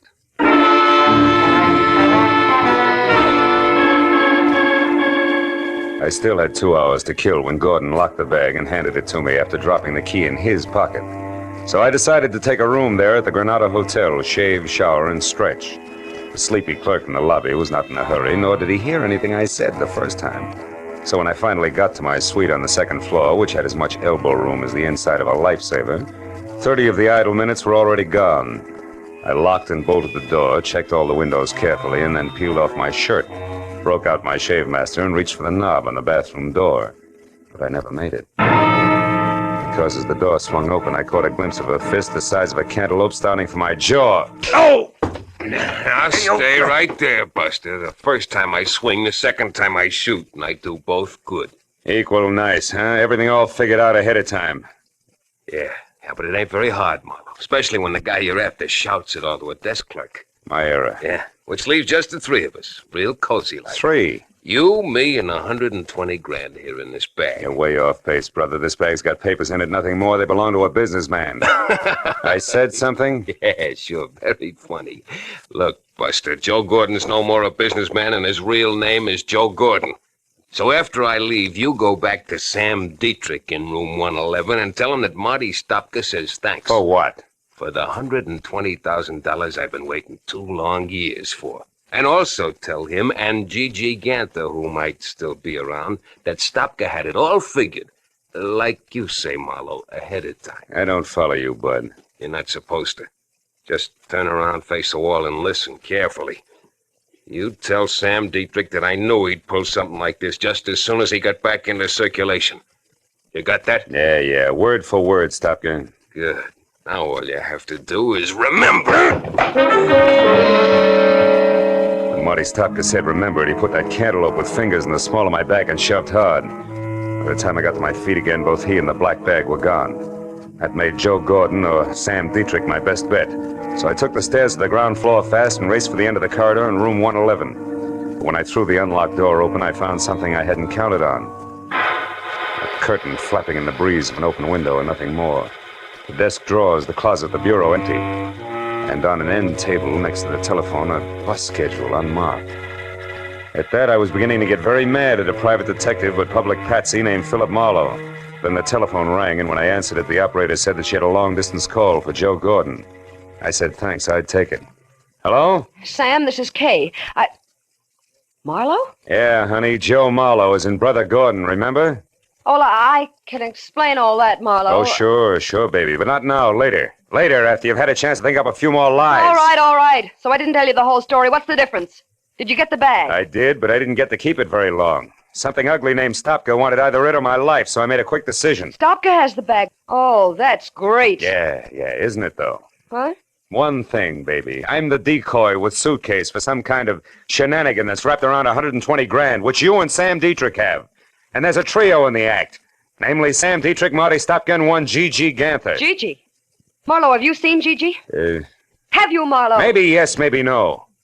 Now, why don't you come clean? Admit you're happy that Stopka got the suitcase from me while Sam beat it out of an open window. That my part of the job is over with. Come on, baby, talk. All right. I'll make it short and to the point. You got $200 for doing nothing. Out of that, 60-odd went for an airplane ticket. The rest is yours, right? Go on.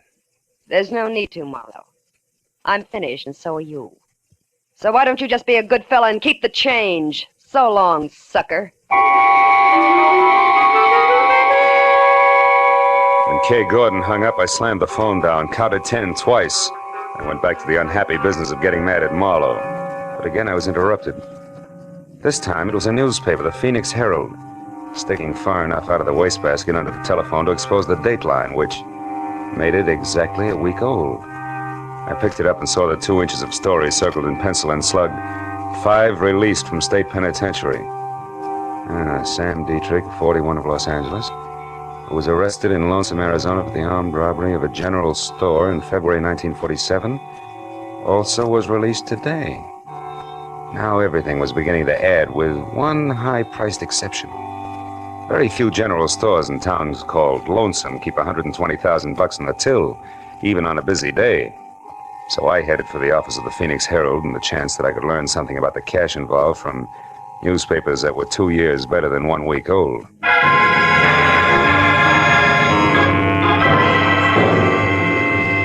30 minutes later, I was in the back shop of the Herald receiving fax willingly supplied by a sandy-haired linotype operator with a sad face who had never heard the word forget. That's right, mister. It was the Second National Bank and Land Company here in town. Held up at 1:10 p.m., February 7, 1947, by 3 men who took $120,000 in unmarked 10s, 20s, and 50s. One was badly wounded in a running gunfight, but they all got away clean. No arrests, no suspects? Other than the usual rigmarole of trying to pin the job on every 2-bit stick-up man hauled in the next 6 months, no. Anything else? No, thanks. I don't think... Say, wait a minute. Lonesome, Arizona, that unmarked bus schedule. Tell me, do you happen to know where something called Lonesome is? And if so, how a guy could get there if he doesn't have a car? Sure. It's 87 miles west of here, and the bus will do the trick. But not anymore today. Oh. The only bus left an hour ago. Now, young fella, you tell me something. What in Sam Hill is Lonesome and a bus departure got to do with a bank robbery was pulled 2 years ago? Where I stand right now, Dad, I can't say. But when I get to Lonesome, ask me again. I may have the answer for you.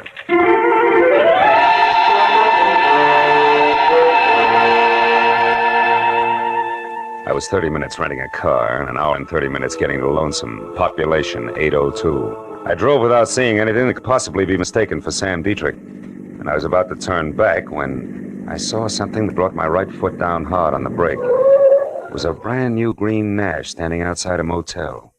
California license plate. I got out of my car and got a look at the registration card wrapped around the steering wheel. It said Catherine E. Gordon. The motel only had 3 cabins that showed any light. The first belonged to the manager and the second to Kay. Close to an open window, I saw the man Kay was talking to. He was an ex-convict and part-time broker named Sam Dietrich. All right. So Marlowe knows he was set up for Marty Stopka. Who cares? We're here, and so far Stopka isn't. And if and when he does show, we'll be gone, with the real black bag safe in our hands. Yes, but what about Gigi, Sam? I told you Marlowe mentioned his name. And I told you to forget it. Marlowe must have been swinging in the dark. Gigi can't be alive, Kay. He was badly hurt when Stopka and I got clear of the bank. But why wasn't his body found? I don't know, Kay. I've told you that 1,000 times. Now, look, honey, why don't you just relax and think of us a little, huh? Gigi's dead, baby. There's only you and me. Sam, you know how I feel about that. I love Gigi. It's the only reason I'm helping you. I don't want anything to do with this money. I only want to know for sure about Gigi. Okay. Hey, did you get a line on Leland Mills, the name that was on that mailbox 2 years ago? Yes. He owns the place and lives there alone. A once-upon-a-time small ranch on the last block in town, coming apart at the seams. Mm-hmm. What about Mills himself? He's an old duffer, maybe 50. Lives close to the fireside, day in and day out. Good. That means I can handle him without any trouble. And now, look, baby, it's 7 now. At 9, this town will be fast asleep, and at 10, I'll take care of everything. So, why don't you just curl up there on the couch and think about nice things? Huh? Oh, nice things like what? Well, like the money I hid at Leland Mills' place 5 hours after the boys and I took that bank. The $120,000 that's soon going to be back here with me where it belongs. Dad, I took my cue and left because one Leland Mills was a man to be forewarned while 10 o'clock was still 3 hours away. I was 10 minutes finding his place, which was on the edge of town, and another 2 locating the doorbell, which was the kind you pull to start a bunch of jingling inside. It was 3 pulls later before the door creaked slowly open, and what had to be Leland Mills stood in front of me. He was shaggy, gray hair curling on the sides of his neck, a face with 1,000 crisscrossed wrinkles and dirty old clothes.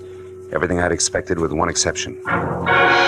Gripped firmly in both hands and pointed directly at my head was a long rifle. Who are you? Mr. Mills? Maybe. Well, I'm a private detective named Philip Marlowe, also someone who knows that there's $120,000 in cash hidden here on your grounds. $120,000? To the penny, yes. 2 years ago, Mr. Mills, a Phoenix bank was robbed by 3 toughs named Dietrich, Stopka, and Gigi Ganther. Gigi? That's a queer name. It's not important, old man, but this is. Now, somehow or other, that stolen money was hidden here, in or around your place. And tonight, one of those men is due back to collect. That, of course, means trouble for you. You think we should call the law? No, not yet. If we play it smart, we can get the dough spotted first in at least one of the 3. All right, Mr. Marlowe. If you're sure of what you're saying, I only hope you are. Oh, I'm sorry about this gun here. I don't like poachers on my land. Yeah, we all have our pet peeves. Now, Mr. Mills, I want you to sit tight till I get back, and no matter what happens, don't open that door for anyone. Have you got that? Mm-hmm. Yep. Where are you going? To town. To check on the only 2 things that can possibly give us any unexpected trouble. One, a nasty man named Marty Stopka, and the other, a guy I've never even seen. The elusive Mr. Gigi Ganther.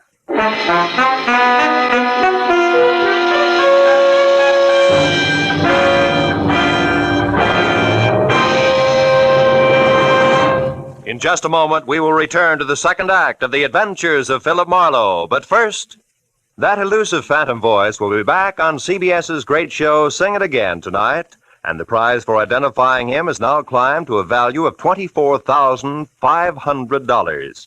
Yes, for music, suspense, and sensational prizes. Don't miss the Sing It Again show tonight over most of these same CBS stations. And now, with Gerald Moore starred, we return to the second act of Philip Marlowe and tonight's story, The Lonesome Reunion.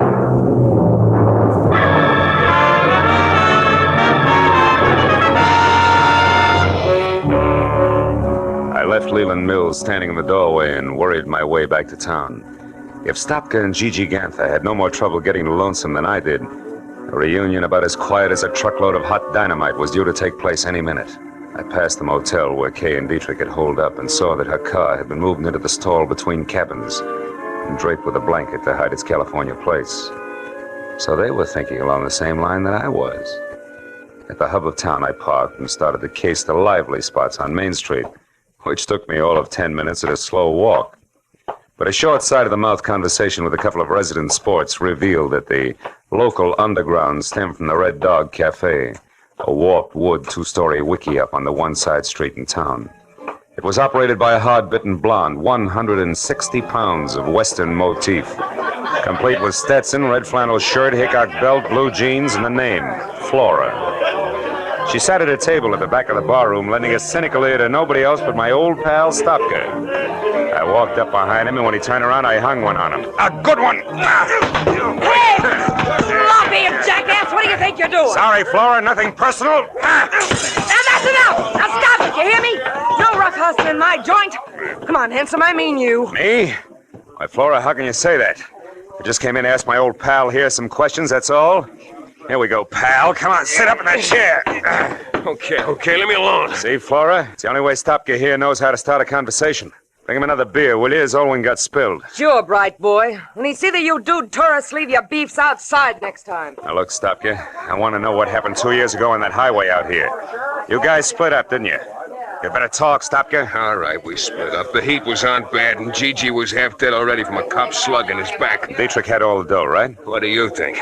I left him and Gigi off outside of town. I took the car to try to suck the cops away from him. We were supposed to meet later. But you kept going to save your own hide, didn't you? Certainly. It's going to pay off, sucker. You'll see. Uh-huh. Since the money was never found, you figured Dietrich hid it around here, and he's coming back to dig it up. Is that it? Keep guessing, Chalmers. Maybe we ought to loosen your jaw again, Stopka. That's all, you two! Now turn loose of him, handsome, and by Sadie, I'll plug you. Well, a real genuine 44. What museum just swiped that from, Flora? Never mind.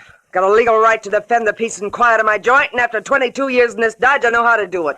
Now, I asked you nice once, now I'm telling you. You, get out. That back door there. Yeah, sure, I'll go, sister. And thanks for nothing. Hey, wait a minute, Flora. Don't let that lug get away. Shut up! Now, you sit down right there and count up to 50. Then you leave by the front, quietly. Okay, you win. 1, 2, 3... Flora, look out, he's back. What? Sorry, Eddie. You buzzard mate! I'll leave this cannon on the back steps. So long, Flora. I beat it out the back door and into an alleyway between the shacks. Stopka was still in sight, but walking fast, and when I took after him, he saw me and started to run. There was a hard, flat sound, like someone striking wet sand with a hammer. Stopka faltered and lurched up on his toes, as if he'd suddenly changed his mind about running. At the same instant, on a wall, even with him, I saw the shadow of a man, holding a pistol with a long, awkward barrel. The hard, flat sound came again. Stopka curled up on himself and fell. And the shadow slid off the wall, disappeared. I ran for the wounded man, but by the time I got to him, there was no trace of the gunman. I rolled Stopka over. He was hit hard, slipping away fast. Silencer. Gigi always used a silencer. That punk Gigi. You dead, huh? You wise guys never know when to quit, do you? You're in real trouble now, handsome. Hey, wait a minute. I didn't do this. How come I couldn't hear the shots, a silencer? Yeah, that's right. Trademark of a guy named Gigi Ganther. All I saw of him was his shadow on that wall there. Say, what kind of law have you got in this town, Flora? None. Except the highway patrol, they stop in every night. Okay, call him. Get him over here. This guy's Marty Stopka, wanted for a bank job, nearly 2 years old. No kidding. Who are you, his trainer? I'm a private detective who's got no business here, except I don't like to be pushed around. Now listen, do you know Leland Mill's place at the edge of town? Sure. Well, you get the cops out to Mill's place by 10:30, do you understand? That's where the big attraction's going to be, if I can keep Gigi and his silencer from interfering again. Now let me down, beautiful. I won't let you down, handsome. For a city boy, you're all right.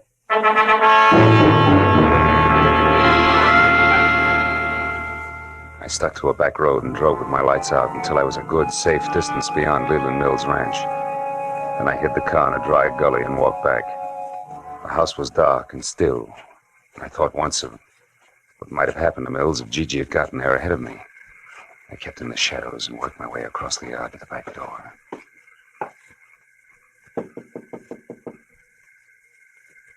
Who's there? Marlowe, open up.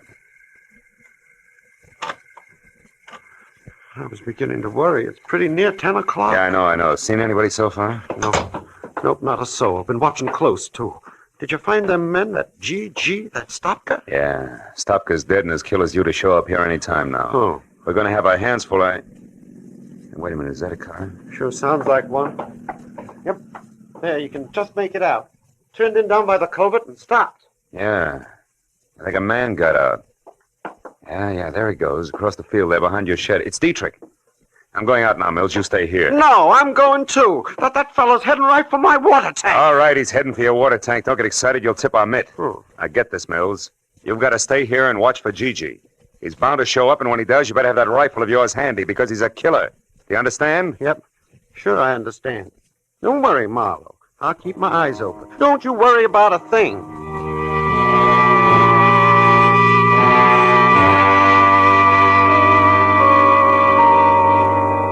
I eased out of the door and started across the yard. I knew I was getting myself out on a nice, long limb. Leland Mills was about as reliable as William Tell with their hiccups, and the apple was on my head. It was too late to back up, so I skirted the barn, stayed below the crest of a low rise, and moved toward the elevated water tank until I heard a shovel biting dirt. I got a comfortable grip on my gun and headed up over the rise to where I could see.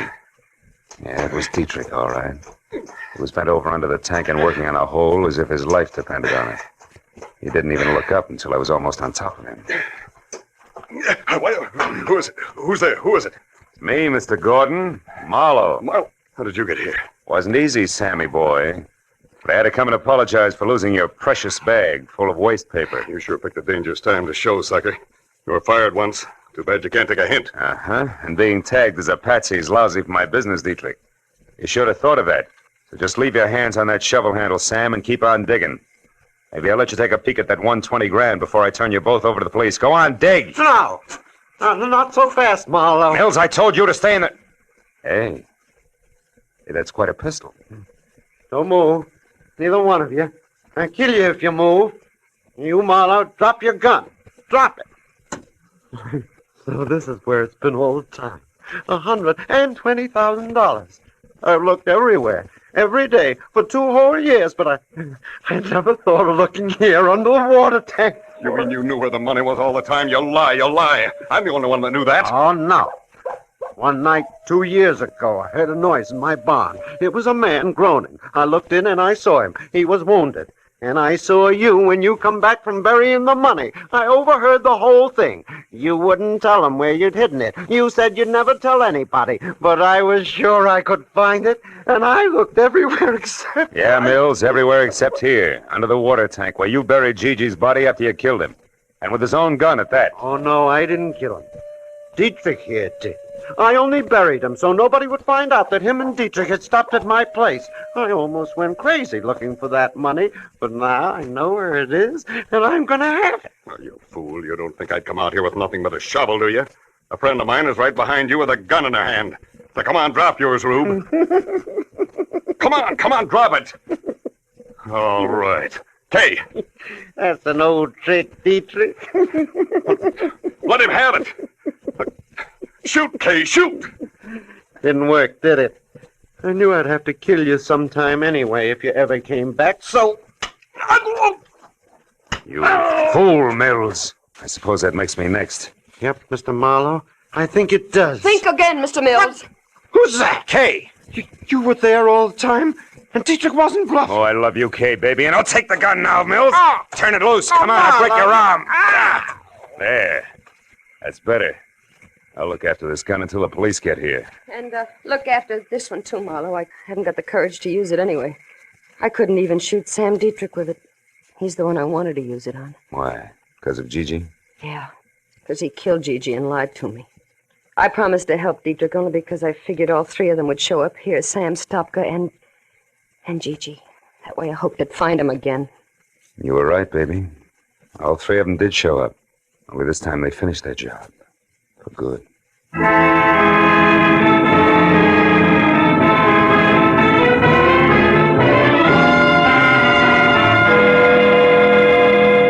It was 10:30 on the nose when we got back to the house. And the highway patrol had just pulled up. So the question and answer period started, and by the time it was over, all the field work finished up. 4 hours plus had gone by. It took some fast conversation and a lot of promises to stay handy, but finally, Kay was left with me. After all, her only real mistake had been falling in love with the wrong kind of a guy. When the last patrol car drove away, the desert was suddenly very still. The stars were small and sharp in the clear sky. The air was cold. Maybe that was why Kay Gordon trembled. Marlowe, I'm sorry about all this. I got you into it, remember? Mm-hmm. You also got me out of it, Kay. Well, I can forget about Gigi, now that I know for sure what happened. And all because of a jerk named Leland Mills. No, Mills was a desperate guy, Kay. After he buried Gigi, he just about went nuts trying to find the money. When he finally realized Dietrich was the only one who could lead him to it, he shot Stopka and would have killed anybody else, keep him from interfering with Dietrich until he uncovered the hiding place. You know, in a way, Marlowe, it was a horrible trick of fate. They both picked the same place to bury things. Not really. Mills and Dietrich had the same jobs to do, under the same conditions. They each had to bury something in a hurry and in the dark. So both of them picked a spot where the ground was soft and one that was clearly marked at the same time, under the water tank. Yeah. And Marlowe, I'm kind of scared. I don't like this place. This spooky little town. It's the end of nowhere. Yeah.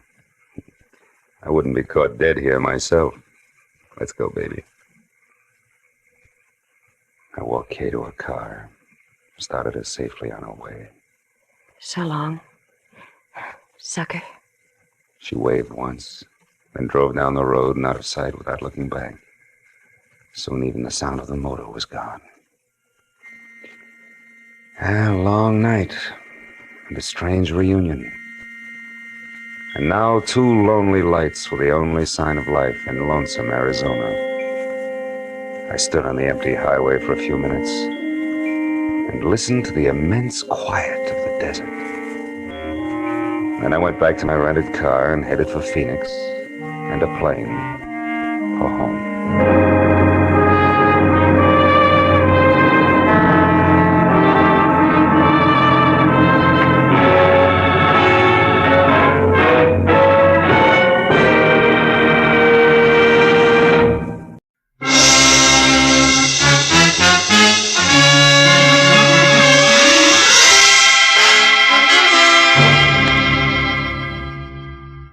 Was a wood nymph dressed in nothing but a veil of dewdrops.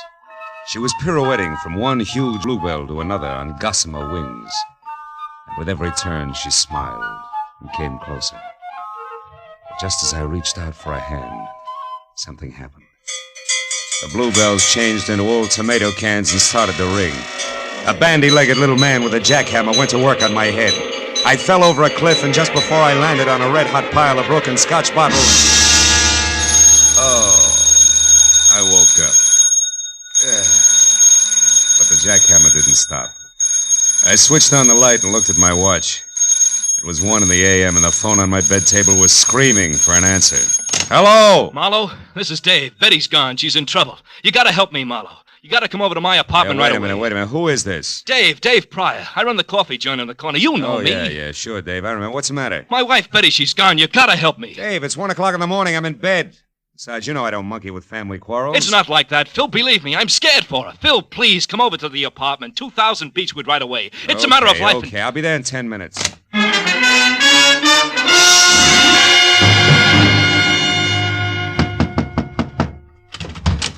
Marlowe, I thought you'd never get here. Look, somebody fired a shot through the door, and when I got back with the aspirin, Betty was gone. All and right, wait a minute, Dave, hold it.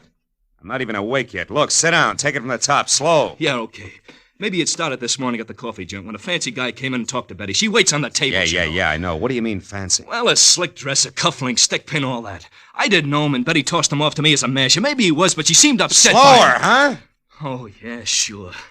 Well, tonight about 9, another guy came in, a chunky bird with a deep voice. Betty had just got back from shopping, and I was in the kitchen. See, when I heard a tray of dishes fall and Betty came back, white as a sheet, she was scared, Phil, scared. Hey!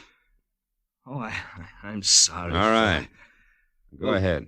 I looked out, and that chunky guy was leaving. Betty insisted he had nothing to do with it, that she was just nervous. Was somebody else in the place at the time? Let's see. Yeah, some Tribune reporter that comes in every night was up at the counter. He was the only one. And Betty stayed on the job till you closed, huh? Yeah, till midnight. But, Phil, she was in a bad shape. After we got home here, she sent me out for some aspirin. I was only out for 15 minutes, Phil. When I came back, she was gone. And look, this bullet hole in the glass door to the backyard. Somebody out there shot at her and maybe hit her or something. All right, Dave, steady. Now take it easy. You and Betty have a gun? No. Why? Well, in the first place, the bullet went out through this glass. It didn't come in. Another thing, Dave, who did you call tonight after you phoned me? Why, nobody. Phone directory on the dresser here is open to the B's. Boone to wardrobe. Mean anything to you? No, I didn't even realize it was over there. I looked you up in the classified.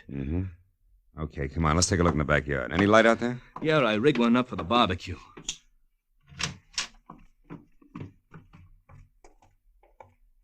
Look, Marlowe, Dave, there must be take it something easy. Now, we'll straighten this out, believe me. Let's see. Line of sight seems to run somewhere between the barbecue and the gate. No footprints, though. Maybe... Marlowe! Marlowe, here by the tree. It's a hat. Gray snap brim, initials VR on the sweatband. VR. Mean anything to you? I know. Sure! That's Van Remini's hat. He's the newspaper guy I told you about. Tribune reporter that was in your place tonight? Yeah. Why should he be dodging bullets in your backyard? I don't know. Dave, where's Betty from? Detroit. When she came out here, I gave her a job. And then you both fell for each other and got married, huh? Yeah, 2 years ago next month. And we've been happy, Phil. We've been... Yeah. Now, look, Dave. Why did you call me instead of the cops? I guess I'm afraid she's mixed up in something bad. You know, if it turns out that way, I'll have to call him myself. Okay, Phil. But you're on my side until you know for sure. Yeah. All right, now you stay here, close to your phone. Okay. I'll check with you. Right now, I gotta get a line on a bare-headed reporter. He can get us started if he hasn't lost anything more than his hat when I find him. So long, Dave.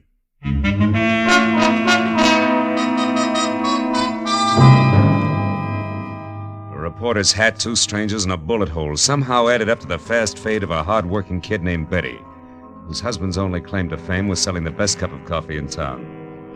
It made no sense, but as I walked up the street toward my car, I figured that through Van Remini, I could get to the first answer. I was wrong. The first answer got to me. A thick hedge suddenly sprouted arms. One jerked me around while the other held the cold throat of a .45 against my throat. Your car registration tag says your name is Philip Marlowe. No kidding. How do you suppose that happened? But it doesn't mention your racket. Shamus, maybe? Could be. And you? I'm a tourist. Oh, sure. Just out to see the sights. That's it. One in particular. $25,000 that belongs to me. I don't want any interference from you or that square inside there. You mean Dave Pryor? I mean Dave Pryor. I'll go back in there and tell him to cool off. The little woman is all right. She's just helping an old friend, you might say. Might I say you're the friend? Never mind. Unless Mr. Jitters in there kicks up a fuss, everything will be fine. Betty knows what she's doing, and she's got a lot of talent for it. Too much to waste slinging hash. And remember what I said, Marlowe. Lay off. I'll remember more than that about you, Foghorn. Just remember to count 10 before you move, boy. Well, there's no point in trying to outsmart a .45. And with 3 steps, Foghorn vanished in the night. Also gone was a big chunk of my respect for a doll named Betty Pryor and her taste in old friends. Just so I wasn't jumping to conclusions, I went to my car and drove down to Hollywood Boulevard. At the first all-night gas station, I stopped and put in a call to the Tribune. A guy on the desk told me, through a mouthful of mangled cigar, that unless Remini was at Bungalow 24, Beverly Crest Hotel, covering the murder of an ex-Detroit hood, he was fired. And he hung up. But the one word Detroit made the call a jackpot, so I headed for the hotel on the double. It was pink and Spanish and squatted in a grove of well-behaved palm trees at the edge of a domesticated jungle, which gave the illusion of privacy to a string of bungalows that weren't. But number 24 had all the privacy of a glass-faced cutaway beehive when I pulled up in the middle of 2 squad cars and an ambulance and went inside. Sprawled on the floor in front of a desk was the very well-dressed Exhibit A, complete with cufflinks and stickpin, and presiding as usual was Detective Lieutenant Ibarra, who didn't see me until I walked up beside him. What are you doing here, Marlowe? I can smell blood clear across town. What's the story, Ibarra? The name is Spec Willard, a gambler from Detroit. Retired out here to California a few years back to play horses and women. He was shot to death at about 8 o'clock tonight by a person or persons unknown. Another gang job? No, I don't think so. Looks more like armed robbery that'd get out of hand. How so? We found a currency wrapper from a local bank that read $25,000 in an open drawer in the bedroom. And one of the bellhops saw a woman, unidentified so far, run out of here about the time the coroner says that Willard was shot. A woman? Yeah. That fits because he was known to be quite a nightclubber and general playboy. You wouldn't happen to know something about this woman, would you, Marlowe? Me? Certainly not. No, I'm after a man, a live one, I hope. Mm-hmm. Well, look, Marlowe, take this nickel. In case you should just happen to hear something, I want you to spend that on a phone call to the police department. Now, who is it you're looking for? A Tribune reporter named Van Remini, you know him? Unfortunately, that's him over there, the sticky-fingered one by the window, swiping that book of matches just now, the one without a hat. Oh, yeah, I know. Thanks, Lieutenant. I'll see you. Hey, Remini, can I talk to you a minute? Yeah, sure. What's on your mind? I'm Philip Marlowe, private detective. Don't apologize. What's up, Marlowe? Know a girl named Betty Pryor? Pryor? Yeah. Yeah. She and her husband run a one-arm joint on Franklin, don't they? That's right, Remini. I understand Betty got into a little trouble tonight. Heard about it? Nope. Wouldn't worry, though. Trouble's not new to Betty. Yeah, that's one popular school of thought. Incidentally, you seem to be going a long ways out of your way on this run-of-the-mill murder story, Remini. You're taking a long way around to the point, pal. Get with it. I'm in a hurry. Okay, pal. But keep it under your hat, won't you? The gray one, I mean. Oh, so that's how Yeah, that's the way it is. Yeah. Now, do you mind telling me what you saw in Pryor's backyard tonight? You name it. Shall I play dumb or lie? Suit yourself. See, my press card's just as good as your license, sweetheart. It gets me in, gets me out again. In my dodge, that's called reporting. Remini, I'll squeeze the truth out of you eventually. Sorry, I can't wait. Got a deadline. Anything else? Yeah, one thing, a match. Yeah, sure, Marlowe. Anytime. Thanks. Mm-hmm. And, Remini. Yeah? Don't hang on too long, huh? Liable to singe your pinkies. The reporter blew out the match and looked at me steadily for a moment.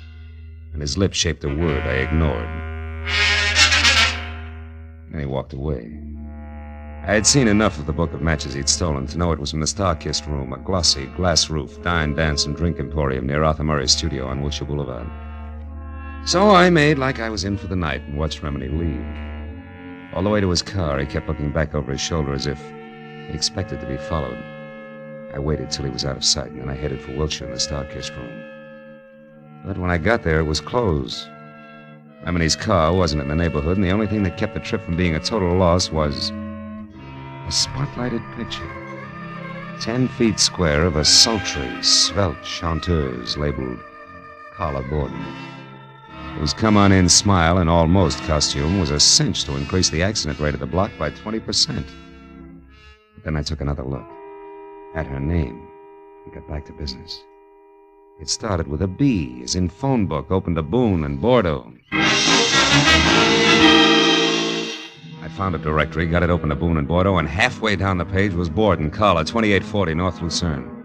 It took 10 minutes to get there and 2 more to find out that she had an apartment, number 17, at the end of the first-floor hall. The door was open and I started for it, but ducked back close to the elevator when a woman came out and ran down the corridor toward me. It was Betty Pryor. Hold it, Betty! Whoa! What? Mr. Marlowe, what are you... Never mind the stall, Betty. I've been in a long time. Why, I don't know what you're talking Now, look, about. you left a pretty worried guy at home. Dave, did he send you after me? That's right. Why can't you fools leave me alone? Why does he have to be so stupid? Hey, you've got a few ideas mixed up, kid. Oh, sure, I'm wrong. I'm the one who's all mixed up. Let go of Not me, until I've got a couple of things straight. Now, what happened? Did life in a hamburger stand get a little stale? Yes, you two-bit snoop. Okay. Dave thinks you're in trouble, I think you're in trouble, and I think somebody waved a few bills at you and you lost your grip. Why, and you're in so deep now you can't get out, and it's no more than you deserve. Now, come on. We're going right back down the hall to Carla's apartment. We're going to have a little chat, just the three of us. No, I won't let go. Come on! Take your hands off, Marlowe. Stand still. Well, my 2 chums, the Foghorn and his .45 caliber equalizer. Easy does it. You were lucky the first time. Well, Betty, did you get it? No, something went wrong. Something terrible Shut went... up. Marlowe isn't deep. We'll talk after he's out of the way. All right, you. Get in that elevator, chum. And we'll wait right here to see you leave. Come on, get in. 45 makes you awful brave, chum. This way we don't offend the lady by being uncouth. You get a chance to go up in the world. Just put your finger on a button. Now, wait a minute. Come on. All right. Now, all you have to do is push.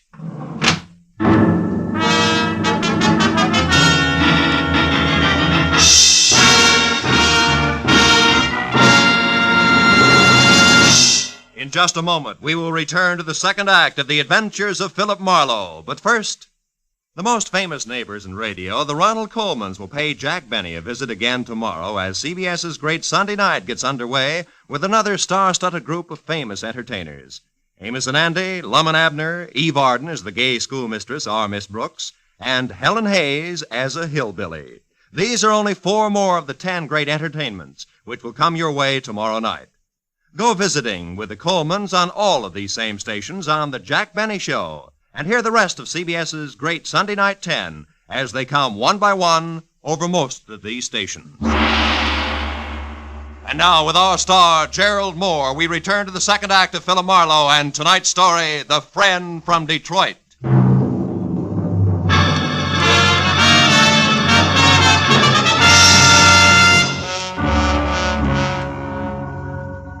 My cage on cables was 10 exasperating seconds getting to the next floor.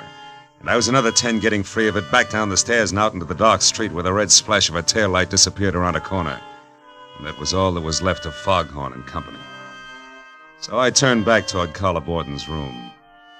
When I stepped across the threshold, I found that with the exception of a single bureau that was still intact, apartment number 17 looked like it had just played host to the vortex of a cyclone. The bed, a chest of drawers, another bureau, a desk, everything was inside out. In the middle of all that was the body of Carla Borden. Blood from a deep, ugly cut on her head, staining the snow-white front of her Angora sweater. I saw something else, which reminded me that this was not the first corpse of the night. The plush leather frame was shaped like an oversized lifesaver, and in it was the picture of a handsome man, all smiles, inscribed, "With love to my very best girl, Speck Willard." It was 10 minutes before I got through to Lieutenant Ibarra, who was still up at the Beverly Crest Hotel. After I told him about Carla and her connection with the late Mr. Willard and Betty Pryor and my connection with Dave, I stopped talking and listened. Marlowe, we just learned that Willard had some kind of a $25,000 caper going with one of his old mobster friends from Detroit, named Joe Lazar. Maybe it's something with a voice and active below bottom? The same, Phil. Anyhow, it looks like they worked out a gambling deal for old time's sake. At the last minute, Willard tried to welch on Lazar and got killed for his trouble. And Lazar searched the place until he found the $25,000. No. That part doesn't fit, Ibarra. How so? Well, I've run into Lazar twice tonight. I know he and the money are still strangers. Oh? After what happened here with the team of Betty and Lazar getting to the singer Carla, I figured they're still looking for it. Also, I figured Carla was somewhere near when Lazar killed Speck Willard, and that she took the money and... Call you later, Ibarra. I got clumsy company in the hall outside. All right, ballerina, get your foot out of that bucket and come on in with your hands up. Well, the man with the very long nose for news. What brings you around, Remini? For one thing, the fact that you got no corner on brains, Marlowe, and for another... Who did that to her? Our mutual friend, Betty Pryor, and her running mate. I believe they were looking for $25,000. Did she and Joe Lazar get the money, Marlowe? No, they... Remini, how did you know the man with Betty was named Joe Lazar? Haven't you heard? I'm a good reporter, Marlowe. The kind that keeps eyes and ears open and mouth shut. It isn't until I know the whole story. Which, as far as you're concerned, is precisely what? That I happened to be... You happen to be? That I happened to be in Dave's restaurant early this evening, where I recognized the only other cash customer as Joe Lazar. Oh. An out-of-work mobster from Detroit. He said something to Betty that scared her right out of a tray of dishes, so I figured I'd find out what was going on. I've been in on the show ever since. Yeah, including a corny blackout up at 2000 Beechwood Drive where you lost your hat running away from a bullet. That's right. Mm-hmm. And just so you don't toss and turn when you get around to going to bed tonight, I'll fill in the rest. I followed Betty and Dave from the restaurant to their apartment. I watched her get rid of Dave, and then when I saw Lazar come in, I moved up close to the window. And stayed there until Lazar spotted you and threw a bullet your way? You're very clever. Yes, I am, man. But before that happened, I heard him tell Betty that Speck Willard had talked about a girl singer at the Starkiss room named Carla Borden. And that since he didn't know Carla on sight, she could have been the lady he'd seen running out of Speck's apartment with a 25 gram. Oh, now that phone book of Dave's open to the bees ties in. I'm so glad. Now, Marlowe, lest we digress too far, how come this one bureau here hasn't been turned upside down along with everything else? I don't know. Any more than I know why you're holding back so much from the law.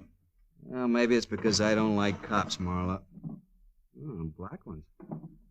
Or maybe it's because I'm in the same kind of racket as you. Chin way out and a lot of fast talk, just so papers can know what's going on an hour ahead of the rest of the world.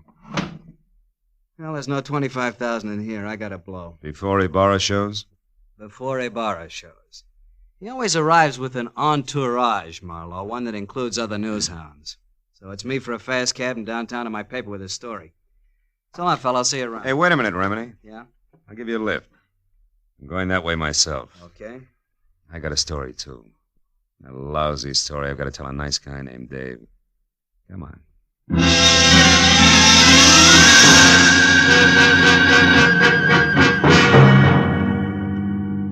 All the time we drove, Remini half-faced me and smoked one cigarette after another while he rattled on about Joe Lazar.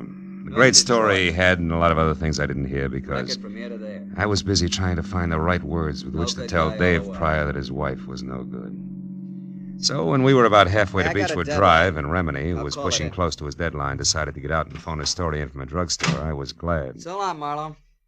A second after that, I knew I was kidding myself.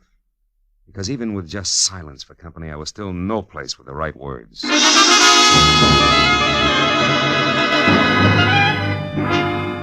10 minutes later, when I stood in front of Dave on the steps to his house and stammered out the facts just as I had run across them, I forgot about words, right or wrong. I thought instead about my client, a badly hurt guy, but one who would never say die. Marlowe, I can't believe all this. I won't. Tell me, where's Betty now? I don't know, Dave. Now, look, maybe we ought to head for police headquarters because sooner or later we're each going to have a story to tell Lieutenant Ibarra. Come on, my car's over here. Okay, Phil. I guess that's the only thing to do, all right. Yeah, I guess so. Here. Better have a cigarette, baby. Oh, thanks.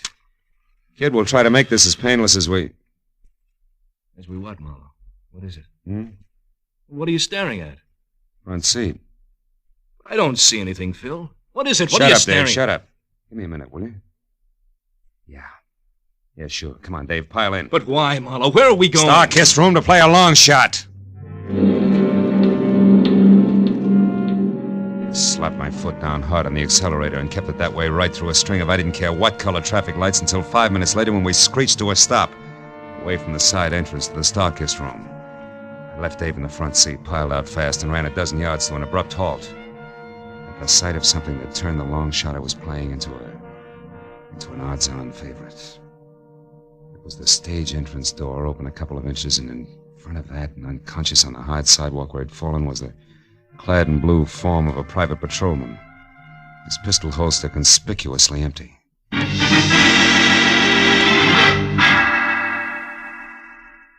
Inside, I slowly picked my way along an L-shaped corridor until I saw a shaft of bright yellow from a flashlight that was moving away from a door marked Carla Borden. It brought me up short and flat against the wall. But then as the man on the other end of the beam of light moved away from me, I got a very steady grip on the .38 in my pocket and started after him. A minute later, he entered the main room of the club, and it was there, as he started across the glass-ceiling dance floor, that I recognized the very self-confident gait of a very self-confident guy. That made the next move mine. Bar's closed, Remini, and don't move, Buster. I'll blow your head off. Ah, looks like you're making news this time, good reporter. Or isn't that package in your hand the 25 grand you just found in Carla Borden's dressing room, huh? The same Carla Borden you murdered not an hour ago in an apartment on Lucerne, where you first thought the money was, where Betty Pryor surprised you before you could finish searching, where you later returned in the role of an all-American newsboy so you could get to that last bureau. All right. I've heard enough, Marlowe. But I'm not going to stick around for more details. You make a break and I'll shoot, Remini. Try it, Eagle. Stop, Remini, stop! Marlowe! Nice shooting, Marlowe. But don't turn around because where I'm standing it's dark, and where you're standing it's light. Now throw your gun away, fella. Come on, toss it! That's better. All right, Betty. Get over to that dead newspaper guy and get the money. And we'll take care of the private detective here. What do you mean, take care, Joe? I can't go along with murder. Spec Willard's death didn't seem to bother you any. Shut up, Marlowe. Spec Willard. Joe, you killed... Yes, I killed Spec, that Welcher. 8 o'clock tonight. And I had to stay undercover, but still get my hands on the money. So I came to you for help. I didn't tell you about the killing because I didn't think you'd play ball if you knew about it.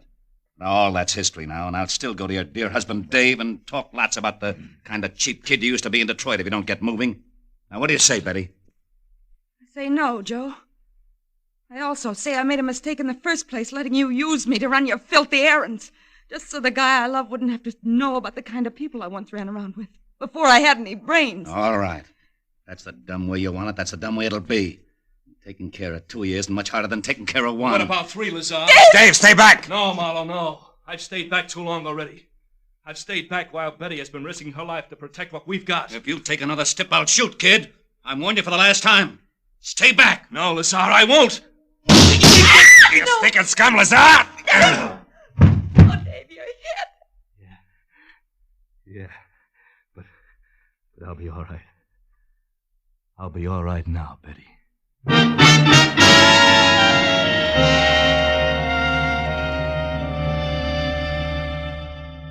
Dr. Reese. Dr. Reese, please report to surgery. Well, Mrs. Pryor, Dr. Reese, Marlowe, the please doctor says report Dave's to going to be surgery. fine in a couple of days. Yeah. Caught one in the shoulder, the other in the hip. He certainly had courage, didn't he? Yeah, and you did all right, too, Betty. Mixing in this whole mess just to keep the home fires burning. Tell me, whatever made you think that a guy like Dave wouldn't understand that you turned over a new leaf? Well, Dr. Reese wanted in I surgery. don't know, Phil. I guess I wasn't very smart. No, you weren't, Mrs. Pryor, but you're lucky because Marlowe here was. And that brings me around to a loose end, Phil. How did you know that Remini was your man? Know that? Because of something I saw in the upholstery of the front seat of my car he borrowed. Tufts of snow-white Angora, which was the kind of sweater that Carla Borden had on when she was murdered, after they struggled. And since you didn't touch the body yourself, they couldn't have come from your suit. No. And Remini was the only other one who had been in my car. So I figured that the Angora fuzz had gone from Carla's sweater to Remini's suit to my upholstery. All of which means that Remini must have been in Carla's room before I got there as well as after. See? And then once I thought back about his getting out of my car to phone his story in, I realized that when I dropped him near a drugstore, he had also been near the Starkist room. Yes. It's exactly where he'd headed. Mhm. You see, Phil, Joe and I followed both of you from Carla Borden's place because, well, after Joe put you in that elevator and we ran, Joe said we had to return and wait for Remini, who was sure to come back and finish his search. And the whole business because Lazar, after he had murdered Speck Willard, was afraid to publicly go after Carla Borden. And the money he felt was his. Yes. He knew about me and Dave because Speck Willard accidentally dropped into our place this morning. Correction, baby. What? Yesterday morning. Oh. It's now 9 a.m. Oh! And a good time to call quits, huh? Good night, kids.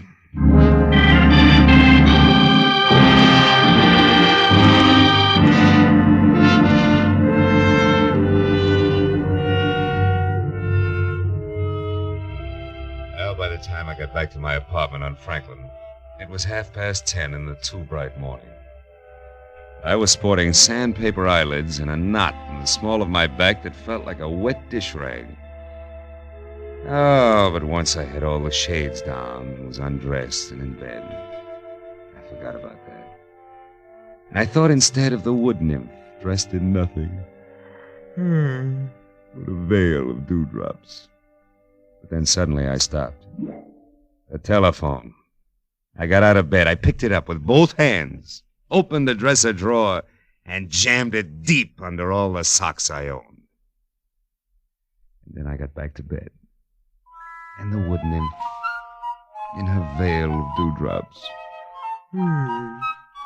she was pirouetting from one huge bluebell to another. Oh, my. On gossamer wings.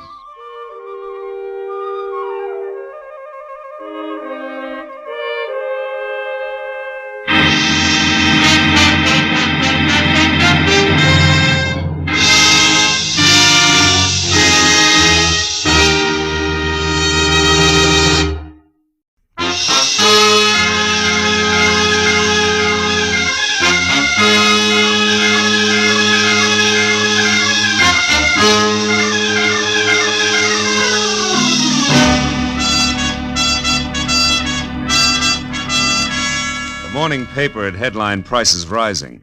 My bank statement in the afternoon mail had warned balance falling. And I had wasted the evening on behalf of a client who ran out on me when I tried to collect. All of which added up to the end of the day and me unhappy in my office at 10 p.m. with one hand on my checkbook and the other one raised in almost solemn oath. I, Philip Marlowe, private detective and too often public servant, hereby resolve to one way or another jockey my budget into something close to equilibrium. And from this day Hello, Marlowe speaking. My name is Helen Palmer, Marlowe. I need your help badly. Yeah, but look, I'm up at 8700 Magnolia Terrace in the Hollywood Hills. Now, please, drop whatever you're doing and... No!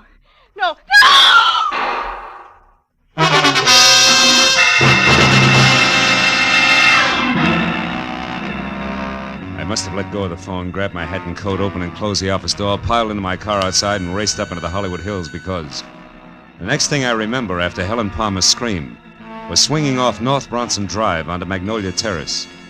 But a minute later, when I screeched to a stop away from number 8700, scrambled out from under the wheel and started on the run for the front door, I was no longer sure of anything. Because the house in question, a stock southern mansion complete with stable boy statue and a gravel driveway, which according to the book should have been as dark and as quiet as the inside of a coffin, was anything else but. And when I got to the oversized bronze door knocker and dropped it hard, I was beginning to doubt that I had the right address. Can I be of some assistance, sir? I don't know. I'm looking for a woman named Helen Palmer who called me at my office. Said she needed help. And a second after that, she... Screamed, huh? Tell me, sir, what is your name and occupation? In that order, Philip Marlowe, private detective. Good for Helen, good girl. Happy, aren't you? What's going on here? What is this? Why, it's a party, sir. A scavenger hunt. It looks like Helen Palmer's the Now, winner. wait a minute, laughing boy. I had a call that was interrupted by pistol shots, and I... All just part of the play, sir. Yeah, Helen Palmer had to bring back one private detective. Yeah, you see, Marlowe, each list, aside from the usual hard-to-find objects, had a human being on it. That's right. I had to bring back a Hoover vacuum cleaner salesman, and believe it or not, he's already sold our good host, Thaddeus Grover, the deluxe model. Yes, sir, he did at that. You see, Mr. Marlowe, Helen Palmer wasn't permitted to actually hire you. That's why she had to pretend to be in trouble. With the net result that I nearly broke my neck getting up here.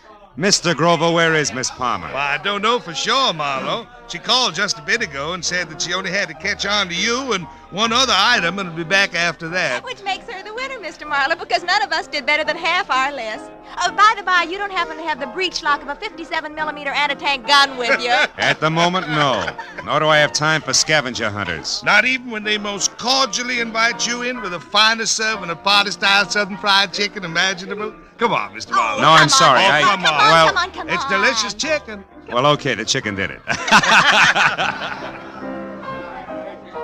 The inside of Thaddeus Grover's house was also stock southern mansion from a giant cut glass punch bowl. Belonged to my mother, sir, First Lady of Atlanta, Georgia, sir, to a wide and winding colonial staircase. It left you expecting the descent of Scarlett O'Hara at any moment. There was one strange note in the soft southern surroundings. Piled 3 feet high in the middle of the room were the crazy quilt results of the evening's scavenger hunt, including a wooden cigar store Indian, a pair of Hickok suspenders from the local fire chief, 1 red motorcycle, a stuffed owl, a set of antlers, and more. And behind all that, my counterparts, the bringing back alive items from each list. A streetcar conductor in uniform, a waiter bald and under 40, a school teacher red-headed and over 50. But I was the center of attention. But Thaddeus introduced one after another of the guests to the genuine, 100% non-shrinkable private detective. And now, Mr. Marlowe, sir, a very special friend of mine.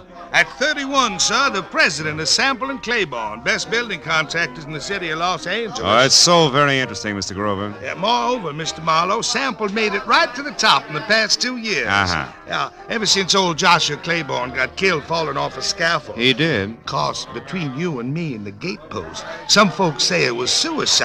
Oh, Larry, boy, I'd like you to meet Mr. Marlowe, private detective. Mr. Marlowe, Larry Sample. How do you do? Hello, Mr. Marlowe. Glad you're with us. Thaddeus, has Rhonda called in yet? Last time I heard from her was when we split our list in two, and she headed out after a Latin American rumba team.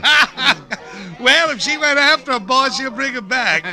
That's Rhonda Langley we're speaking of, Mr. Marlowe, Larry's lady friend. Oh? Nicest person I know. Except, of course, my fiancée, Helen. Helen is in Palmer, my patron, Mr. Grover? Yes, sir, one and the same, sir. Well, we certainly have a lot of fun, even if we don't make much money, huh, Marlowe? Yeah, you certainly... Mr. Grover, did you say money? Most surely did, boy. You know, dollars and cents. Yes. Well, gentlemen, you'll excuse me, please, but I do have to run. Good night, Mr. Sample. And Mr. Grover, sir, it's been a distinct pleasure, sir. I bid you goodbye, sir. Goodbye, sir. You're a card.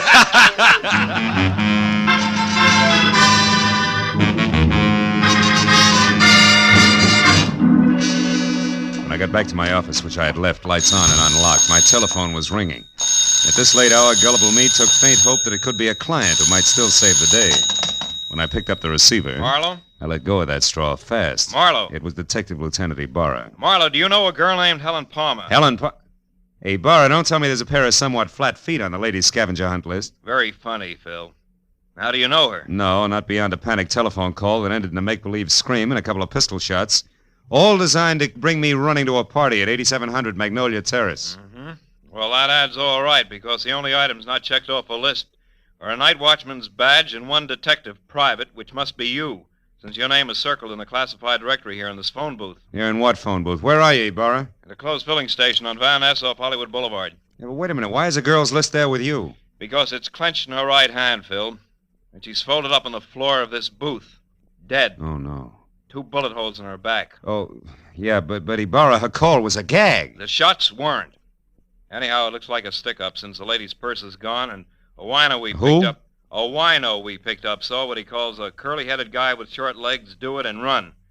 Also, the wino says that the murder had been hanging around for a couple of hours like he was looking for a well-to-do prospect. Yeah, I know, but it's still kind of strange. Me getting that call, I mean. Well, I'll drop around to headquarters tomorrow morning, Lieutenant, if you need any statement from me. I think you'd better make that tonight, Phil. At the 8700 address. I'm sending Mooney up there now. Oh, but wait a minute, Ibarra. You don't need me, and I do need business. If you think I'm going to get it by... Phil. Huh? Phil, let's say that I'd appreciate it if you'd show for a few minutes. Okay? No. Well, okay, a few minutes. Just so long as you appreciate it. Goodbye.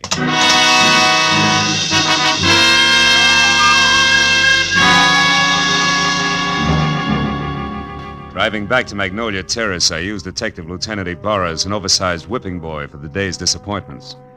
So when I finally braked to a stop behind a half-parked squad car, which meant that Police Officer Mooney was already on hand, I was about back to normal. But then in the next quick moment, I forgot all about Ibarra because in the shadows ahead, sneaking away from a side entrance to number 8700, and looking as guilty as Lucretia Borgia leaving a corner pharmacy, was a young lady, brunette and beautiful. She hurried directly to a gray Nash parked in the rear and, without looking back, climbed in and took off. Following her had to be more fun than conversation with Mooney.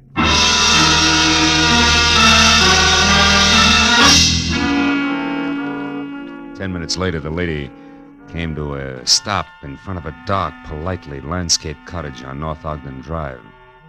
In another 2, she was inside and the light was on. When I got to the front door and leaned against the bell, a card over it said that this could be one Rhonda Langley, Mr. Larry Sample's girlfriend. But that same card also gave another name, Helen Palmer, the lady dead in the phone booth. I rang again. When the door opened, it was the brunette, still beautiful. Only this time, something had been added. In her right hand, a .45, ugly and pointed straight at my head. What do you want? One straight answer, Miss Langley. Why did you run away from 8700 Magnolia Terrace and a cop with routine questions? Wait a minute. Who are you? How do you know my name? I'm a private detective labeled Philip Marlowe, item number 8 on the late Miss Palmer's list. And I know about you because I've already been to Thaddeus Grover's party. Now, after you put this gun away, we'll get back to my question. Why'd you run? Come on, talk, lady, now before I yell copper. Well, all right. Come in. Thanks. Mr. Marlowe, I don't think Helen Palmer's murder was any run-of-the-mill robbery. You don't think what? I stayed just long enough to hear the policeman say Helen had been killed. Oh. When I got to your welcome mat, I was greeted with a .45. Talk some more, Miss Langley. Real plain Well, like, all right, huh? give me half a chance, will you? I didn't say anything to the police about this because I don't want to do any damage before I'm sure about a few things. Like what? Like the kind of a mess that Helen was in. Mr. Marlowe, I need help. I've got to know some facts. Please, will you work for me? I'll pay you anything. Well, at this point, let's call anything 25 a day in expenses, huh? What about Helen and the mess you spoke of? How much do you know? Very little. Only that I think Helen was blackmailing somebody. Somebody who was at the party tonight. Like Grover, your boyfriend Larry Sample? I don't know. Oh, you've got to believe me, Mr. Marlowe. Well, all right. For the time being, I will. Now, first of all, how'd you latch onto this blackmail? Well, yesterday morning, I accidentally overheard Helen talking to someone on the telephone. She spoke of a payoff that was to be made at Thaddeus's party. I don't know who she was talking to, but she warned the person not to try anything rash. As in murder? She didn't say. But she did say that she'd already airmailed a letter to her lawyers in San Francisco that would protect her from any harm. Then she laughed about the scheduled scavenger hunt and hung up. Mm-hmm. You said nothing to her about this, huh? Well, no, I was afraid All right, the letter to San Francisco. Did you see her mail it? Well, I mailed it myself earlier in the day, along with one of my own. Mm-hmm. I didn't think about it until after her call, when she pointedly asked me if I'd remembered to mail a letter. My letter, that is, which she knew that I'd written to an aunt I have in Passaic, New Jersey. Well? Well, that's the whole story. If you want me, I'll be over at Thaddeus's place. Thaddeus? Yes, he was in love with Helen. Yeah. Maybe she was returning that love with blackmail. What do you think, Rhonda? I don't know. The thinking is now your job, Mr. Marlowe. When I left Rhonda Langley and started back to my car as a bona fide private detective with client, I wasn't sure whether or not I was happy about the whole thing. A second later, at the sight of a man in the dark ahead, half crouched behind a tree, I quit deliberating the point and got ready for trouble because, from what I could see, the gentleman in hiding had both the curly hair and very short legs that Ibarra had mentioned as a sign of Helen Palmer's killer. I kept walking straight until I was abreast the tree, then I pivoted sharply, took one step toward him, and swung! Come on, brother. Why, you dirty... We haven't got the time. They believe me. Enough, fella. Enough. Will you leave me alone? Sure. Sure I will, after you start talking. Now, get up. Okay. Okay, don't hit me again. I'll talk. I'll tell you everything. Hey, look there. No, don't! Oh, that lousy note.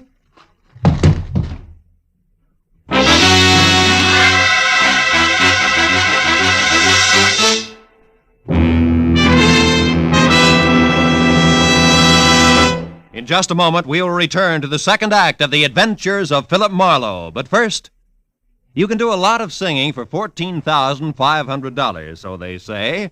And tonight, some CBS listener may be able to speak with authority on the subject because $14,500 is what's waiting for whoever can solve the mystery behind the new Phantom Voice on CBS's great Saturday night quiz game, Sing It Again.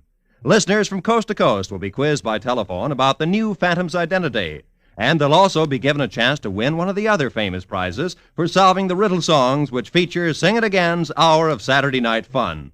Here's Sing It Again on most of these same CBS network stations tonight and...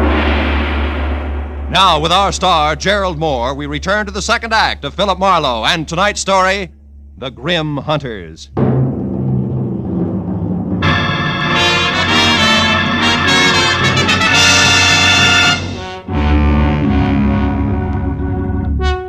The shots crashed out of the darkness. The life ran out of the little man like air from a kid's balloon.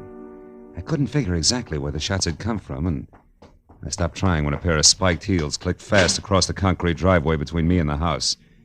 Then a motor started, and a second later a car roared by with Rhonda Langley at the wheel. I yelled at her to stop as she went by, and ran out in the street after her and yelled again at the retreating car. But she ignored me. When another car came around the curve behind me, I tried to flag it down, but the driver didn't even slow up. So I just stood there while the two cars twisted out of sight down the winding street, leaving nothing but silence and a lot of unanswered questions hanging in midair. I walked back to the corpse, went over it carefully. But there was no identification, nothing but a gun to indicate how he fitted into the screwy mosaic of murder, scavenging, and blackmail. I went inside to call Ibarra, and 5 minutes of tracers, relays, and busy signals went by before I finally got through to him with my news about Helen Palmer's killer. What? Where are you, Marlowe? In a house on Ogden Drive, 4310 North. Was shared by Helen Palmer and my new client, Rhonda Langley. Uh-huh. Did she kill my suspect, Marlowe? Could be. She left here in a big hurry. Another thing, Ibarra, there's more behind this business than robbery. Like what? Like blackmail. Maybe so. We just found the Palmer's girl handbag in a trash can. Nothing left but a lipstick and 2 letters.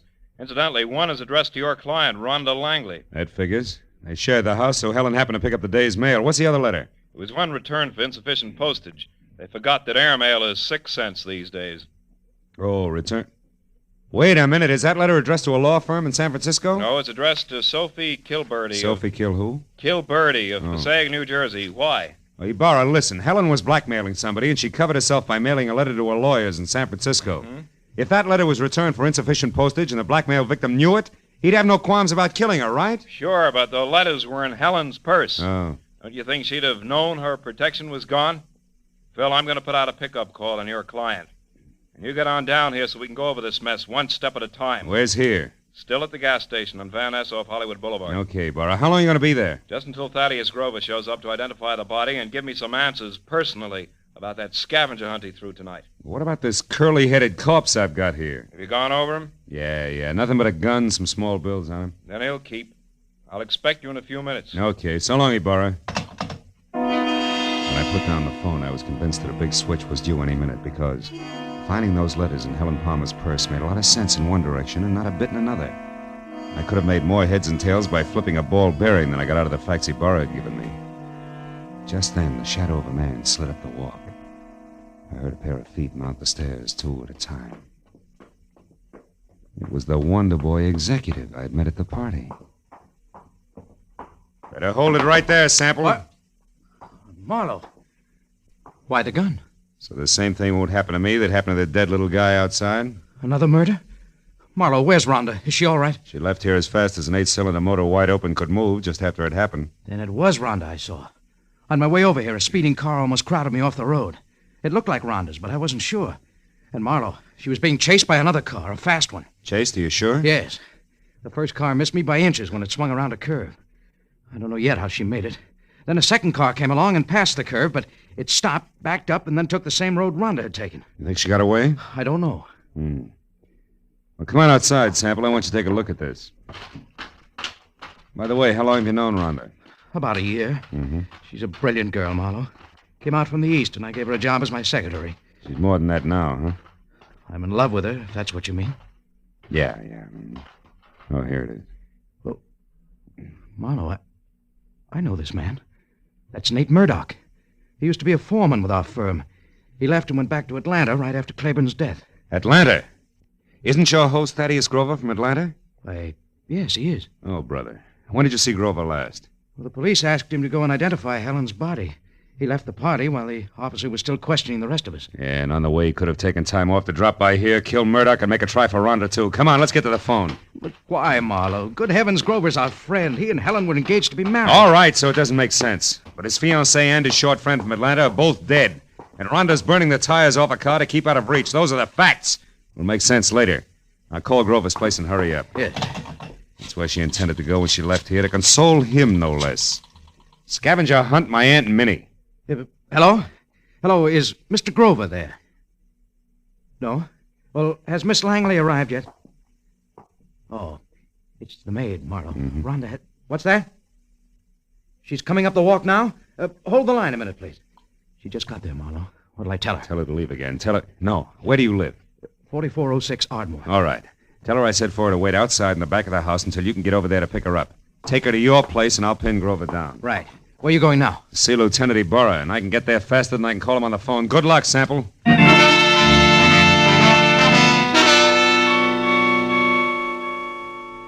Sample was repeating my name over to Grover's maid on the phone as I left. And a few minutes later, at the mobile gas station off Hollywood Boulevard, I found Ibarra looking sardonic in the blinking light from a flying red neon horse above his head as he flipped through a stack of papers on top of an oil drum. It's about time, Marlowe. Where's that client of yours? Now, wait a minute, Ibarra. I had her pegged all wrong. She's a pigeon. Has Thaddeus Grover been here yet? Just left. He's quite a character, that guy. You didn't let him get away alone? Yes, he was... What do you mean, get away? Ibarra, there's a big connection between Thaddeus Grover and Murdoch, the guy who killed Helen. Now, Grover might have hired him for the job, and now he's trying to get Rhonda. Now, Marlowe, how does that figure? It doesn't, but so help me, Ibarra, that's the way it is. Well, Grover was heading for his friend Larry Sample's house, and he left. Happened to know where Sample... Holy smoke, that's exactly where I told Sample to take the girl. 4406 Ardmore. Well, that's great, Marlowe. They'll all be together in one place. I'll pick up the whole crew, and right now. You're going to pick up the pieces, you mean? You think there'll be a showdown? Any minute, Ibarra, it can't miss. Okay, so we'll take some firepower along. Hey, McAuliffe, Gray, let's go. Come on, Phil.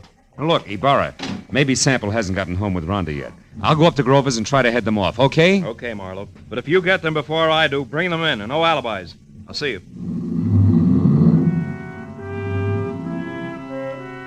Ibarra was grim as he climbed in his car and drove off fast. I headed for my car, then as I turned, my arm swept the scavenger list Ibarra had left on the oil drum off onto the ground. When I picked them up, Rhonda Langley's name was on top. Her list was as goony as the others, but near the bottom was an item strangely familiar to me, which hadn't been checked off. It was a canceled ticket from Woodhaven Ballroom. All at once, I realized why it was familiar. The sign I'd been half conscious of on top of the big squat building across the street read, Woodhaven Ballroom, closed tonight. On a hunch, I dug for Helen Palmer's list. Yeah, Ibarra was right. Everything but a night watchman's badge and one detective private had been checked off. And that gave me half of the switch I knew I had to show up. I ran to my car and headed for that southern mansion in the Hollywood Hills, the end of a very complicated frolic. And with every turn of the road, I gave myself another whack for being such a nearsighted sucker. When I got there, the big house on Magnolia Terrace was dark, except for a light in the servants' quarters. I stepped down the block, walked back, and edged around to the patio where the garage, the hothouse, and the king-size barbecue loomed only as shapeless lumps of shadow. I stood still and watched. Then I saw him move, walking slowly, gun in hand along the fence toward the hothouse. I started toward him quietly, just as he found out what he was looking for. Oh, you're clever, my dear. But it's all over now.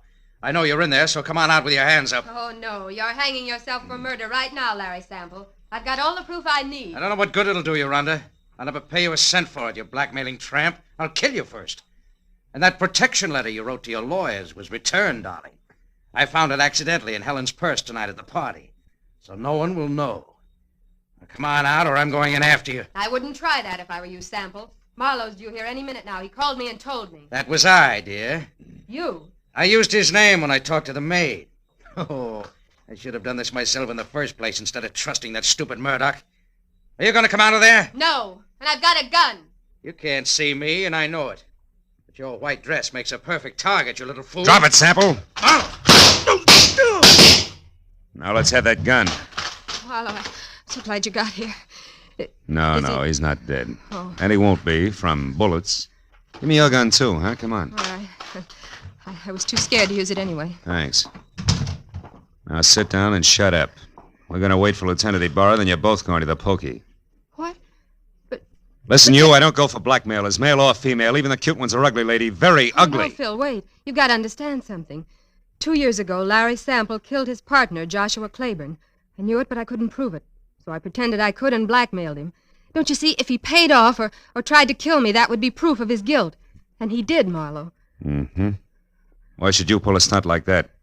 I'm a divorcee, Marlowe. Langley is only my married name. Okay, so what? My maiden name was Claiborne. Claiborne? I'm Josh Claiborne's daughter. Oh. And I can prove that. Is that reason enough? Well, why didn't you level with me instead of labeling Helen a blackmailer? Helen was already dead, and I needed your help desperately. I thought I had to lie to get it. Okay? Yeah. Okay, baby.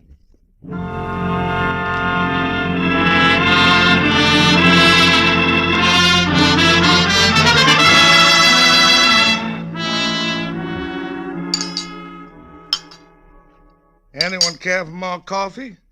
How about you, Lieutenant? Oh, no thanks, Mr. Grover. Well, Marlowe, you got it all to come out even anyway. Frankly, that's more than I expected, and I left you at that gas station. Yeah, we were lucky, Ibarra. I guess I owe you an apology, Mr. Grover. Oh, shucks, that's all right, son. It was a shock to me to be accused of poor Helen's murder, but, well, it's over now. Yeah. You said it was the scavenger list that set you straight. How'd you figure that, boy? Well, there was a Woodhaven ballroom ticket on Rhonda's list, so she had to go there for the ticket, you see. A Sample knew that.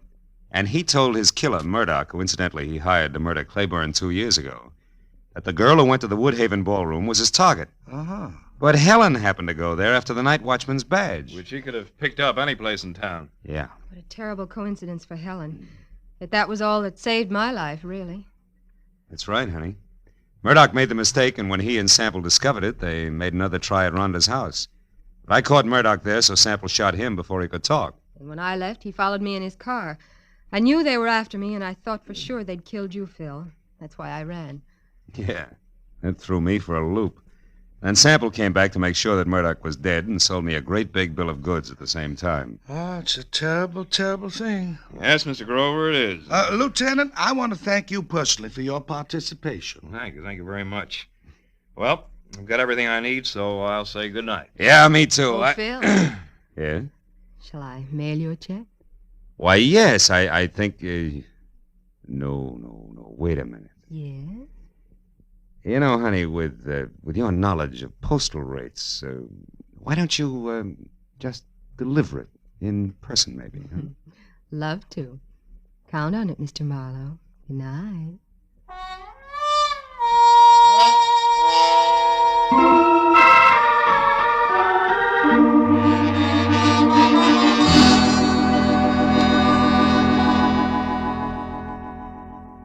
I drove down from the Hollywood Hills with a check warming my wallet and the echo of a soft invitation warming my imagination. You know, that was quite a party at Grover's house. Scavenger hunt. People determined to have a good time even if it killed them. You know what? It did. I know another game. Associations. It goes like this. Grover's party. Rhonda Langley. Rhonda... Date. I wonder if she likes baseball.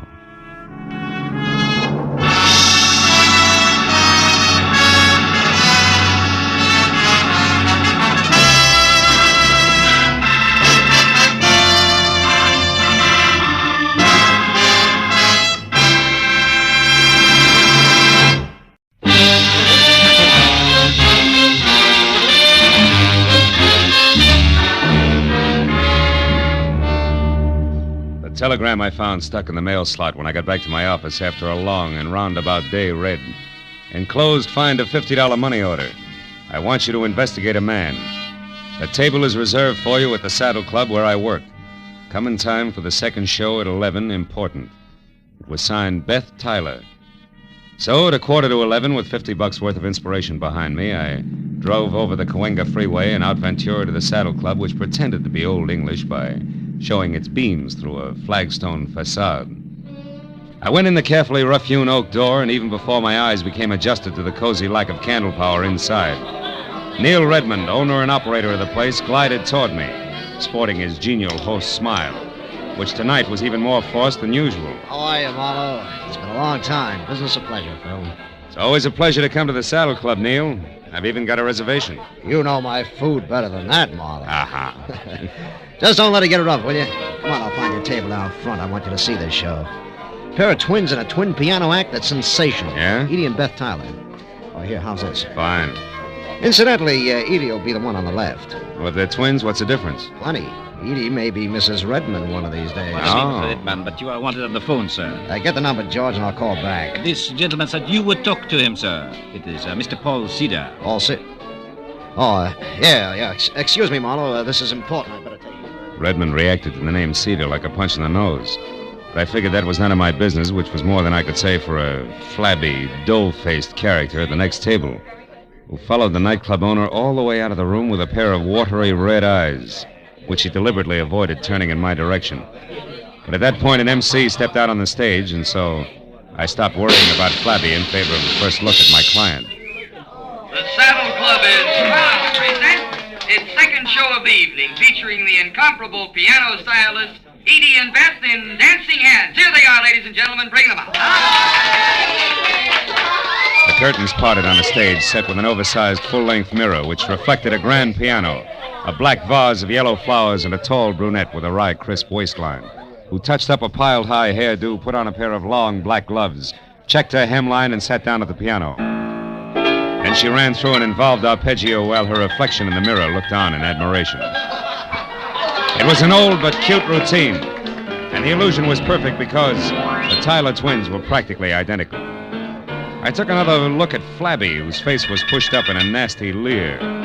He stood up, dropped a cigarette into his drink, and tossed a crumpled bill down on the table, just as the lights went out for the trick part of the act. On the dark stage, two pairs of purple hands danced over two glowing silver keyboards, which would have been good except that the pair of hands on the right, which belonged to Beth, suddenly stopped in midair and hit blue notes like a 9-year-old at her first recital. When the lights came up again, my client's face was as white as Middle C, and the Flabby character, oozing a victorious smile, was on his way to the door. Well, they wrapped it up fast after that, and Beth ran into the wings, leaving Edie to take the bow alone. The band took over in a hurry and brought things down to normal. So as couples moved out of the dance floor and George the waiter headed for my table, I sat back and waited for that message from my client. Here you are, sir. Compliments of the house. Oh, thanks. Any message with this? No, sir. Just that Mr. Redman had to leave. Oh, thanks, George. I sipped the double scotch and wondered if I should take the initiative and contact my client. When the message I'd been waiting for came, good and loud, I jumped up, shoved my way through the gaping dancers to the dressing room hallway behind the stage. A gang of club personnel was bunched in front of a door, obviously locked, labeled Edie and Beth Tyler. Hey, it was one of the twins, wasn't it? Hey, what's the matter? It's one of the twins. She screamed. We gotta get in. That door's locked. Oh, break it down. But Get out of the way. It's Edie. It's Edie. All right, now, wait a minute. Hold it. She's all right. Clear out and give her a chance. Come on. Outside, everybody. Beat it. That means you two. Come on. Out. Here, Miss Tyler, take it easy. You're all right now. Come on, sit down. Tell me what happened. I don't know for sure. I was worried about Beth. I came back and didn't see her anywhere. Then I heard a noise in here. It was dark. I came in and someone grabbed me. A man? Yes. I don't know who it was. Mm-hmm. I screamed. He knocked me down. Then locked the door and got out through the window there. Who are you? Well, I'm Philip Marlowe, a private detective. Your sister hired me to investigate a guy. I was to meet her here after your number and find out about it. Any idea what's up? No, I can't imagine. But gee, Beth has been terribly upset ever since last night. Oh? What happened last night? Well, for one thing, my purse was stolen. Mm-hmm. But I don't see why that should upset her. Gee, there was nothing in it but $12 and my makeup stuff. Where's Beth now, do you know? No, I haven't seen her since she ran off the stage. I'm not even sure she came in here. No, she was here, all right. She dropped one of her gloves. You're still wearing both of yours. Where do you girls live? Maybe she went home. Well, Beth has a cottage out on Hazeltine, 4179. You don't live together? How come? Well, gee, Mr. Marlowe, just working with Beth is hard enough. She's so sarcastic. Okay, I'll wear my thick skin. One more thing, Miss Tyler. Do you happen to know where Neil went? Neil's gone? Mm-hmm. Gee, that's funny. He always stays till the place closes. Oh, he must be coming right back. I'll take a look. Then I'm going out to see your sister. Sarcasm and all.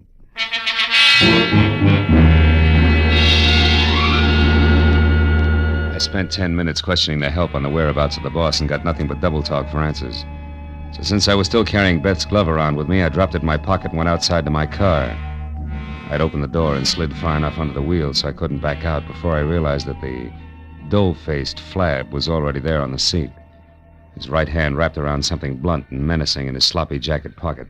You better come on in. What are you doing in my car, blubber boy? Don't get sassy now, mister. And the name is Sippy. That's no improvement, and it's no answer. All right. I saw you inside making with the big talk, so I says to myself, he's an interested party. I should look him up. Maybe we can do business together. All right, stay over there. What kind of business? I'm particular about the gutters I crawl in. It has to do with the twins inside there. You can get in touch with me later for further details. I got an angle, mister. You'll see when I leave. Yeah? When you tried to work that angle, you got to the wrong twin in the dressing room. Did you know that? I don't know what you're talking about. Mm-hmm. Okay, Sippy, where can I reach you? You'll find out if you really know what's up. Don't try to follow me, though. I'll be seeing you. When Sippy slid out of the car and beat it, I made one move after him and then stopped cold. Because lying on the seat where he'd been sitting was a green leather handbag with the name Edie etched on it. I snapped it open. It had been stripped of everything but the scent of Amia and a smudged slip of paper that read, Number 9 Arrow Motel, Lancashire Boulevard. So that was Sippy's address, and he had the stolen purse. But the why of all the commotion over 12 missing bucks was still the number one question mark.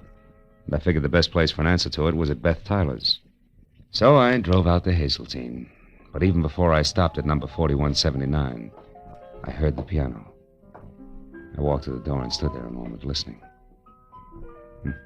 I eased it open, slipped inside. Soft, indirect lighting accented the figure of the girl at the piano. The little waves of iridescent crimson chased themselves over the smooth satin gown as she played. Glossy blue-black hair fell to her shoulders. Beside her, a burning cigarette sent a single plume of smoke into the still air. Just for a moment, I found it difficult to remember that she was my client. Oh? You're looking better, Beth. You're Philip Marlowe, I suppose. Yeah. I dropped by to return your glove, among other things. Just put it there on the table. With the other one.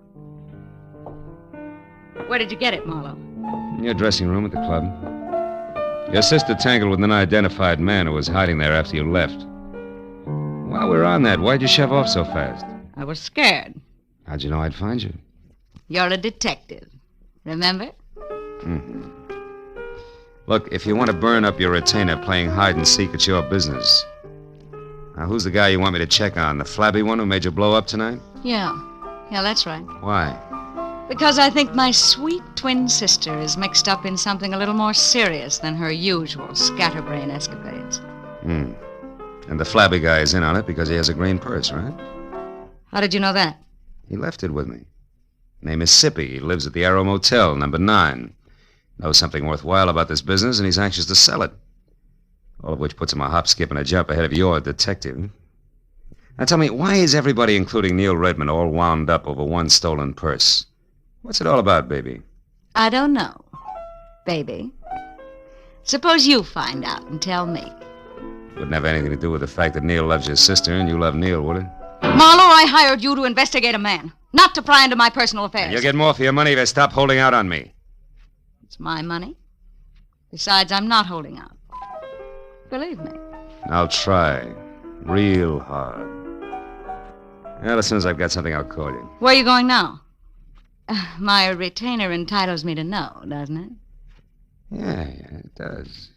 First to the club to find Redmond and get his side of it, and then I'll probably drop in on our chum, Sippy, at the Arrow Motel on Lancashire. Good. I'll keep a light in the window for you. Oh, sweet. Also keep your door locked. From the inside, baby. As I drove down the dark, winding street toward Ventura Boulevard, I caught a flash in the rearview mirror of a station wagon behind me. It looked like a tail, so I opened up. But it stayed with me. When it swung out into the left lane to pass, it suddenly cut in front of me.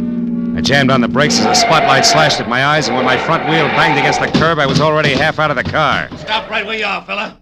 Don't come 1 inch closer, I'll drop you.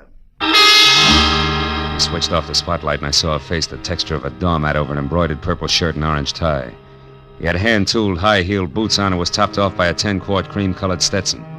But the doormat face was grim, and the silver-barreled Colt pistol in his hand looked right at home. I followed you up here from the Saddle Club.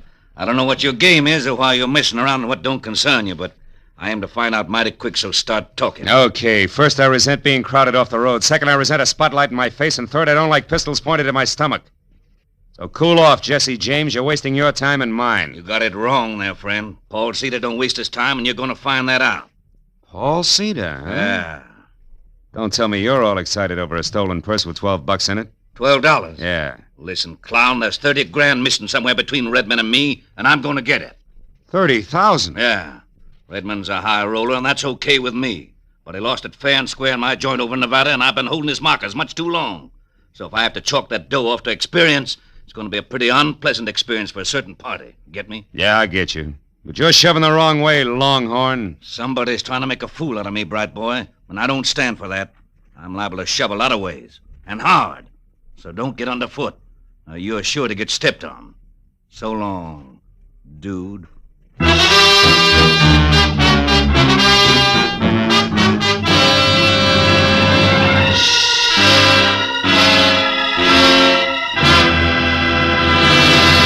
In just a moment, we'll return to the second act of The Adventures of Philip Marlowe. But first, tomorrow marks the anniversary of an important event in American history, the signing of the first peace treaty between the Indians and the Plymouth colonists. In commemoration of these events, CBS's Sunday night stars, Amos and Andy, will be found with a kingfish burying the hatchet deeper than ever in their hopes and dreams. And CBS's own Jack Benny will be back again tomorrow with his special guest, Van Johnson. Invite some friends over. Sit back and enjoy the Jack Benny program. You can hear Amos and Andy every Sunday on most of these same CBS network stations, and Jack Benny over them all. Now, with our star, Gerald Moore, we return to the second act of Philip Marlowe and tonight's story, The Dancing Hands.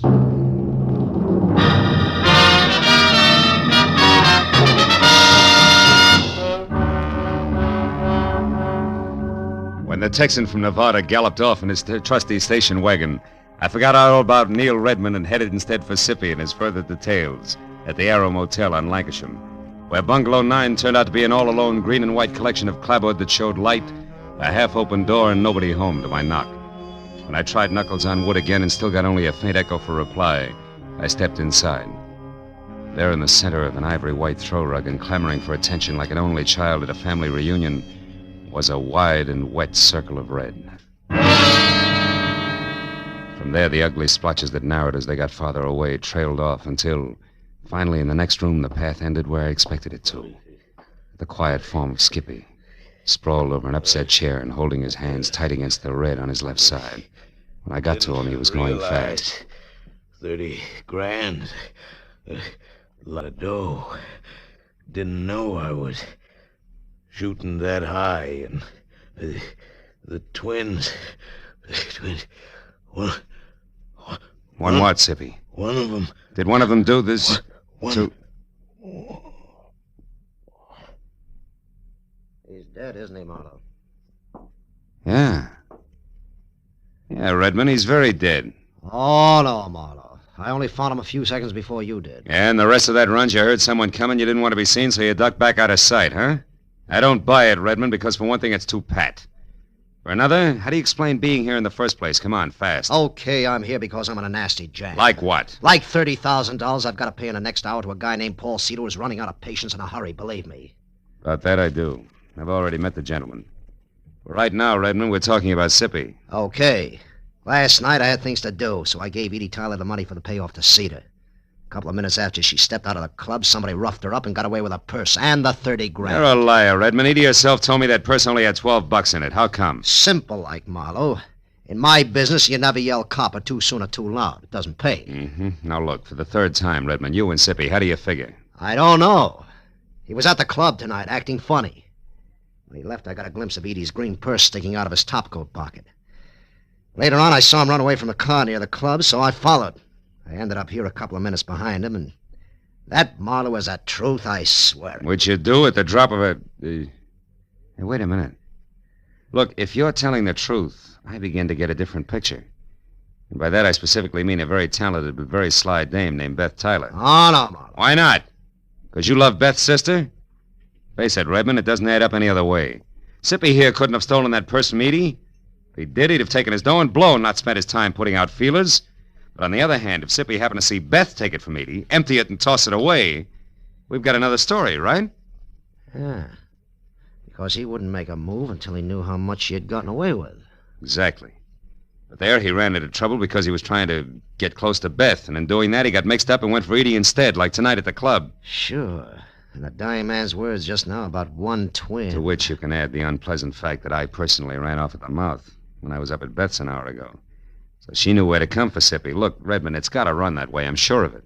Well, maybe you're right, Phil, but right or wrong, I'm still in the jam.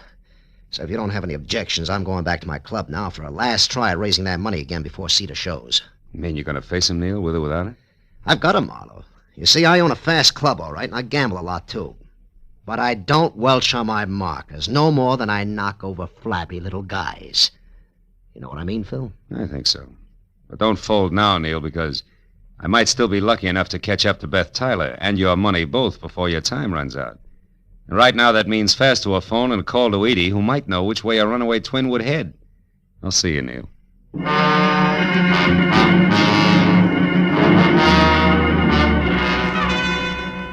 The nearest phone was at an all-night mobile gas station a block away. As I dialed Edie's number, a thought hit me. Maybe Beth wouldn't head anywhere. Maybe she'd just stick around.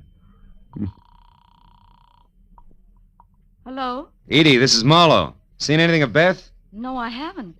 But why? What is it, Marlowe? Well, from where I stand, two things. First, your sister has the $30,000 and $12 that was in your purse last night. Oh? And second, she's just about it for a sloppy-around-the-edges murder.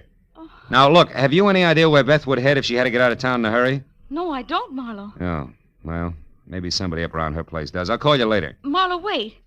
Are you sold on this? I mean, about the things you said Beth did? Just about, Edie. But for your sake, let's hope I'm wrong. All the way, honey. Goodbye.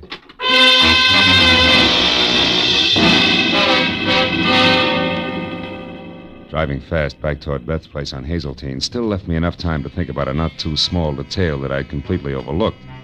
Thanks to me, the entire Los Angeles Police Department knew nothing about what was going on in and around the Saddle Club. 5 minutes later, when I'd parked away from the dock and obviously deserted number 4179, and I'd walked back and around to a pair of uncurtained French doors at the side, I knew that oversight is what is generally called a blunder. But in the next second, I knew it was nothing compared to the one I was making currently. If you so much as turn your head again, Marlowe, I'll kill you. Not like you did Sippy, please, Beth. I'd hate to go that way. Sippy was a mistake, Marlowe, believe me. I was rushed. So you shot and ran, huh? Yes. But I didn't run too far, because from where I stood, I could hear and see both you and Redmond and talking the whole thing over. When you knew that we'd caught on to your act, you decided to follow me and see where I was going before you made your next move. Is that it? Exactly. Now get inside. Go on, the door's unlocked. All right. Now get over there, near that closet, and don't turn around. Why not? Afraid of the look on my face when you shoot? Shut up, Marlowe. And stop being brave, because unless I have to, I'm not going to kill you. After all, you've already served your purpose. Which I presume was getting mixed up in this mess just long enough to find out about Sippy for you. You presume correctly. Also, you talk too much. Now open that closet and get inside. All right. Go on. As you say. But first, baby, one question. Did you do all this for the 30 grand alone? Or does it tie in with Neil Redmond and the way he feels about your sister Edie? It's a little bit of each, Marlowe. But as I said, you talk too much. So get in there and shut up.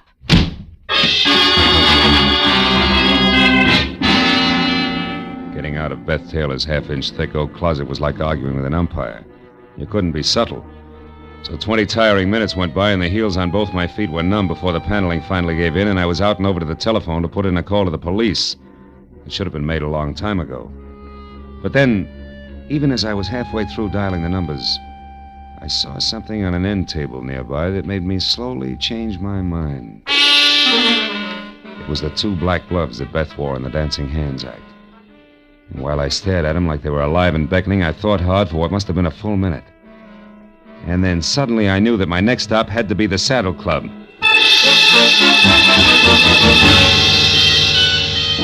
As I parked at the Saddle Club, I saw light drifting out of Neil's office, which was something I'd expected. Inside, I moved along a dark hall toward what I knew would be the trio of Neil Redmond, the Nevada Texan, and Eddie Tyler. All right, Redmond. The raucous voice of Paul Cedar was anything but happy. Just how stupid do you think I am? But Cedar, I'm telling the truth. Edie had the 30 grand, but somebody got it from her when she was on her way to you. That's a stinking lie, you know it, Redmond. You never had the money. This whole thing's been a frame to stall me. And one way or another, I'm going to get you to admit that. No, you're not, Cedar. And if you don't drop that gun now, you're never going to do anything, ever. Come on, let it go. All right. Now sit down and shut up and listen hard, because Redmond's telling you the truth. What? Marlowe, you know where the money is? That's right. I also know who took it.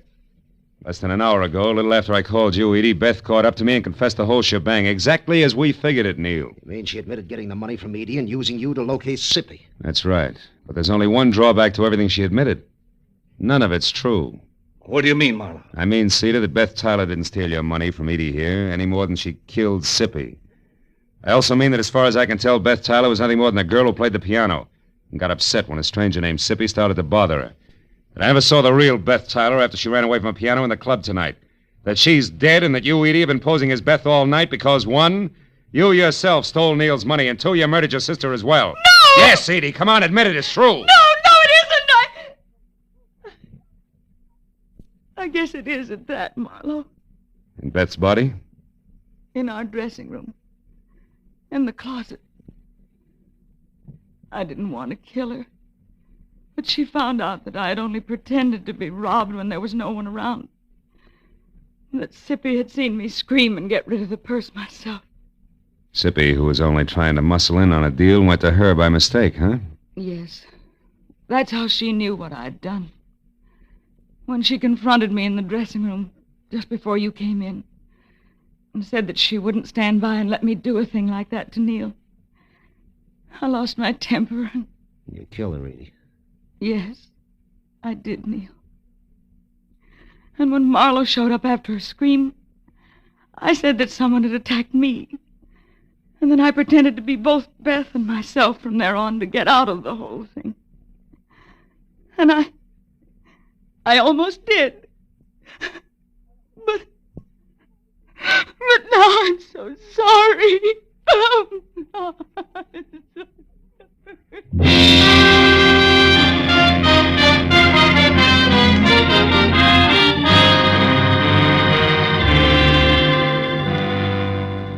A couple of bad hours went by before the police had everybody's story, and Paul Cedar and the 30,000 was gone for Nevada, and Edie was gone for good. That left just Neil Redmond and me alone and standing near the main bar in the club. Neil was doing his best to stay all in one piece. Well, Marlowe, it's been a tough night for you, hasn't it? Yeah, but a tough one for you, Neil. What with Cedar and the money and... The girls, Marlowe? Yeah. Yeah. At least it came out right before the cowboy got too tough, thanks to you. So tell me, Phil, how'd you know that Beth was dead and that Edie was both people all along? That was a couple of gloves, Neil, the ones they wore in their dancing hands act. You see, when I first met Edie in the dressing room, she was wearing hers, and one of Beth's was on the floor. Hey, pour me one, will you? Yeah. Okay. I took it, and later when I met what I thought was Beth, I returned it, and she put it with what we both thought was its mate. I hear you. Thanks. But a little while ago, when I got close to the gloves again, I saw that couldn't be, that they were both for the left hand, Neil. Ah. Then when Edie went to Beth's place to pass herself off as her sister, who she had already killed, she was smart enough to know that she should have only one glove around. Yeah, but not smart enough to think about which glove it should be. From there, I worked backwards. Until you got to the three of us at the club and tried what you knew might be the right answer. Mm-hmm. Well, you were right, Phil, all the way. Yeah, but I was still gambling. If I had been wrong, Neil, I was giving the real Beth a long head start. It's always that way when you gamble, Phil. I know. Sometimes you pick right, sometimes wrong. Cards, dice. Even with twins. Good night, fella.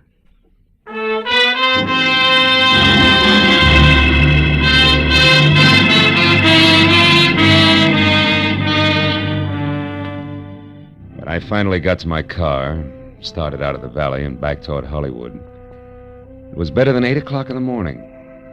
And here and there as I drove, I saw people who I'd never heard of and who'd never heard of me, stumbling outside after their morning papers. And I got to wondering what they were going to think when they read about a girl who had killed both her twin sister in a nightclub and a flabby guy in a motel who wasn't much good. Oh, well, it was hard to say. And for myself, I was too tired to think. Or maybe I just didn't want to.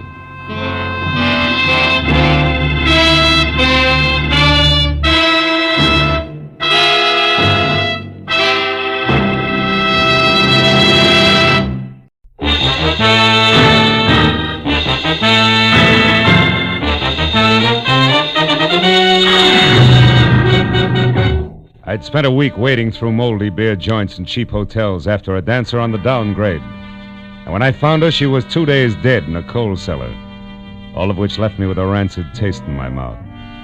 But when I woke up after a night's sleep to the tune of a robin on my windowsill, I realized it was spring and time for Marlowe to take a long, easy weekend someplace. Someplace where the surf meets sand like it does at, say, Ensenada. Without so much as a second thought, I threw some clothes in a bag, phoned the Riviera Pacifico for reservations, and charged out the door, where I ran head-on into a funny man with a studious face charging in. I'm awfully sorry. Why, you're Philip Marlowe. Yeah, I know. And my name is Dow, and I represent the law firm that handles the interests of Julius Spangler. Therefore, Did you say Julius Spangler? Goodbye, Mr. Dow. Now, wait, Mr. Marlowe. Now, listen, I had a run-in with that screwball Spangler less than a month ago. A man was knocked down a flight of stairs, I got shot at, and the apartment house was set on fire, and Julius called it a practical joke and laughed himself silly. Best I could do for him was 3 days in jail. It should have been 3 years. Goodbye, Mr. Darwin. But that sort of thing is all over now, Mr. Marlowe. Mr. Spangler is dead.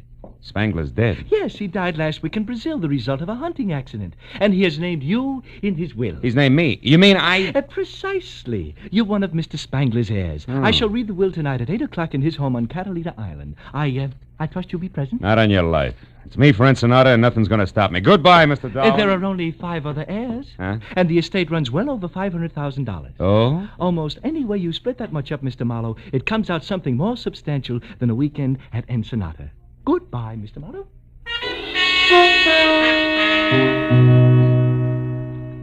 It was fantastic. But then so was Julius Spangler. Who knows? Maybe he actually admired me for throwing him in jail. After all, what's old Mexico got that Catalina doesn't have in better? What could I lose? It was only a matter of minutes before I was in Wilmington and climbing the gangplank of the last boat for Catalina Island. She nosed past the breakwater and headed for the open sea, and the green water glistened with gold from the sun, slanting into a bank of clouds on the horizon. Ah, this was the life. I sat back and relaxed for all of 10 seconds before the name Spangler came up again.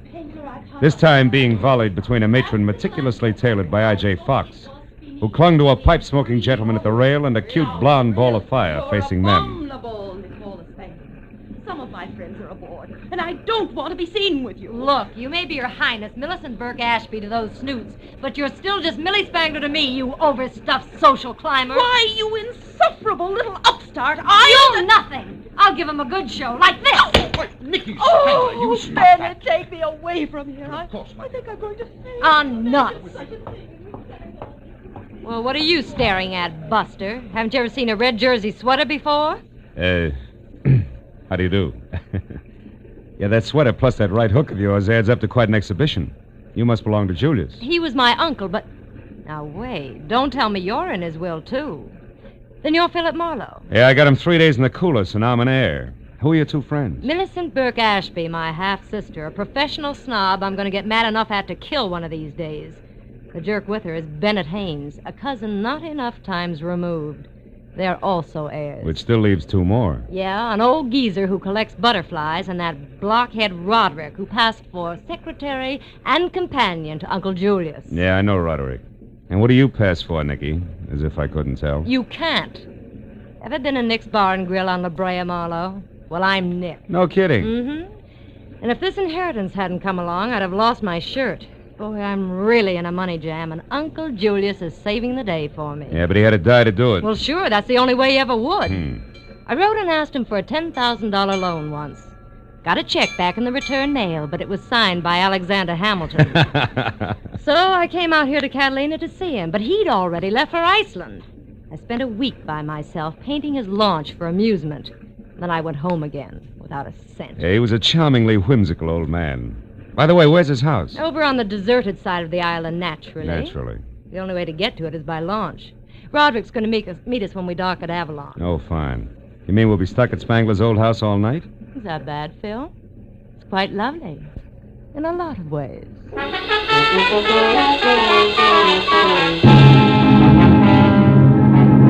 2 hours later, we docked at Avalon. The clouds that had been on the horizon were now overhead and looking very soggy. Roderick, the late Mr. Spangler's secretary, in a striped silk shirt, gold hickok cufflinks, polka dot bow tie, and derby, was waiting for us with a launch. And after we had all shivered through another spray-splashed, wave-bucking hour and a half, we finally pulled into a small cove. A house squatted alone on a point of rocks 100 practically vertical feet above the water. And as we laboriously made our way up to it, the rains came. Julius Spangler would have loved it. When the door closed behind us, everyone dashed for the nearest fireplace, except me. I was cornered by a septuagenarian with a shock of white hair, a scraggly yellow mustache, and spectacles so thick they looked like shot glasses with horn rims. He rolled up in a wheelchair, which he handled like it was a hot rod, skidded to a stop, and shoved a fistful of brandy out at me. Howdy, young fella. This, I figured, was the butterfly-collecting cousin, Yeah. Matthew Spangler. Better have a slug of this before pneumonia sets in. Well, sir, I suppose you're here for the reading of Cousin Julius's will? Yeah, so that's am right. So am I. Wouldn't miss it for the world. Oh. He's leaving me his collection of nymphidium. Butterflies, you know. I don't like money, just bugs. Figures. Yes, sir. Been an entomologist for 50 years, lepidopterist for 40. I've got specimens of 12,000 species. Only a few thousand left to go. Practically nothing. You've a keen mind. Mhm. Here, have a cigar. Thank you. No, Go on. It's the best. Save it for later when you got something to celebrate. Oh, there's Roderick. He'll show you around. I want to go meet these young ladies. So long, son. I'll see you. Out of the way, Roderick. Hey, watch it. Crazy wheelchair jockey almost ran me down. Well, Mr. Marlowe, it's nice to have you with us. Yeah, I'll bet. Look, Roderick, why did Julius stick me in his will along with all his relatives? I don't know. Maybe he was nuts. You can say that again. Keeping all his junk, for instance. Junk? Well, these are trophies. That burnt match there was used in the first Hotfoot. Julius perfected that gag in 1903. Spangler contribution to American culture, huh? Well, get you. What did you ever do? Wait, wise guy. This one's even better. He panicked the whole city with this phony newspaper headline. Here. Report of baby snakes in city water system false? Yeah. He tells them there's nothing to it, and they still blow their tops. That's tremendous, huh? Yeah, quaint. Julius was right. You got no sense of humor. The lawyer Darwin will read the will in 30 minutes, so be ready.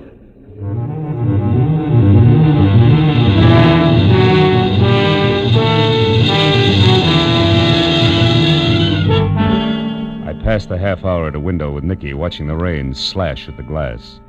Then at 8 o'clock on the button, the library doors swung open, and Darwin summoned the six of us into the room. As we sat down, the lawyer chewed his way through the legal preliminaries. For the first time, there was a tense hush. $500,000 changing hands was an impressive occasion. And what was more impressive was that I might get some of it. I even caught myself wondering about inheritance tax as Darwin completed the introduction of the will. Yes, it will bring us up to the disposition of the real and personal property of Julius Spangler, who passed away this life March 26, 1949. Oh, poor old Julius. I can't believe he's really gone, Millicent, you know. Oh, he was a darling beneath it all, Bennett. Poor, lonely, dear Uncle Julius. Oh, quiet. Get on with it, you old relic. Read it. Yes, go on, please. Yes. Well, there you are. First, to my dear cousin Matthew, I leave my cyanide jar, the silk net, and the collection of nymphalidia. Good old Julius. I knew he'd do it. Bless his old bones. Yes, well, to Philip Marlowe, intrepid shamus. That's private detective, I think. Oh. Yes, private detective. With no sense of humor, 10,000 empty beer bottles worth 5 cents apiece. Clean. These aren't. Yes. Well, for this, I skipped Ensenada. I should learn. Oh, Phil, I'm so sorry. Oh, please, Nicky. What did you expect, really? Millicent, be quiet. Go ahead, Darwin. What about us, his real heirs? Yes, well, to Millicent Burke Ashby, Grand needs $50,000, which is... Phil, Uncle Julius! Which is the value of a fish market at Central and Northrop Streets on the condition that she personally operate this market for 1 year. Fish market? Oh, good heavens, I think I'm going to faint. Oh, shut up, Matthew. Go on, Darwin. Am I next? Yes, you are. Yes. $75,000 and a dog sled. And a dog sled? Well, what's that for? Why, to get your claim. You see, the money is the assayed minimum value of a gold claim at Point Anxiety, Alaska, which it says here you must develop with your own hands. Why, that doddering old fool. I'll fight this travesty of a will through every court in the state. He'll never get away with this. Oh, wait a minute. You've never worked for anything in your life, Bennett. What was that? Oh, you two got no more than you deserved. Why? What about me, Darwin? I've worked at least. Well, Miss Spangler, I believe you better sit down. To my grandniece, Nicola, who has learned how to work hard for what she wants, I leave my sincere congratulations and $1. Oh, no, he wouldn't. I need money now. And finally, all the remainder of my property, real and personal, I bequeath to a most genteel, brilliant, and loyal man, my secretary, Roderick D. Driscoll. Signed by me this first Now, day of ain't that sweet of the old man? Oh, my... You left me all that That's over $300,000 to this baboon here. You'll never get it. I'll call my lawyer. He'll fight you here. Fight, I say. Oh, this is horrible. Yeah, it's too bad, baby. Well, you can have my $500 fortune in old beer bottles. Me for Ensenada. Oh, what's so funny, Matthew? He got what he wanted, Nicky. Let him laugh. I'll say I did. Wow! Shut up, Matthew. Stop it, Matthew. You're hysterical, Matthew. Hysterical, huh? I sure am, kiddo. But Matthew... Get a load of this! We all stood there with our mouths hanging open as the old invalid leaped to his feet, tipped over his wheelchair, made a grab for his shock of white hair with one hand and ripped it off. It was a wig, and a good one. With the other hand, he tore the phony yellow mustache off his lip and, still laughing like a ticklish hyena, he identified himself as the one and only Julius Spangler, alive and in the flesh. Yes, this is the crowning achievement of my career. Look at you. Look at your silly faces. I wasn't going to give it away till tomorrow, but I couldn't hold it back. Ooh, this is rich. The best gag we ever pulled. Right, Roderick? Roderick! Huh? Oh, yeah. Yeah, right. This is humiliating. I'm calling the firm at once. You're mad, Julius. Absolutely insane. Why? Why? Because you can't stand the smell of fish? Oh, What about you, Marlowe? Did I get the last laugh on you, or didn't I, eh? You did. You're still nothing but a mixed-up jerk, Julius. Wonderful. But I want to see you mixed up with those dirty beer bottles. Wash the labels off, get a nickel back, you know. I'd like to break every one of them across the bridge of your nose, funny man. That's what I like, a good sport. How about it, Nicky? Isn't it funny? Not very. What do you mean? I sat in at the reading of my own will, so now I know what you really think of me. Not quite, you don't. Because I think this. But, you vixen, you spit on me. How dare you? I'll kill you for that. No, you don't, Spangler. Stop it. You lay a hand on it, or I'll flatten you in spite of your years. That goes for you, too, Roderick. Stay back. None of you can take a joke. Look after these fools, Roderick. Give them anything they want. I'm going to have a good laugh all by myself.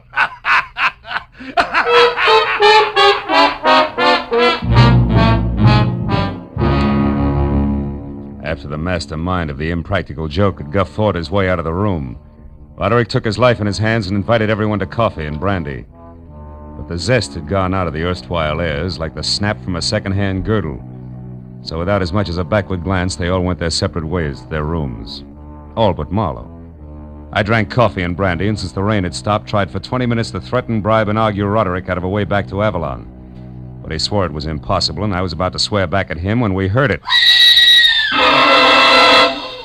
We ran to the French doors at the end of the room and out. Millicent was on the walk outside, her hands clamped against her mouth, staring down at the rocks near the surging water 80 feet below. Mrs. Ashby, what happened? What is it? Millicent, what's the matter? it's Julius. He's down there. He must have fallen. Yeah. Either that or he was pushed by somebody who couldn't take a joke.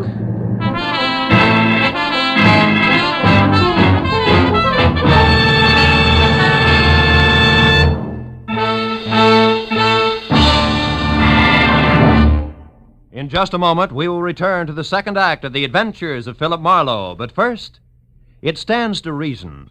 It's a proven fact. If we all work together to produce more per man, per machine, per hour, every one of us will gain from the cooperation. This is the American economic system. It operates for the benefit of all the people. We can and should cooperate for better jobs, higher incomes, more of the good things of life. For your free copy of the booklet, The Miracle of America, write Box 10, Times Square Station, New York City. Now, with our star, Gerald Moore, we return to the second act of Philip Marlowe and tonight's story, The Last Laugh.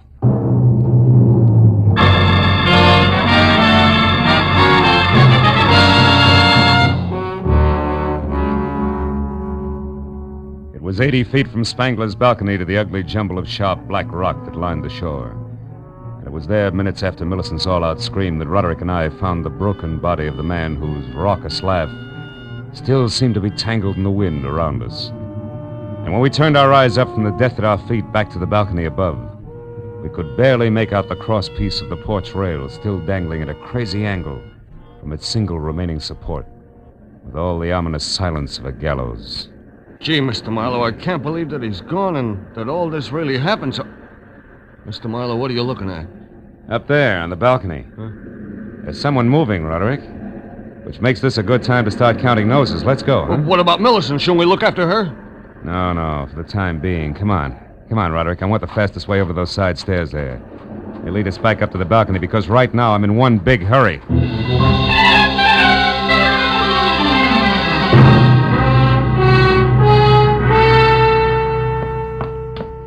There's nobody here, Marlowe. Are you sure you saw... Hold it. Somebody's coming. Get back away from the rail. Why, it's Bennett Haynes. Yeah. I'm very interested in the spot where that crosspiece came loose from the top of that post. Well, what's he doing there now? I mean, the way he's scratching something across the top of it. The gentleman, Roderick, has forgotten that it rained. Oh. He's trying to strike a match on wet wood. Mr. Haynes! What? Would you like to use my thumbnail? It's dry. Oh, why, Marlowe, What are you and Roderick doing here? It's called spying. And you, Mr. Haynes? I am here, Marlowe, because I think it's very strange that this accident should have happened less than an hour after Julius Spangler left a room full of people who hated him. Which incidentally included you? Yes, but I know that I had nothing to do with this. Now, here, a couple of matches for that stellar thumbnail. Don't go too close to the edge, Marlowe. Thanks, Roderick. I won't. I'll only go close enough to... Marlowe, if you're staring at that mark across the top of the post, stop wasting your time. I just made it with that match that wouldn't light on wet wood, remember? Mm-hmm. But that mark is not what I'm staring at. It's this green one here on the edges of the top of the post. A mark that could mean somebody pried the crosspiece loose with an object that was covered with green paint. All of which points up two things, huh? First, that someone murdered Spangler by loosening this rail, and second, that I've still got a couple of noses left to count. One belongs to a lawyer named Darwin, and the other to the fancy owner of Nick's Bar and Grill. What's that? It's Millicent there, down below. In trouble. Come on. Let's follow the leader with me out in front, back down the wooden stairs and over to the spot where Millicent Burke Ashby, the tailored lady, was sprawled over a lot of soft ground. Unhurt, but coming apart at the seams in more ways than one. I sent Bennett Haynes off to find Darwin and then helped Millicent to her feet. Shook well and waited for results. Millicent, make sense. Come on. Take it from the top, will you? Tell us what happened. Oh, it was Nicky. Yeah? I saw her running away from the house. Go on. She was running toward the water. And when you tried to stop her, she knocked you down? Oh, yes. She slapped me and said I should keep my mouth shut. Did she say why? No, she just said something about green paint. Green paint? What about it? Come on, Millicent, think hard. What about the paint? I don't know. What does this mean, Marlowe? We gotta get to Nicky Spangler fast. Roderick, she was headed down toward the water. How many boats are tied up there? Just a launch and a little... Yeah? No, wait a second. There's the outboard. She used to run that herself. All right, then we split. You for the launch and me for the outboard. Now, where is it? We're down there in that boat shed behind the trees. But you better let me take care of that, Marlowe. It's dark and slippery in there, and I know my way around. No, thanks. I'll take my chances. At the moment, I'm very anxious to meet up with that lady again in person. Now, you get to the launch and you, Millicent, back to the house. Whoever finds her, yell. Good and loud.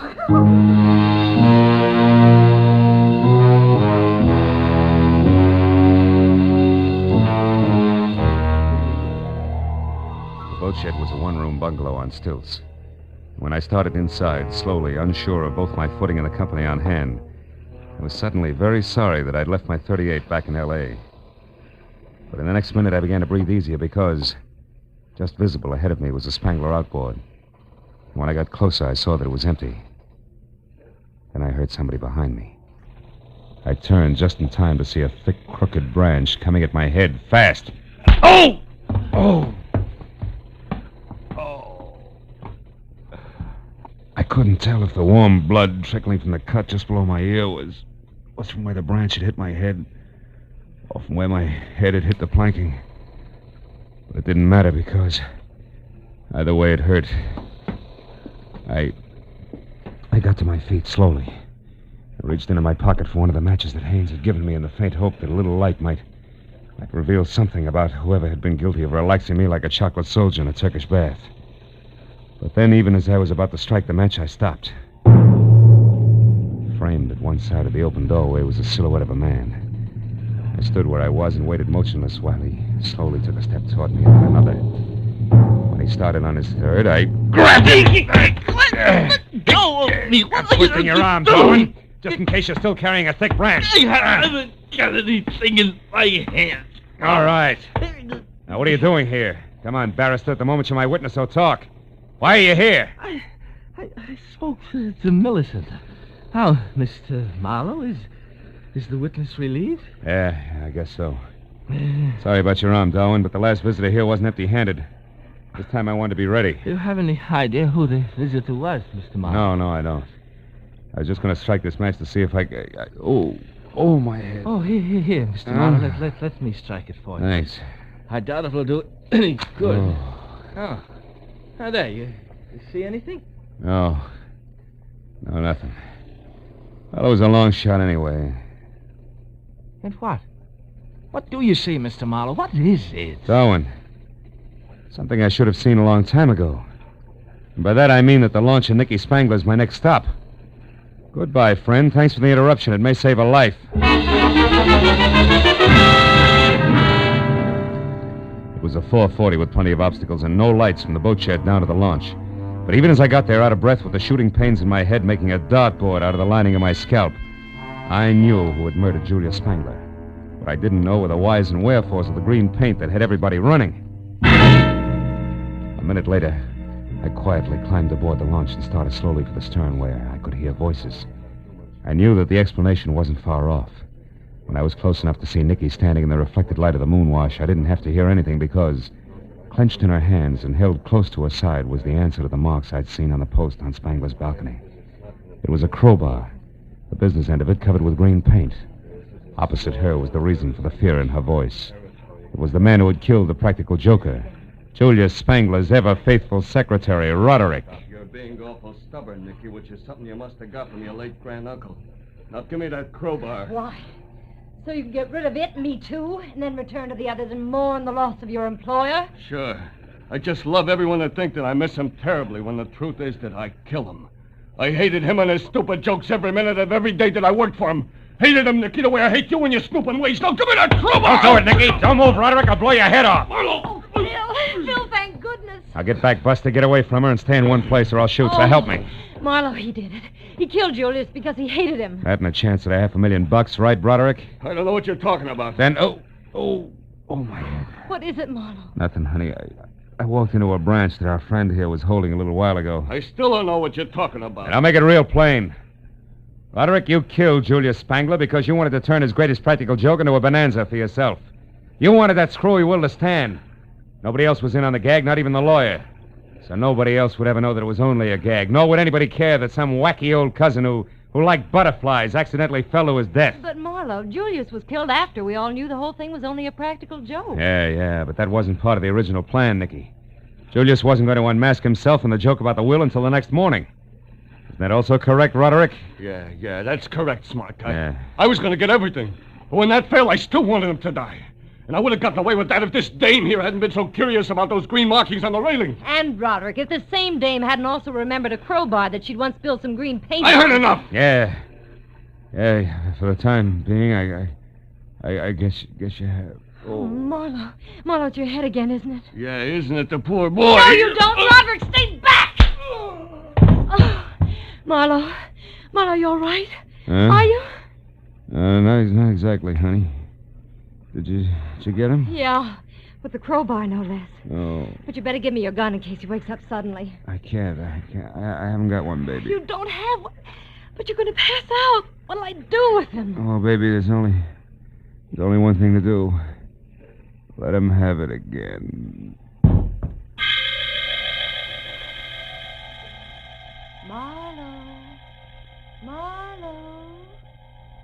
Marlowe, are you all right now? Oh, yeah, I'm all right. What's going on? Oh, Nicky. Mm-hmm, Nicky. And before you can say, where am I, I'll tell you, honey. This is Avalon, a lovely spot on the island of Santa Catalina. It's now 2 o'clock in the morning. Your head isn't so much as fractured, and you're sitting up in a chair that belongs to the nice lady who rented you this room at a reasonable price. And the others? All back at the place, except, of course, Roderick. Last I heard of him, he was still answering questions for policemen. Which, by the way, brings me right to the point. This I gotta know. Phil, how did you figure that Roderick was guilty? Wet wood, Nicky. Wet wood that should have been dry. It was up on Julius Spangler's balcony. The top of the post that had green marks on it was wet, even though the tight-fitting crosspiece that rested over it should have kept it dry. So obviously the rail was pried loose just before the will was read, while it was still raining. How do you figure, Marlowe? Well, because it had stopped raining and the moon was shining by the time Matthew identified himself as Julius Spangler. But no one would have wanted to kill Uncle Julius without having heard the will. Nobody but Roderick, who was in on the whole joke and knew that he was going to get $300,000 out of the phony will. So he merely pushed the old man off the balcony, made it look like an accident, see? Yeah. And you doped all this out just like that? No, not just like that, Nicky. Finally, I caught on. And now, sweetheart, in spite of the bandage, I think a little stroll along the beach is going to do me a lot of good. You know, I'm officially on vacation. Rest and recreation for 2 full days at least. Here in Avalon, maybe? Where else? See you later, Nicky.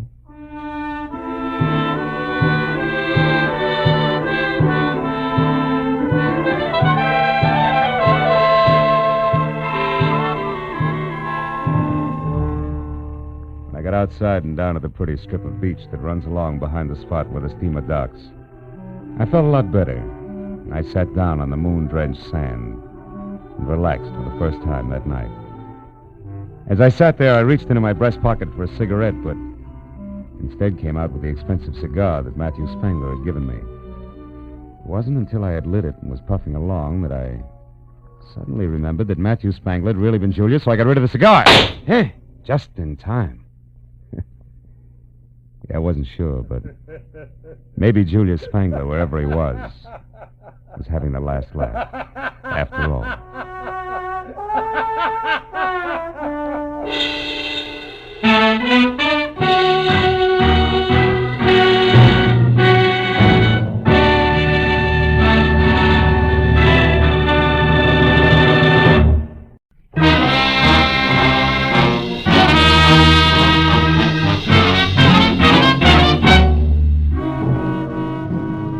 The big clock at the far end of the Beverly Room cocktail lounge with the opaque glass ice cubes where there should have been numbers said it was 20 after 5.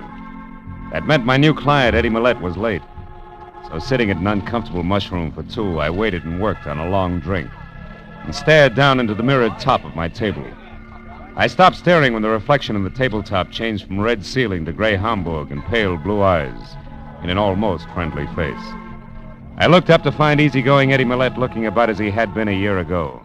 Dapper in draped flannel, carnation attached, and a thin smile on thinner lips.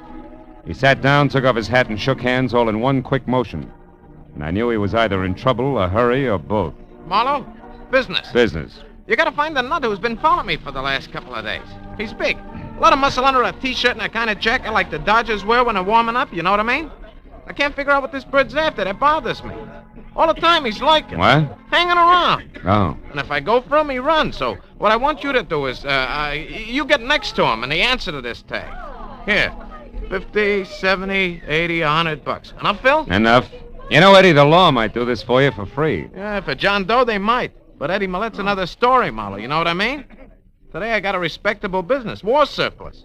But the cops, they only remember me as a guy who once did time for being careless with other people's dough. Yeah. Besides, I'm in a hurry. My 2 partners, Lou Tripp and Ruth Dunn. She's also my girl. They're coming back to town tonight. I'd like to spend some time with both of them, without interruption. What do you mean, girl, Eddie? You and that pretty wife I've heard about split up? Yeah, I'm suing for divorce right now. Tina and I never should have been, Marlowe. Yeah, I need someone who's softer, more honest and understanding, know what I mean? Now take this here, Ruth. Can I help you, sir? Huh? Oh, yeah, scotch. No buzz. Make it a double. Very well, sir. This Ruth Marlowe, she's different. Good head for business, sweet kid at the same time. Like, for instance, the letter I got from her today. She and Lou were both in Mexico City. She's got all the dope on the deal we're working on, plus the fact she's worrying about me. That should bring us right back to T-shirt. Remember, where do I start, Eddie? That's the only place I know of, Marlowe. Yesterday, I kind of turned the tables on this guy, trailed him down to the corner of Wilshire and Western. But he got away in the middle of a lot of traffic, you know what I mean? In a car? Huh? Car. Oh, no, we were both walking. No. No, I figured from his bill and that T-shirt, he could work in one of these health clubs around here. You find out, then come to my place on Hoover before 8, huh? By the way, he's got black curly hair and one ear's all banged up, cauliflower-like. Right one. Anything else? No, Eddie, I'll see you. Know what I mean? Huh?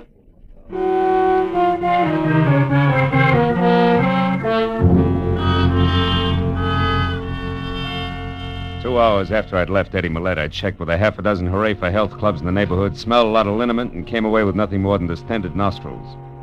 So at 7:30, I pointed my car toward 8400 North Hoover, in the hope that my client could give me something else to go on. The Millette home was well-groomed and sat sedately behind 50 rolling yards of carefully clipped hedge, and said the gardener must have gone to Barber's College. So when I leaned against the front doorbell, I expected Eddie in at least a silk-lapelled smoking jacket with slippers to match. But when the door swung open, I got a surprise, because I was greeted instead by a lot of white T-shirt, and in front of that and coming straight for my head was a fist the size of a muskmelon. Oh! Okay, Private Detective. Hi by Eddie Millette in the Beverly Room. Get up. No. Don't so much as smile crooked or I'll twist your arm in two. What is it you want? Oh, one thing, a chance to bust you in the nose. What nerve. Yeah? Listen, stupid, if I had the time, I'd tie your arm into a square knot, then rip it off at the hinges and throw it away. Right now, I've got what I came for. I'm in a hurry, so you're real lucky. How about Eddie Millette, Muscles? How lucky is he? Very. He's inside, resting. Just like you're gonna be, Mister...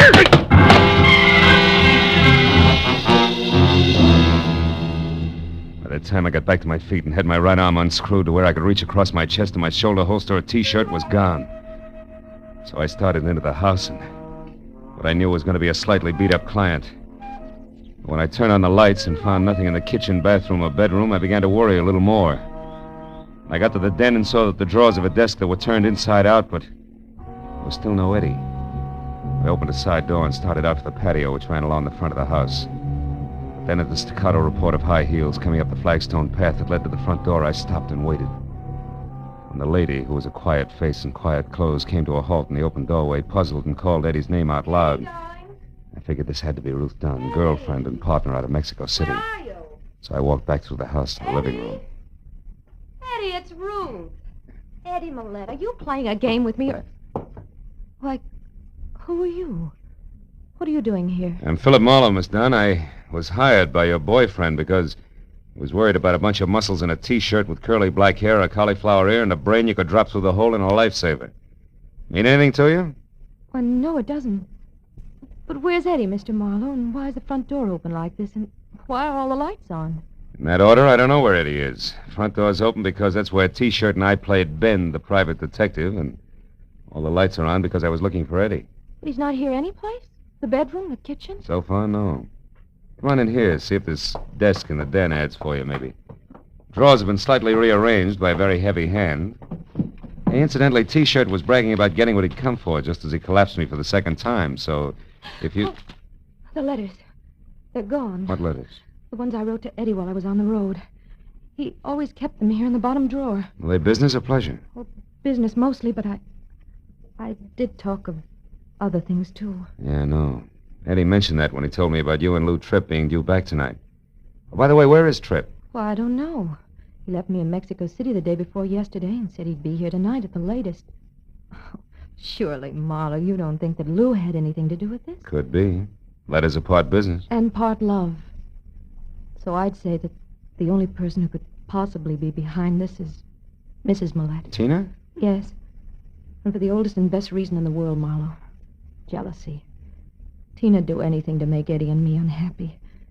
She could twist the innocent wording of those letters so that any divorced judge would see things her way. She's cruel, Marlowe, and she... Marlowe. Under that door there that leads to the garage.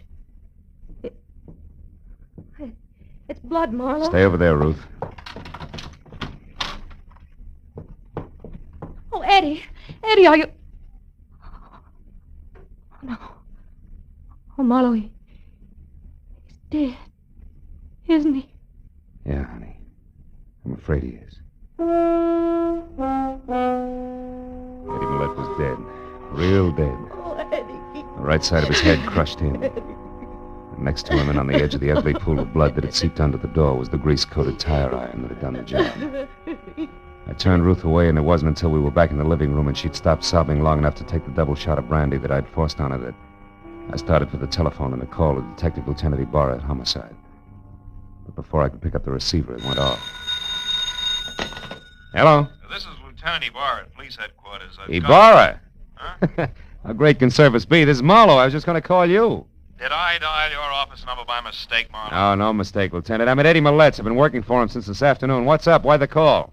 A dead man named Ellis Clay in a motel outside of Carson City, Nevada, Phil. Yeah? It looks like an accidental explosion in his room there, and the best the sheriff has for identification other than his name and the city, Los Angeles, is a blank sheet of letterhead paper from Eddie Millette's war surplus outfit. So I thought Millette might be able to help us out. Is he there? Yeah. And dead, Ibarra. Murdered with a tire iron sometime in the last hour. What? Mm-hmm. Any idea who did it? A muscle man in a T-shirt, maybe.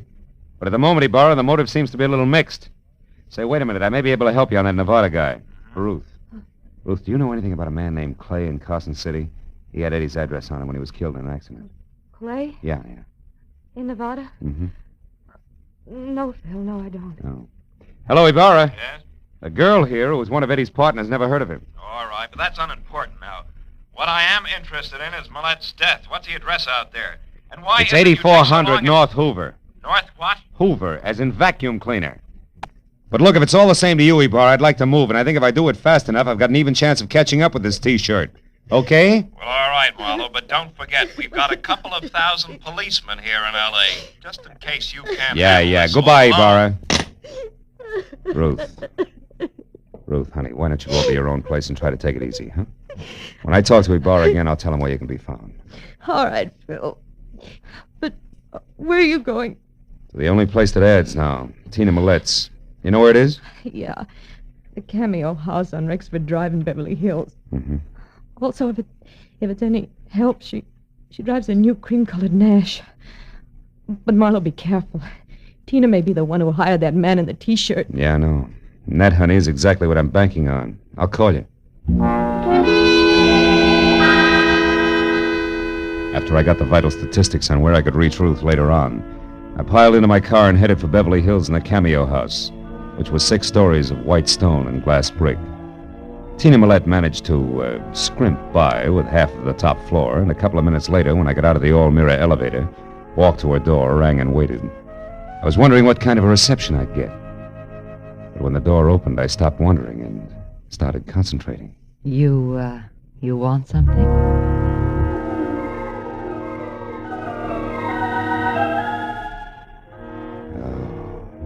In something the texture of spun smoke rings. It stood 5 feet 6 inches over the threshold and must have weighed in at close to 120. With every inch a thing of beauty, and every pound just in the right place. I asked you if you wanted something. Do you? Mm-hmm. Yeah, the name's Philip Marlowe, Mrs. Millette. I'm a private detective your husband hired this afternoon. Now, why don't you let me in like a good little girl, huh? Because that's something I'm not. Now get out of here before I call the police. Well, probably on their way up here right now. Oh? Your husband's dead, Mrs. Millette. He was murdered. Eddie murdered? Yeah. Now, do you still mind if I come in? No, of course not. I don't know what to say. Oh, that's a trite line. What was that? I said you're acting and doing a bum job of it. Why, I ought to slap your face. Or call your boy with the muscles and have him go back to work on my arm for a while? What are you talking about? The lad in the white T-shirt who killed Eddie and then stole a bunch of letters that were going to help you lie your way through a countersuit for divorce. Would leave Eddie both broke and embarrassed. You don't make sense, bright boy. No? First of all, I don't know who you're talking about. And second, if I were going to file such a countersuit, why would I want my husband killed first? Maybe you didn't. We all make mistakes, Mrs. Millette. Which is only one man's opinion. So why don't I just pick up my coat here and let the perfect gentleman escort me to the nearest police station? All right, it's a date. I see you bowl quite a bit, Tina.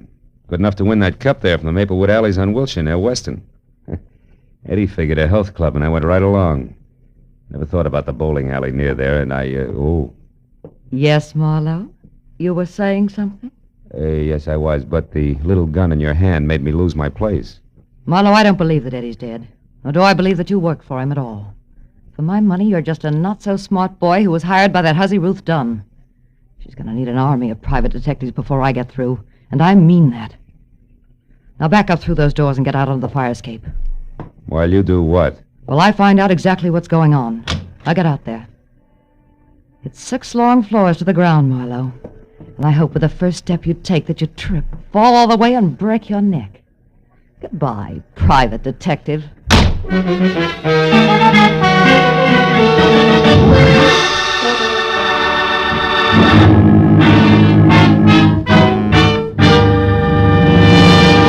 In just a moment, we will return to the second act of The Adventures of Philip Marlowe. But first, just a little later on CBS tonight, you'll hear Sing It Again's Master of Ceremonies, Dan Seymour, giving a perfect characterization of a man going crazy. The reason? Well, Dan's got the biggest, hottest news in the history of quiz shows ready for announcement right after someone knocks off tonight's $20,500 Phantom Voice mystery. So be sure to hear Sing It Again tonight when it comes to you at 10 o'clock Eastern Time on most of these same CBS stations. And now with our star, Gerald Moore, we return to the second act of Philip Marlowe and tonight's story, The Name to Remember.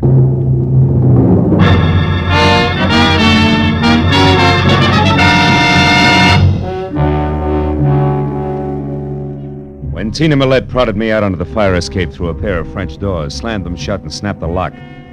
There was a cold look in her smoky eyes, and an unwavering potential about the snub-nosed gun, clenched in her hand and pointed straight at my belt buckle that melted all the gambler out of me fast. So I watched quietly as she backed across the room to the hall door and out.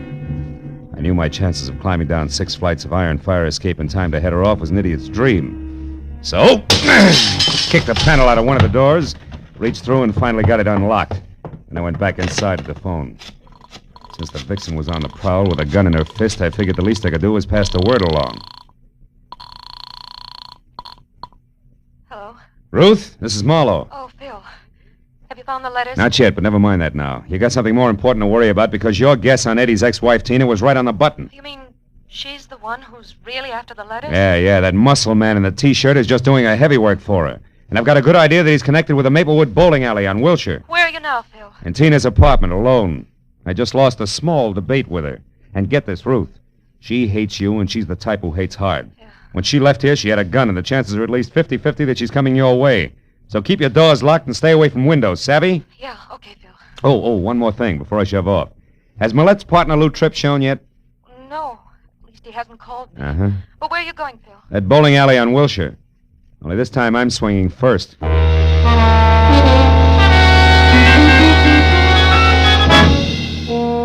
Maplewood was a small and dusky combination 6-lane bowling alley restaurant, bar, and magazine stand, and cigar store, all slightly down at the heel and more than hungry for business.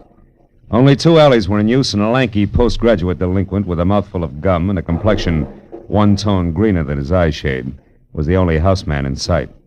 He looked up and watched me as I moved over to the bulletin board where a bank of photographs were tacked up, picturing the champions of the local league. Sure enough, there in the top row and holding a bowling ball that had more expression than his face was the pile of muscles in a T-shirt, which the caption tagged as one Sid Sawyer. So I walked over to the counter where the houseman sat and made like a one-man fan club. What's your problem, Mac? I see Sid's up there with the champs. Is he around tonight? I wouldn't know. Where can I get in touch with him? I wouldn't have the faintest idea, Mac. He works here, doesn't he? Yeah, off and on. But you don't know where he lives or what his phone number is, huh? Well, you're just beginning to get the idea. Come here, you! Hey, cut it out, will you? Take your hands off You of get me. the idea and get it fast unless you want your teeth crammed down your throat. Where does Sawyer live? Now, wait a minute, mister. Take it easy. I'll tell you. He's got a room over on Shadow Street, 6340. Upstairs. He don't have no phone. All right, that's better. Is he there now? I think so. But, gee, I don't know why everybody is so interested in Sid Sawyer all of a sudden. Who else is interested? Some babe called a couple of minutes ago. An old friend, she said.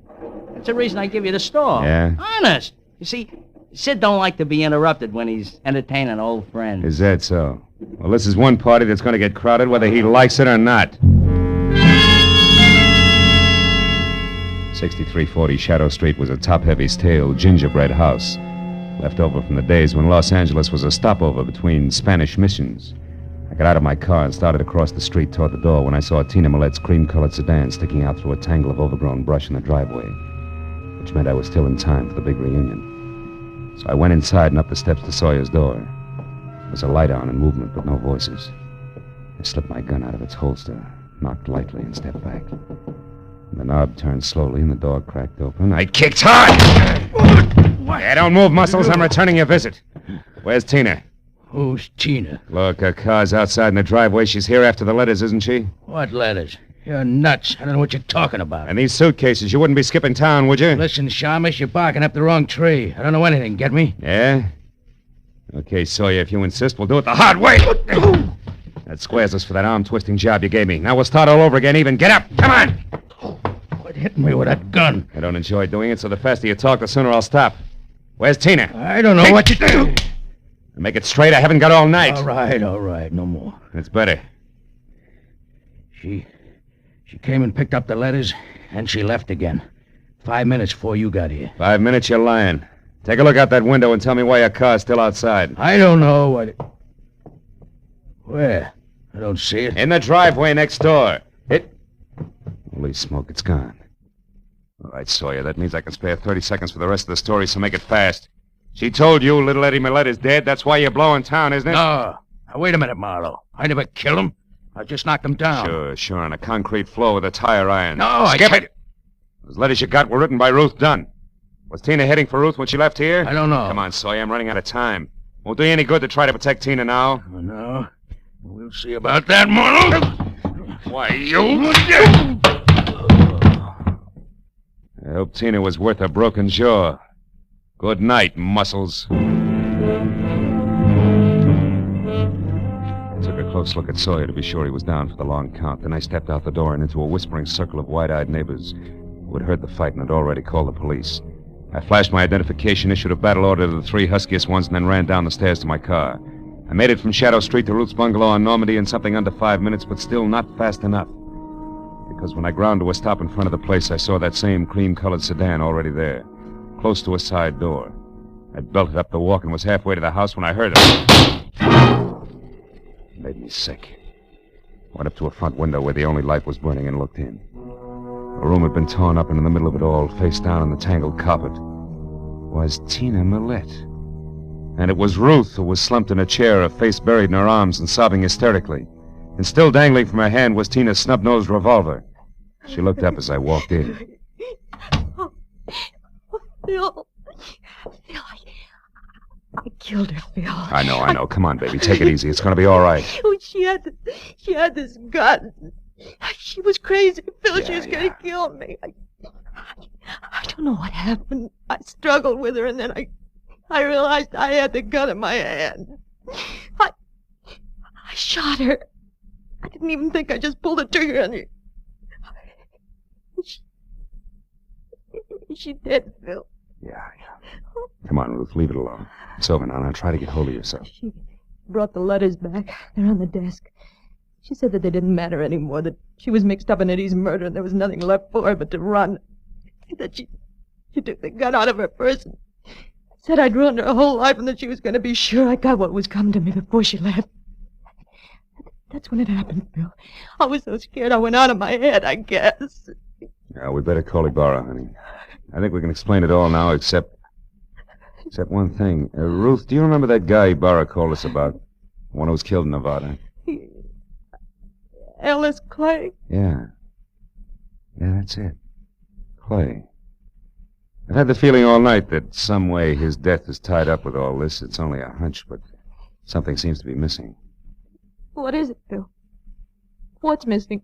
I don't know yet. Look, honey, I want to take a look at these letters. You go call the police, will you? It was a long shot, but while Ruth went down the hall to phone the police, I flipped through the bundle of envelopes that had caused all the trouble. And the long shot began to pay off. I could hear Ruth talking to a desk sergeant as I picked up Tina's revolver. I broke it open. But then a pair of headlights and a red spot of a police car flashed in the driveway, and I knew that Ibarra had figured out a few things for himself. I put the gun down on the table again, told Ruth to forget her call, and when the lieutenant came in, Ruth and I together explained everything that had happened right up to Tina Millette's body on the floor. Well, it's quite a mess, isn't it? Anyway, this part of it looks like a clear case of self-defense. Right, Marlowe? Exactly right, Ibarra. It looks like self-defense, only there's something missing. Something missing? What do you mean, Marlowe? At least 3 letters in that packet there. I think they're the last ones you wrote to Eddie, Ruth. They're gone. Oh, that's strange. I don't understand it. And another missing item is Lou Tripp, Eddie's partner. He didn't show up tonight because I think he's in Nevada, dead under the name of Clay. What? Marlowe, you mean that Lou and that Clay were really the same man? Mm-hmm. Look, what are you getting at with all this theory, Marlowe? You'll see, Ibarra. Lou Tripp was double-crossing Eddie Millette. Lou went to Mexico with Ruth here, only he left early and flew to Nevada to close a big deal under the name of Clay. Meanwhile, some letters were written from Mexico to preserve the illusion that Lou Tripp was still there. Understand what I mean, Ruth? Yes, I think so. Yeah. And then the unexpected happened. Lou, identified as Clay, died accidentally in Nevada. That meant that sooner or later those letters would be exposed as lies. Right, Ruth? Marlowe, that gun on the table, watch it! Too late, Lieutenant. Now don't move. Either one of you. You haven't got a chance, baby. Stay back. Please, Phil, I don't want to kill you, but I will if you come one step closer. Stay back, Marlowe. She means it. Look, baby. You're licked. Marlowe. It was a good try, but you lost. Stay back. Why not go out? Like a lady! Oh, what difference does it make now?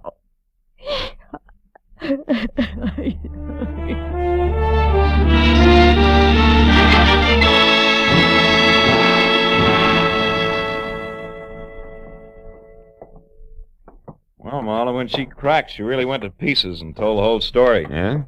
She and Lou Tripp were working together all right. When he died in Nevada, the lie she told in those letters put her in a tight jam with Eddie, see? So when she found Eddie unconscious in his garage, she finished him. But when she went for the letters, Sid Sawyer scared her off. Is that it? Mm-hmm. Incidentally, the state is going to give Sawyer a long vacation in one of their better institutions. Good. What happened down at Sawyer's place, Ibarra? You know, Ruth had a lot of nerve, Marlon. Yeah. She found Tina Millette's car at Sawyer's, so she waited in the back seat until Tina came out with the letters. Then she sapped her, drove the car to her house, and faked that slick self-defense setup. And she still doesn't know where she made the mistake that caught her. Hey, where was it, Phil? Well, she was being real cagey, Ibarra. She decided it was too dangerous to write the name Clay down anyplace, so she made it a name to remember. And she did. But too well. What do you mean, Phil? Well, when I asked her for it, the first name Ellis popped out, too. Mm-hmm. There was no legitimate way for her to know that you gave me the full name over the phone, but I only gave her Clay. That was an opening, but I needed proof. Mm-hmm. So you needled her until she made a break. Then you walked into the gun she'd grabbed. You take some long chances, Phil. Oh, I'll do anything to see justice prevail, Ibarra. I smell a rat. You should. I emptied the gun. When she was phoning. Good night, Phil. Good morning, Ibarra.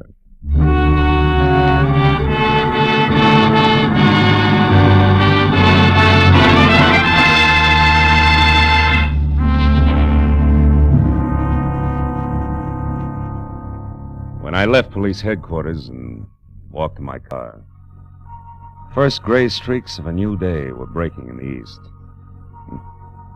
Should have given me a lift, but it didn't. And now it was time for me to go home and go to bed, but instead I sat in my car with the door open and smoked a cigarette while I watched the dawn come up.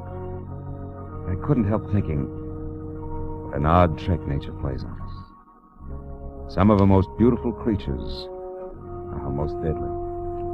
For instance, Ruth. How soft and sweet and lovely she was.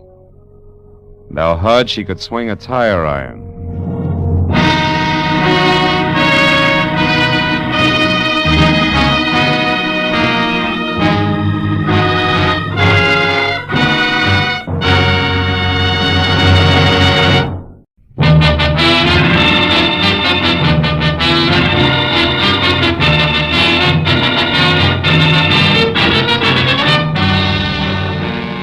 Spring was only 3 weeks old, but the sun bore down on Los Angeles with the middle of the summer vengeance. At noon, it was 102 in the shade, and by 3:30, with doors, window, and shirt collar all open as far as they would go, I still sweltered in the kind of heat that wilts both your clothes and your character, as I tried to make sense from the crisp words of a telegram I just received from one Karen Driscoll, Jr., no less, of Nob Hill, San Francisco. It told me to go to the Palace Theater, a burlesque house on Main Street, watch the performance of the featured dancer, get backstage, and take a close look at her face. Then meet the 7 o'clock plane from San Francisco and report what I'd seen to Miss Driscoll, Jr. It was a strange request coming from Nob Hill, but the enclosed $50 money order wasn't kidding, so I perspired my way down to the Palace Theater. There, instead of the usual 30 beautiful girls, 30 sign over the marquee, was a 50-foot gold banner that screamed, "The Heat Wave, who is she?" And the showcase cars that led to the box office were all a circle of question marks that centered a woman wearing a strange gold mask and little else. I bought a ticket and went inside in time for the tail end of the matinee. A baggy-pants comedian was just winding up a corny south-of-the-border routine as I sat down. But there was Manuel, my brother, Manuel Labor.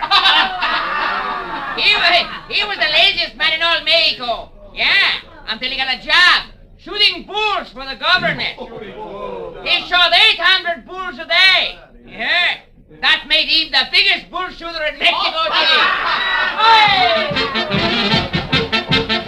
The comic kicked the crown out of an oversized sombrero in a hybrid hat dance and then galloped off into the wings.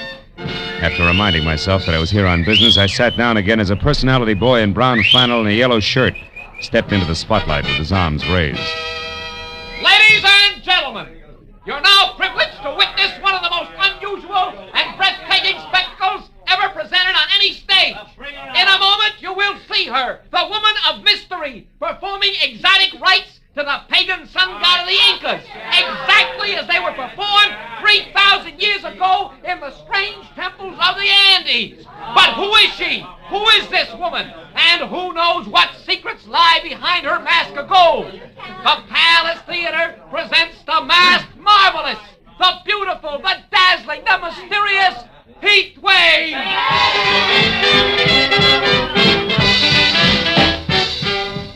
Oh, I had to admit it. This was special. She was the color of alabaster and as supple as a cat, and as she moved across the stage, she got more convolutions out of her two arms than a restless octopus could with 8. Her costume from the neck down was about as sheer as a new spider web, and above that, and covering her face completely, was a gold mask, grotesque and glistening. As the dance headed for a climax designed to knock the cash customers right out of their seats, I reminded myself again that I was here on business. So I walked down the side aisle to a door that led backstage and went through it just as the dance ended. Then while the audience tore the house down begging for more, the heat wave tossed a couple of kisses through a gold mask and ran to a dressing room. I started after her and was halfway there when a bulging hulk in a sharkskin suit that measured 6'6" in every direction lumbered casually out of the shadows and took a bulldog stance with his back against the dressing room door.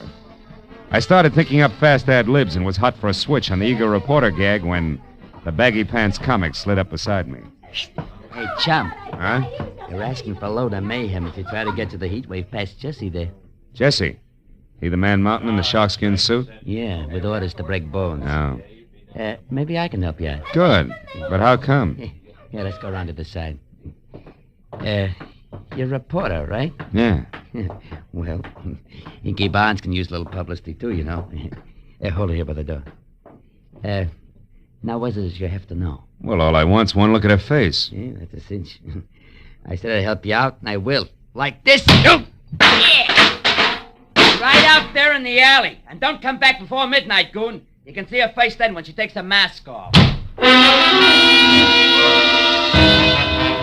I should have known better, but all I wanted at the moment was to kick the slack out of a pair of baggy pants. So I bounced back up the steps, jerked the door open, and ran head-on into 3 square yards of sharkskin suit. It was Jesse. You ain't welcome around here, bum, so stay out. Have you got it? Okay, Jesse, let's say I've got it. Yeah. Also, don't drop it as you walk away.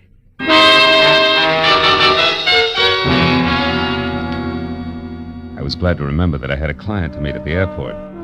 So in spite of the fact that the heat wave's face was still a well-kept secret behind a gold mask, I took Jesse's good advice and left.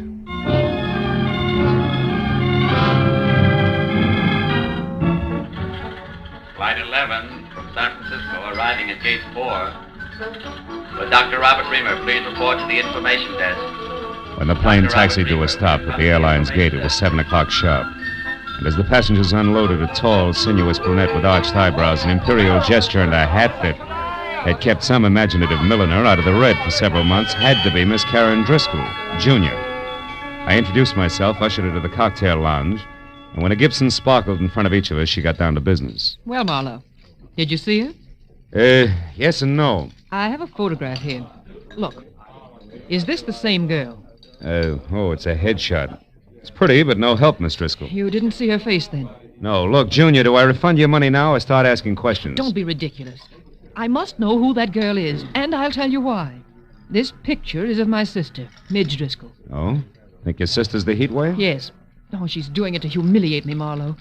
Tomorrow, I'm being married to a man whose family is distinguished in diplomatic circles. No? And this burlesque heat wave woman is to be revealed at midnight tonight.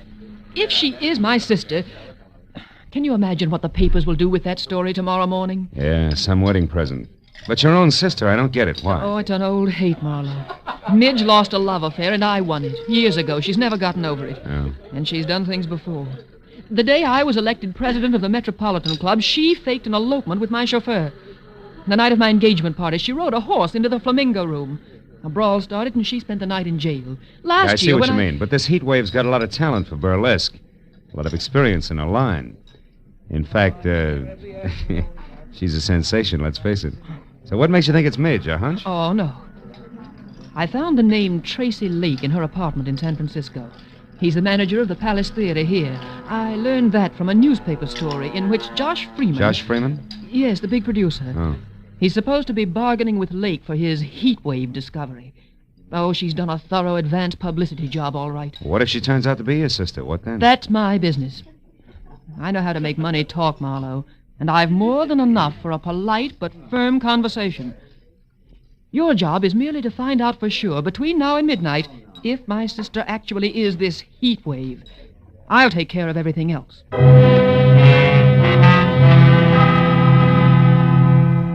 Karen Driscoll Jr. gave me her local phone number, then got up, cursed the hot night, bid me hurry, and summoned a taxi. All with a regal wave, one hand. And I was left to my own devices in something less than 5 hours to make them work in, so I drove back to the Palace Theater, which was stalling until midnight by showing a triple feature movie. Paid another admission and slipped backstage again. It was deserted except for 2 electricians tied up in pinochle under the switchboard light. The Heat Wave's dressing room was locked. Jessie was nowhere in sight, and I was about to leave again when I heard a familiar voice cooing into a dark note that turned out to be a phone booth. It was Hinky Barnes, the baggy pants comic. Beauty to the beautiful, you know. Hey, listen, baby. About that other deal, did you talk to her? She won't. You sure? Yeah. Yeah, well, look, I gotta talk to you. How about dinner? You can't? Well, I know you got things on your mind, but... Yeah, honey, I know you're tired. Well, okay.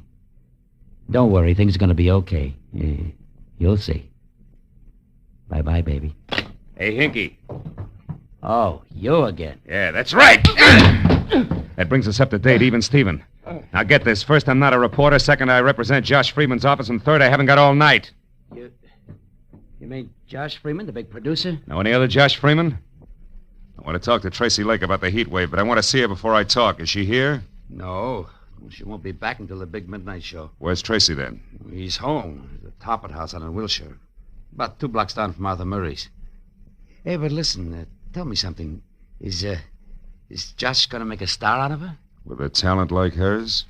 What do you think, Hinky?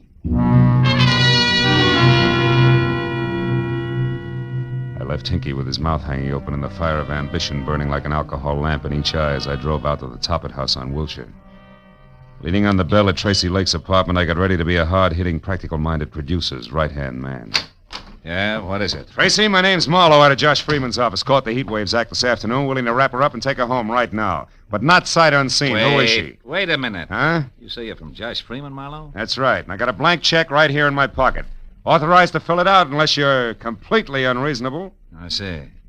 Well, now, look, Marlowe, this heat wave thing is going over 1,000% better than any of us expected. Yeah, I know. But you see... The price is high already, and the bids have only started to come in. Oh, excuse me. I just opened a bottle of Parmesan over there. Help yourself, Marlowe. I'll be right back. A perfectly good telephone sat within an arm's reach of Lake. But instead he went down the hall to an extension and closed the door behind him. It was distinctly malpractice, but time was running out on me, so I picked up the phone and listened. Is Mr. Ridgely the jeweler? Oh, yes. What is it, Ridgely? The bracelet you selected is ready now. We can deliver it immediately. Fine. Goes to Miss Nita LeVar, 44 Edgewood Terrace. Oh, enclose a card. Don't worry, darling. You're my real heat wave. Sign it, Tracy. Lovely, lovely. And the engagement ring? The sunburst? Yeah, that's for Miss LeVar, too. But deliver that to the theater at midnight. You got it? Yes, indeed, sir. Thank you. And congratulations. Tracy Lake and Nita LeVar. Who might she be? Sorry, Marlowe. A little personal business. Now, you were saying... Yeah. I was saying I could hand you a nice fat check if this mass marvelous is really okay. You're building up to quite a surprise, Tracy. You must have something. Yes. Indeed I have, old boy. Plenty. Yeah? I can't reveal the lady's name until midnight. All right. Play coy. What's her background? Has she got class? Class? Marlowe, you wouldn't believe it. Not blue book stuff. Society girl in burlesque? Why, anything's possible, Marlowe. Sure. She could even be from Nob Hill, huh? Yeah, like I said. Anything's possible, sure. Okay, Tracy, that's what I wanted to find out. See you after the unveiling, and you got a great night for it. Oh, Marlowe, I Hmm? suppose Big Ed Peters is in on the deal as usual, along with Josh? Yeah, it's a regular Josh Freeman deal, just as usual. See you later, Tracy.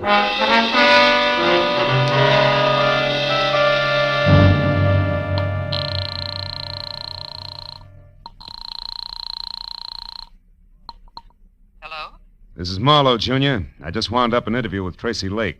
When I threw Nob Hill at him, he turned green. But it's not official yet. The odds are high that it's your sister Midge, all right, who's knocking him dead as the heat wave. I knew it. That horrible, vindictive little tramp. What else, Marlowe? Did you find out where she is? Yeah. She's going under the name of Nita LaVar and staying at 44 Edgewood Terrace near MacArthur Park. But listen, it's not positive yet, so I'm going there to check right now. Where are you calling from, Marlowe? A phone booth at a closed gas station out here on Wilshire. But Oh. What's the matter? What is it, Marlowe? I am about to start earning that fee of yours, baby. 300 pounds of muscle in a sharkskin suit just walked up. Goodbye. Hello, Sonny. Well, my Piltdown pal. So the boss was right. You're just a cheap, nosy reporter, after all. It's cramped in there, ain't it? But you're not getting out, bub. Now, wait a minute, Jesse. It's a hot night. Let's not work up a sweat, huh? Don't you worry about that. Mr. Lake pegged you as a phony nosy, and that's bad. What do you mean, phony? You said Big Ed Peters was in on a deal with Josh Freeman. All right, what about it? Big Ed's been dead for 12 years. And you know what? He's still gonna look better than you are 30 seconds from now. Oh!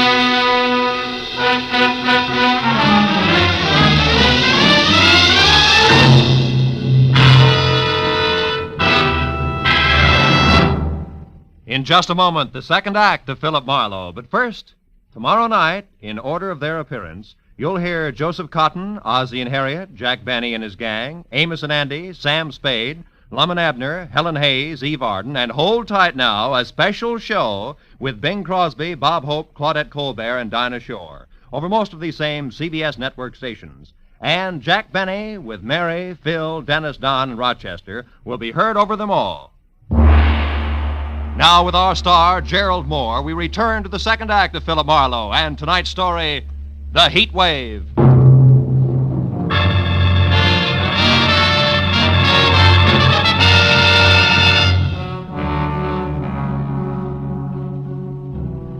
When the little man in big iron boots who were kicking at the lining of my temples finally quit, and I dragged myself back up to the vertical, Gargantua was gone. And I was sure of only two things. Tracy Lake did not know that I was anything other than a nosy reporter, and second and more important, it was time for me to head for Edgewood Terrace and the lady known as Nita LaVar.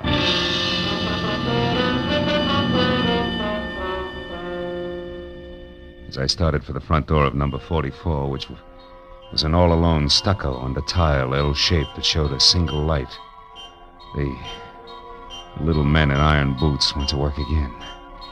It reminded me that it might be healthier if I first found out exactly what was waiting behind the mat marked Welcome. So I made a wise circle around to the back, then in closer past a whispering huddle of palms through a flagstone patio that led to a short flight of also flagstone steps. But there, when I was only a few feet from an uncurtained window, I stopped at the sight of something I hadn't expected. It was the body of a woman lying in a twisted heap at the bottom of the stairs. When I moved closer, I saw that the ugly cut on the side of her head that had killed her had come from the jagged edge of the last step. I also saw that the woman was Midge Driscoll. Next to the body, there was an overturned, crushed sprinkling can, which meant that she could have fallen to her death accidentally. Also, it could have meant that if murdered, her killer had overturned and crushed the sprinkling can as well. I was somewhere between the two thoughts when I heard a car brake to a stop in front of the house.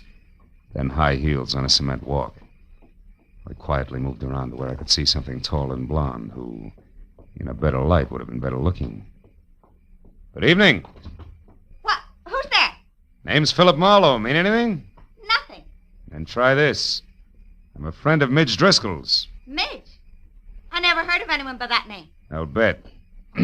Step up a little closer, honey. Now, wait a minute, Mr. Bright Eyes. Midge! Yeah, Midge. And Driscoll. Name you never heard of, remember? Now, what do you say? Do we play it straight? Yeah. I'm Nita LeVar, Mr. Marlowe. Baby, you're getting in deeper by the minute, and by that I specifically mean that Midge Driscoll here and Nita LeVar are one and the same. Oh, you're crazy. I know my own name. It is and always has been Nita LeVar. That's Midge Driscoll. All right, since you've grown so cooperative, maybe you can tell me why she's dead. Could be that she fell down those stairs. An hour before her unmasking is the heat wave? You know an awful lot, mister. How come? It's strictly business. I'm a private detective with clients. We'll talk about that later. Right now it's time to go in and call the police. And don't tell me you can't find your key. Don't worry, private detective. I won't. Here, catch. Got it. Now let's get inside. But let's not call the police, huh? Why not? Are you afraid that they'll... Oh, I see what you and that pretty little gun mean. I'm glad. I'd hate to have to shoot you. Why, want to night your quota? Don't be funny. I didn't kill Midge. Then why no police? For a very good reason. Until tonight, Marlowe, I've been the heat wave. The substitute heat wave for Milady there, who didn't have the time or the talent for the build-up to the great joke she was going to pull on her sister. You mean you were the one I saw today? The one everybody saw every day. And liked. Liked so much that business boomed and all the heads in the front row weren't bald. Which has what to do with me calling the police? In general, everything. In particular, my career. I tried to get that crazy kid there to back off and let me go on with the act that she'd kill after one performance, but no. Miss Bunny Moneybanks wouldn't hear of it. Now that she's dead, you're in, is that it? Solid. And that's also the reason why I don't want to spend the next 2 hours talking to cops. So go on, put the key in the lock, turn it, open the door, and walk in. What happens then? Then, Mr. Marlowe, we call Tracy Lake and arrange for a playmate for you. Playmate named Jessie, maybe. A playmate named Jessie. And no, maybe.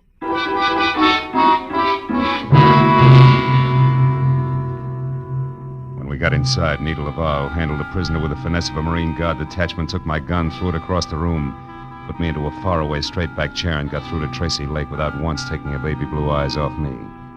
Then when she told the man she called Darling all about Midge's death, which could have been for my benefit, she placed a rush order for the monster. After that, she hung up, sat down, lit a cigarette, and waited. But a second later, she was back on her feet. When I said that friend Jessie was fast, she said I should shut up and more. Listen, Marlowe, you do exactly as I say. Coming! Now stay right where you are and don't so much as open your mouth. Who is it? It's me, Nita. Hinky. Oh, good. Come on in, Hinky. Hello, Nita. Hi. I just happened to be going by, and since I knew it was Midge's night, I thought that... Never mind what you thought. Just come in and listen. It isn't Midge's night, Hinky. It's mine. And don't ask questions now. Here. Ooh, what's the gun for, Nita? What's the matter? A private detective, but public nuisance named Marlowe. Marlowe, a detective? Mm-hmm. He told me he was from Josh Freeman's office. Ah, he was lying. Now get this, Hinky. Midge Driscoll is out and back, dead. But why? I don't know why, and I care less. But Marlowe here is crazy for calling the cops, which would leave me at midnight doing my big number for the desk sergeant. Great. So use that gun, see, and hold him here until Jessie shows up, which should be any minute. Now goodbye, and be careful, Hinky. So long, bright boy. Gentle soul, huh, Barnes? Never mind, Marlowe. Save the gab for Jesse. He's a great listener. I doubt if he'll give me the time, considering that I know it's an odds-on bet it'll be a couple of slugs in my belt buckle before he's even in the room. Jesse, kill you? Why would he do that? Because he works for Tracy Lake. And Tracy Lake has to kill me, Barnes. I know he's a murderer. Midge Driscoll was murdered? You sure of that? Just about. Doesn't figure any other way. Nita herself told me how much this chance means to her and how hard she tried to get Midge to back off. Yeah, but Tracy, how does he tie in? 2 ways. The money he'll get out of the show continuing indefinitely, and better than that, the fact that he and Nita are going to be married. Those two get married? You're nuts, Marlowe. No, it's straight, Barnes. I know because I overheard Tracy talking to a jeweler about the ring he ordered. Now, you mind if I have a cigarette? Hey, Barnes, can I reach for a cigarette? Oh, yeah, okay. Hey, Marlowe, you sure of this? Everything you just said, I mean, about them getting married and all? Sure I am. Why, a little disgusted with your buddies? Yeah, a little. So as of right now, you can do as you want. I'm leaving. No, you're not, Mr. Barnes. Jesse, hey, Jesse, don't shoot. I won't, Mr. Barnes. Unless, of course, you or Buster try to get out of here. Oh, who, me, Jesse? Yeah. You were going to let Marlowe go, Mr. Barnes. I don't think Mr. Lake would like that. I'm sure he wouldn't, Jesse. So why don't you just save everyone a lot of time and start pulling that trigger? While you can still see what you're doing. Hey, the light! Get going, Barnes! You dirty louse! I'll fix you! You'll never get out of here alive. Where are you? Come on, talk. Where are you? Where are you? Answer me, do you hear? Answer me! With pleasure. Oh, you stinking slime. I'll tear you apart if I get my hands on you. Which, Jesse boy, is the trick? And now for our meeting in the phone booth, flowers, you big ape, bars and all.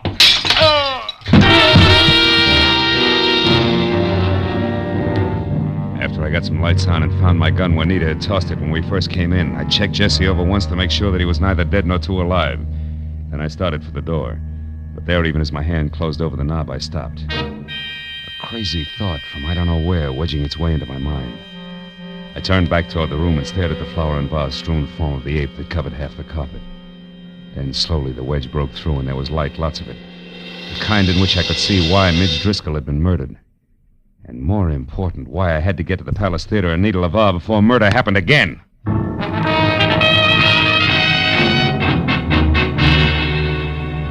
I lurched from the curb in front of Nita's at 20 minutes to 12. When I screeched to a stop downtown at the Palace without somehow hitting or being hit along the way, those 20 minutes were gone. And I was worried because midnight meant that Nita would already be on stage for the unmasking. I raced past the general at the door and then across the lobby and into the theater where I figured I could get down a side aisle to the wings. That was figuring wrong. Because fire laws notwithstanding, the place was strictly SRO and packed tighter than the 7th Game World Series. Between the backs of perspiring necks, I could see that Nita, who was across stage from Tracy Lake himself and in the center of a single spotlight that could have opened a supermarket, was still masked.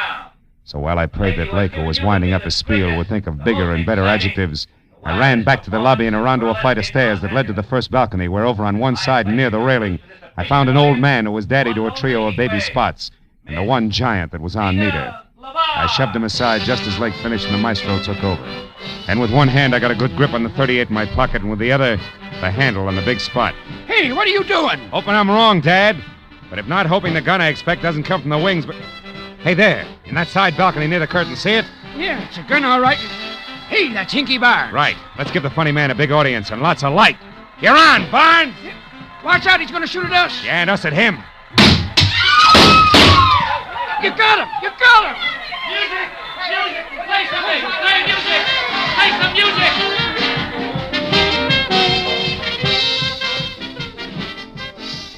It was 20 minutes of bedlam. Police, music, and 2 quick numbers by Nita LaVar, all of whose shaking was not routine. Before the Palace got back to the quiet business of being a burlesque house, and the show went on. It was another hour and 20 minutes before it was all over and the theater was empty and dark, except for a work light on the stage where Nita, Tracy Lake, and I were sitting in the middle of a papier-mâché Inca civilization. Well, Marlowe, the police say that Hickey's going to live for a while. Can't figure the guy. Never knew he felt that way about Nita here. Neither did I. I was always okay to him, and I knew he cared some, but that's as far as it went. With you, Nita, yeah. But with Hinky, it was something else. Something strong enough to make him kill Midge Driscoll so that Nita would get her big chance, eh, Marlowe? Mm-hmm. But when he found out through me that you two were going to be married, he realized that the murder he had committed was for nothing. And now he was going to make one count. So he turned on you, Nita. How did you find out in time to get to him before he could make a try for Nita? The way the guy sagged when I said you were going to be married told me all I had to know. But it was cinched by the American beauties draped around Jesse. American beauties? Flowers? Yeah. See, I remembered a phone call Hinky made. You, Nita, had been the lady he'd talked to and loved. From there on out, it was a little better than a shot in the dark. 2 shots in the dark, Marlowe. Good ones that are responsible for Nita still being here with us. Thanks, fella. Yeah, Marla, thanks a lot. Don't mention it. After all, I was paid for my work, and besides, that dance you do, Nita, belongs to posterity. Ah. Good night.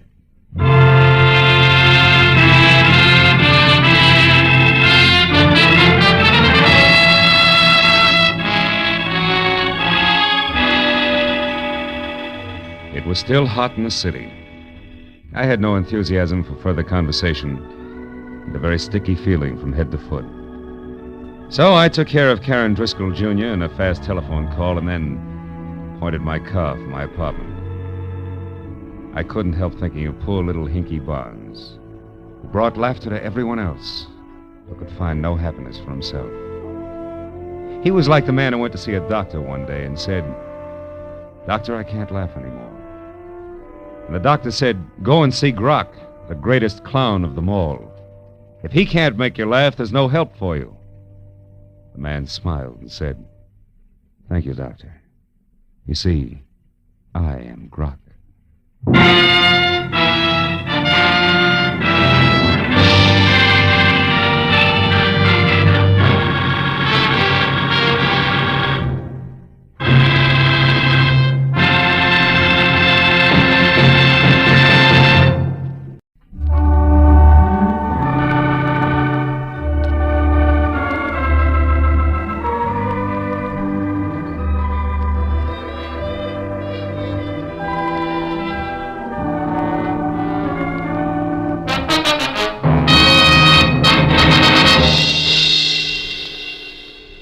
The message that a repulsively wide-awake boy who was missing a tooth front row center had delivered at 6 in the a.m. had come in 2 parts.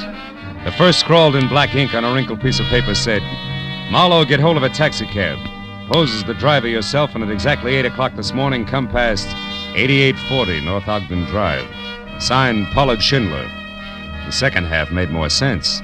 It was printed in neat letters on neat green paper, and under an engraving of Benjamin Franklin read, $100 silver payable to the bearer on demand. So at exactly 8 o'clock, I was behind the wheel of a hired cab, leather jacket, peak cap, toothpick, and all, and within taxi distance of number 8840. Mr. Pollard Schindler, a round man in square clothes with haircut to match, was not late. Taxi! Are you there? Taxi, wait! Yes, sir. Cab? Of course. Why do you think I'm shouting my head off? I want to go to the municipal airport. Do you understand? The municipal airport at Inglewood. Okay, Inglewood. Municipal airport it is. Marlowe, the meter. Quick, put the flag down. Every minute I'm being watched. Oh, yeah. Watched by whom, Mr. Schindler? I do not know. Now, listen carefully, Marlowe. Later, you are to go to the Kamehameha Hotel and wait for a young lady named Lani Collier. Then, at the hour she designates, you go to her house, number 44 Diamond Head Circle, and pick up the cloak. Oh, wait a minute. Holly Moana, Diamond Head, all those places. This hotel isn't by any chance in Hawaii, is it? Didn't I mention this in my note? No, you didn't. Nor did you mention picking up a cloak. That just proves I haven't been myself ever since yesterday when I received this anonymous letter that's postmarked Honolulu. All it says is, Kamehameha's cloak of golden feathers will bring no less than death. Huh. Marlowe, have you ever been to the islands? Yeah, twice. Once business, once pleasure. Well, then surely you've heard people speak of King Kamehameha. Oh, sure. He was back in the 1780s, right? Yeah. Big organizer, conquered Oahu by driving the defenders over that cliff that divides the island. It divides it in two, you know. Pali. That's it. Marlowe, the feathered cloak that Kamehameha wore was about 100 square feet, and every inch of it a golden yellow feather. Huh? And valued at more than $500,000. Really? How come? Well, the feathers. Oh, yeah, sure. They are from the now extinct black marmot bird, Marlowe, and there was only one yellow feather on each bird. That could explain why they're now extinct. Don't tell me this is all a game of Collier to Marlowe to Schindler with a cloak that belongs to the museum. Oh, no, Marlowe. No, it isn't with the cloak you speak of. But Lani Collier has another one. Less valuable, of course. It's 1/4 the size. Oh. But it also belonged to the king. And it also is made of the priceless feathers. And is this her property to have and to hold legal-like? Yeah. Lani is wealthy, young. How young? About 25. Oh? She went to a fashionable schools here in California, and as a result cares more about fun and furs from I.J. Fox than she does priceless heirlooms. So for $50,000, I have bought the cloak to resell to a New York millionaire for almost twice that sum. It's a lot of loot. Well, yes, he loves island law. It figures. Marlowe, I was right. I am still being followed. Don't look back. Just drive faster? No. Do nothing. This is exactly as I want it. Whoever it is will follow me, not you. And when I am in Honolulu, they will still follow me. While I take care of the business on hand, huh? Yes. There is a reservation for you on the next plane. So, after you leave me and collect your cab fare, which will be $500, you drive away. And then later, Marlowe, get back here, board your plane, and underway. And tonight, when I've got the cloak? Take it back to your hotel room at the Halemoana and sit on it hard. Because unless I am a complete success as a decoy, you will have your share of trouble too, I'm sure. But Marlowe, from which specific direction it will come, I do not know.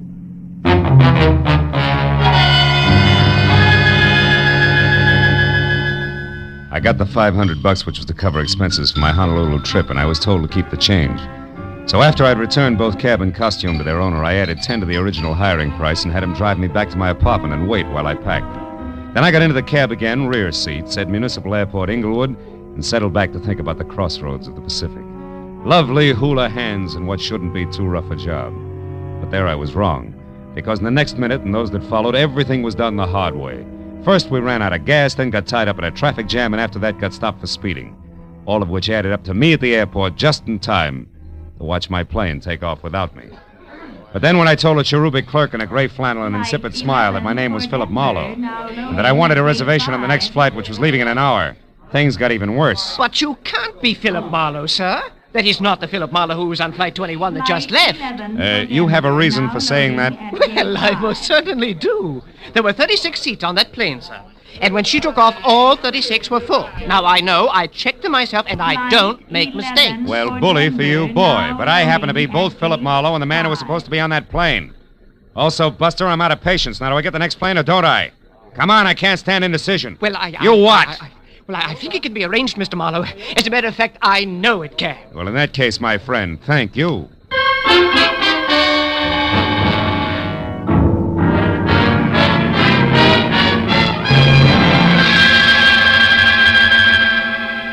When we took off, my frame of mind left me ready and waiting for at least a crack up at sea. But an hour later, the last of California had slipped over the horizon, and there was only clear sky ahead. I began to relax. My mind drifted pleasantly. The flavor of the lime lifesaver in my mouth made me think of tall, wondrous, frosted Hawaiian punches. And the sinuous grace of lovely hula hands. But I opened my eyes again. Diamond Head was in front of us, and majestic in the red glow of the evening sun. It gave all of the lush Moana Valley I could see the texture of thick velvet. We landed like the airport was made of marshmallows. And a half hour later, I was in the lobby of the Halemoana Hotel. It was cushioned rattan and Filipino mahogany over cool tile, and everywhere laughing, sunburned faces wearing bright splashes of color. So, smiling both inside and out, I walked briskly to the reservation desk and told a good-looking Hawaiian in white flannel that I was Philip Marlowe. But at his reply, I stopped smiling, both inside and out. But, sir, your reservation was taken 2 hours ago. There must be some mistake. I doubt it.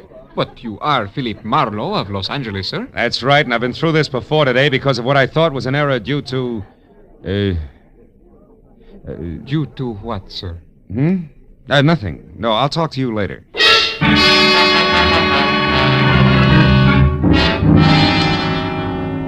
There was a large circle of mirror on the wall behind the clerk.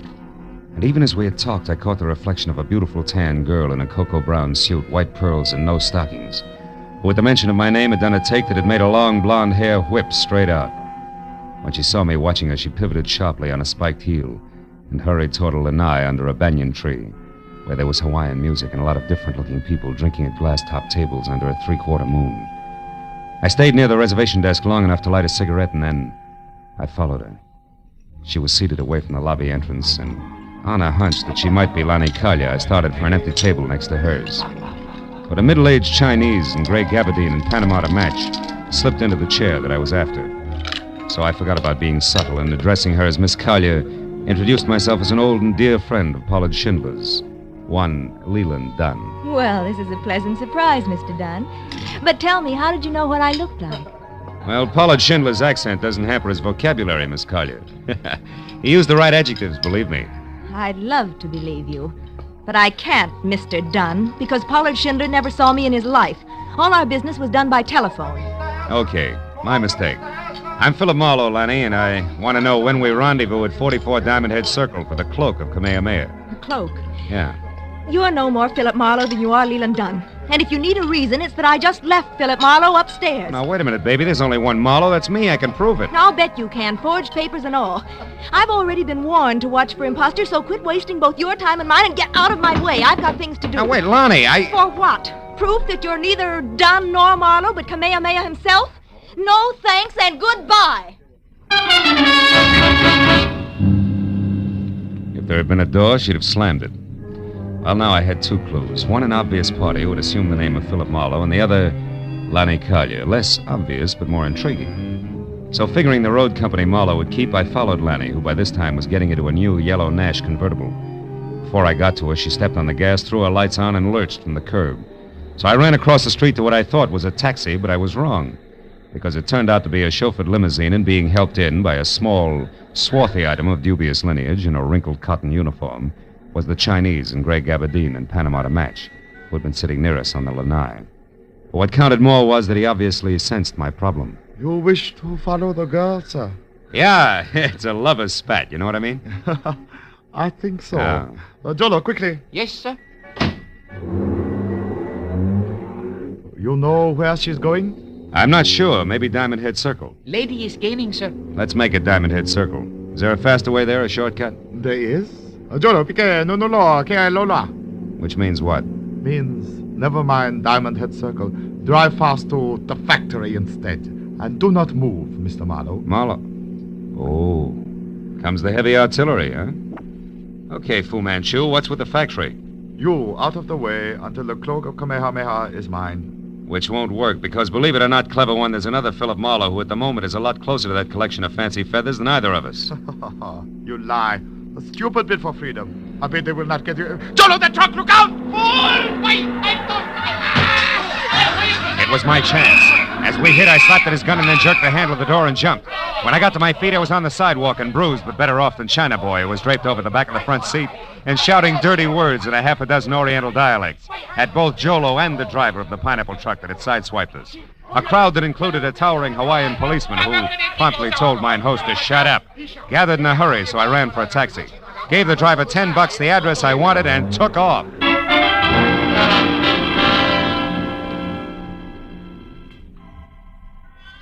The street on which Lonnie Collier lived was a neat curving strip that rose sharply from sea level up to the shadow of Diamond Head itself. And we were there in less than 10 minutes, but finding number 44 was something else.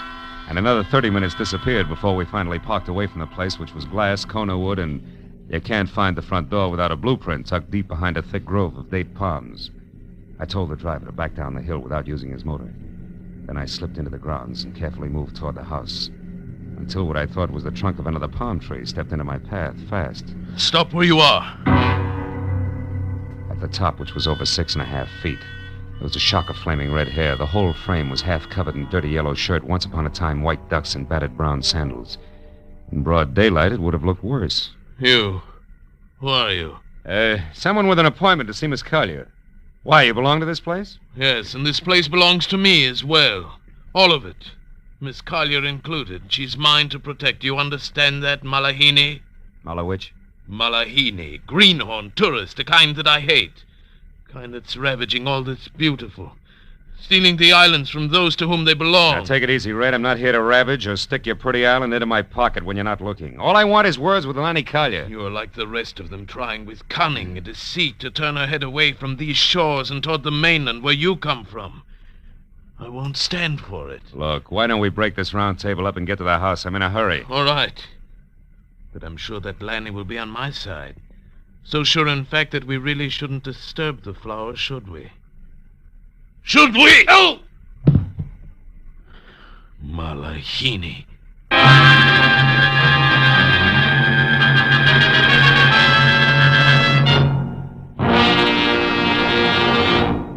In just a moment, the second act of Philip Marlowe. But first, if mystery and detection are your dish, don't forget you can get more of the same over CBS. Tomorrow, for instance, is the day when two unique and widely differing sleuths make their weekly appearance. One is that well-known character, Sam Spade, Dashiell Hammett's hard-boiled private eye. The other sleuth, whose adventures are yours every Sunday, is Danny Clover, an old hand on that gaudy street called Broadway. Broadway is my beat, says Danny Clover, and it's a beat where anything can happen. Both Broadway is my beat and The Adventures of Sam Spade come to you over most of these same CBS network stations. Now, with our star, Gerald Moore, we return to the second act of Philip Marlowe and tonight's story, The Cloak of Kamehameha.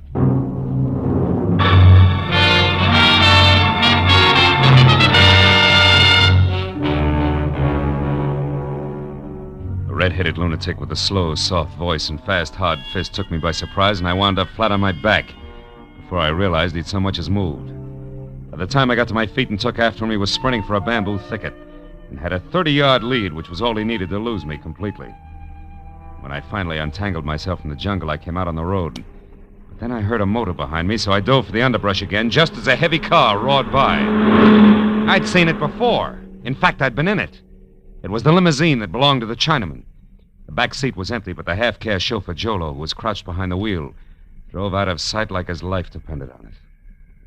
As I walked back toward the house, I saw that a door was standing open and spilling a shaft of yellow light across the dark grounds. I started up the walk when it came. Then a second later, Lenny Collier burst into the path of light and ran for the open door. I went after her, caught her by one arm, and spun her around. No, let me go. What happened? Why'd you scream, Lenny? It was back there in the pond. Yeah? I heard a noise, and when I came outside, I found him. Found who? Come on, show me. I talked to him just a few minutes ago. I gave him the cloak. Yeah? Now it's gone, and he's dead with a knife in his back. What? There. Look, there in the water. Oh, brother. Who is it, Lenny? Do you know him? Yes. That's Philip Marlowe. The skin on my neck crawled as Lenny tagged the thing in the lily pond with my name. He was face down in the shallow water in 3 inches of crooked steel, and the ugly carved handle of a kriss stuck straight up between his shoulder blades. Somebody had made a very grim mistake. But it took 5 minutes of argument and a thorough checking of all the credentials I carried to convince the badly frightened Lonnie. I dragged the body out of the water and up onto the grass. And then I went through his pockets. What did you find? A card. Oh? Yeah. From the Hawaiian Island Art Products Company, Limited. Number 12 Harbor Street. Mean anything? No, I've never heard of it. Oh, what's that on the back? Flight number and departure time of the plane I was supposed to take out of Los Angeles. Whoever he is, he's been one jump ahead of me all the time. Right up to your lily pond here. Was anyone with him when you gave him the cloak, a half-caste, and the chauffeur's uniform, for instance? No, he was alone. I gave him the cloak just as Schindler had instructed me to, and... Listen, Lonnie. There was a down-at-the-heel redhead here just before you came out. He claimed to be a friend of yours. Oh, that was Lawrence Cochran, the poet. That guy's a poet? Yes. At least he was going to be. He wrote one great poem years ago about 2 lovers who leaped to death over the Polly. Oh. To keep from being separated, and their souls turned into birds. It's still very popular here on the island. Mm-hmm. What happened then? Then he got the habit of drowning himself in gin. Now the natives call him Papuli, the crazy one. That's closer. Oh, he's always hanging around. I suppose he still believes he's in love with me. He's not so crazy. My mother wanted me to marry him at one time. Now that she's dead, he thinks he should look after me. Okay, Lonnie, let him keep thinking so. What do you mean? Well, I mean you can use a good watchdog right now. So when Cochran comes back, you make him park on your doorstep, and you stay inside and be careful. With guys named Philip Marlowe getting knives in their backs, I've got a few things to do myself, but fast. I'd like to borrow that souped-up convertible of yours, Oh, where are you going? Number 12 Harbor Street, in the Hawaiian Island Art Products Company, Limited.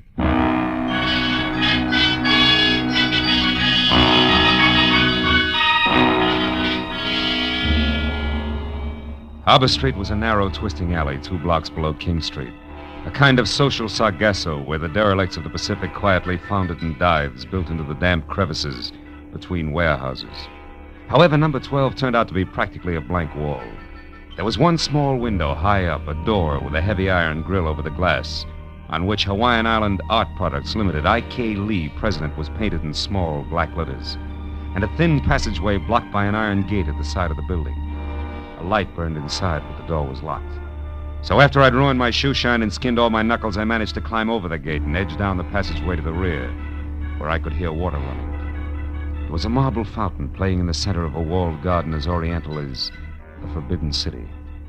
I eased across its rigid daintiness to an open door, peeked in, and then reached for my gun because sitting inside at his sleek white mahogany desk was the Chinaman in the gray Panama. Well. This is a somewhat unexpected turn of events.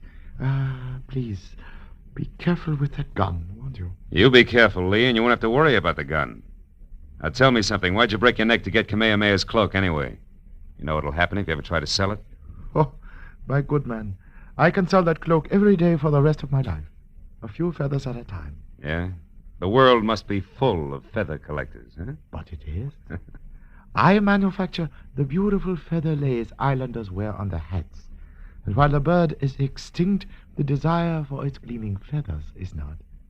1 or 2 golden mammo feathers in each lei, and instead of a mere $100 apiece, I can get double that, triple that. Now do you understand, Mr. Marlowe? You've got things a little mixed up, haven't you, Lee? Mixed up household. Yeah, your boy Marlowe is dead up at Lonnie Collier's place. Oh, that. No, that was a Mr. Blake, an easily accessible gentleman I hired on Main Street in Los Angeles. He only pretended to be you, for obvious reasons. To intercept the feather cloak, huh? Oh, yes. I've known all about Pollard Schindler's plans since their inception. I followed every move he made. In fact, it was I who caused all your trouble on the way to the airport this morning, by means of a bribe to your driver. Yeah. Aren't you the one? Yes. Too bad you won't be able to keep your nest lined with Kamehameha's bathrobe after all, Lee. Because I'm going to walk out of here with it, or big chunks of your puss. Now, name it. Where's the cloak now? Oh, I'm to gather from this you don't have it, Marlowe. Shrewd observation. And that Schindler, as I suspected, has tricked us You're both. stalling, Lee. I'm warning you. Start talking. Oh, that's all I wanted to find out. Go ahead, Jolo. That is judo, Mr. Marlowe. Almost like magic, isn't it? Jolo can break your back if I tell him to, Marlowe. So you behave.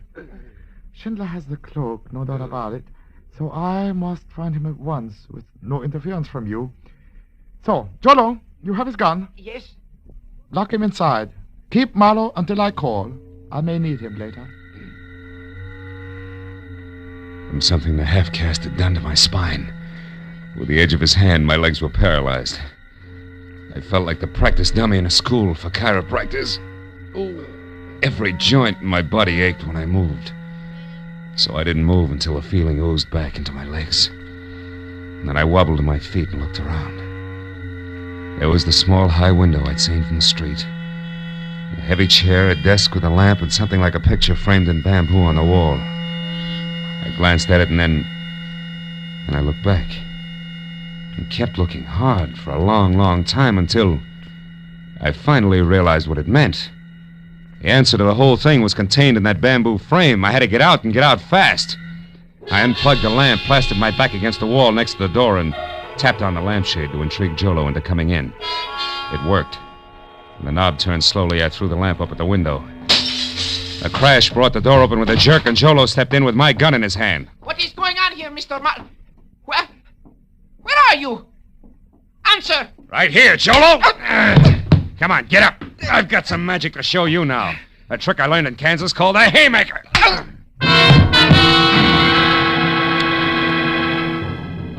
I ran down the hall to the street door and out to the car. There was no traffic problem at that hour, so I jammed the gas pedal to the floor and held it there, right through the heart of Honolulu and up the twisting road that led to the mountains back of the city. The echoing roar of the motor as it tunneled through the forest lining the road was finally replaced by another roar, wind. The unending gale that shrieks through a precipitous pass 3,000 feet above the city. The Polly. I swung the car to the side of the road and ran the rest of the way out to where the rocks rose to a knife edge that dropped a sheer 1,000 feet to the valley floor. Then I spotted them. Lanny lying stunned at the cliff's edge, and standing over her, his red hair ripped by the wind, was the mad island poet drunk as a lord. And flapping around his shoulders like a pair of huge gold wings was the cloak of Kamehameha. Oh, don't weep, my love. I offer you the freedom of the birds. Come, Lonnie. No, let me go, Lawrence. You're mad. No, Lonnie, you're the mad one to think you could sell your treasures and leave the islands. Your destiny is here. No, stop it, you murderous lunatic. I tried to warn Schindler, but the fool kept on, so I killed his courier, the man you gave the cloak to. I'd kill 1,000 times to keep you here with me. No! You belong to the islands, Lonnie, like this cloak, and I do. We must never leave. Come, it'll all be over soon, and our souls will turn to birds and live forever in this paradise. No! Stop it! Cochran, stop! Marlowe, help me! Stay back, Marlowe, don't interfere! Lonnie! Lonnie! Oh, Marlowe! Marlowe, he slipped, he fell over. I know. Are you all right, Lanny? Yes, I'm okay. Marlowe, look. The cloak. Cochran must have lost it as he fell. The wind brought it back here to me. I don't want to touch it ever again. I know what you mean. Come on, baby. I'll carry it for you. Let's get out of here.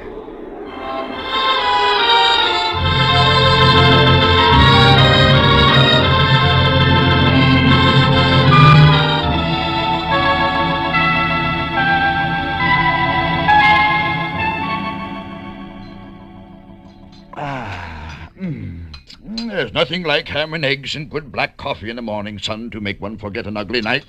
Right, my friends? Absolutely right, Mr. Schindler. More coffee, Phil? Thanks, Lonnie. So Lee was picked up by the Honolulu police, Yeah, huh? sure. I had it all set up. He'll spend some time in prison. And that Jolo, too. Oh, by the way, he was still unconscious when we got to him. What in the world did you hit him with, Marlowe? Enthusiasm, mostly. That's when you got away and came up to the Poly. Yeah. But, Phil, how did you know it was Lawrence and where he'd be? Well, it all tied in with that one popular poem Cochran had written, Lonnie. That anonymous letter you got in Los Angeles, Mr. Schindler, was a line from that poem. Oh, Kamehameha's cloak of golden feathers will bring no less than death. That's it. How did you find that out, Marlowe? Well, when I was locked up in Lee's factory, I saw a full copy of that poem on the wall in a little bamboo frame. Oh? When I came to the line you just quoted, it stuck out like it was printed in neon. That pegged Cochran as the killer. Once I had that, I tried to look at things from his angle. He was a murderer, sure to be caught, desperately in love, insanely possessive of everything he thought belonged here in the islands. Yeah. And he was an unbalanced lush as well.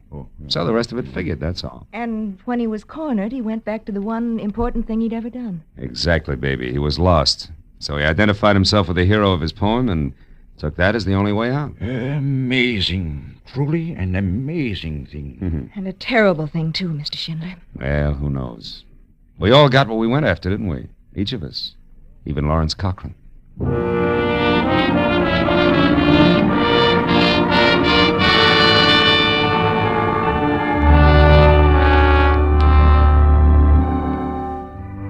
After Schindler left to catch a plane for the mainland, and Lonnie said aloha and left to get ready for our date, I sat on the lanai of the hotel and watched the sweep of the Pacific from Diamond Head to the hills across the harbor, from the white sands of Waikiki to the green shallows over the reef to the purple depths beyond. And as a warm wind whispered through the palms and a native strummed his ukulele under a banyan tree, I heard Lonnie whisper aloha. Aloha. What does aloha really mean?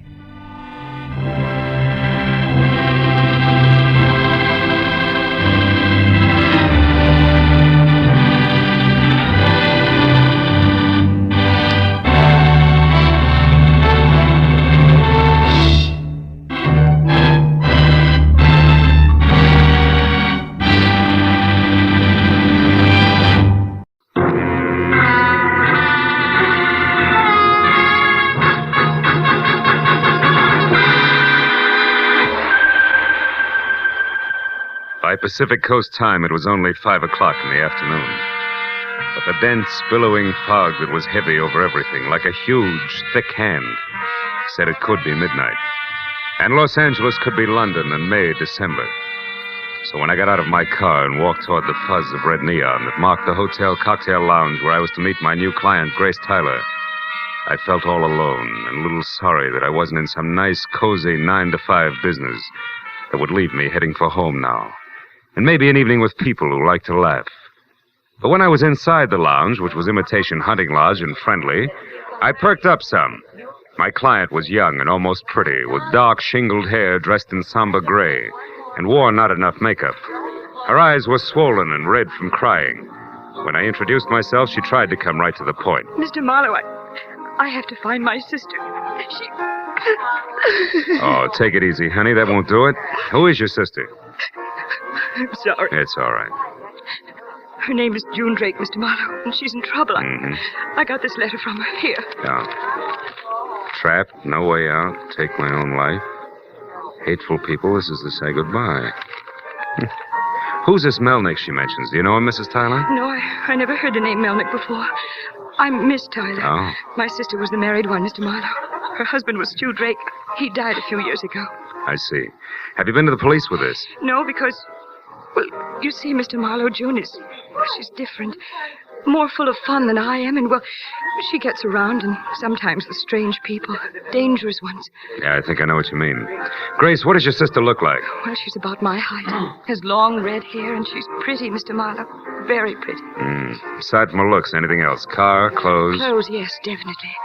She always dresses well. Except that she's overly fond of furs. Most of the time she wears a mink stole. Stole, huh? Kind of a cape? Yes, it I is. see.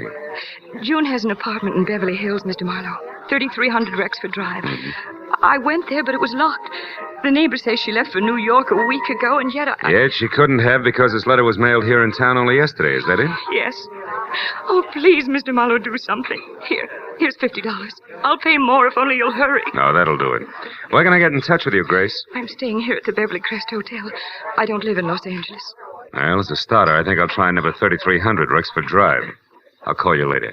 Goodbye, Grace.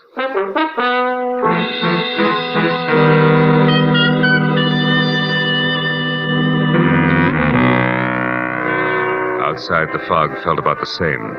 But there was more of it, so I was 15 minutes getting to June Drake's apartment, which was a ground floor arrangement. Arty and about the size and shape of the ale bowl. I was only half that time outsmarting the cheap lock on the back door, drawing all the blinds shut inside, and turning on a single light. But then I was no place. There were clothes in the closets, prettier ones in the bureau drawers, and it went on like that for 45 more minutes. Everything just as it should be and no lead, until I was ready to leave. Then on a coffee table, I saw something that stood out in that nest for the idle rich like an ear-to-ear grin on an undertaker. It was a book of matches advertising Duke Gray's Billiard Academy, 3rd and Main, where particular pool players congregate. That and the name Melnick had to dovetail or I was licked.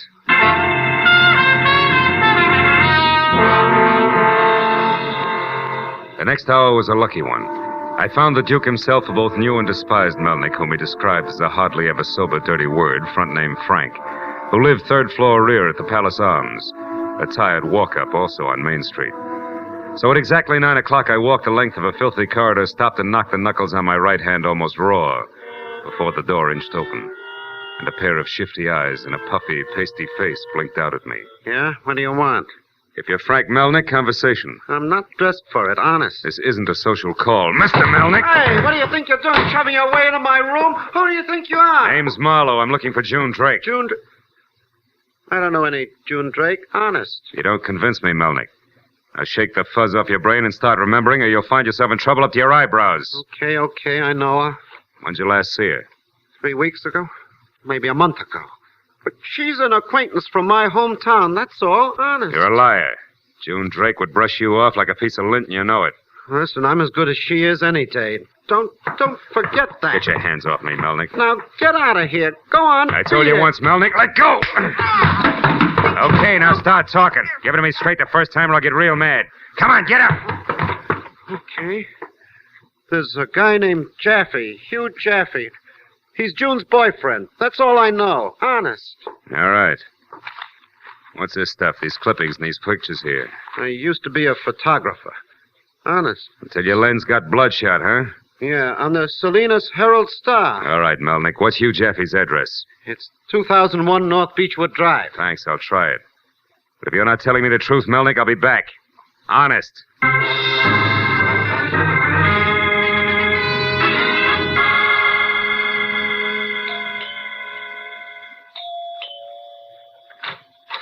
Yes? You want what, senor? Mr. Hugh Jaffe. He is not here. I am Margarita Jaffe, his wife. What do you want with him? A few words, Mrs. Jaffe. Do you expect him soon? Since he does not live here anymore, no. Oh. You and Hugh are divorced, eh? I didn't know that. And I did not say that. Now, what are you looking for? June Drake. What do you want to know about that? I want to know where that is. Can you help me? No, I cannot. I do not know and I do not care. But when you find her, senor, I hope you find her dead. If I'd have followed the approved technique, I'd have lost a leg on the lady's threshold. And I was about to lean on her doorbell again to try once more for an address on Mr. Hugh Jaffe, when I saw I didn't need to. Because stuck over the mailbox was a letter forwarded to him at 41 Peacock Lane, Brentwood, California, which was a half-hour drive due west of Hollywood. 30 fog-filled minutes later, Hugh Jaffe and I exchanged introductions, and I stated my purpose. And I stumbled behind him through a 2-inch thick rug that ended in an oak-panel library, where he cigared me, then settled back and waited. We looked at each other until it became embarrassing. Then he opened. Marlowe, I wish I could help you, but I haven't seen or heard of June Drake in over 3 weeks. Well, I was under the impression that you two were on closer terms, Mr. Jaffe. if you don't mind my mentioning it. Not at all. He used to be, but all that's changed now. She was too expensive for me. A lovely creature, but terribly vain. Now that she's out of the picture, you're going back to your wife. No, I'm not. Frankly, Marlowe, my, shall I say, infatuation for June has completely destroyed everything Margarita and I ever had. Which I suppose makes divorce the next step? Sure, I wish it were that easy. She refuses to give me a divorce, Marlowe. Her way of striking back. Yeah, I know what you're getting at. I had a brief chat with Mrs. Jaffe myself. Well, if you hear from June, get in touch with me, will you? I'll appreciate it. Of course. I'll be happy to help in any way I can. And please, Marlowe, call me if you find her, hmm? Number here is Crestview 89122. Yeah, I'll remember it. Even if I find her dead. Dead? What do you mean? Why that? Well, from where I stand, Mr. Jaffe, June Drake is dynamite. And that stuff can blow up right in your face, huh? When you least expect it. Good night. Sure, it was double talk, but sometimes swinging wide and praying for a lucky punch beats waiting in your corner. Besides, that was as far as I could go on the book of matches. So after slowly walking a block through the chilling fog, I found a phone, called my client, and brought her up to date on the Jaffe Triangle and my own contention that if June Drake didn't try actually to kill herself, Senora Margarita Jaffe might.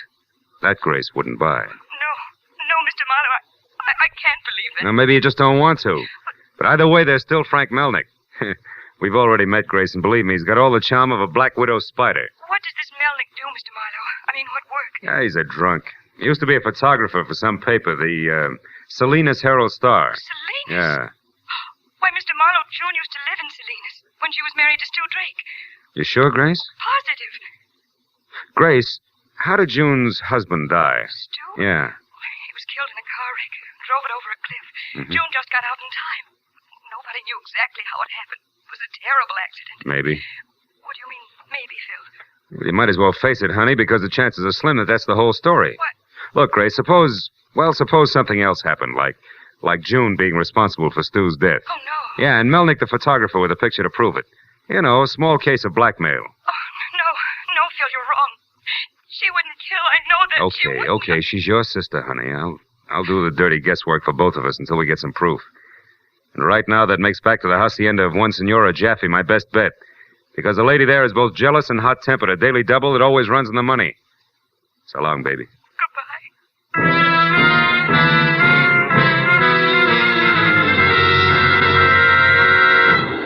When I got back to my car and pointed it at 2001 North Beechwood Drive again, I was feeling pretty low because no matter which way I added things, June Drake always came out a minus, which wasn't good. The sometimes lady had a real sweet sister. But then I told myself it was still the fog making the good look better and the bad worse, and to concentrate on my driving and the facts I had to go on. When I did just that, I took my foot off the accelerator and slammed it down onto the brake hard. It had suddenly occurred to me that I was going the wrong way. Because if I was right about Frank Melnick being a blackmailer and June Drake a killer, the Senora would keep a lot longer than the drinking man in the Palace Arms, third floor, rear.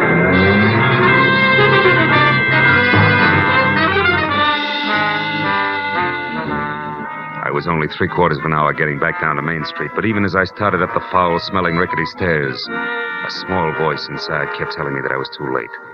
But a second later, as I moved quietly toward Melnick's door, two other voices, not so small and coming from the room in question, said otherwise. Said that Melnick was still around and as healthy as ever. But better than that his guest was the lady my client was paying me to find. The lady named June Drake. All of which made this a good time for my right hand and the .38 in my pocket to get together while I listened carefully. Then moved closer until I was next to the door. Oh, an empty gin bottle. What was that? I don't know. Outside in the hall. Open up, Melnick, before I blast my way in. Come on. Marlowe, get out of here, Jim. Okay, wise guy, wait a minute. For what? The lady's exodus. I warned you, Melnick. Get back. Hey, what's the matter with you? What are you doing? Looking for June Drake, remember? Now, where is she? What are you talking about? I'm alone in here. Yeah? You always talk to yourself in a high voice, don't you? That window to the fire escape there is always open on foggy nights, too, isn't it? Listen, smart guy, I want to know where she... Hey, wait a minute, this Mink stole here. Maybe it doesn't matter where she went. Maybe she'll be back after she thinks I'm gone. I don't think so. You see, mister, June Drake never left. She's right behind you, stupid! Yes! Oh!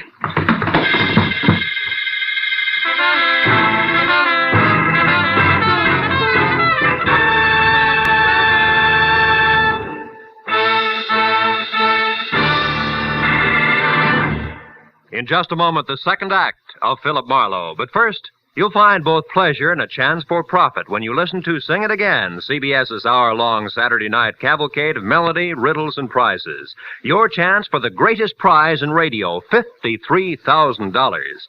When Sing It Again comes your way over most of these same CBS network stations later tonight, be sure you're listening. $53,000. It might be yours. Now, with our star, Gerald Moore, we return to the second act of Philip Marlowe and tonight's story, The Lady in Mink.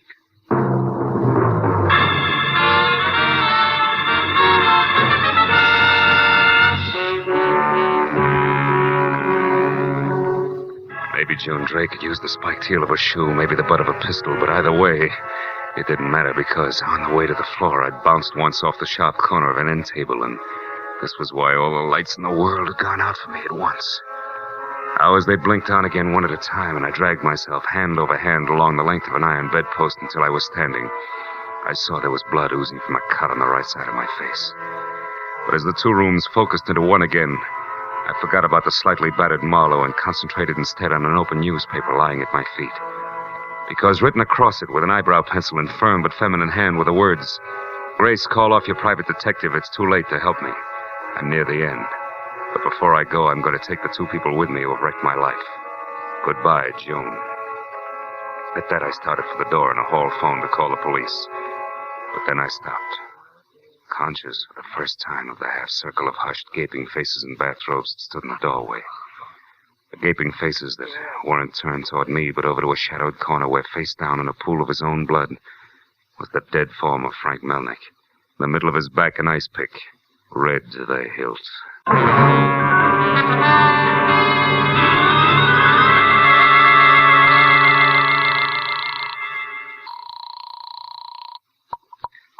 Lieutenant Ibarra's office. Sergeant Mooney speaking. Marlowe, Mooney, where's Ibarra?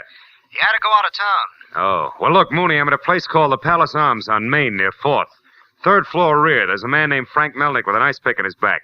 Very dead. Know who he is, Marlowe? Yeah, next newspaper photographer. A drunk and, I think, a blackmailer in reverse order. Any idea who did it? Uh-huh. One June Drake. A red-headed lady in Mink who's out to kill herself just as soon as she tidies up her affairs a bit, which I think includes killing again. So if you'll put out a call for her, the Mink, by the way, is a cape. The lady, young and about 5'6". I'll try to get to what I think is our next stop before she does. Call you later.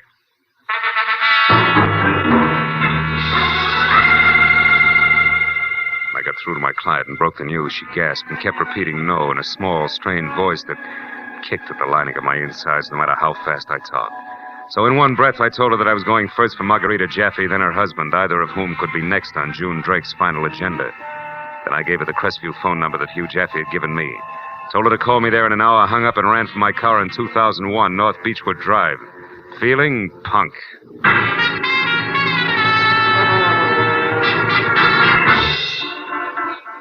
It was a minute better than midnight when I got there, and it was 10 wet, dripping minutes more before the door finally opened.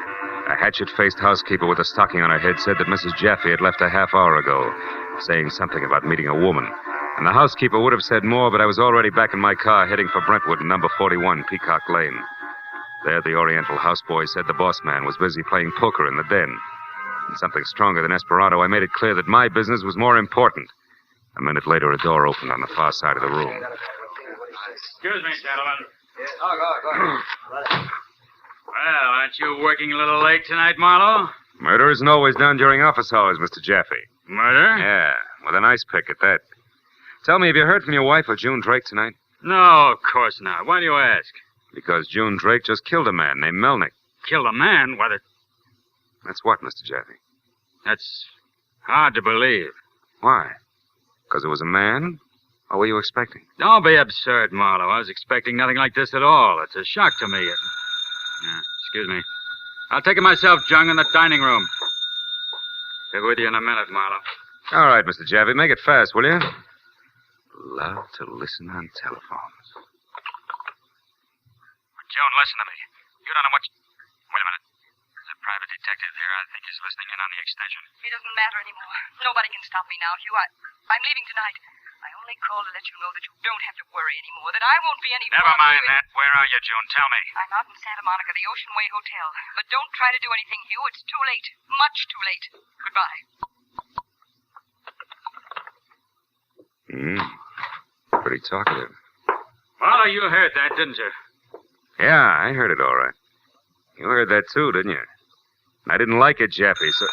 Oh, don't bother. This one's mine. I'm expecting it. Hello? Hello, I wanted... Oh, is that you, Marlowe? Yeah. Look, Grace, your sister just called and... Well, it doesn't look too good, honey. Oh, Grace called here. Oh, but Phil, where is she? Do you know? Is she all right? No, she isn't Grace. Any way you look at it. Now tell me, where are you? At my place, the Beverly Crest Hotel. All right, now stay there. I'll talk to you as soon as I can, Grace. Goodbye. But where are you going? Thanks for your cooperation, Jeffy. It's been a lot of help. I'll also talk to you as soon as I can. Believe me. When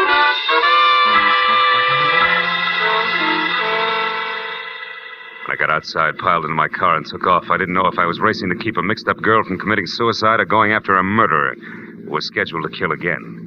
I was 20 precious minutes following the wriggle at Sunset Boulevard from Brentwood to Santa Monica, where it hits into US 101 that parallels the Pacific. And out there with the fog even thicker, I was 20 minutes again finding the Ocean Way Hotel. The landlady there was a fat henna blonde with a mouthful of gold and foul language.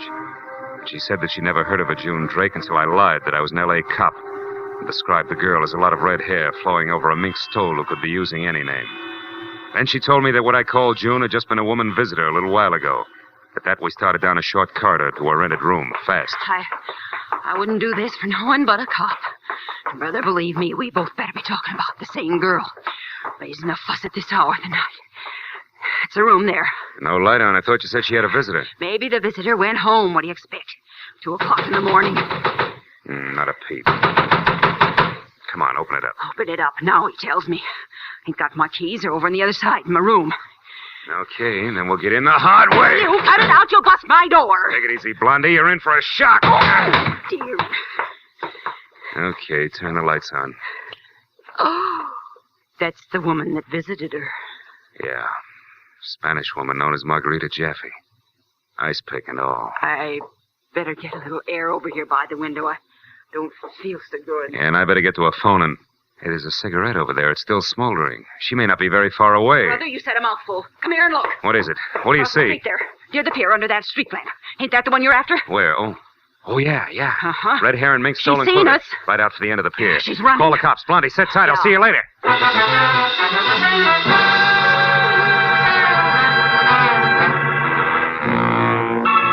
By the time I got out to the street and across the way we'd seen her, she was already out onto the pier.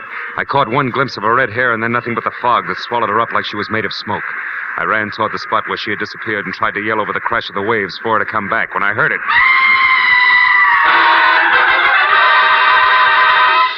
After that, things happened fast. From somewhere, the cop on the beat, then Blondie, then a couple of scared kids who'd been necking in a car, and then more. I knew it. Oh, I knew it. I saw her pass me a couple of minutes ago. Dressed too nice. I should have stopped her. Mister, she jumped. Yeah. Officer, shine your light over there, will you? I thought I saw something move. Okay, but in this fog, we won't be able to see much. Besides, with those waves and the undertow around here, she hasn't got a chance. Maybe not. You never can tell. Hey, move the light over a little. To your left. Yeah, that's it. There on the piling. I don't see nothing there. Just a greasy pole. Here, look. On that cross piece near the waterline on the piling. Was that hers? Yeah, that was hers, all right. What is it, mister? That Blondie's a very valuable fur. A stole made of mink.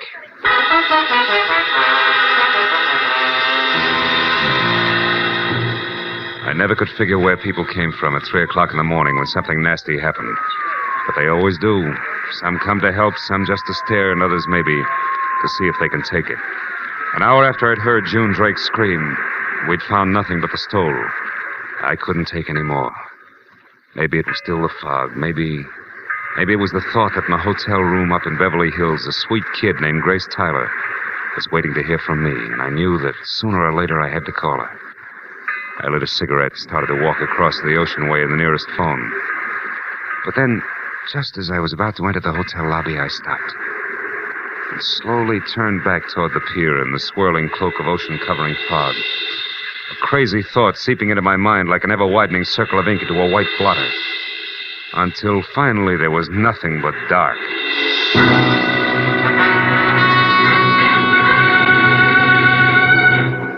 made my call to Grace and told her to get downstairs into a taxi and over to police headquarters where we had a long story to tell.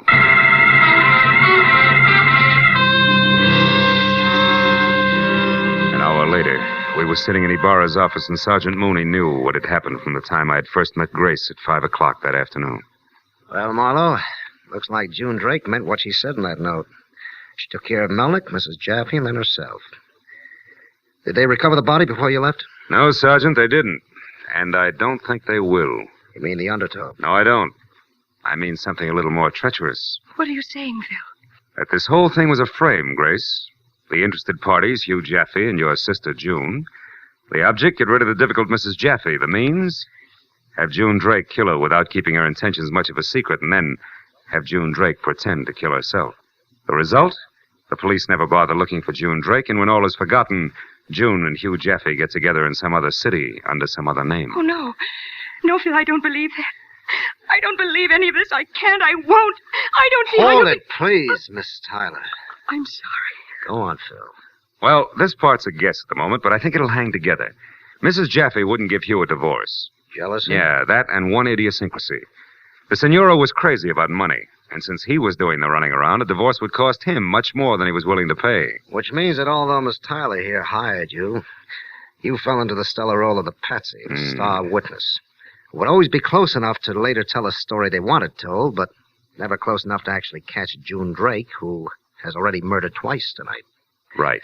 Then, Marlowe, big question. Where is June Drake now? That is something I worked on all night, and I almost had the answer once. I almost caught June at Melnick's flat in the Palace Arms because I surprised her. She thought I was going to Mrs. Jaffe's house at the time, but I changed my mind. Remember, Grace? What? Oh, you must remember, baby. You were there. You're June Drake.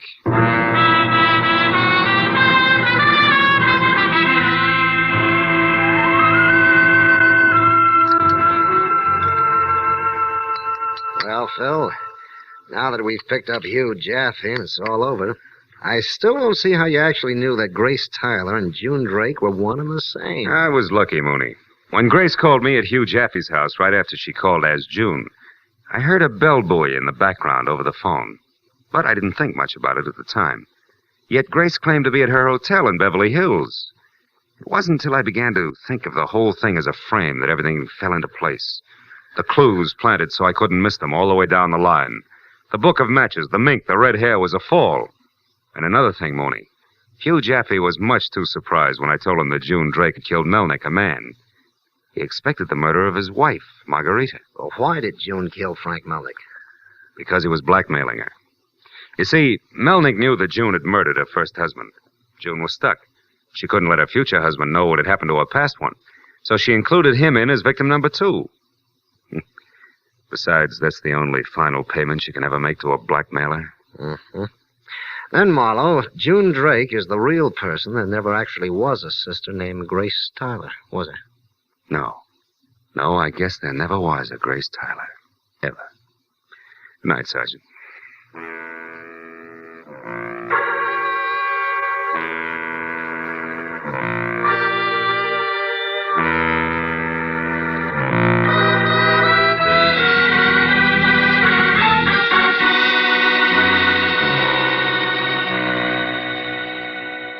Outside, it was that strange time, between the end of one night and the beginning of the day that follows.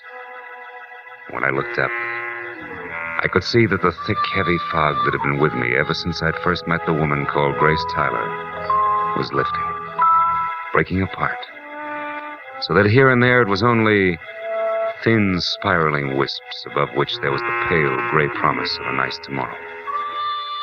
As I walked along, it seemed to me that there was less and less fog, until by the time I'd gone a few blocks, I was sure that I could feel fresh air, cold against my face, and clean. I figured I might walk until the sun came up.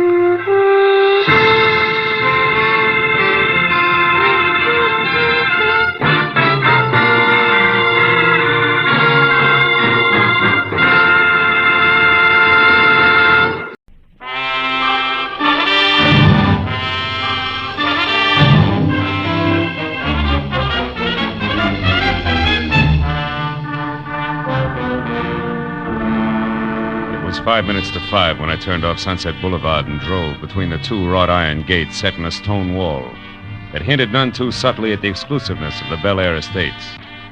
I followed a gently curving street bordered by dignified rows of meticulously manicured palm trees as far as number 4412. There I turned onto a white driveway, moated over an acre of rigidly disciplined landscape to a house that could have doubled for Buckingham Palace, where I ground to a soft stop and got out. Bel Air was the soul of peace and serenity until I started across the drive to the front door. A motorcycle, jet-propelled by a black-haired lunatic in a leather jacket with a blonde beauty riding behind him. The handlebar missed goring me by inches. I picked myself up, mumbled a few choice words, and went on to the door. I followed a butler through the house to an aviary in the rear, where my client, Mr. Baldwin Granville, putted with a flock of exotic birds in a big wire cage. He looked right at home, a penguin in sport clothes, with the yellow, staring eyes of an owl. Come in, Marlowe, but watch the gate. The birds are all upset. Did you hear that mechanical outburst a moment ago? Hear it? I was almost run over by it. A jerk and a batty blonde dame on a motorcycle. Who were they? The driver was no doubt one Pepper Riggs, which is all I know about him. However, the batty blonde, as you put it, is my daughter, Adrian. Oh, your daughter, huh? Yes, 23 and already out of school 2 years. The best schools, of course. Mm-hmm. And still, it's been one crazy scrape after another. Now it's motorcycles and something even worse, I'm afraid. That's why I called you. Now, look, Mr. Granville, I'm no truant officer. Have you or her mother tried simply talking it over with her? We lost her mother in 33. And Adrian refuses flatly to discuss things with me. I've tried everything from bribery to threats. How about trying to be a father? I'm 20 years late for that. Always been too busy making money. Now I'm worried. I think she's infatuated with this Pepper Riggs. Well, there isn't much I can do about that. If she wants to break her neck on a motorcycle, I can't do much about that either. You can do something about this. It came to me in this morning's mail. Adrian hasn't seen it yet. Oh? Keep your daughter out of our hair. Make her lay off Pepper Riggs, if you know what's good for her. I mean it, Lou Bryan. Who's Lou Bryan? I have no idea. But Adrian's in danger, Marlowe. Well, I'll do what I can. Got anything else to go on beside two names in the motorcycle crowd? No, that's all. But Marlowe, listen. It may sound strange to you, but everything I've worked for all my life means nothing to me now. I have finally realized that Adrian is all that really matters. Don't let me down. Something close to grief glistened in the old man's yellow eyes. But he hardened up again while we settled the matter of my fee, $100. Then he hurried me on my way. I figured Pepper Riggs was a wild man, so my first step was a check-off of the L.A. dirt track circuit, a wild man's game, if ever there was one. The fourth stop I made paid off. A track manager told me that Pepper was a used-to-be bike racer, all right, but that he quit and was while working at the Redondo amusement pier as a wall climber. When I found out what that was, it made the dirt track routine sound about as dangerous as an old lady's quilting bee. It was 9:30 when I got out to the Redondo pier, wandered through the concessions until I found one with a corny label, the Wall of Death. It looked like a barrel, 30 feet in diameter and 20 feet high. The grandstand over it and a picture poster in front listing hair-raising shows, 8, 10, and 12 p.m., featuring Pepper Riggs, the Death Cheater, with lovely Mickey North and smiling Lou Bryan, the one who had written the letter to my client. Whatever Adrian Granville was mixed up in, the answer was here. I walked around the big barrel to a shed in the rear. The light was on, so I went to work. Hiya. Looking for somebody? Yeah, you're Pepper Riggs, aren't you? My name's Marlowe of High Spot Magazine. I've got a feature lined up on your act. Spare a minute? Sure. We can talk while I finish shaving. Shoot. How fast do you travel around that wall? Slip under 60 and you drop. It's no life for sissies, buddy. Any little thing goes wrong up there on the wall and it's curtains. Figures. Is this your bike here? Yeah, the one with my nameplate on it there. Uh-huh. I see you carry a little iron skull tied to the handlebars. Kind of grim, isn't it? It's my trademark, buddy. I've been knocked off the wall 7 times in the last 3 years and beat old Skullface every time. No kidding. That makes for a nice, quiet future for your fiancée. Fiancée? Yeah, Miss Granville. Going to take her into the act with you? Could be, buddy. Could be. What do your partners think of that? The girl, Mickey North, and Lou Bryan, I mean. Is there going to be room for everybody? You know something, pal? I don't think there is a magazine called High Spot. Really? I better make a note of that. Yeah. Adrian warned me your old man be sending a private eye around. So now that I've caught your act and it's corny, I've got a message for you. Lay off, because Adrian's old enough to know what she wants. Okay. And I've got one for you, Screwball. See that she lives long enough to enjoy it. Get out, you...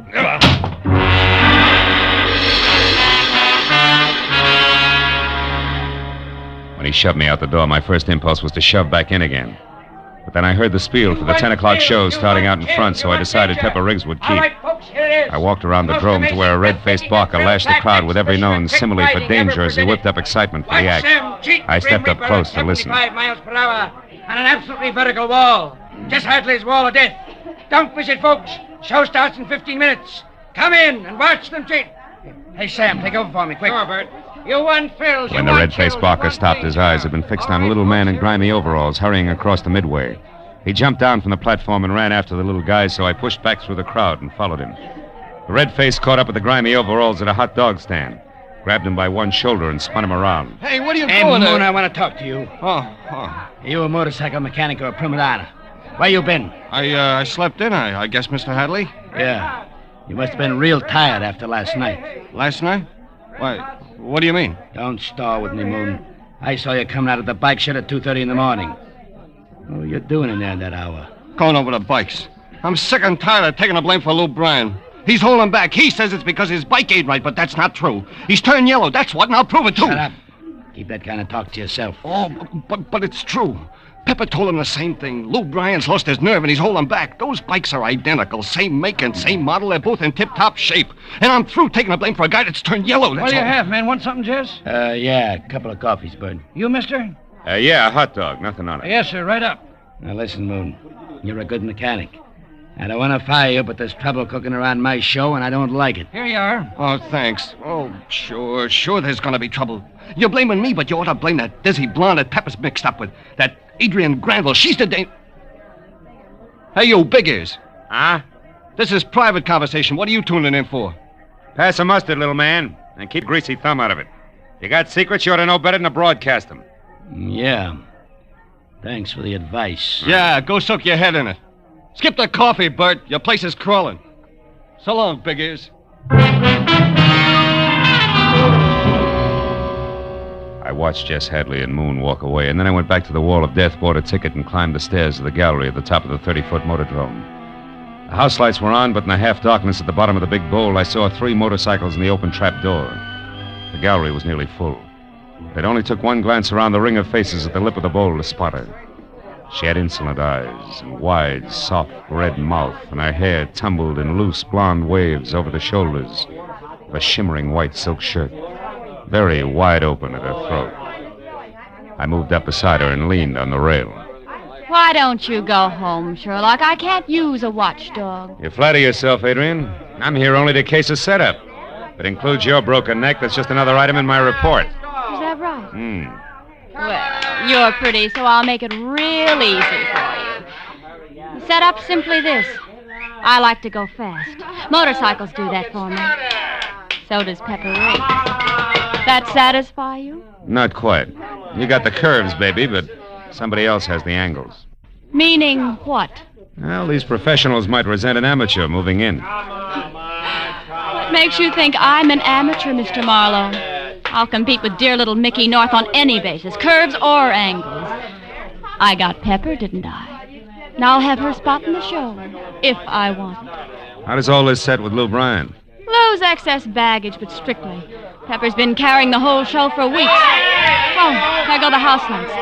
So it's been nice, Sherlock, but that makes it time to run along, doesn't it? No, I think I'll stick around, honey, whether you like it or not. Suit yourself. But don't stick too close. You might get run over. When a floodlight over the center of the drome flashed on and filled the deep bowl with a dead white glare, the performers climbed through the trapdoor in the bottom, closed it behind them, and mounted their bikes. With the first roar of the motors, Adrian gripped the railing and stared down, her eyes glistening with fascination. And now, Jess Hadley presents the Just Cheaters in a hair-raising exhibition of riding skills, performed at 70 miles an hour on a vertical wall, starring Pepper Riggs, with lovely Mickey North and smiling Lou Bryan. It was Lou Bryan who led off, starting slowly at first, around and around the sloping base of the bowl. Pepper Riggs watched him for a moment, then looked up, waved at Adrian, and grinned, while Mickey North glared straight ahead. There was no smile on smiling Lou Bryan's face either as he whirled faster and faster around the drome. The bowl began to tremble with every revolution as the speeding motorcycles raced over the boards and rose higher and higher on the vertical wall until finally it was only 5 feet from the rim. Then suddenly from somewhere a black smear trailed out on the white under the tires. A smear that grew with every turn. It was oil. A second later it happened. The back wheel skidded. The bike squirmed out of Lou Bryan's control like it was something alive, and then it fell.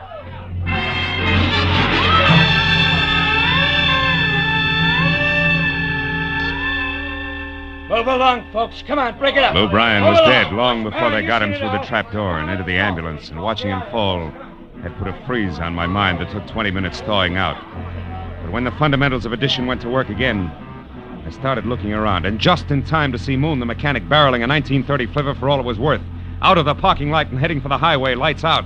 I ran to my car, piled in to take after him, when something long and yellow smashed into my bumper. Can't you see where you're going? You took the words right out of my mouth, Adrian. You timed it perfectly, didn't you? Timed what perfectly? That block.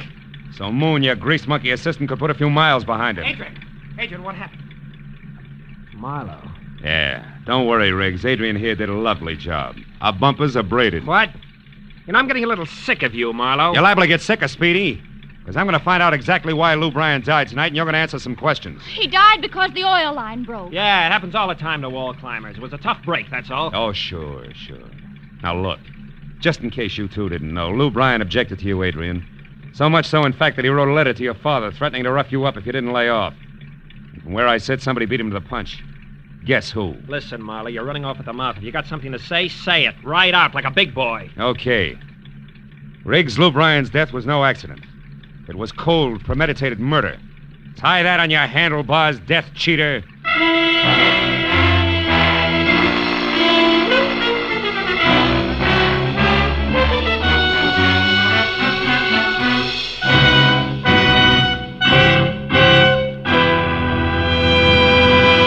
In just a moment, the second act of Philip Marlowe. But first, the greatest jackpot in the history of radio, $54,000 in prizes and cash, awaits the CBS listener who can solve the mystery of the phantom voice on our Saturday night Sing It Again show. $25,000 may be yours in solid cash, plus $29,000 in marvelous prizes. There's also a host of splendid smaller prizes waiting for you listeners who can crack the riddle songs. So be around for Sing It Again tonight when it comes to you for a full hour on most of these same CBS network stations. Now, with our star, Gerald Moore, we return to the second act of Philip Marlowe and tonight's story, The Feminine Touch.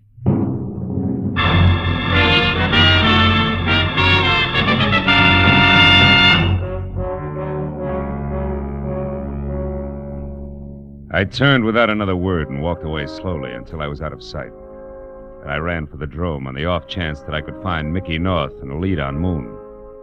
I found her alone and on a bench in an almost dark, out-of-the-way corner of an amusement pier, half watching a couple of hungry seagulls who didn't know when it was time to go to bed circle overhead. I introduced myself and got around to what was fast becoming my only point, the hunch that Lou Bryan's crack-up was no accident. I can't believe that, Marlowe. Why not, Mickey? It adds. Lou Bryan figured Adrian was breaking up a great act. Figured she'd driven a wedge between him and Pepper. And, Pepper and you. Oh, yeah, but that's not reason enough for Adrian or Pepper to kill Lou, Marlowe. Well, by its lonesome, no. But there was more, Mickey. Lou Bryan didn't intend to take all this lying down. For one thing, he sent a threatening letter to Adrian's father to keep her away. Then, Marlowe, you're saying that Adrian... And/or Pepper Riggs scheduled an accident for Lou Bryan. And then, Mickey, there's Moon. You know, he shoved off without so much as "I'll be back in a minute" right after Lou cracked up. Tell me, Mickey, do you have any idea where Moon could have been heading? He was pointing away from L.A. No, I don't. Except, of course, his own place. He has a little shack on Ocean Avenue, number 41, over in the oil field. But look, Marlowe, maybe Moon's responsible for everything. He and Lou didn't get along, you know. Yes, I've heard. Also, Mickey, I've heard that Moon was around the bikes unusually late last night. What? Moon around... Marlowe, it must have been Moon then, alone. Sure, what's the matter with me? Pepper wouldn't do a thing like that. He's too good, too decent and nice. Still love him, don't you, Mink? No, I don't. He means nothing, Marlowe. All right, honey. Let's call it a tie for the moment. It's Moon alone or the triumvirate Moon, Riggs, and Adrian Granville, right? Yeah, I guess so. Mm-hmm.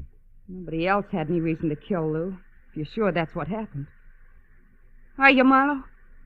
Dead sure? Just about. Ask me again, honey, after I've checked the fireside at number 41 Ocean Avenue. By then I may know more.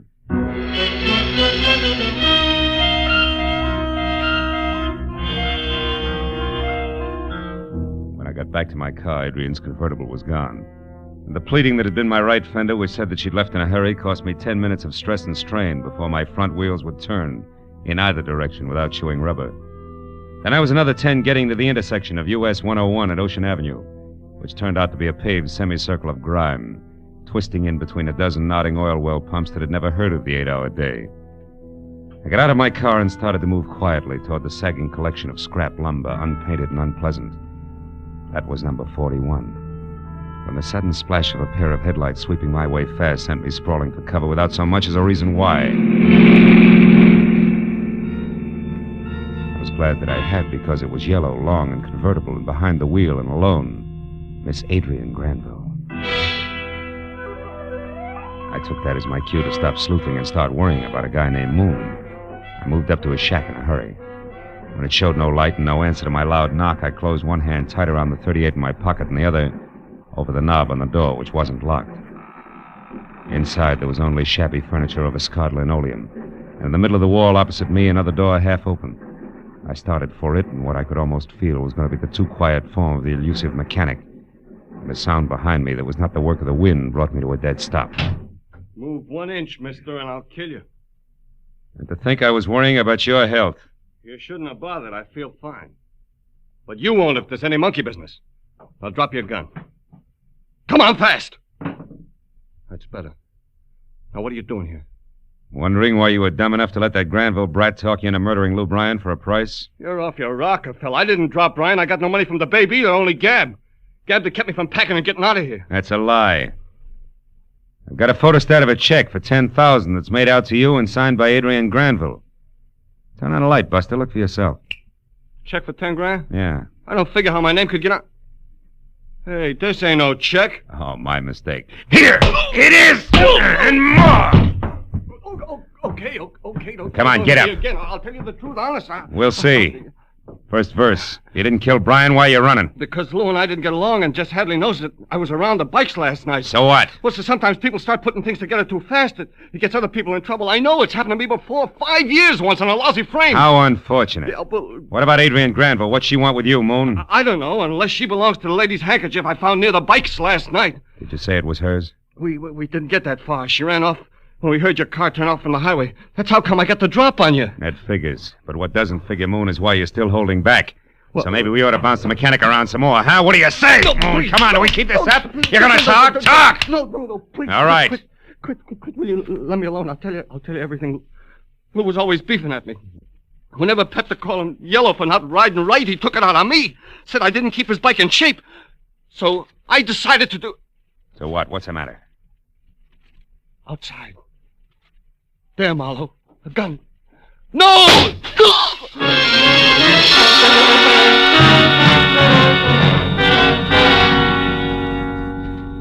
When Moon grabbed at his chest with both hands, swung in a half arc, and pitched forward on his face, I yanked at the light cord in the middle of the room and then threw the door open.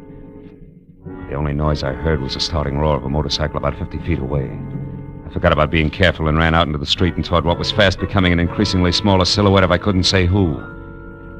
When I returned to the shack and found Moon dead, I ran for my car, piled in, and kept a heavy foot on the gas until I was back at the amusement pier, where I figured I might find the team of Granville and Riggs standing around like nothing had happened. When I got there, I found just that. Out on the pier was Miss Moneybags herself, walking slowly away from Pepper and Mickey and toward the hot dog stand. When I was next to her and about ready to grab on and start yelling cop, I saw something else. Something that didn't sink in right away. It was a tiny iron skull on an iron chain, swinging from the gold charm bracelet she wore on her right wrist. If you're taking inventory, Marlowe, make it fast, will you? The next show starts in a couple of minutes, and I'm going on in Lou's place. And I don't have... That trinket there on your wrist, Adrian, it's a miniature of the one Pepper has on the handlebars of his bike, right? Right. It's his trademark. But what about it? Does that hang all of it? No, it just hangs one of us, if I'm right. Goodbye.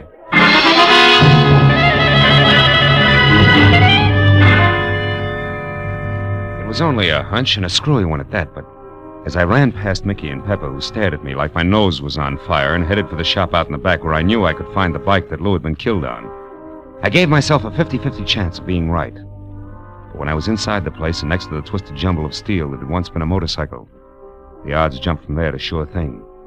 Because when I passed my fingers over the chrome handlebars, I found that they were not smooth all the way. In the next second, I knew more. I was not alone.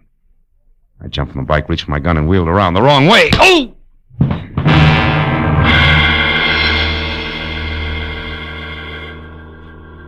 Oh. When I started back for this world, there were only two things in it. One a sharp, searing pain the length of the right side of my face, and the other, the crazy thought that since I was still alive, I had to get to the drome and stop Adrian Granville before murder happened again.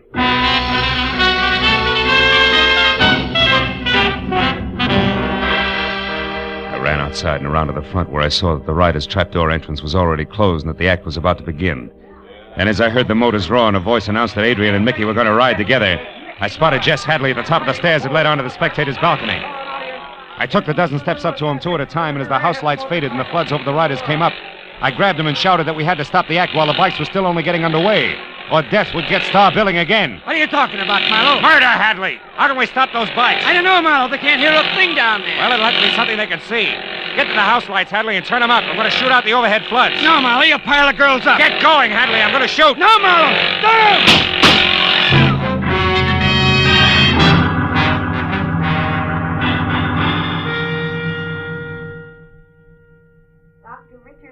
Report to surgery, please. Dr. Richard Reese, report to surgery. Well, Marlowe, before she blacked out, the police say Mickey admitted wanting to get Pepper because she was crazy jealous of Adrian. But they haven't got it straight yet about Moon's death and exactly why Lou was killed by mistake. How'd that go? Well, it went two ways, Hadley. One, Mickey fixed Pepper's bike so that the oil line would give. Do you get it? Mm-hmm. Then Moon, convinced that Lou had gone yellow, switched the bikes to prove that Lou's constant complaint about the bikes was simply an alibi. Mm-hmm. But here's the joker. He switched right into a double play. Lou Bryan got killed instead of Pepper. But then, after the crack-up, Moon knew that it should have happened to Pepper. Huh? Oh, yeah, sure. But for a lot of reasons, he didn't want to stick around and talk it over. When he was about to tell me the truth, Mickey shot him. Mm. Because if you knew the bikes were switched, you'd look for someone with reason to kill Pepper, not Lou. Hmm? Correct. And once I did know that, there was only Lou and Mickey. See, I picked Mickey because, for one thing, her motive was stronger. And for another, Moon found a lady's handkerchief near the bikes. Mm. So... Marlowe, you come out here, please. All right, Mr. Granville. See you, Hadley. Yeah, Marlowe. Catch the act some night when we play it straight. Still a good show. Well, I'm a lucky man, Marlowe. The doctor says Adrian's going to be fine in a few days. She wants to see you now, but it can only be for a moment, you know. Frankly, Mr. Granville, a moment's about all I can take. I don't exactly like your daughter. Now, Marlowe, none of that, please. The poor child's not well. Besides, she wants to apologize to you and give you my check for $100. Now, go on, boy. Go on. She's calling for you. Okay. Hello. Marlowe, I want to ask you a question. And, of course, apologize. I'm sorry. What's the question? The iron skull on my bracelet. What did it mean to you? Oh. Well, it was a reminder that Pepper had one dangling from the handlebars of his bike. And that if Moon had switched bikes, which was a wild thought at the time, that which was called Lou's bike would have a worn spot on the chrome handlebars where the iron chain had rubbed. And it did. Now my turn. You told Pepper, and in particular Mickey, that I was all excited about something, didn't you? Yes. Why do you ask, Bill? Because I was wondering how Mickey knew where I was so that she could come down and play Crown the private detective. Oh, Phil, she could have killed you. Yes. But then when she didn't, I could figure that she'd given up and only wanted time. To crash her motorcycle into mine when we were high on the wall. Is that it? Yeah, that's it, all the way around. Now, if you please, my check and goodbye. Hmm? Check? Yeah. Oh, yes. Here it is, and for all that you've done for me. Hey, cut it out. You're supposed to be sick, Adrian. Get back in bed. Oh, Marlowe, I'm not any sicker than you are. That's just to keep Daddy from blowing his top. Now, come here, silly. I'm all right. You sure? I'm positive. Good. Phil. That's all I wanted to know. Now, across my knee. Your daddy should have gotten around to this a long, long time ago.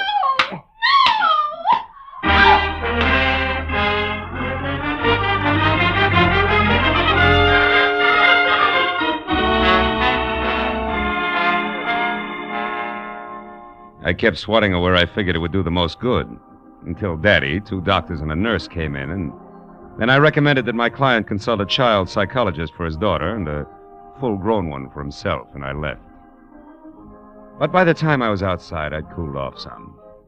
And it was then that I remembered I'd carelessly shoved a $100 check, which belonged in my wallet, into a side pocket. When I took it out and unfolded it, I saw that it was all in order. Names and numbers correct. But then, as I started to put it away, I saw something else.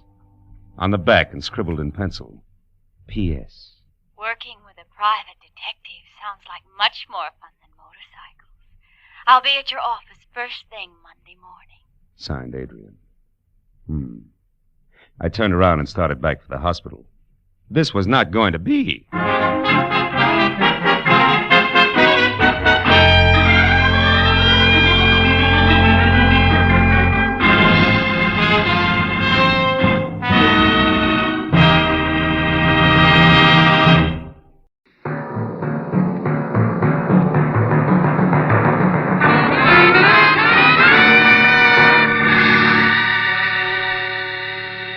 Spent a dismal day tracking down another wise guy who thought he could see fast money over the sights of a .45, but who ended up like they all do. He was flat on his face in an alley, his life dripping into a sewer.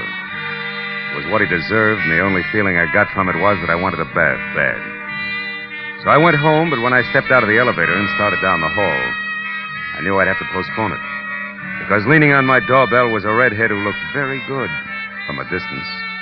But she lost ground with every step I took, because the closer I got, the more I saw of a mouth shaped by indecision, of eyes that were nothing but mascaraed caginess and shallow green, and flashy clothes that carried the kind of bargain basement label you can't tear off. Good evening. Looking for me? Yeah, you're a private detective named Marlowe. I am. Come on in. Have a chair, miss. Johnson, thanks. What's your difficulty, Miss Johnson? Oh, it's not me. It's my sister up in Santa Barbara. Can you go there right away, 812 Seaview Road? Maybe you should tell me what it's all about, huh? Well, she loaned a gentleman friend of hers some money. Okay. That's enough of the sister act, baby. What's the gag? Gag? I don't think I understand. Number one, there's no 812 on Seaview Road. It runs into the ocean at the 600 block. I know. I used to live there. But Number two, when picking a phony name, Johnson is the second most popular in the book. Yeah, but and number three, baby, me hiring out as a patsy of any kind is lousy for my business. So you better... Stick him up. Oh, no. I mean it, and I'll shoot if you follow me. Okay, kid. Just don't slam the door on your way out. She backed out fast, pulling the door closed as she went. And I gave her 5 seconds head start and then looked in time to see the top of her hat disappearing down the stairs.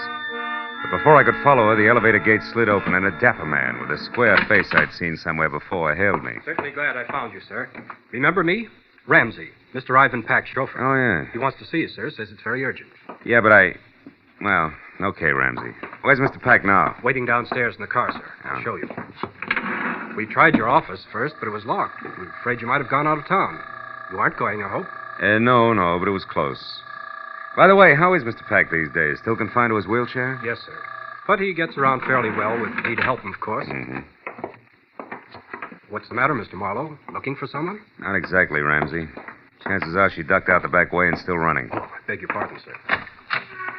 This way, Mr. Marlowe. Here we are. Oh. Hello, Ivan. Get in, Marlowe. Thank goodness we found you. But just drive around the block, Ramsey. Yes, sir. He said it was urgent. Is it really that bad? Yes, it is. Roll up the glass there, Marlowe. It's best if even Ramsey doesn't hear this. Okay. That's it.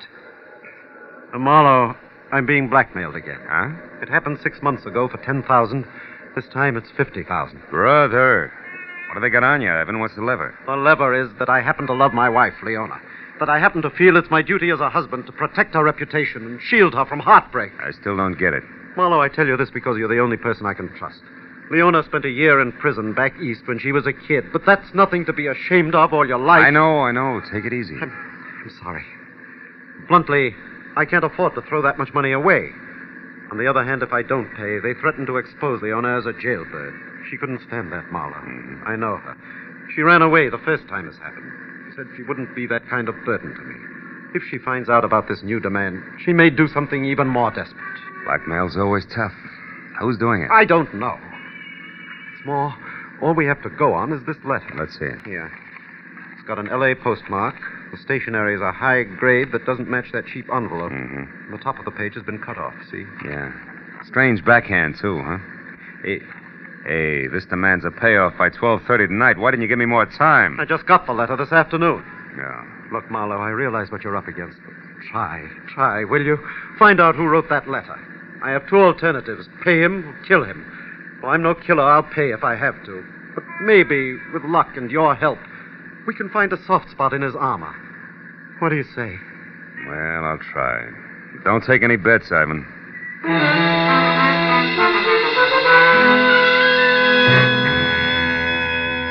Ivan said he'd be in his office all night, then dropped me off at home where I got in my own car, pulled around a big gray sedan in the driveway, and hauled a small sample of the blackmail stationery into the police lab. There I got a break. The boys had it classified in 30 minutes, and after another 30, handed me the names of 2 business houses and 12 hotels in the city that used it. It's too many to check in the time allowed, so I called Ivan Pack and started down the list. He stopped me at the 4th hotel, which was the Beverly Crest, with the word that his wife Leona had spent a lot of time and money shopping in the hotel's exclusive arcade. So I drove out to the Beverly Crest, watching a big gray sedan in my rearview mirror most of the way. But in the hotel, I killed another hour drawing blanks, even to the writing room blotters. Until, on the way out, I got another break. The beauty shop was closing for the night, and inside, slipping a coat over her manicurist's uniform, was a redhead. The same redhead who had tried to sack-track me to Santa Barbara. I followed her out of the hotel, and when she got around to the back, I stopped her.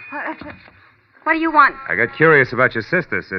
I don't know what you're talking about. I don't have a sister, and I never saw you before in my life. That's wishful thinking, baby. You can talk here or over a desk at police headquarters, but you're going to talk. Now, which is it? Wait a minute, no cops. All right. Okay, Marlowe, sure. I'll talk. I got a sister in Santa Barbara, all right. She's a mermaid. She comes up once a year to fish for seagulls, and she wanted you to bait the hook. Come on. Straighten it out. You're smack in the middle of a lot of trouble, and it's getting deeper fast. Believe me. No, I'm not, wise guy. You're in the middle. In fact, you got trouble right behind you, sucker. Oh!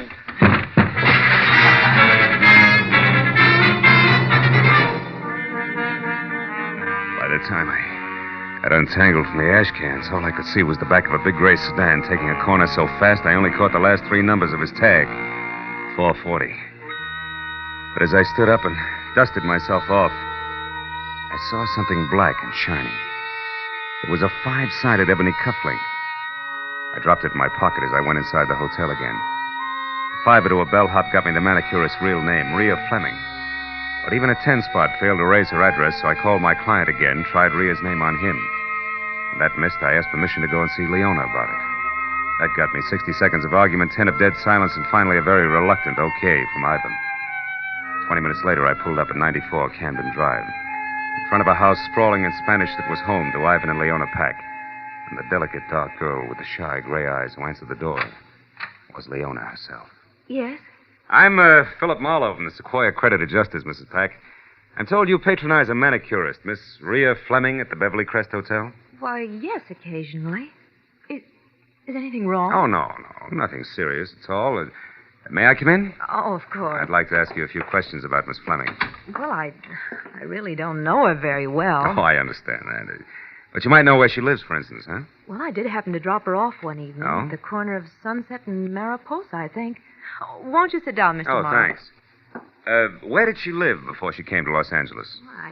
I have no idea. You don't, huh? Well, do you happen to know if she writes in a heavy, angular backhand? A heavy... Mm-hmm. Mr. Marlowe, may I see your credentials? Why, of course, if you wish. No, don't bother. It's happened again, hasn't it? Ivan's received another letter, and I'm the... Who are you, really? Private detective working for Ivan? Oh, that was a cheap trick, I admit it. But we wanted to keep this from you, Leona. I won't let it happen to Now, wait a him. minute, I wait a minute. won't. Listen to me. Ivan's doing everything possible to stop this business. Now, give us a chance. You're running away now. It would be the worst thing you could do to it. It's so terribly unfair, Marlowe. We're on your side. Don't you understand that? And you're in a position to help us if you will.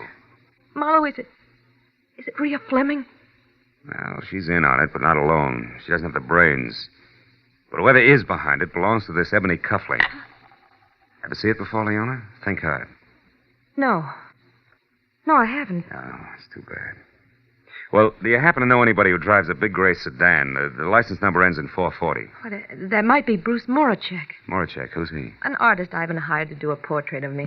Picture isn't finished yet. It may never be. Bruce is too temperamental and exacting. But why did you ask about him, Marlowe? Oh, because I've been tailed by a gray sedan since I first started in this mess. Oh, it couldn't be Bruce. I'm sure of that. Now, we'll see.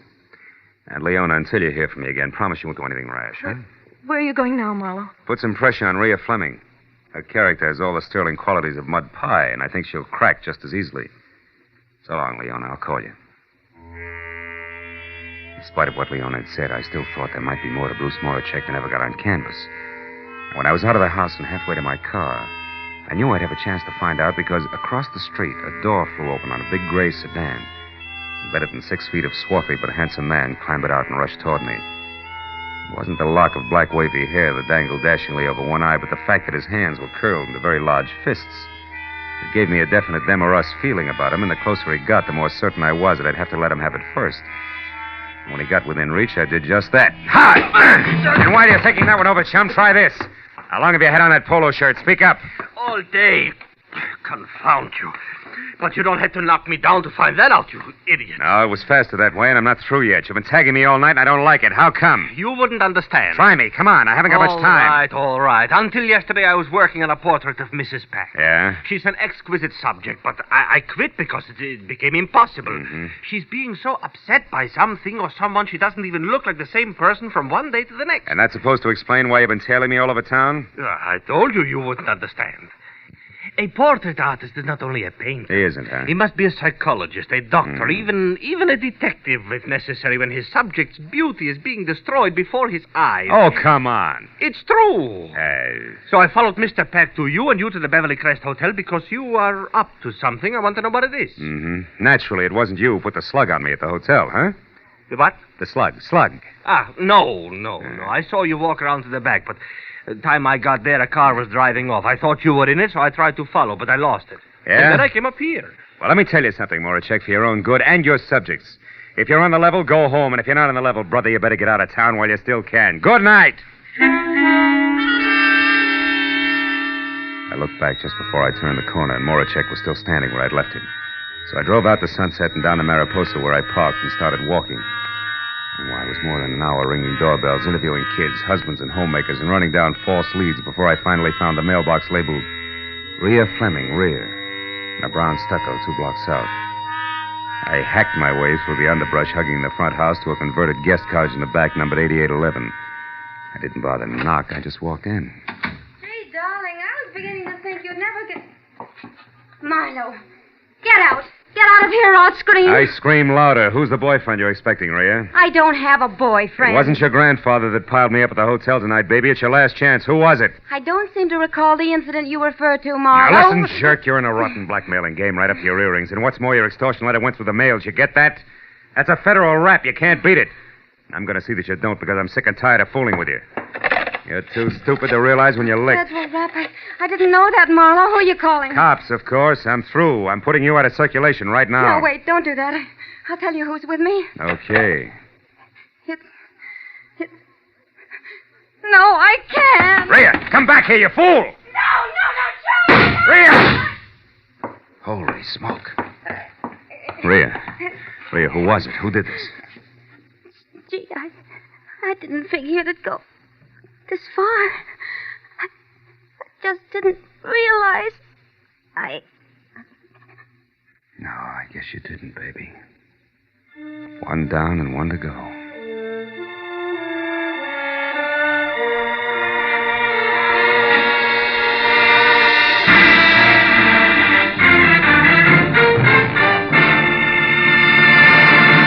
In just a moment, the second act of Philip Marlowe. But first, if you like the weather here, cloudy with threats, torrid with action, showers of trouble later tonight and tomorrow, you'll find more of the same on Sundays when Danny Clover and Sam Spade go into action.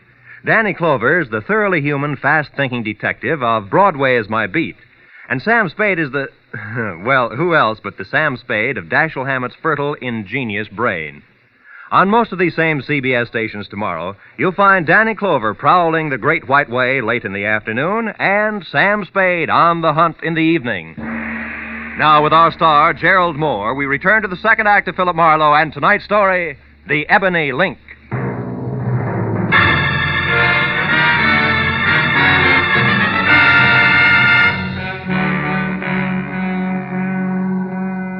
As Rhea Fleming's face relaxed in death, the gaping, frightened people who make up every street scene began to gather. And as each newcomer timidly edged forward and then caught his breath at the sight of the dead girl, and in a small, tight voice asked whoever was standing next to him what had happened, only one thought kept running through my mind. Leona's blackmailer and the murder of Rhea were one and the same. So leaving my card with an old, toothless biddy who demanded to know why I was running away before the police arrived, I piled into my car and headed for Ivan Pack's office on La Brea. I pulled to a stop just as a chauffeur named Ramsey darted out of the building and into the family limousine, parked at the curb, and pulled away fast. But since Pack was the man I wanted to see, I dismissed the thought of a not-so-merry chase, went to the door, and knocked. 5 minutes went by before my client wheeled himself out of an inner cubbyhole and opened up. And another 5 while I brought him up to date, blow by blow, the redhead's violent death included. Murdered Marlowe? Yeah. And for my money, the noose fits whoever she's working for, who was also the party that dropped me in the alley behind the Beverly Crest Hotel, and this ebony cufflink in doing it. Ever see it before? Why, no, I haven't. You sure, Ivan? Sure it wasn't once holding a lot of fancy shirt together for one Mr. Moracek, maybe? Bruce? Well, why him, Marlowe? Because he's been tagging me all night. Say, tell me, Ivan, how well do you know him? I met him about 6 or 7 months ago at my club. I don't remember who introduced us. Yeah, well, that fits. The blackmail started just about that time. Now, look, just to make it a little tighter all the way around. You can't recall who recommended him to you as just the right man to paint Leona's picture, can you? No, I can't. But on the other hand, Marlowe, neither can I recall having heard anything bad about him. No. Now, look, you say he's been following you all night. Close enough to do a time step. What are you getting at? Just this. Was he around the place where the girl was killed? Well, to my knowledge, no. But that shouldn't mean too much because the murder happened after we had our little run-in. So he'd naturally be careful about my seeing him. Well... Besides, Ivan, he was going to commit murder, so it's a cinch you'd arrive and depart from 8811 Mariposa without fanfare. Mariposa? Yeah. 8811 Mariposa, Marlowe? Yeah. But that's the address I just saw on a slip of paper in Ramsey's desk. There was a phone number, too. Wait a minute. Your chauffeur's Rhea Fleming's address? Yes. Here, get hold of my wheelchair. Sure. It's that far desk there, just inside that partition. You know, Ivan, when I pulled up outside here, I saw Ramsey leave. You know where he was going? Yes, he was going to dinner. Unless he hasn't eaten in 5 years, I don't think that's where he was going. He lurched from the curb like it was on fire. Here you are, Marlowe. The top drawer on the right. Toward the back. I see it. Yeah. 8811 Mariposa, all right. Phone number and nothing else except this. What did you find, Marlowe? A cufflink, Ivan, twin to the one in my pocket. And maybe a murderer who isn't named Moracek. You mean Ramsey? Yeah. Oh, no, that couldn't be. Why not? Ramsey's been here with me for the past 2 hours. So you mustn't discount Moracek or anyone else just because of this cufflink and the address. Well, in that case, no. But I can include Ramsey along with the late Miss Fleming as at least one accomplice on what's fast getting to be a very elaborate setup. Ivan, do you know where Moracek lives? Yes, at his studio. Lookout Mountain Road, just off Laurel Canyon Boulevard. Laurel Canyon. I don't know the exact address, but you ought to be able to get that from Leona. Yeah. Well, I'll get in touch with you later, Ivan.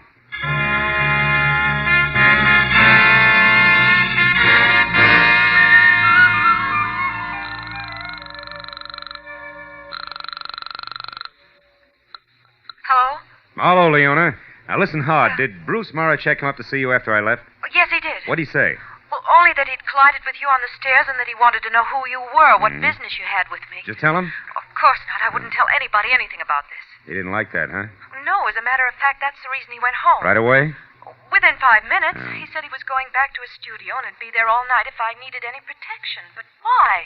Is it because of something you found out at Rhea's place? No, it runs the other way. It's what I didn't find out. She was murdered, Leona. She was... Who could have done it, Phil? Whoever's blackmailing you, I'm positive. But whether or not that's Marachek, I don't know yet. Now, look, what's the number of his place on Lookout Mountain Road, Leona? Come on, fast. 173. 173. Thank you, and goodbye.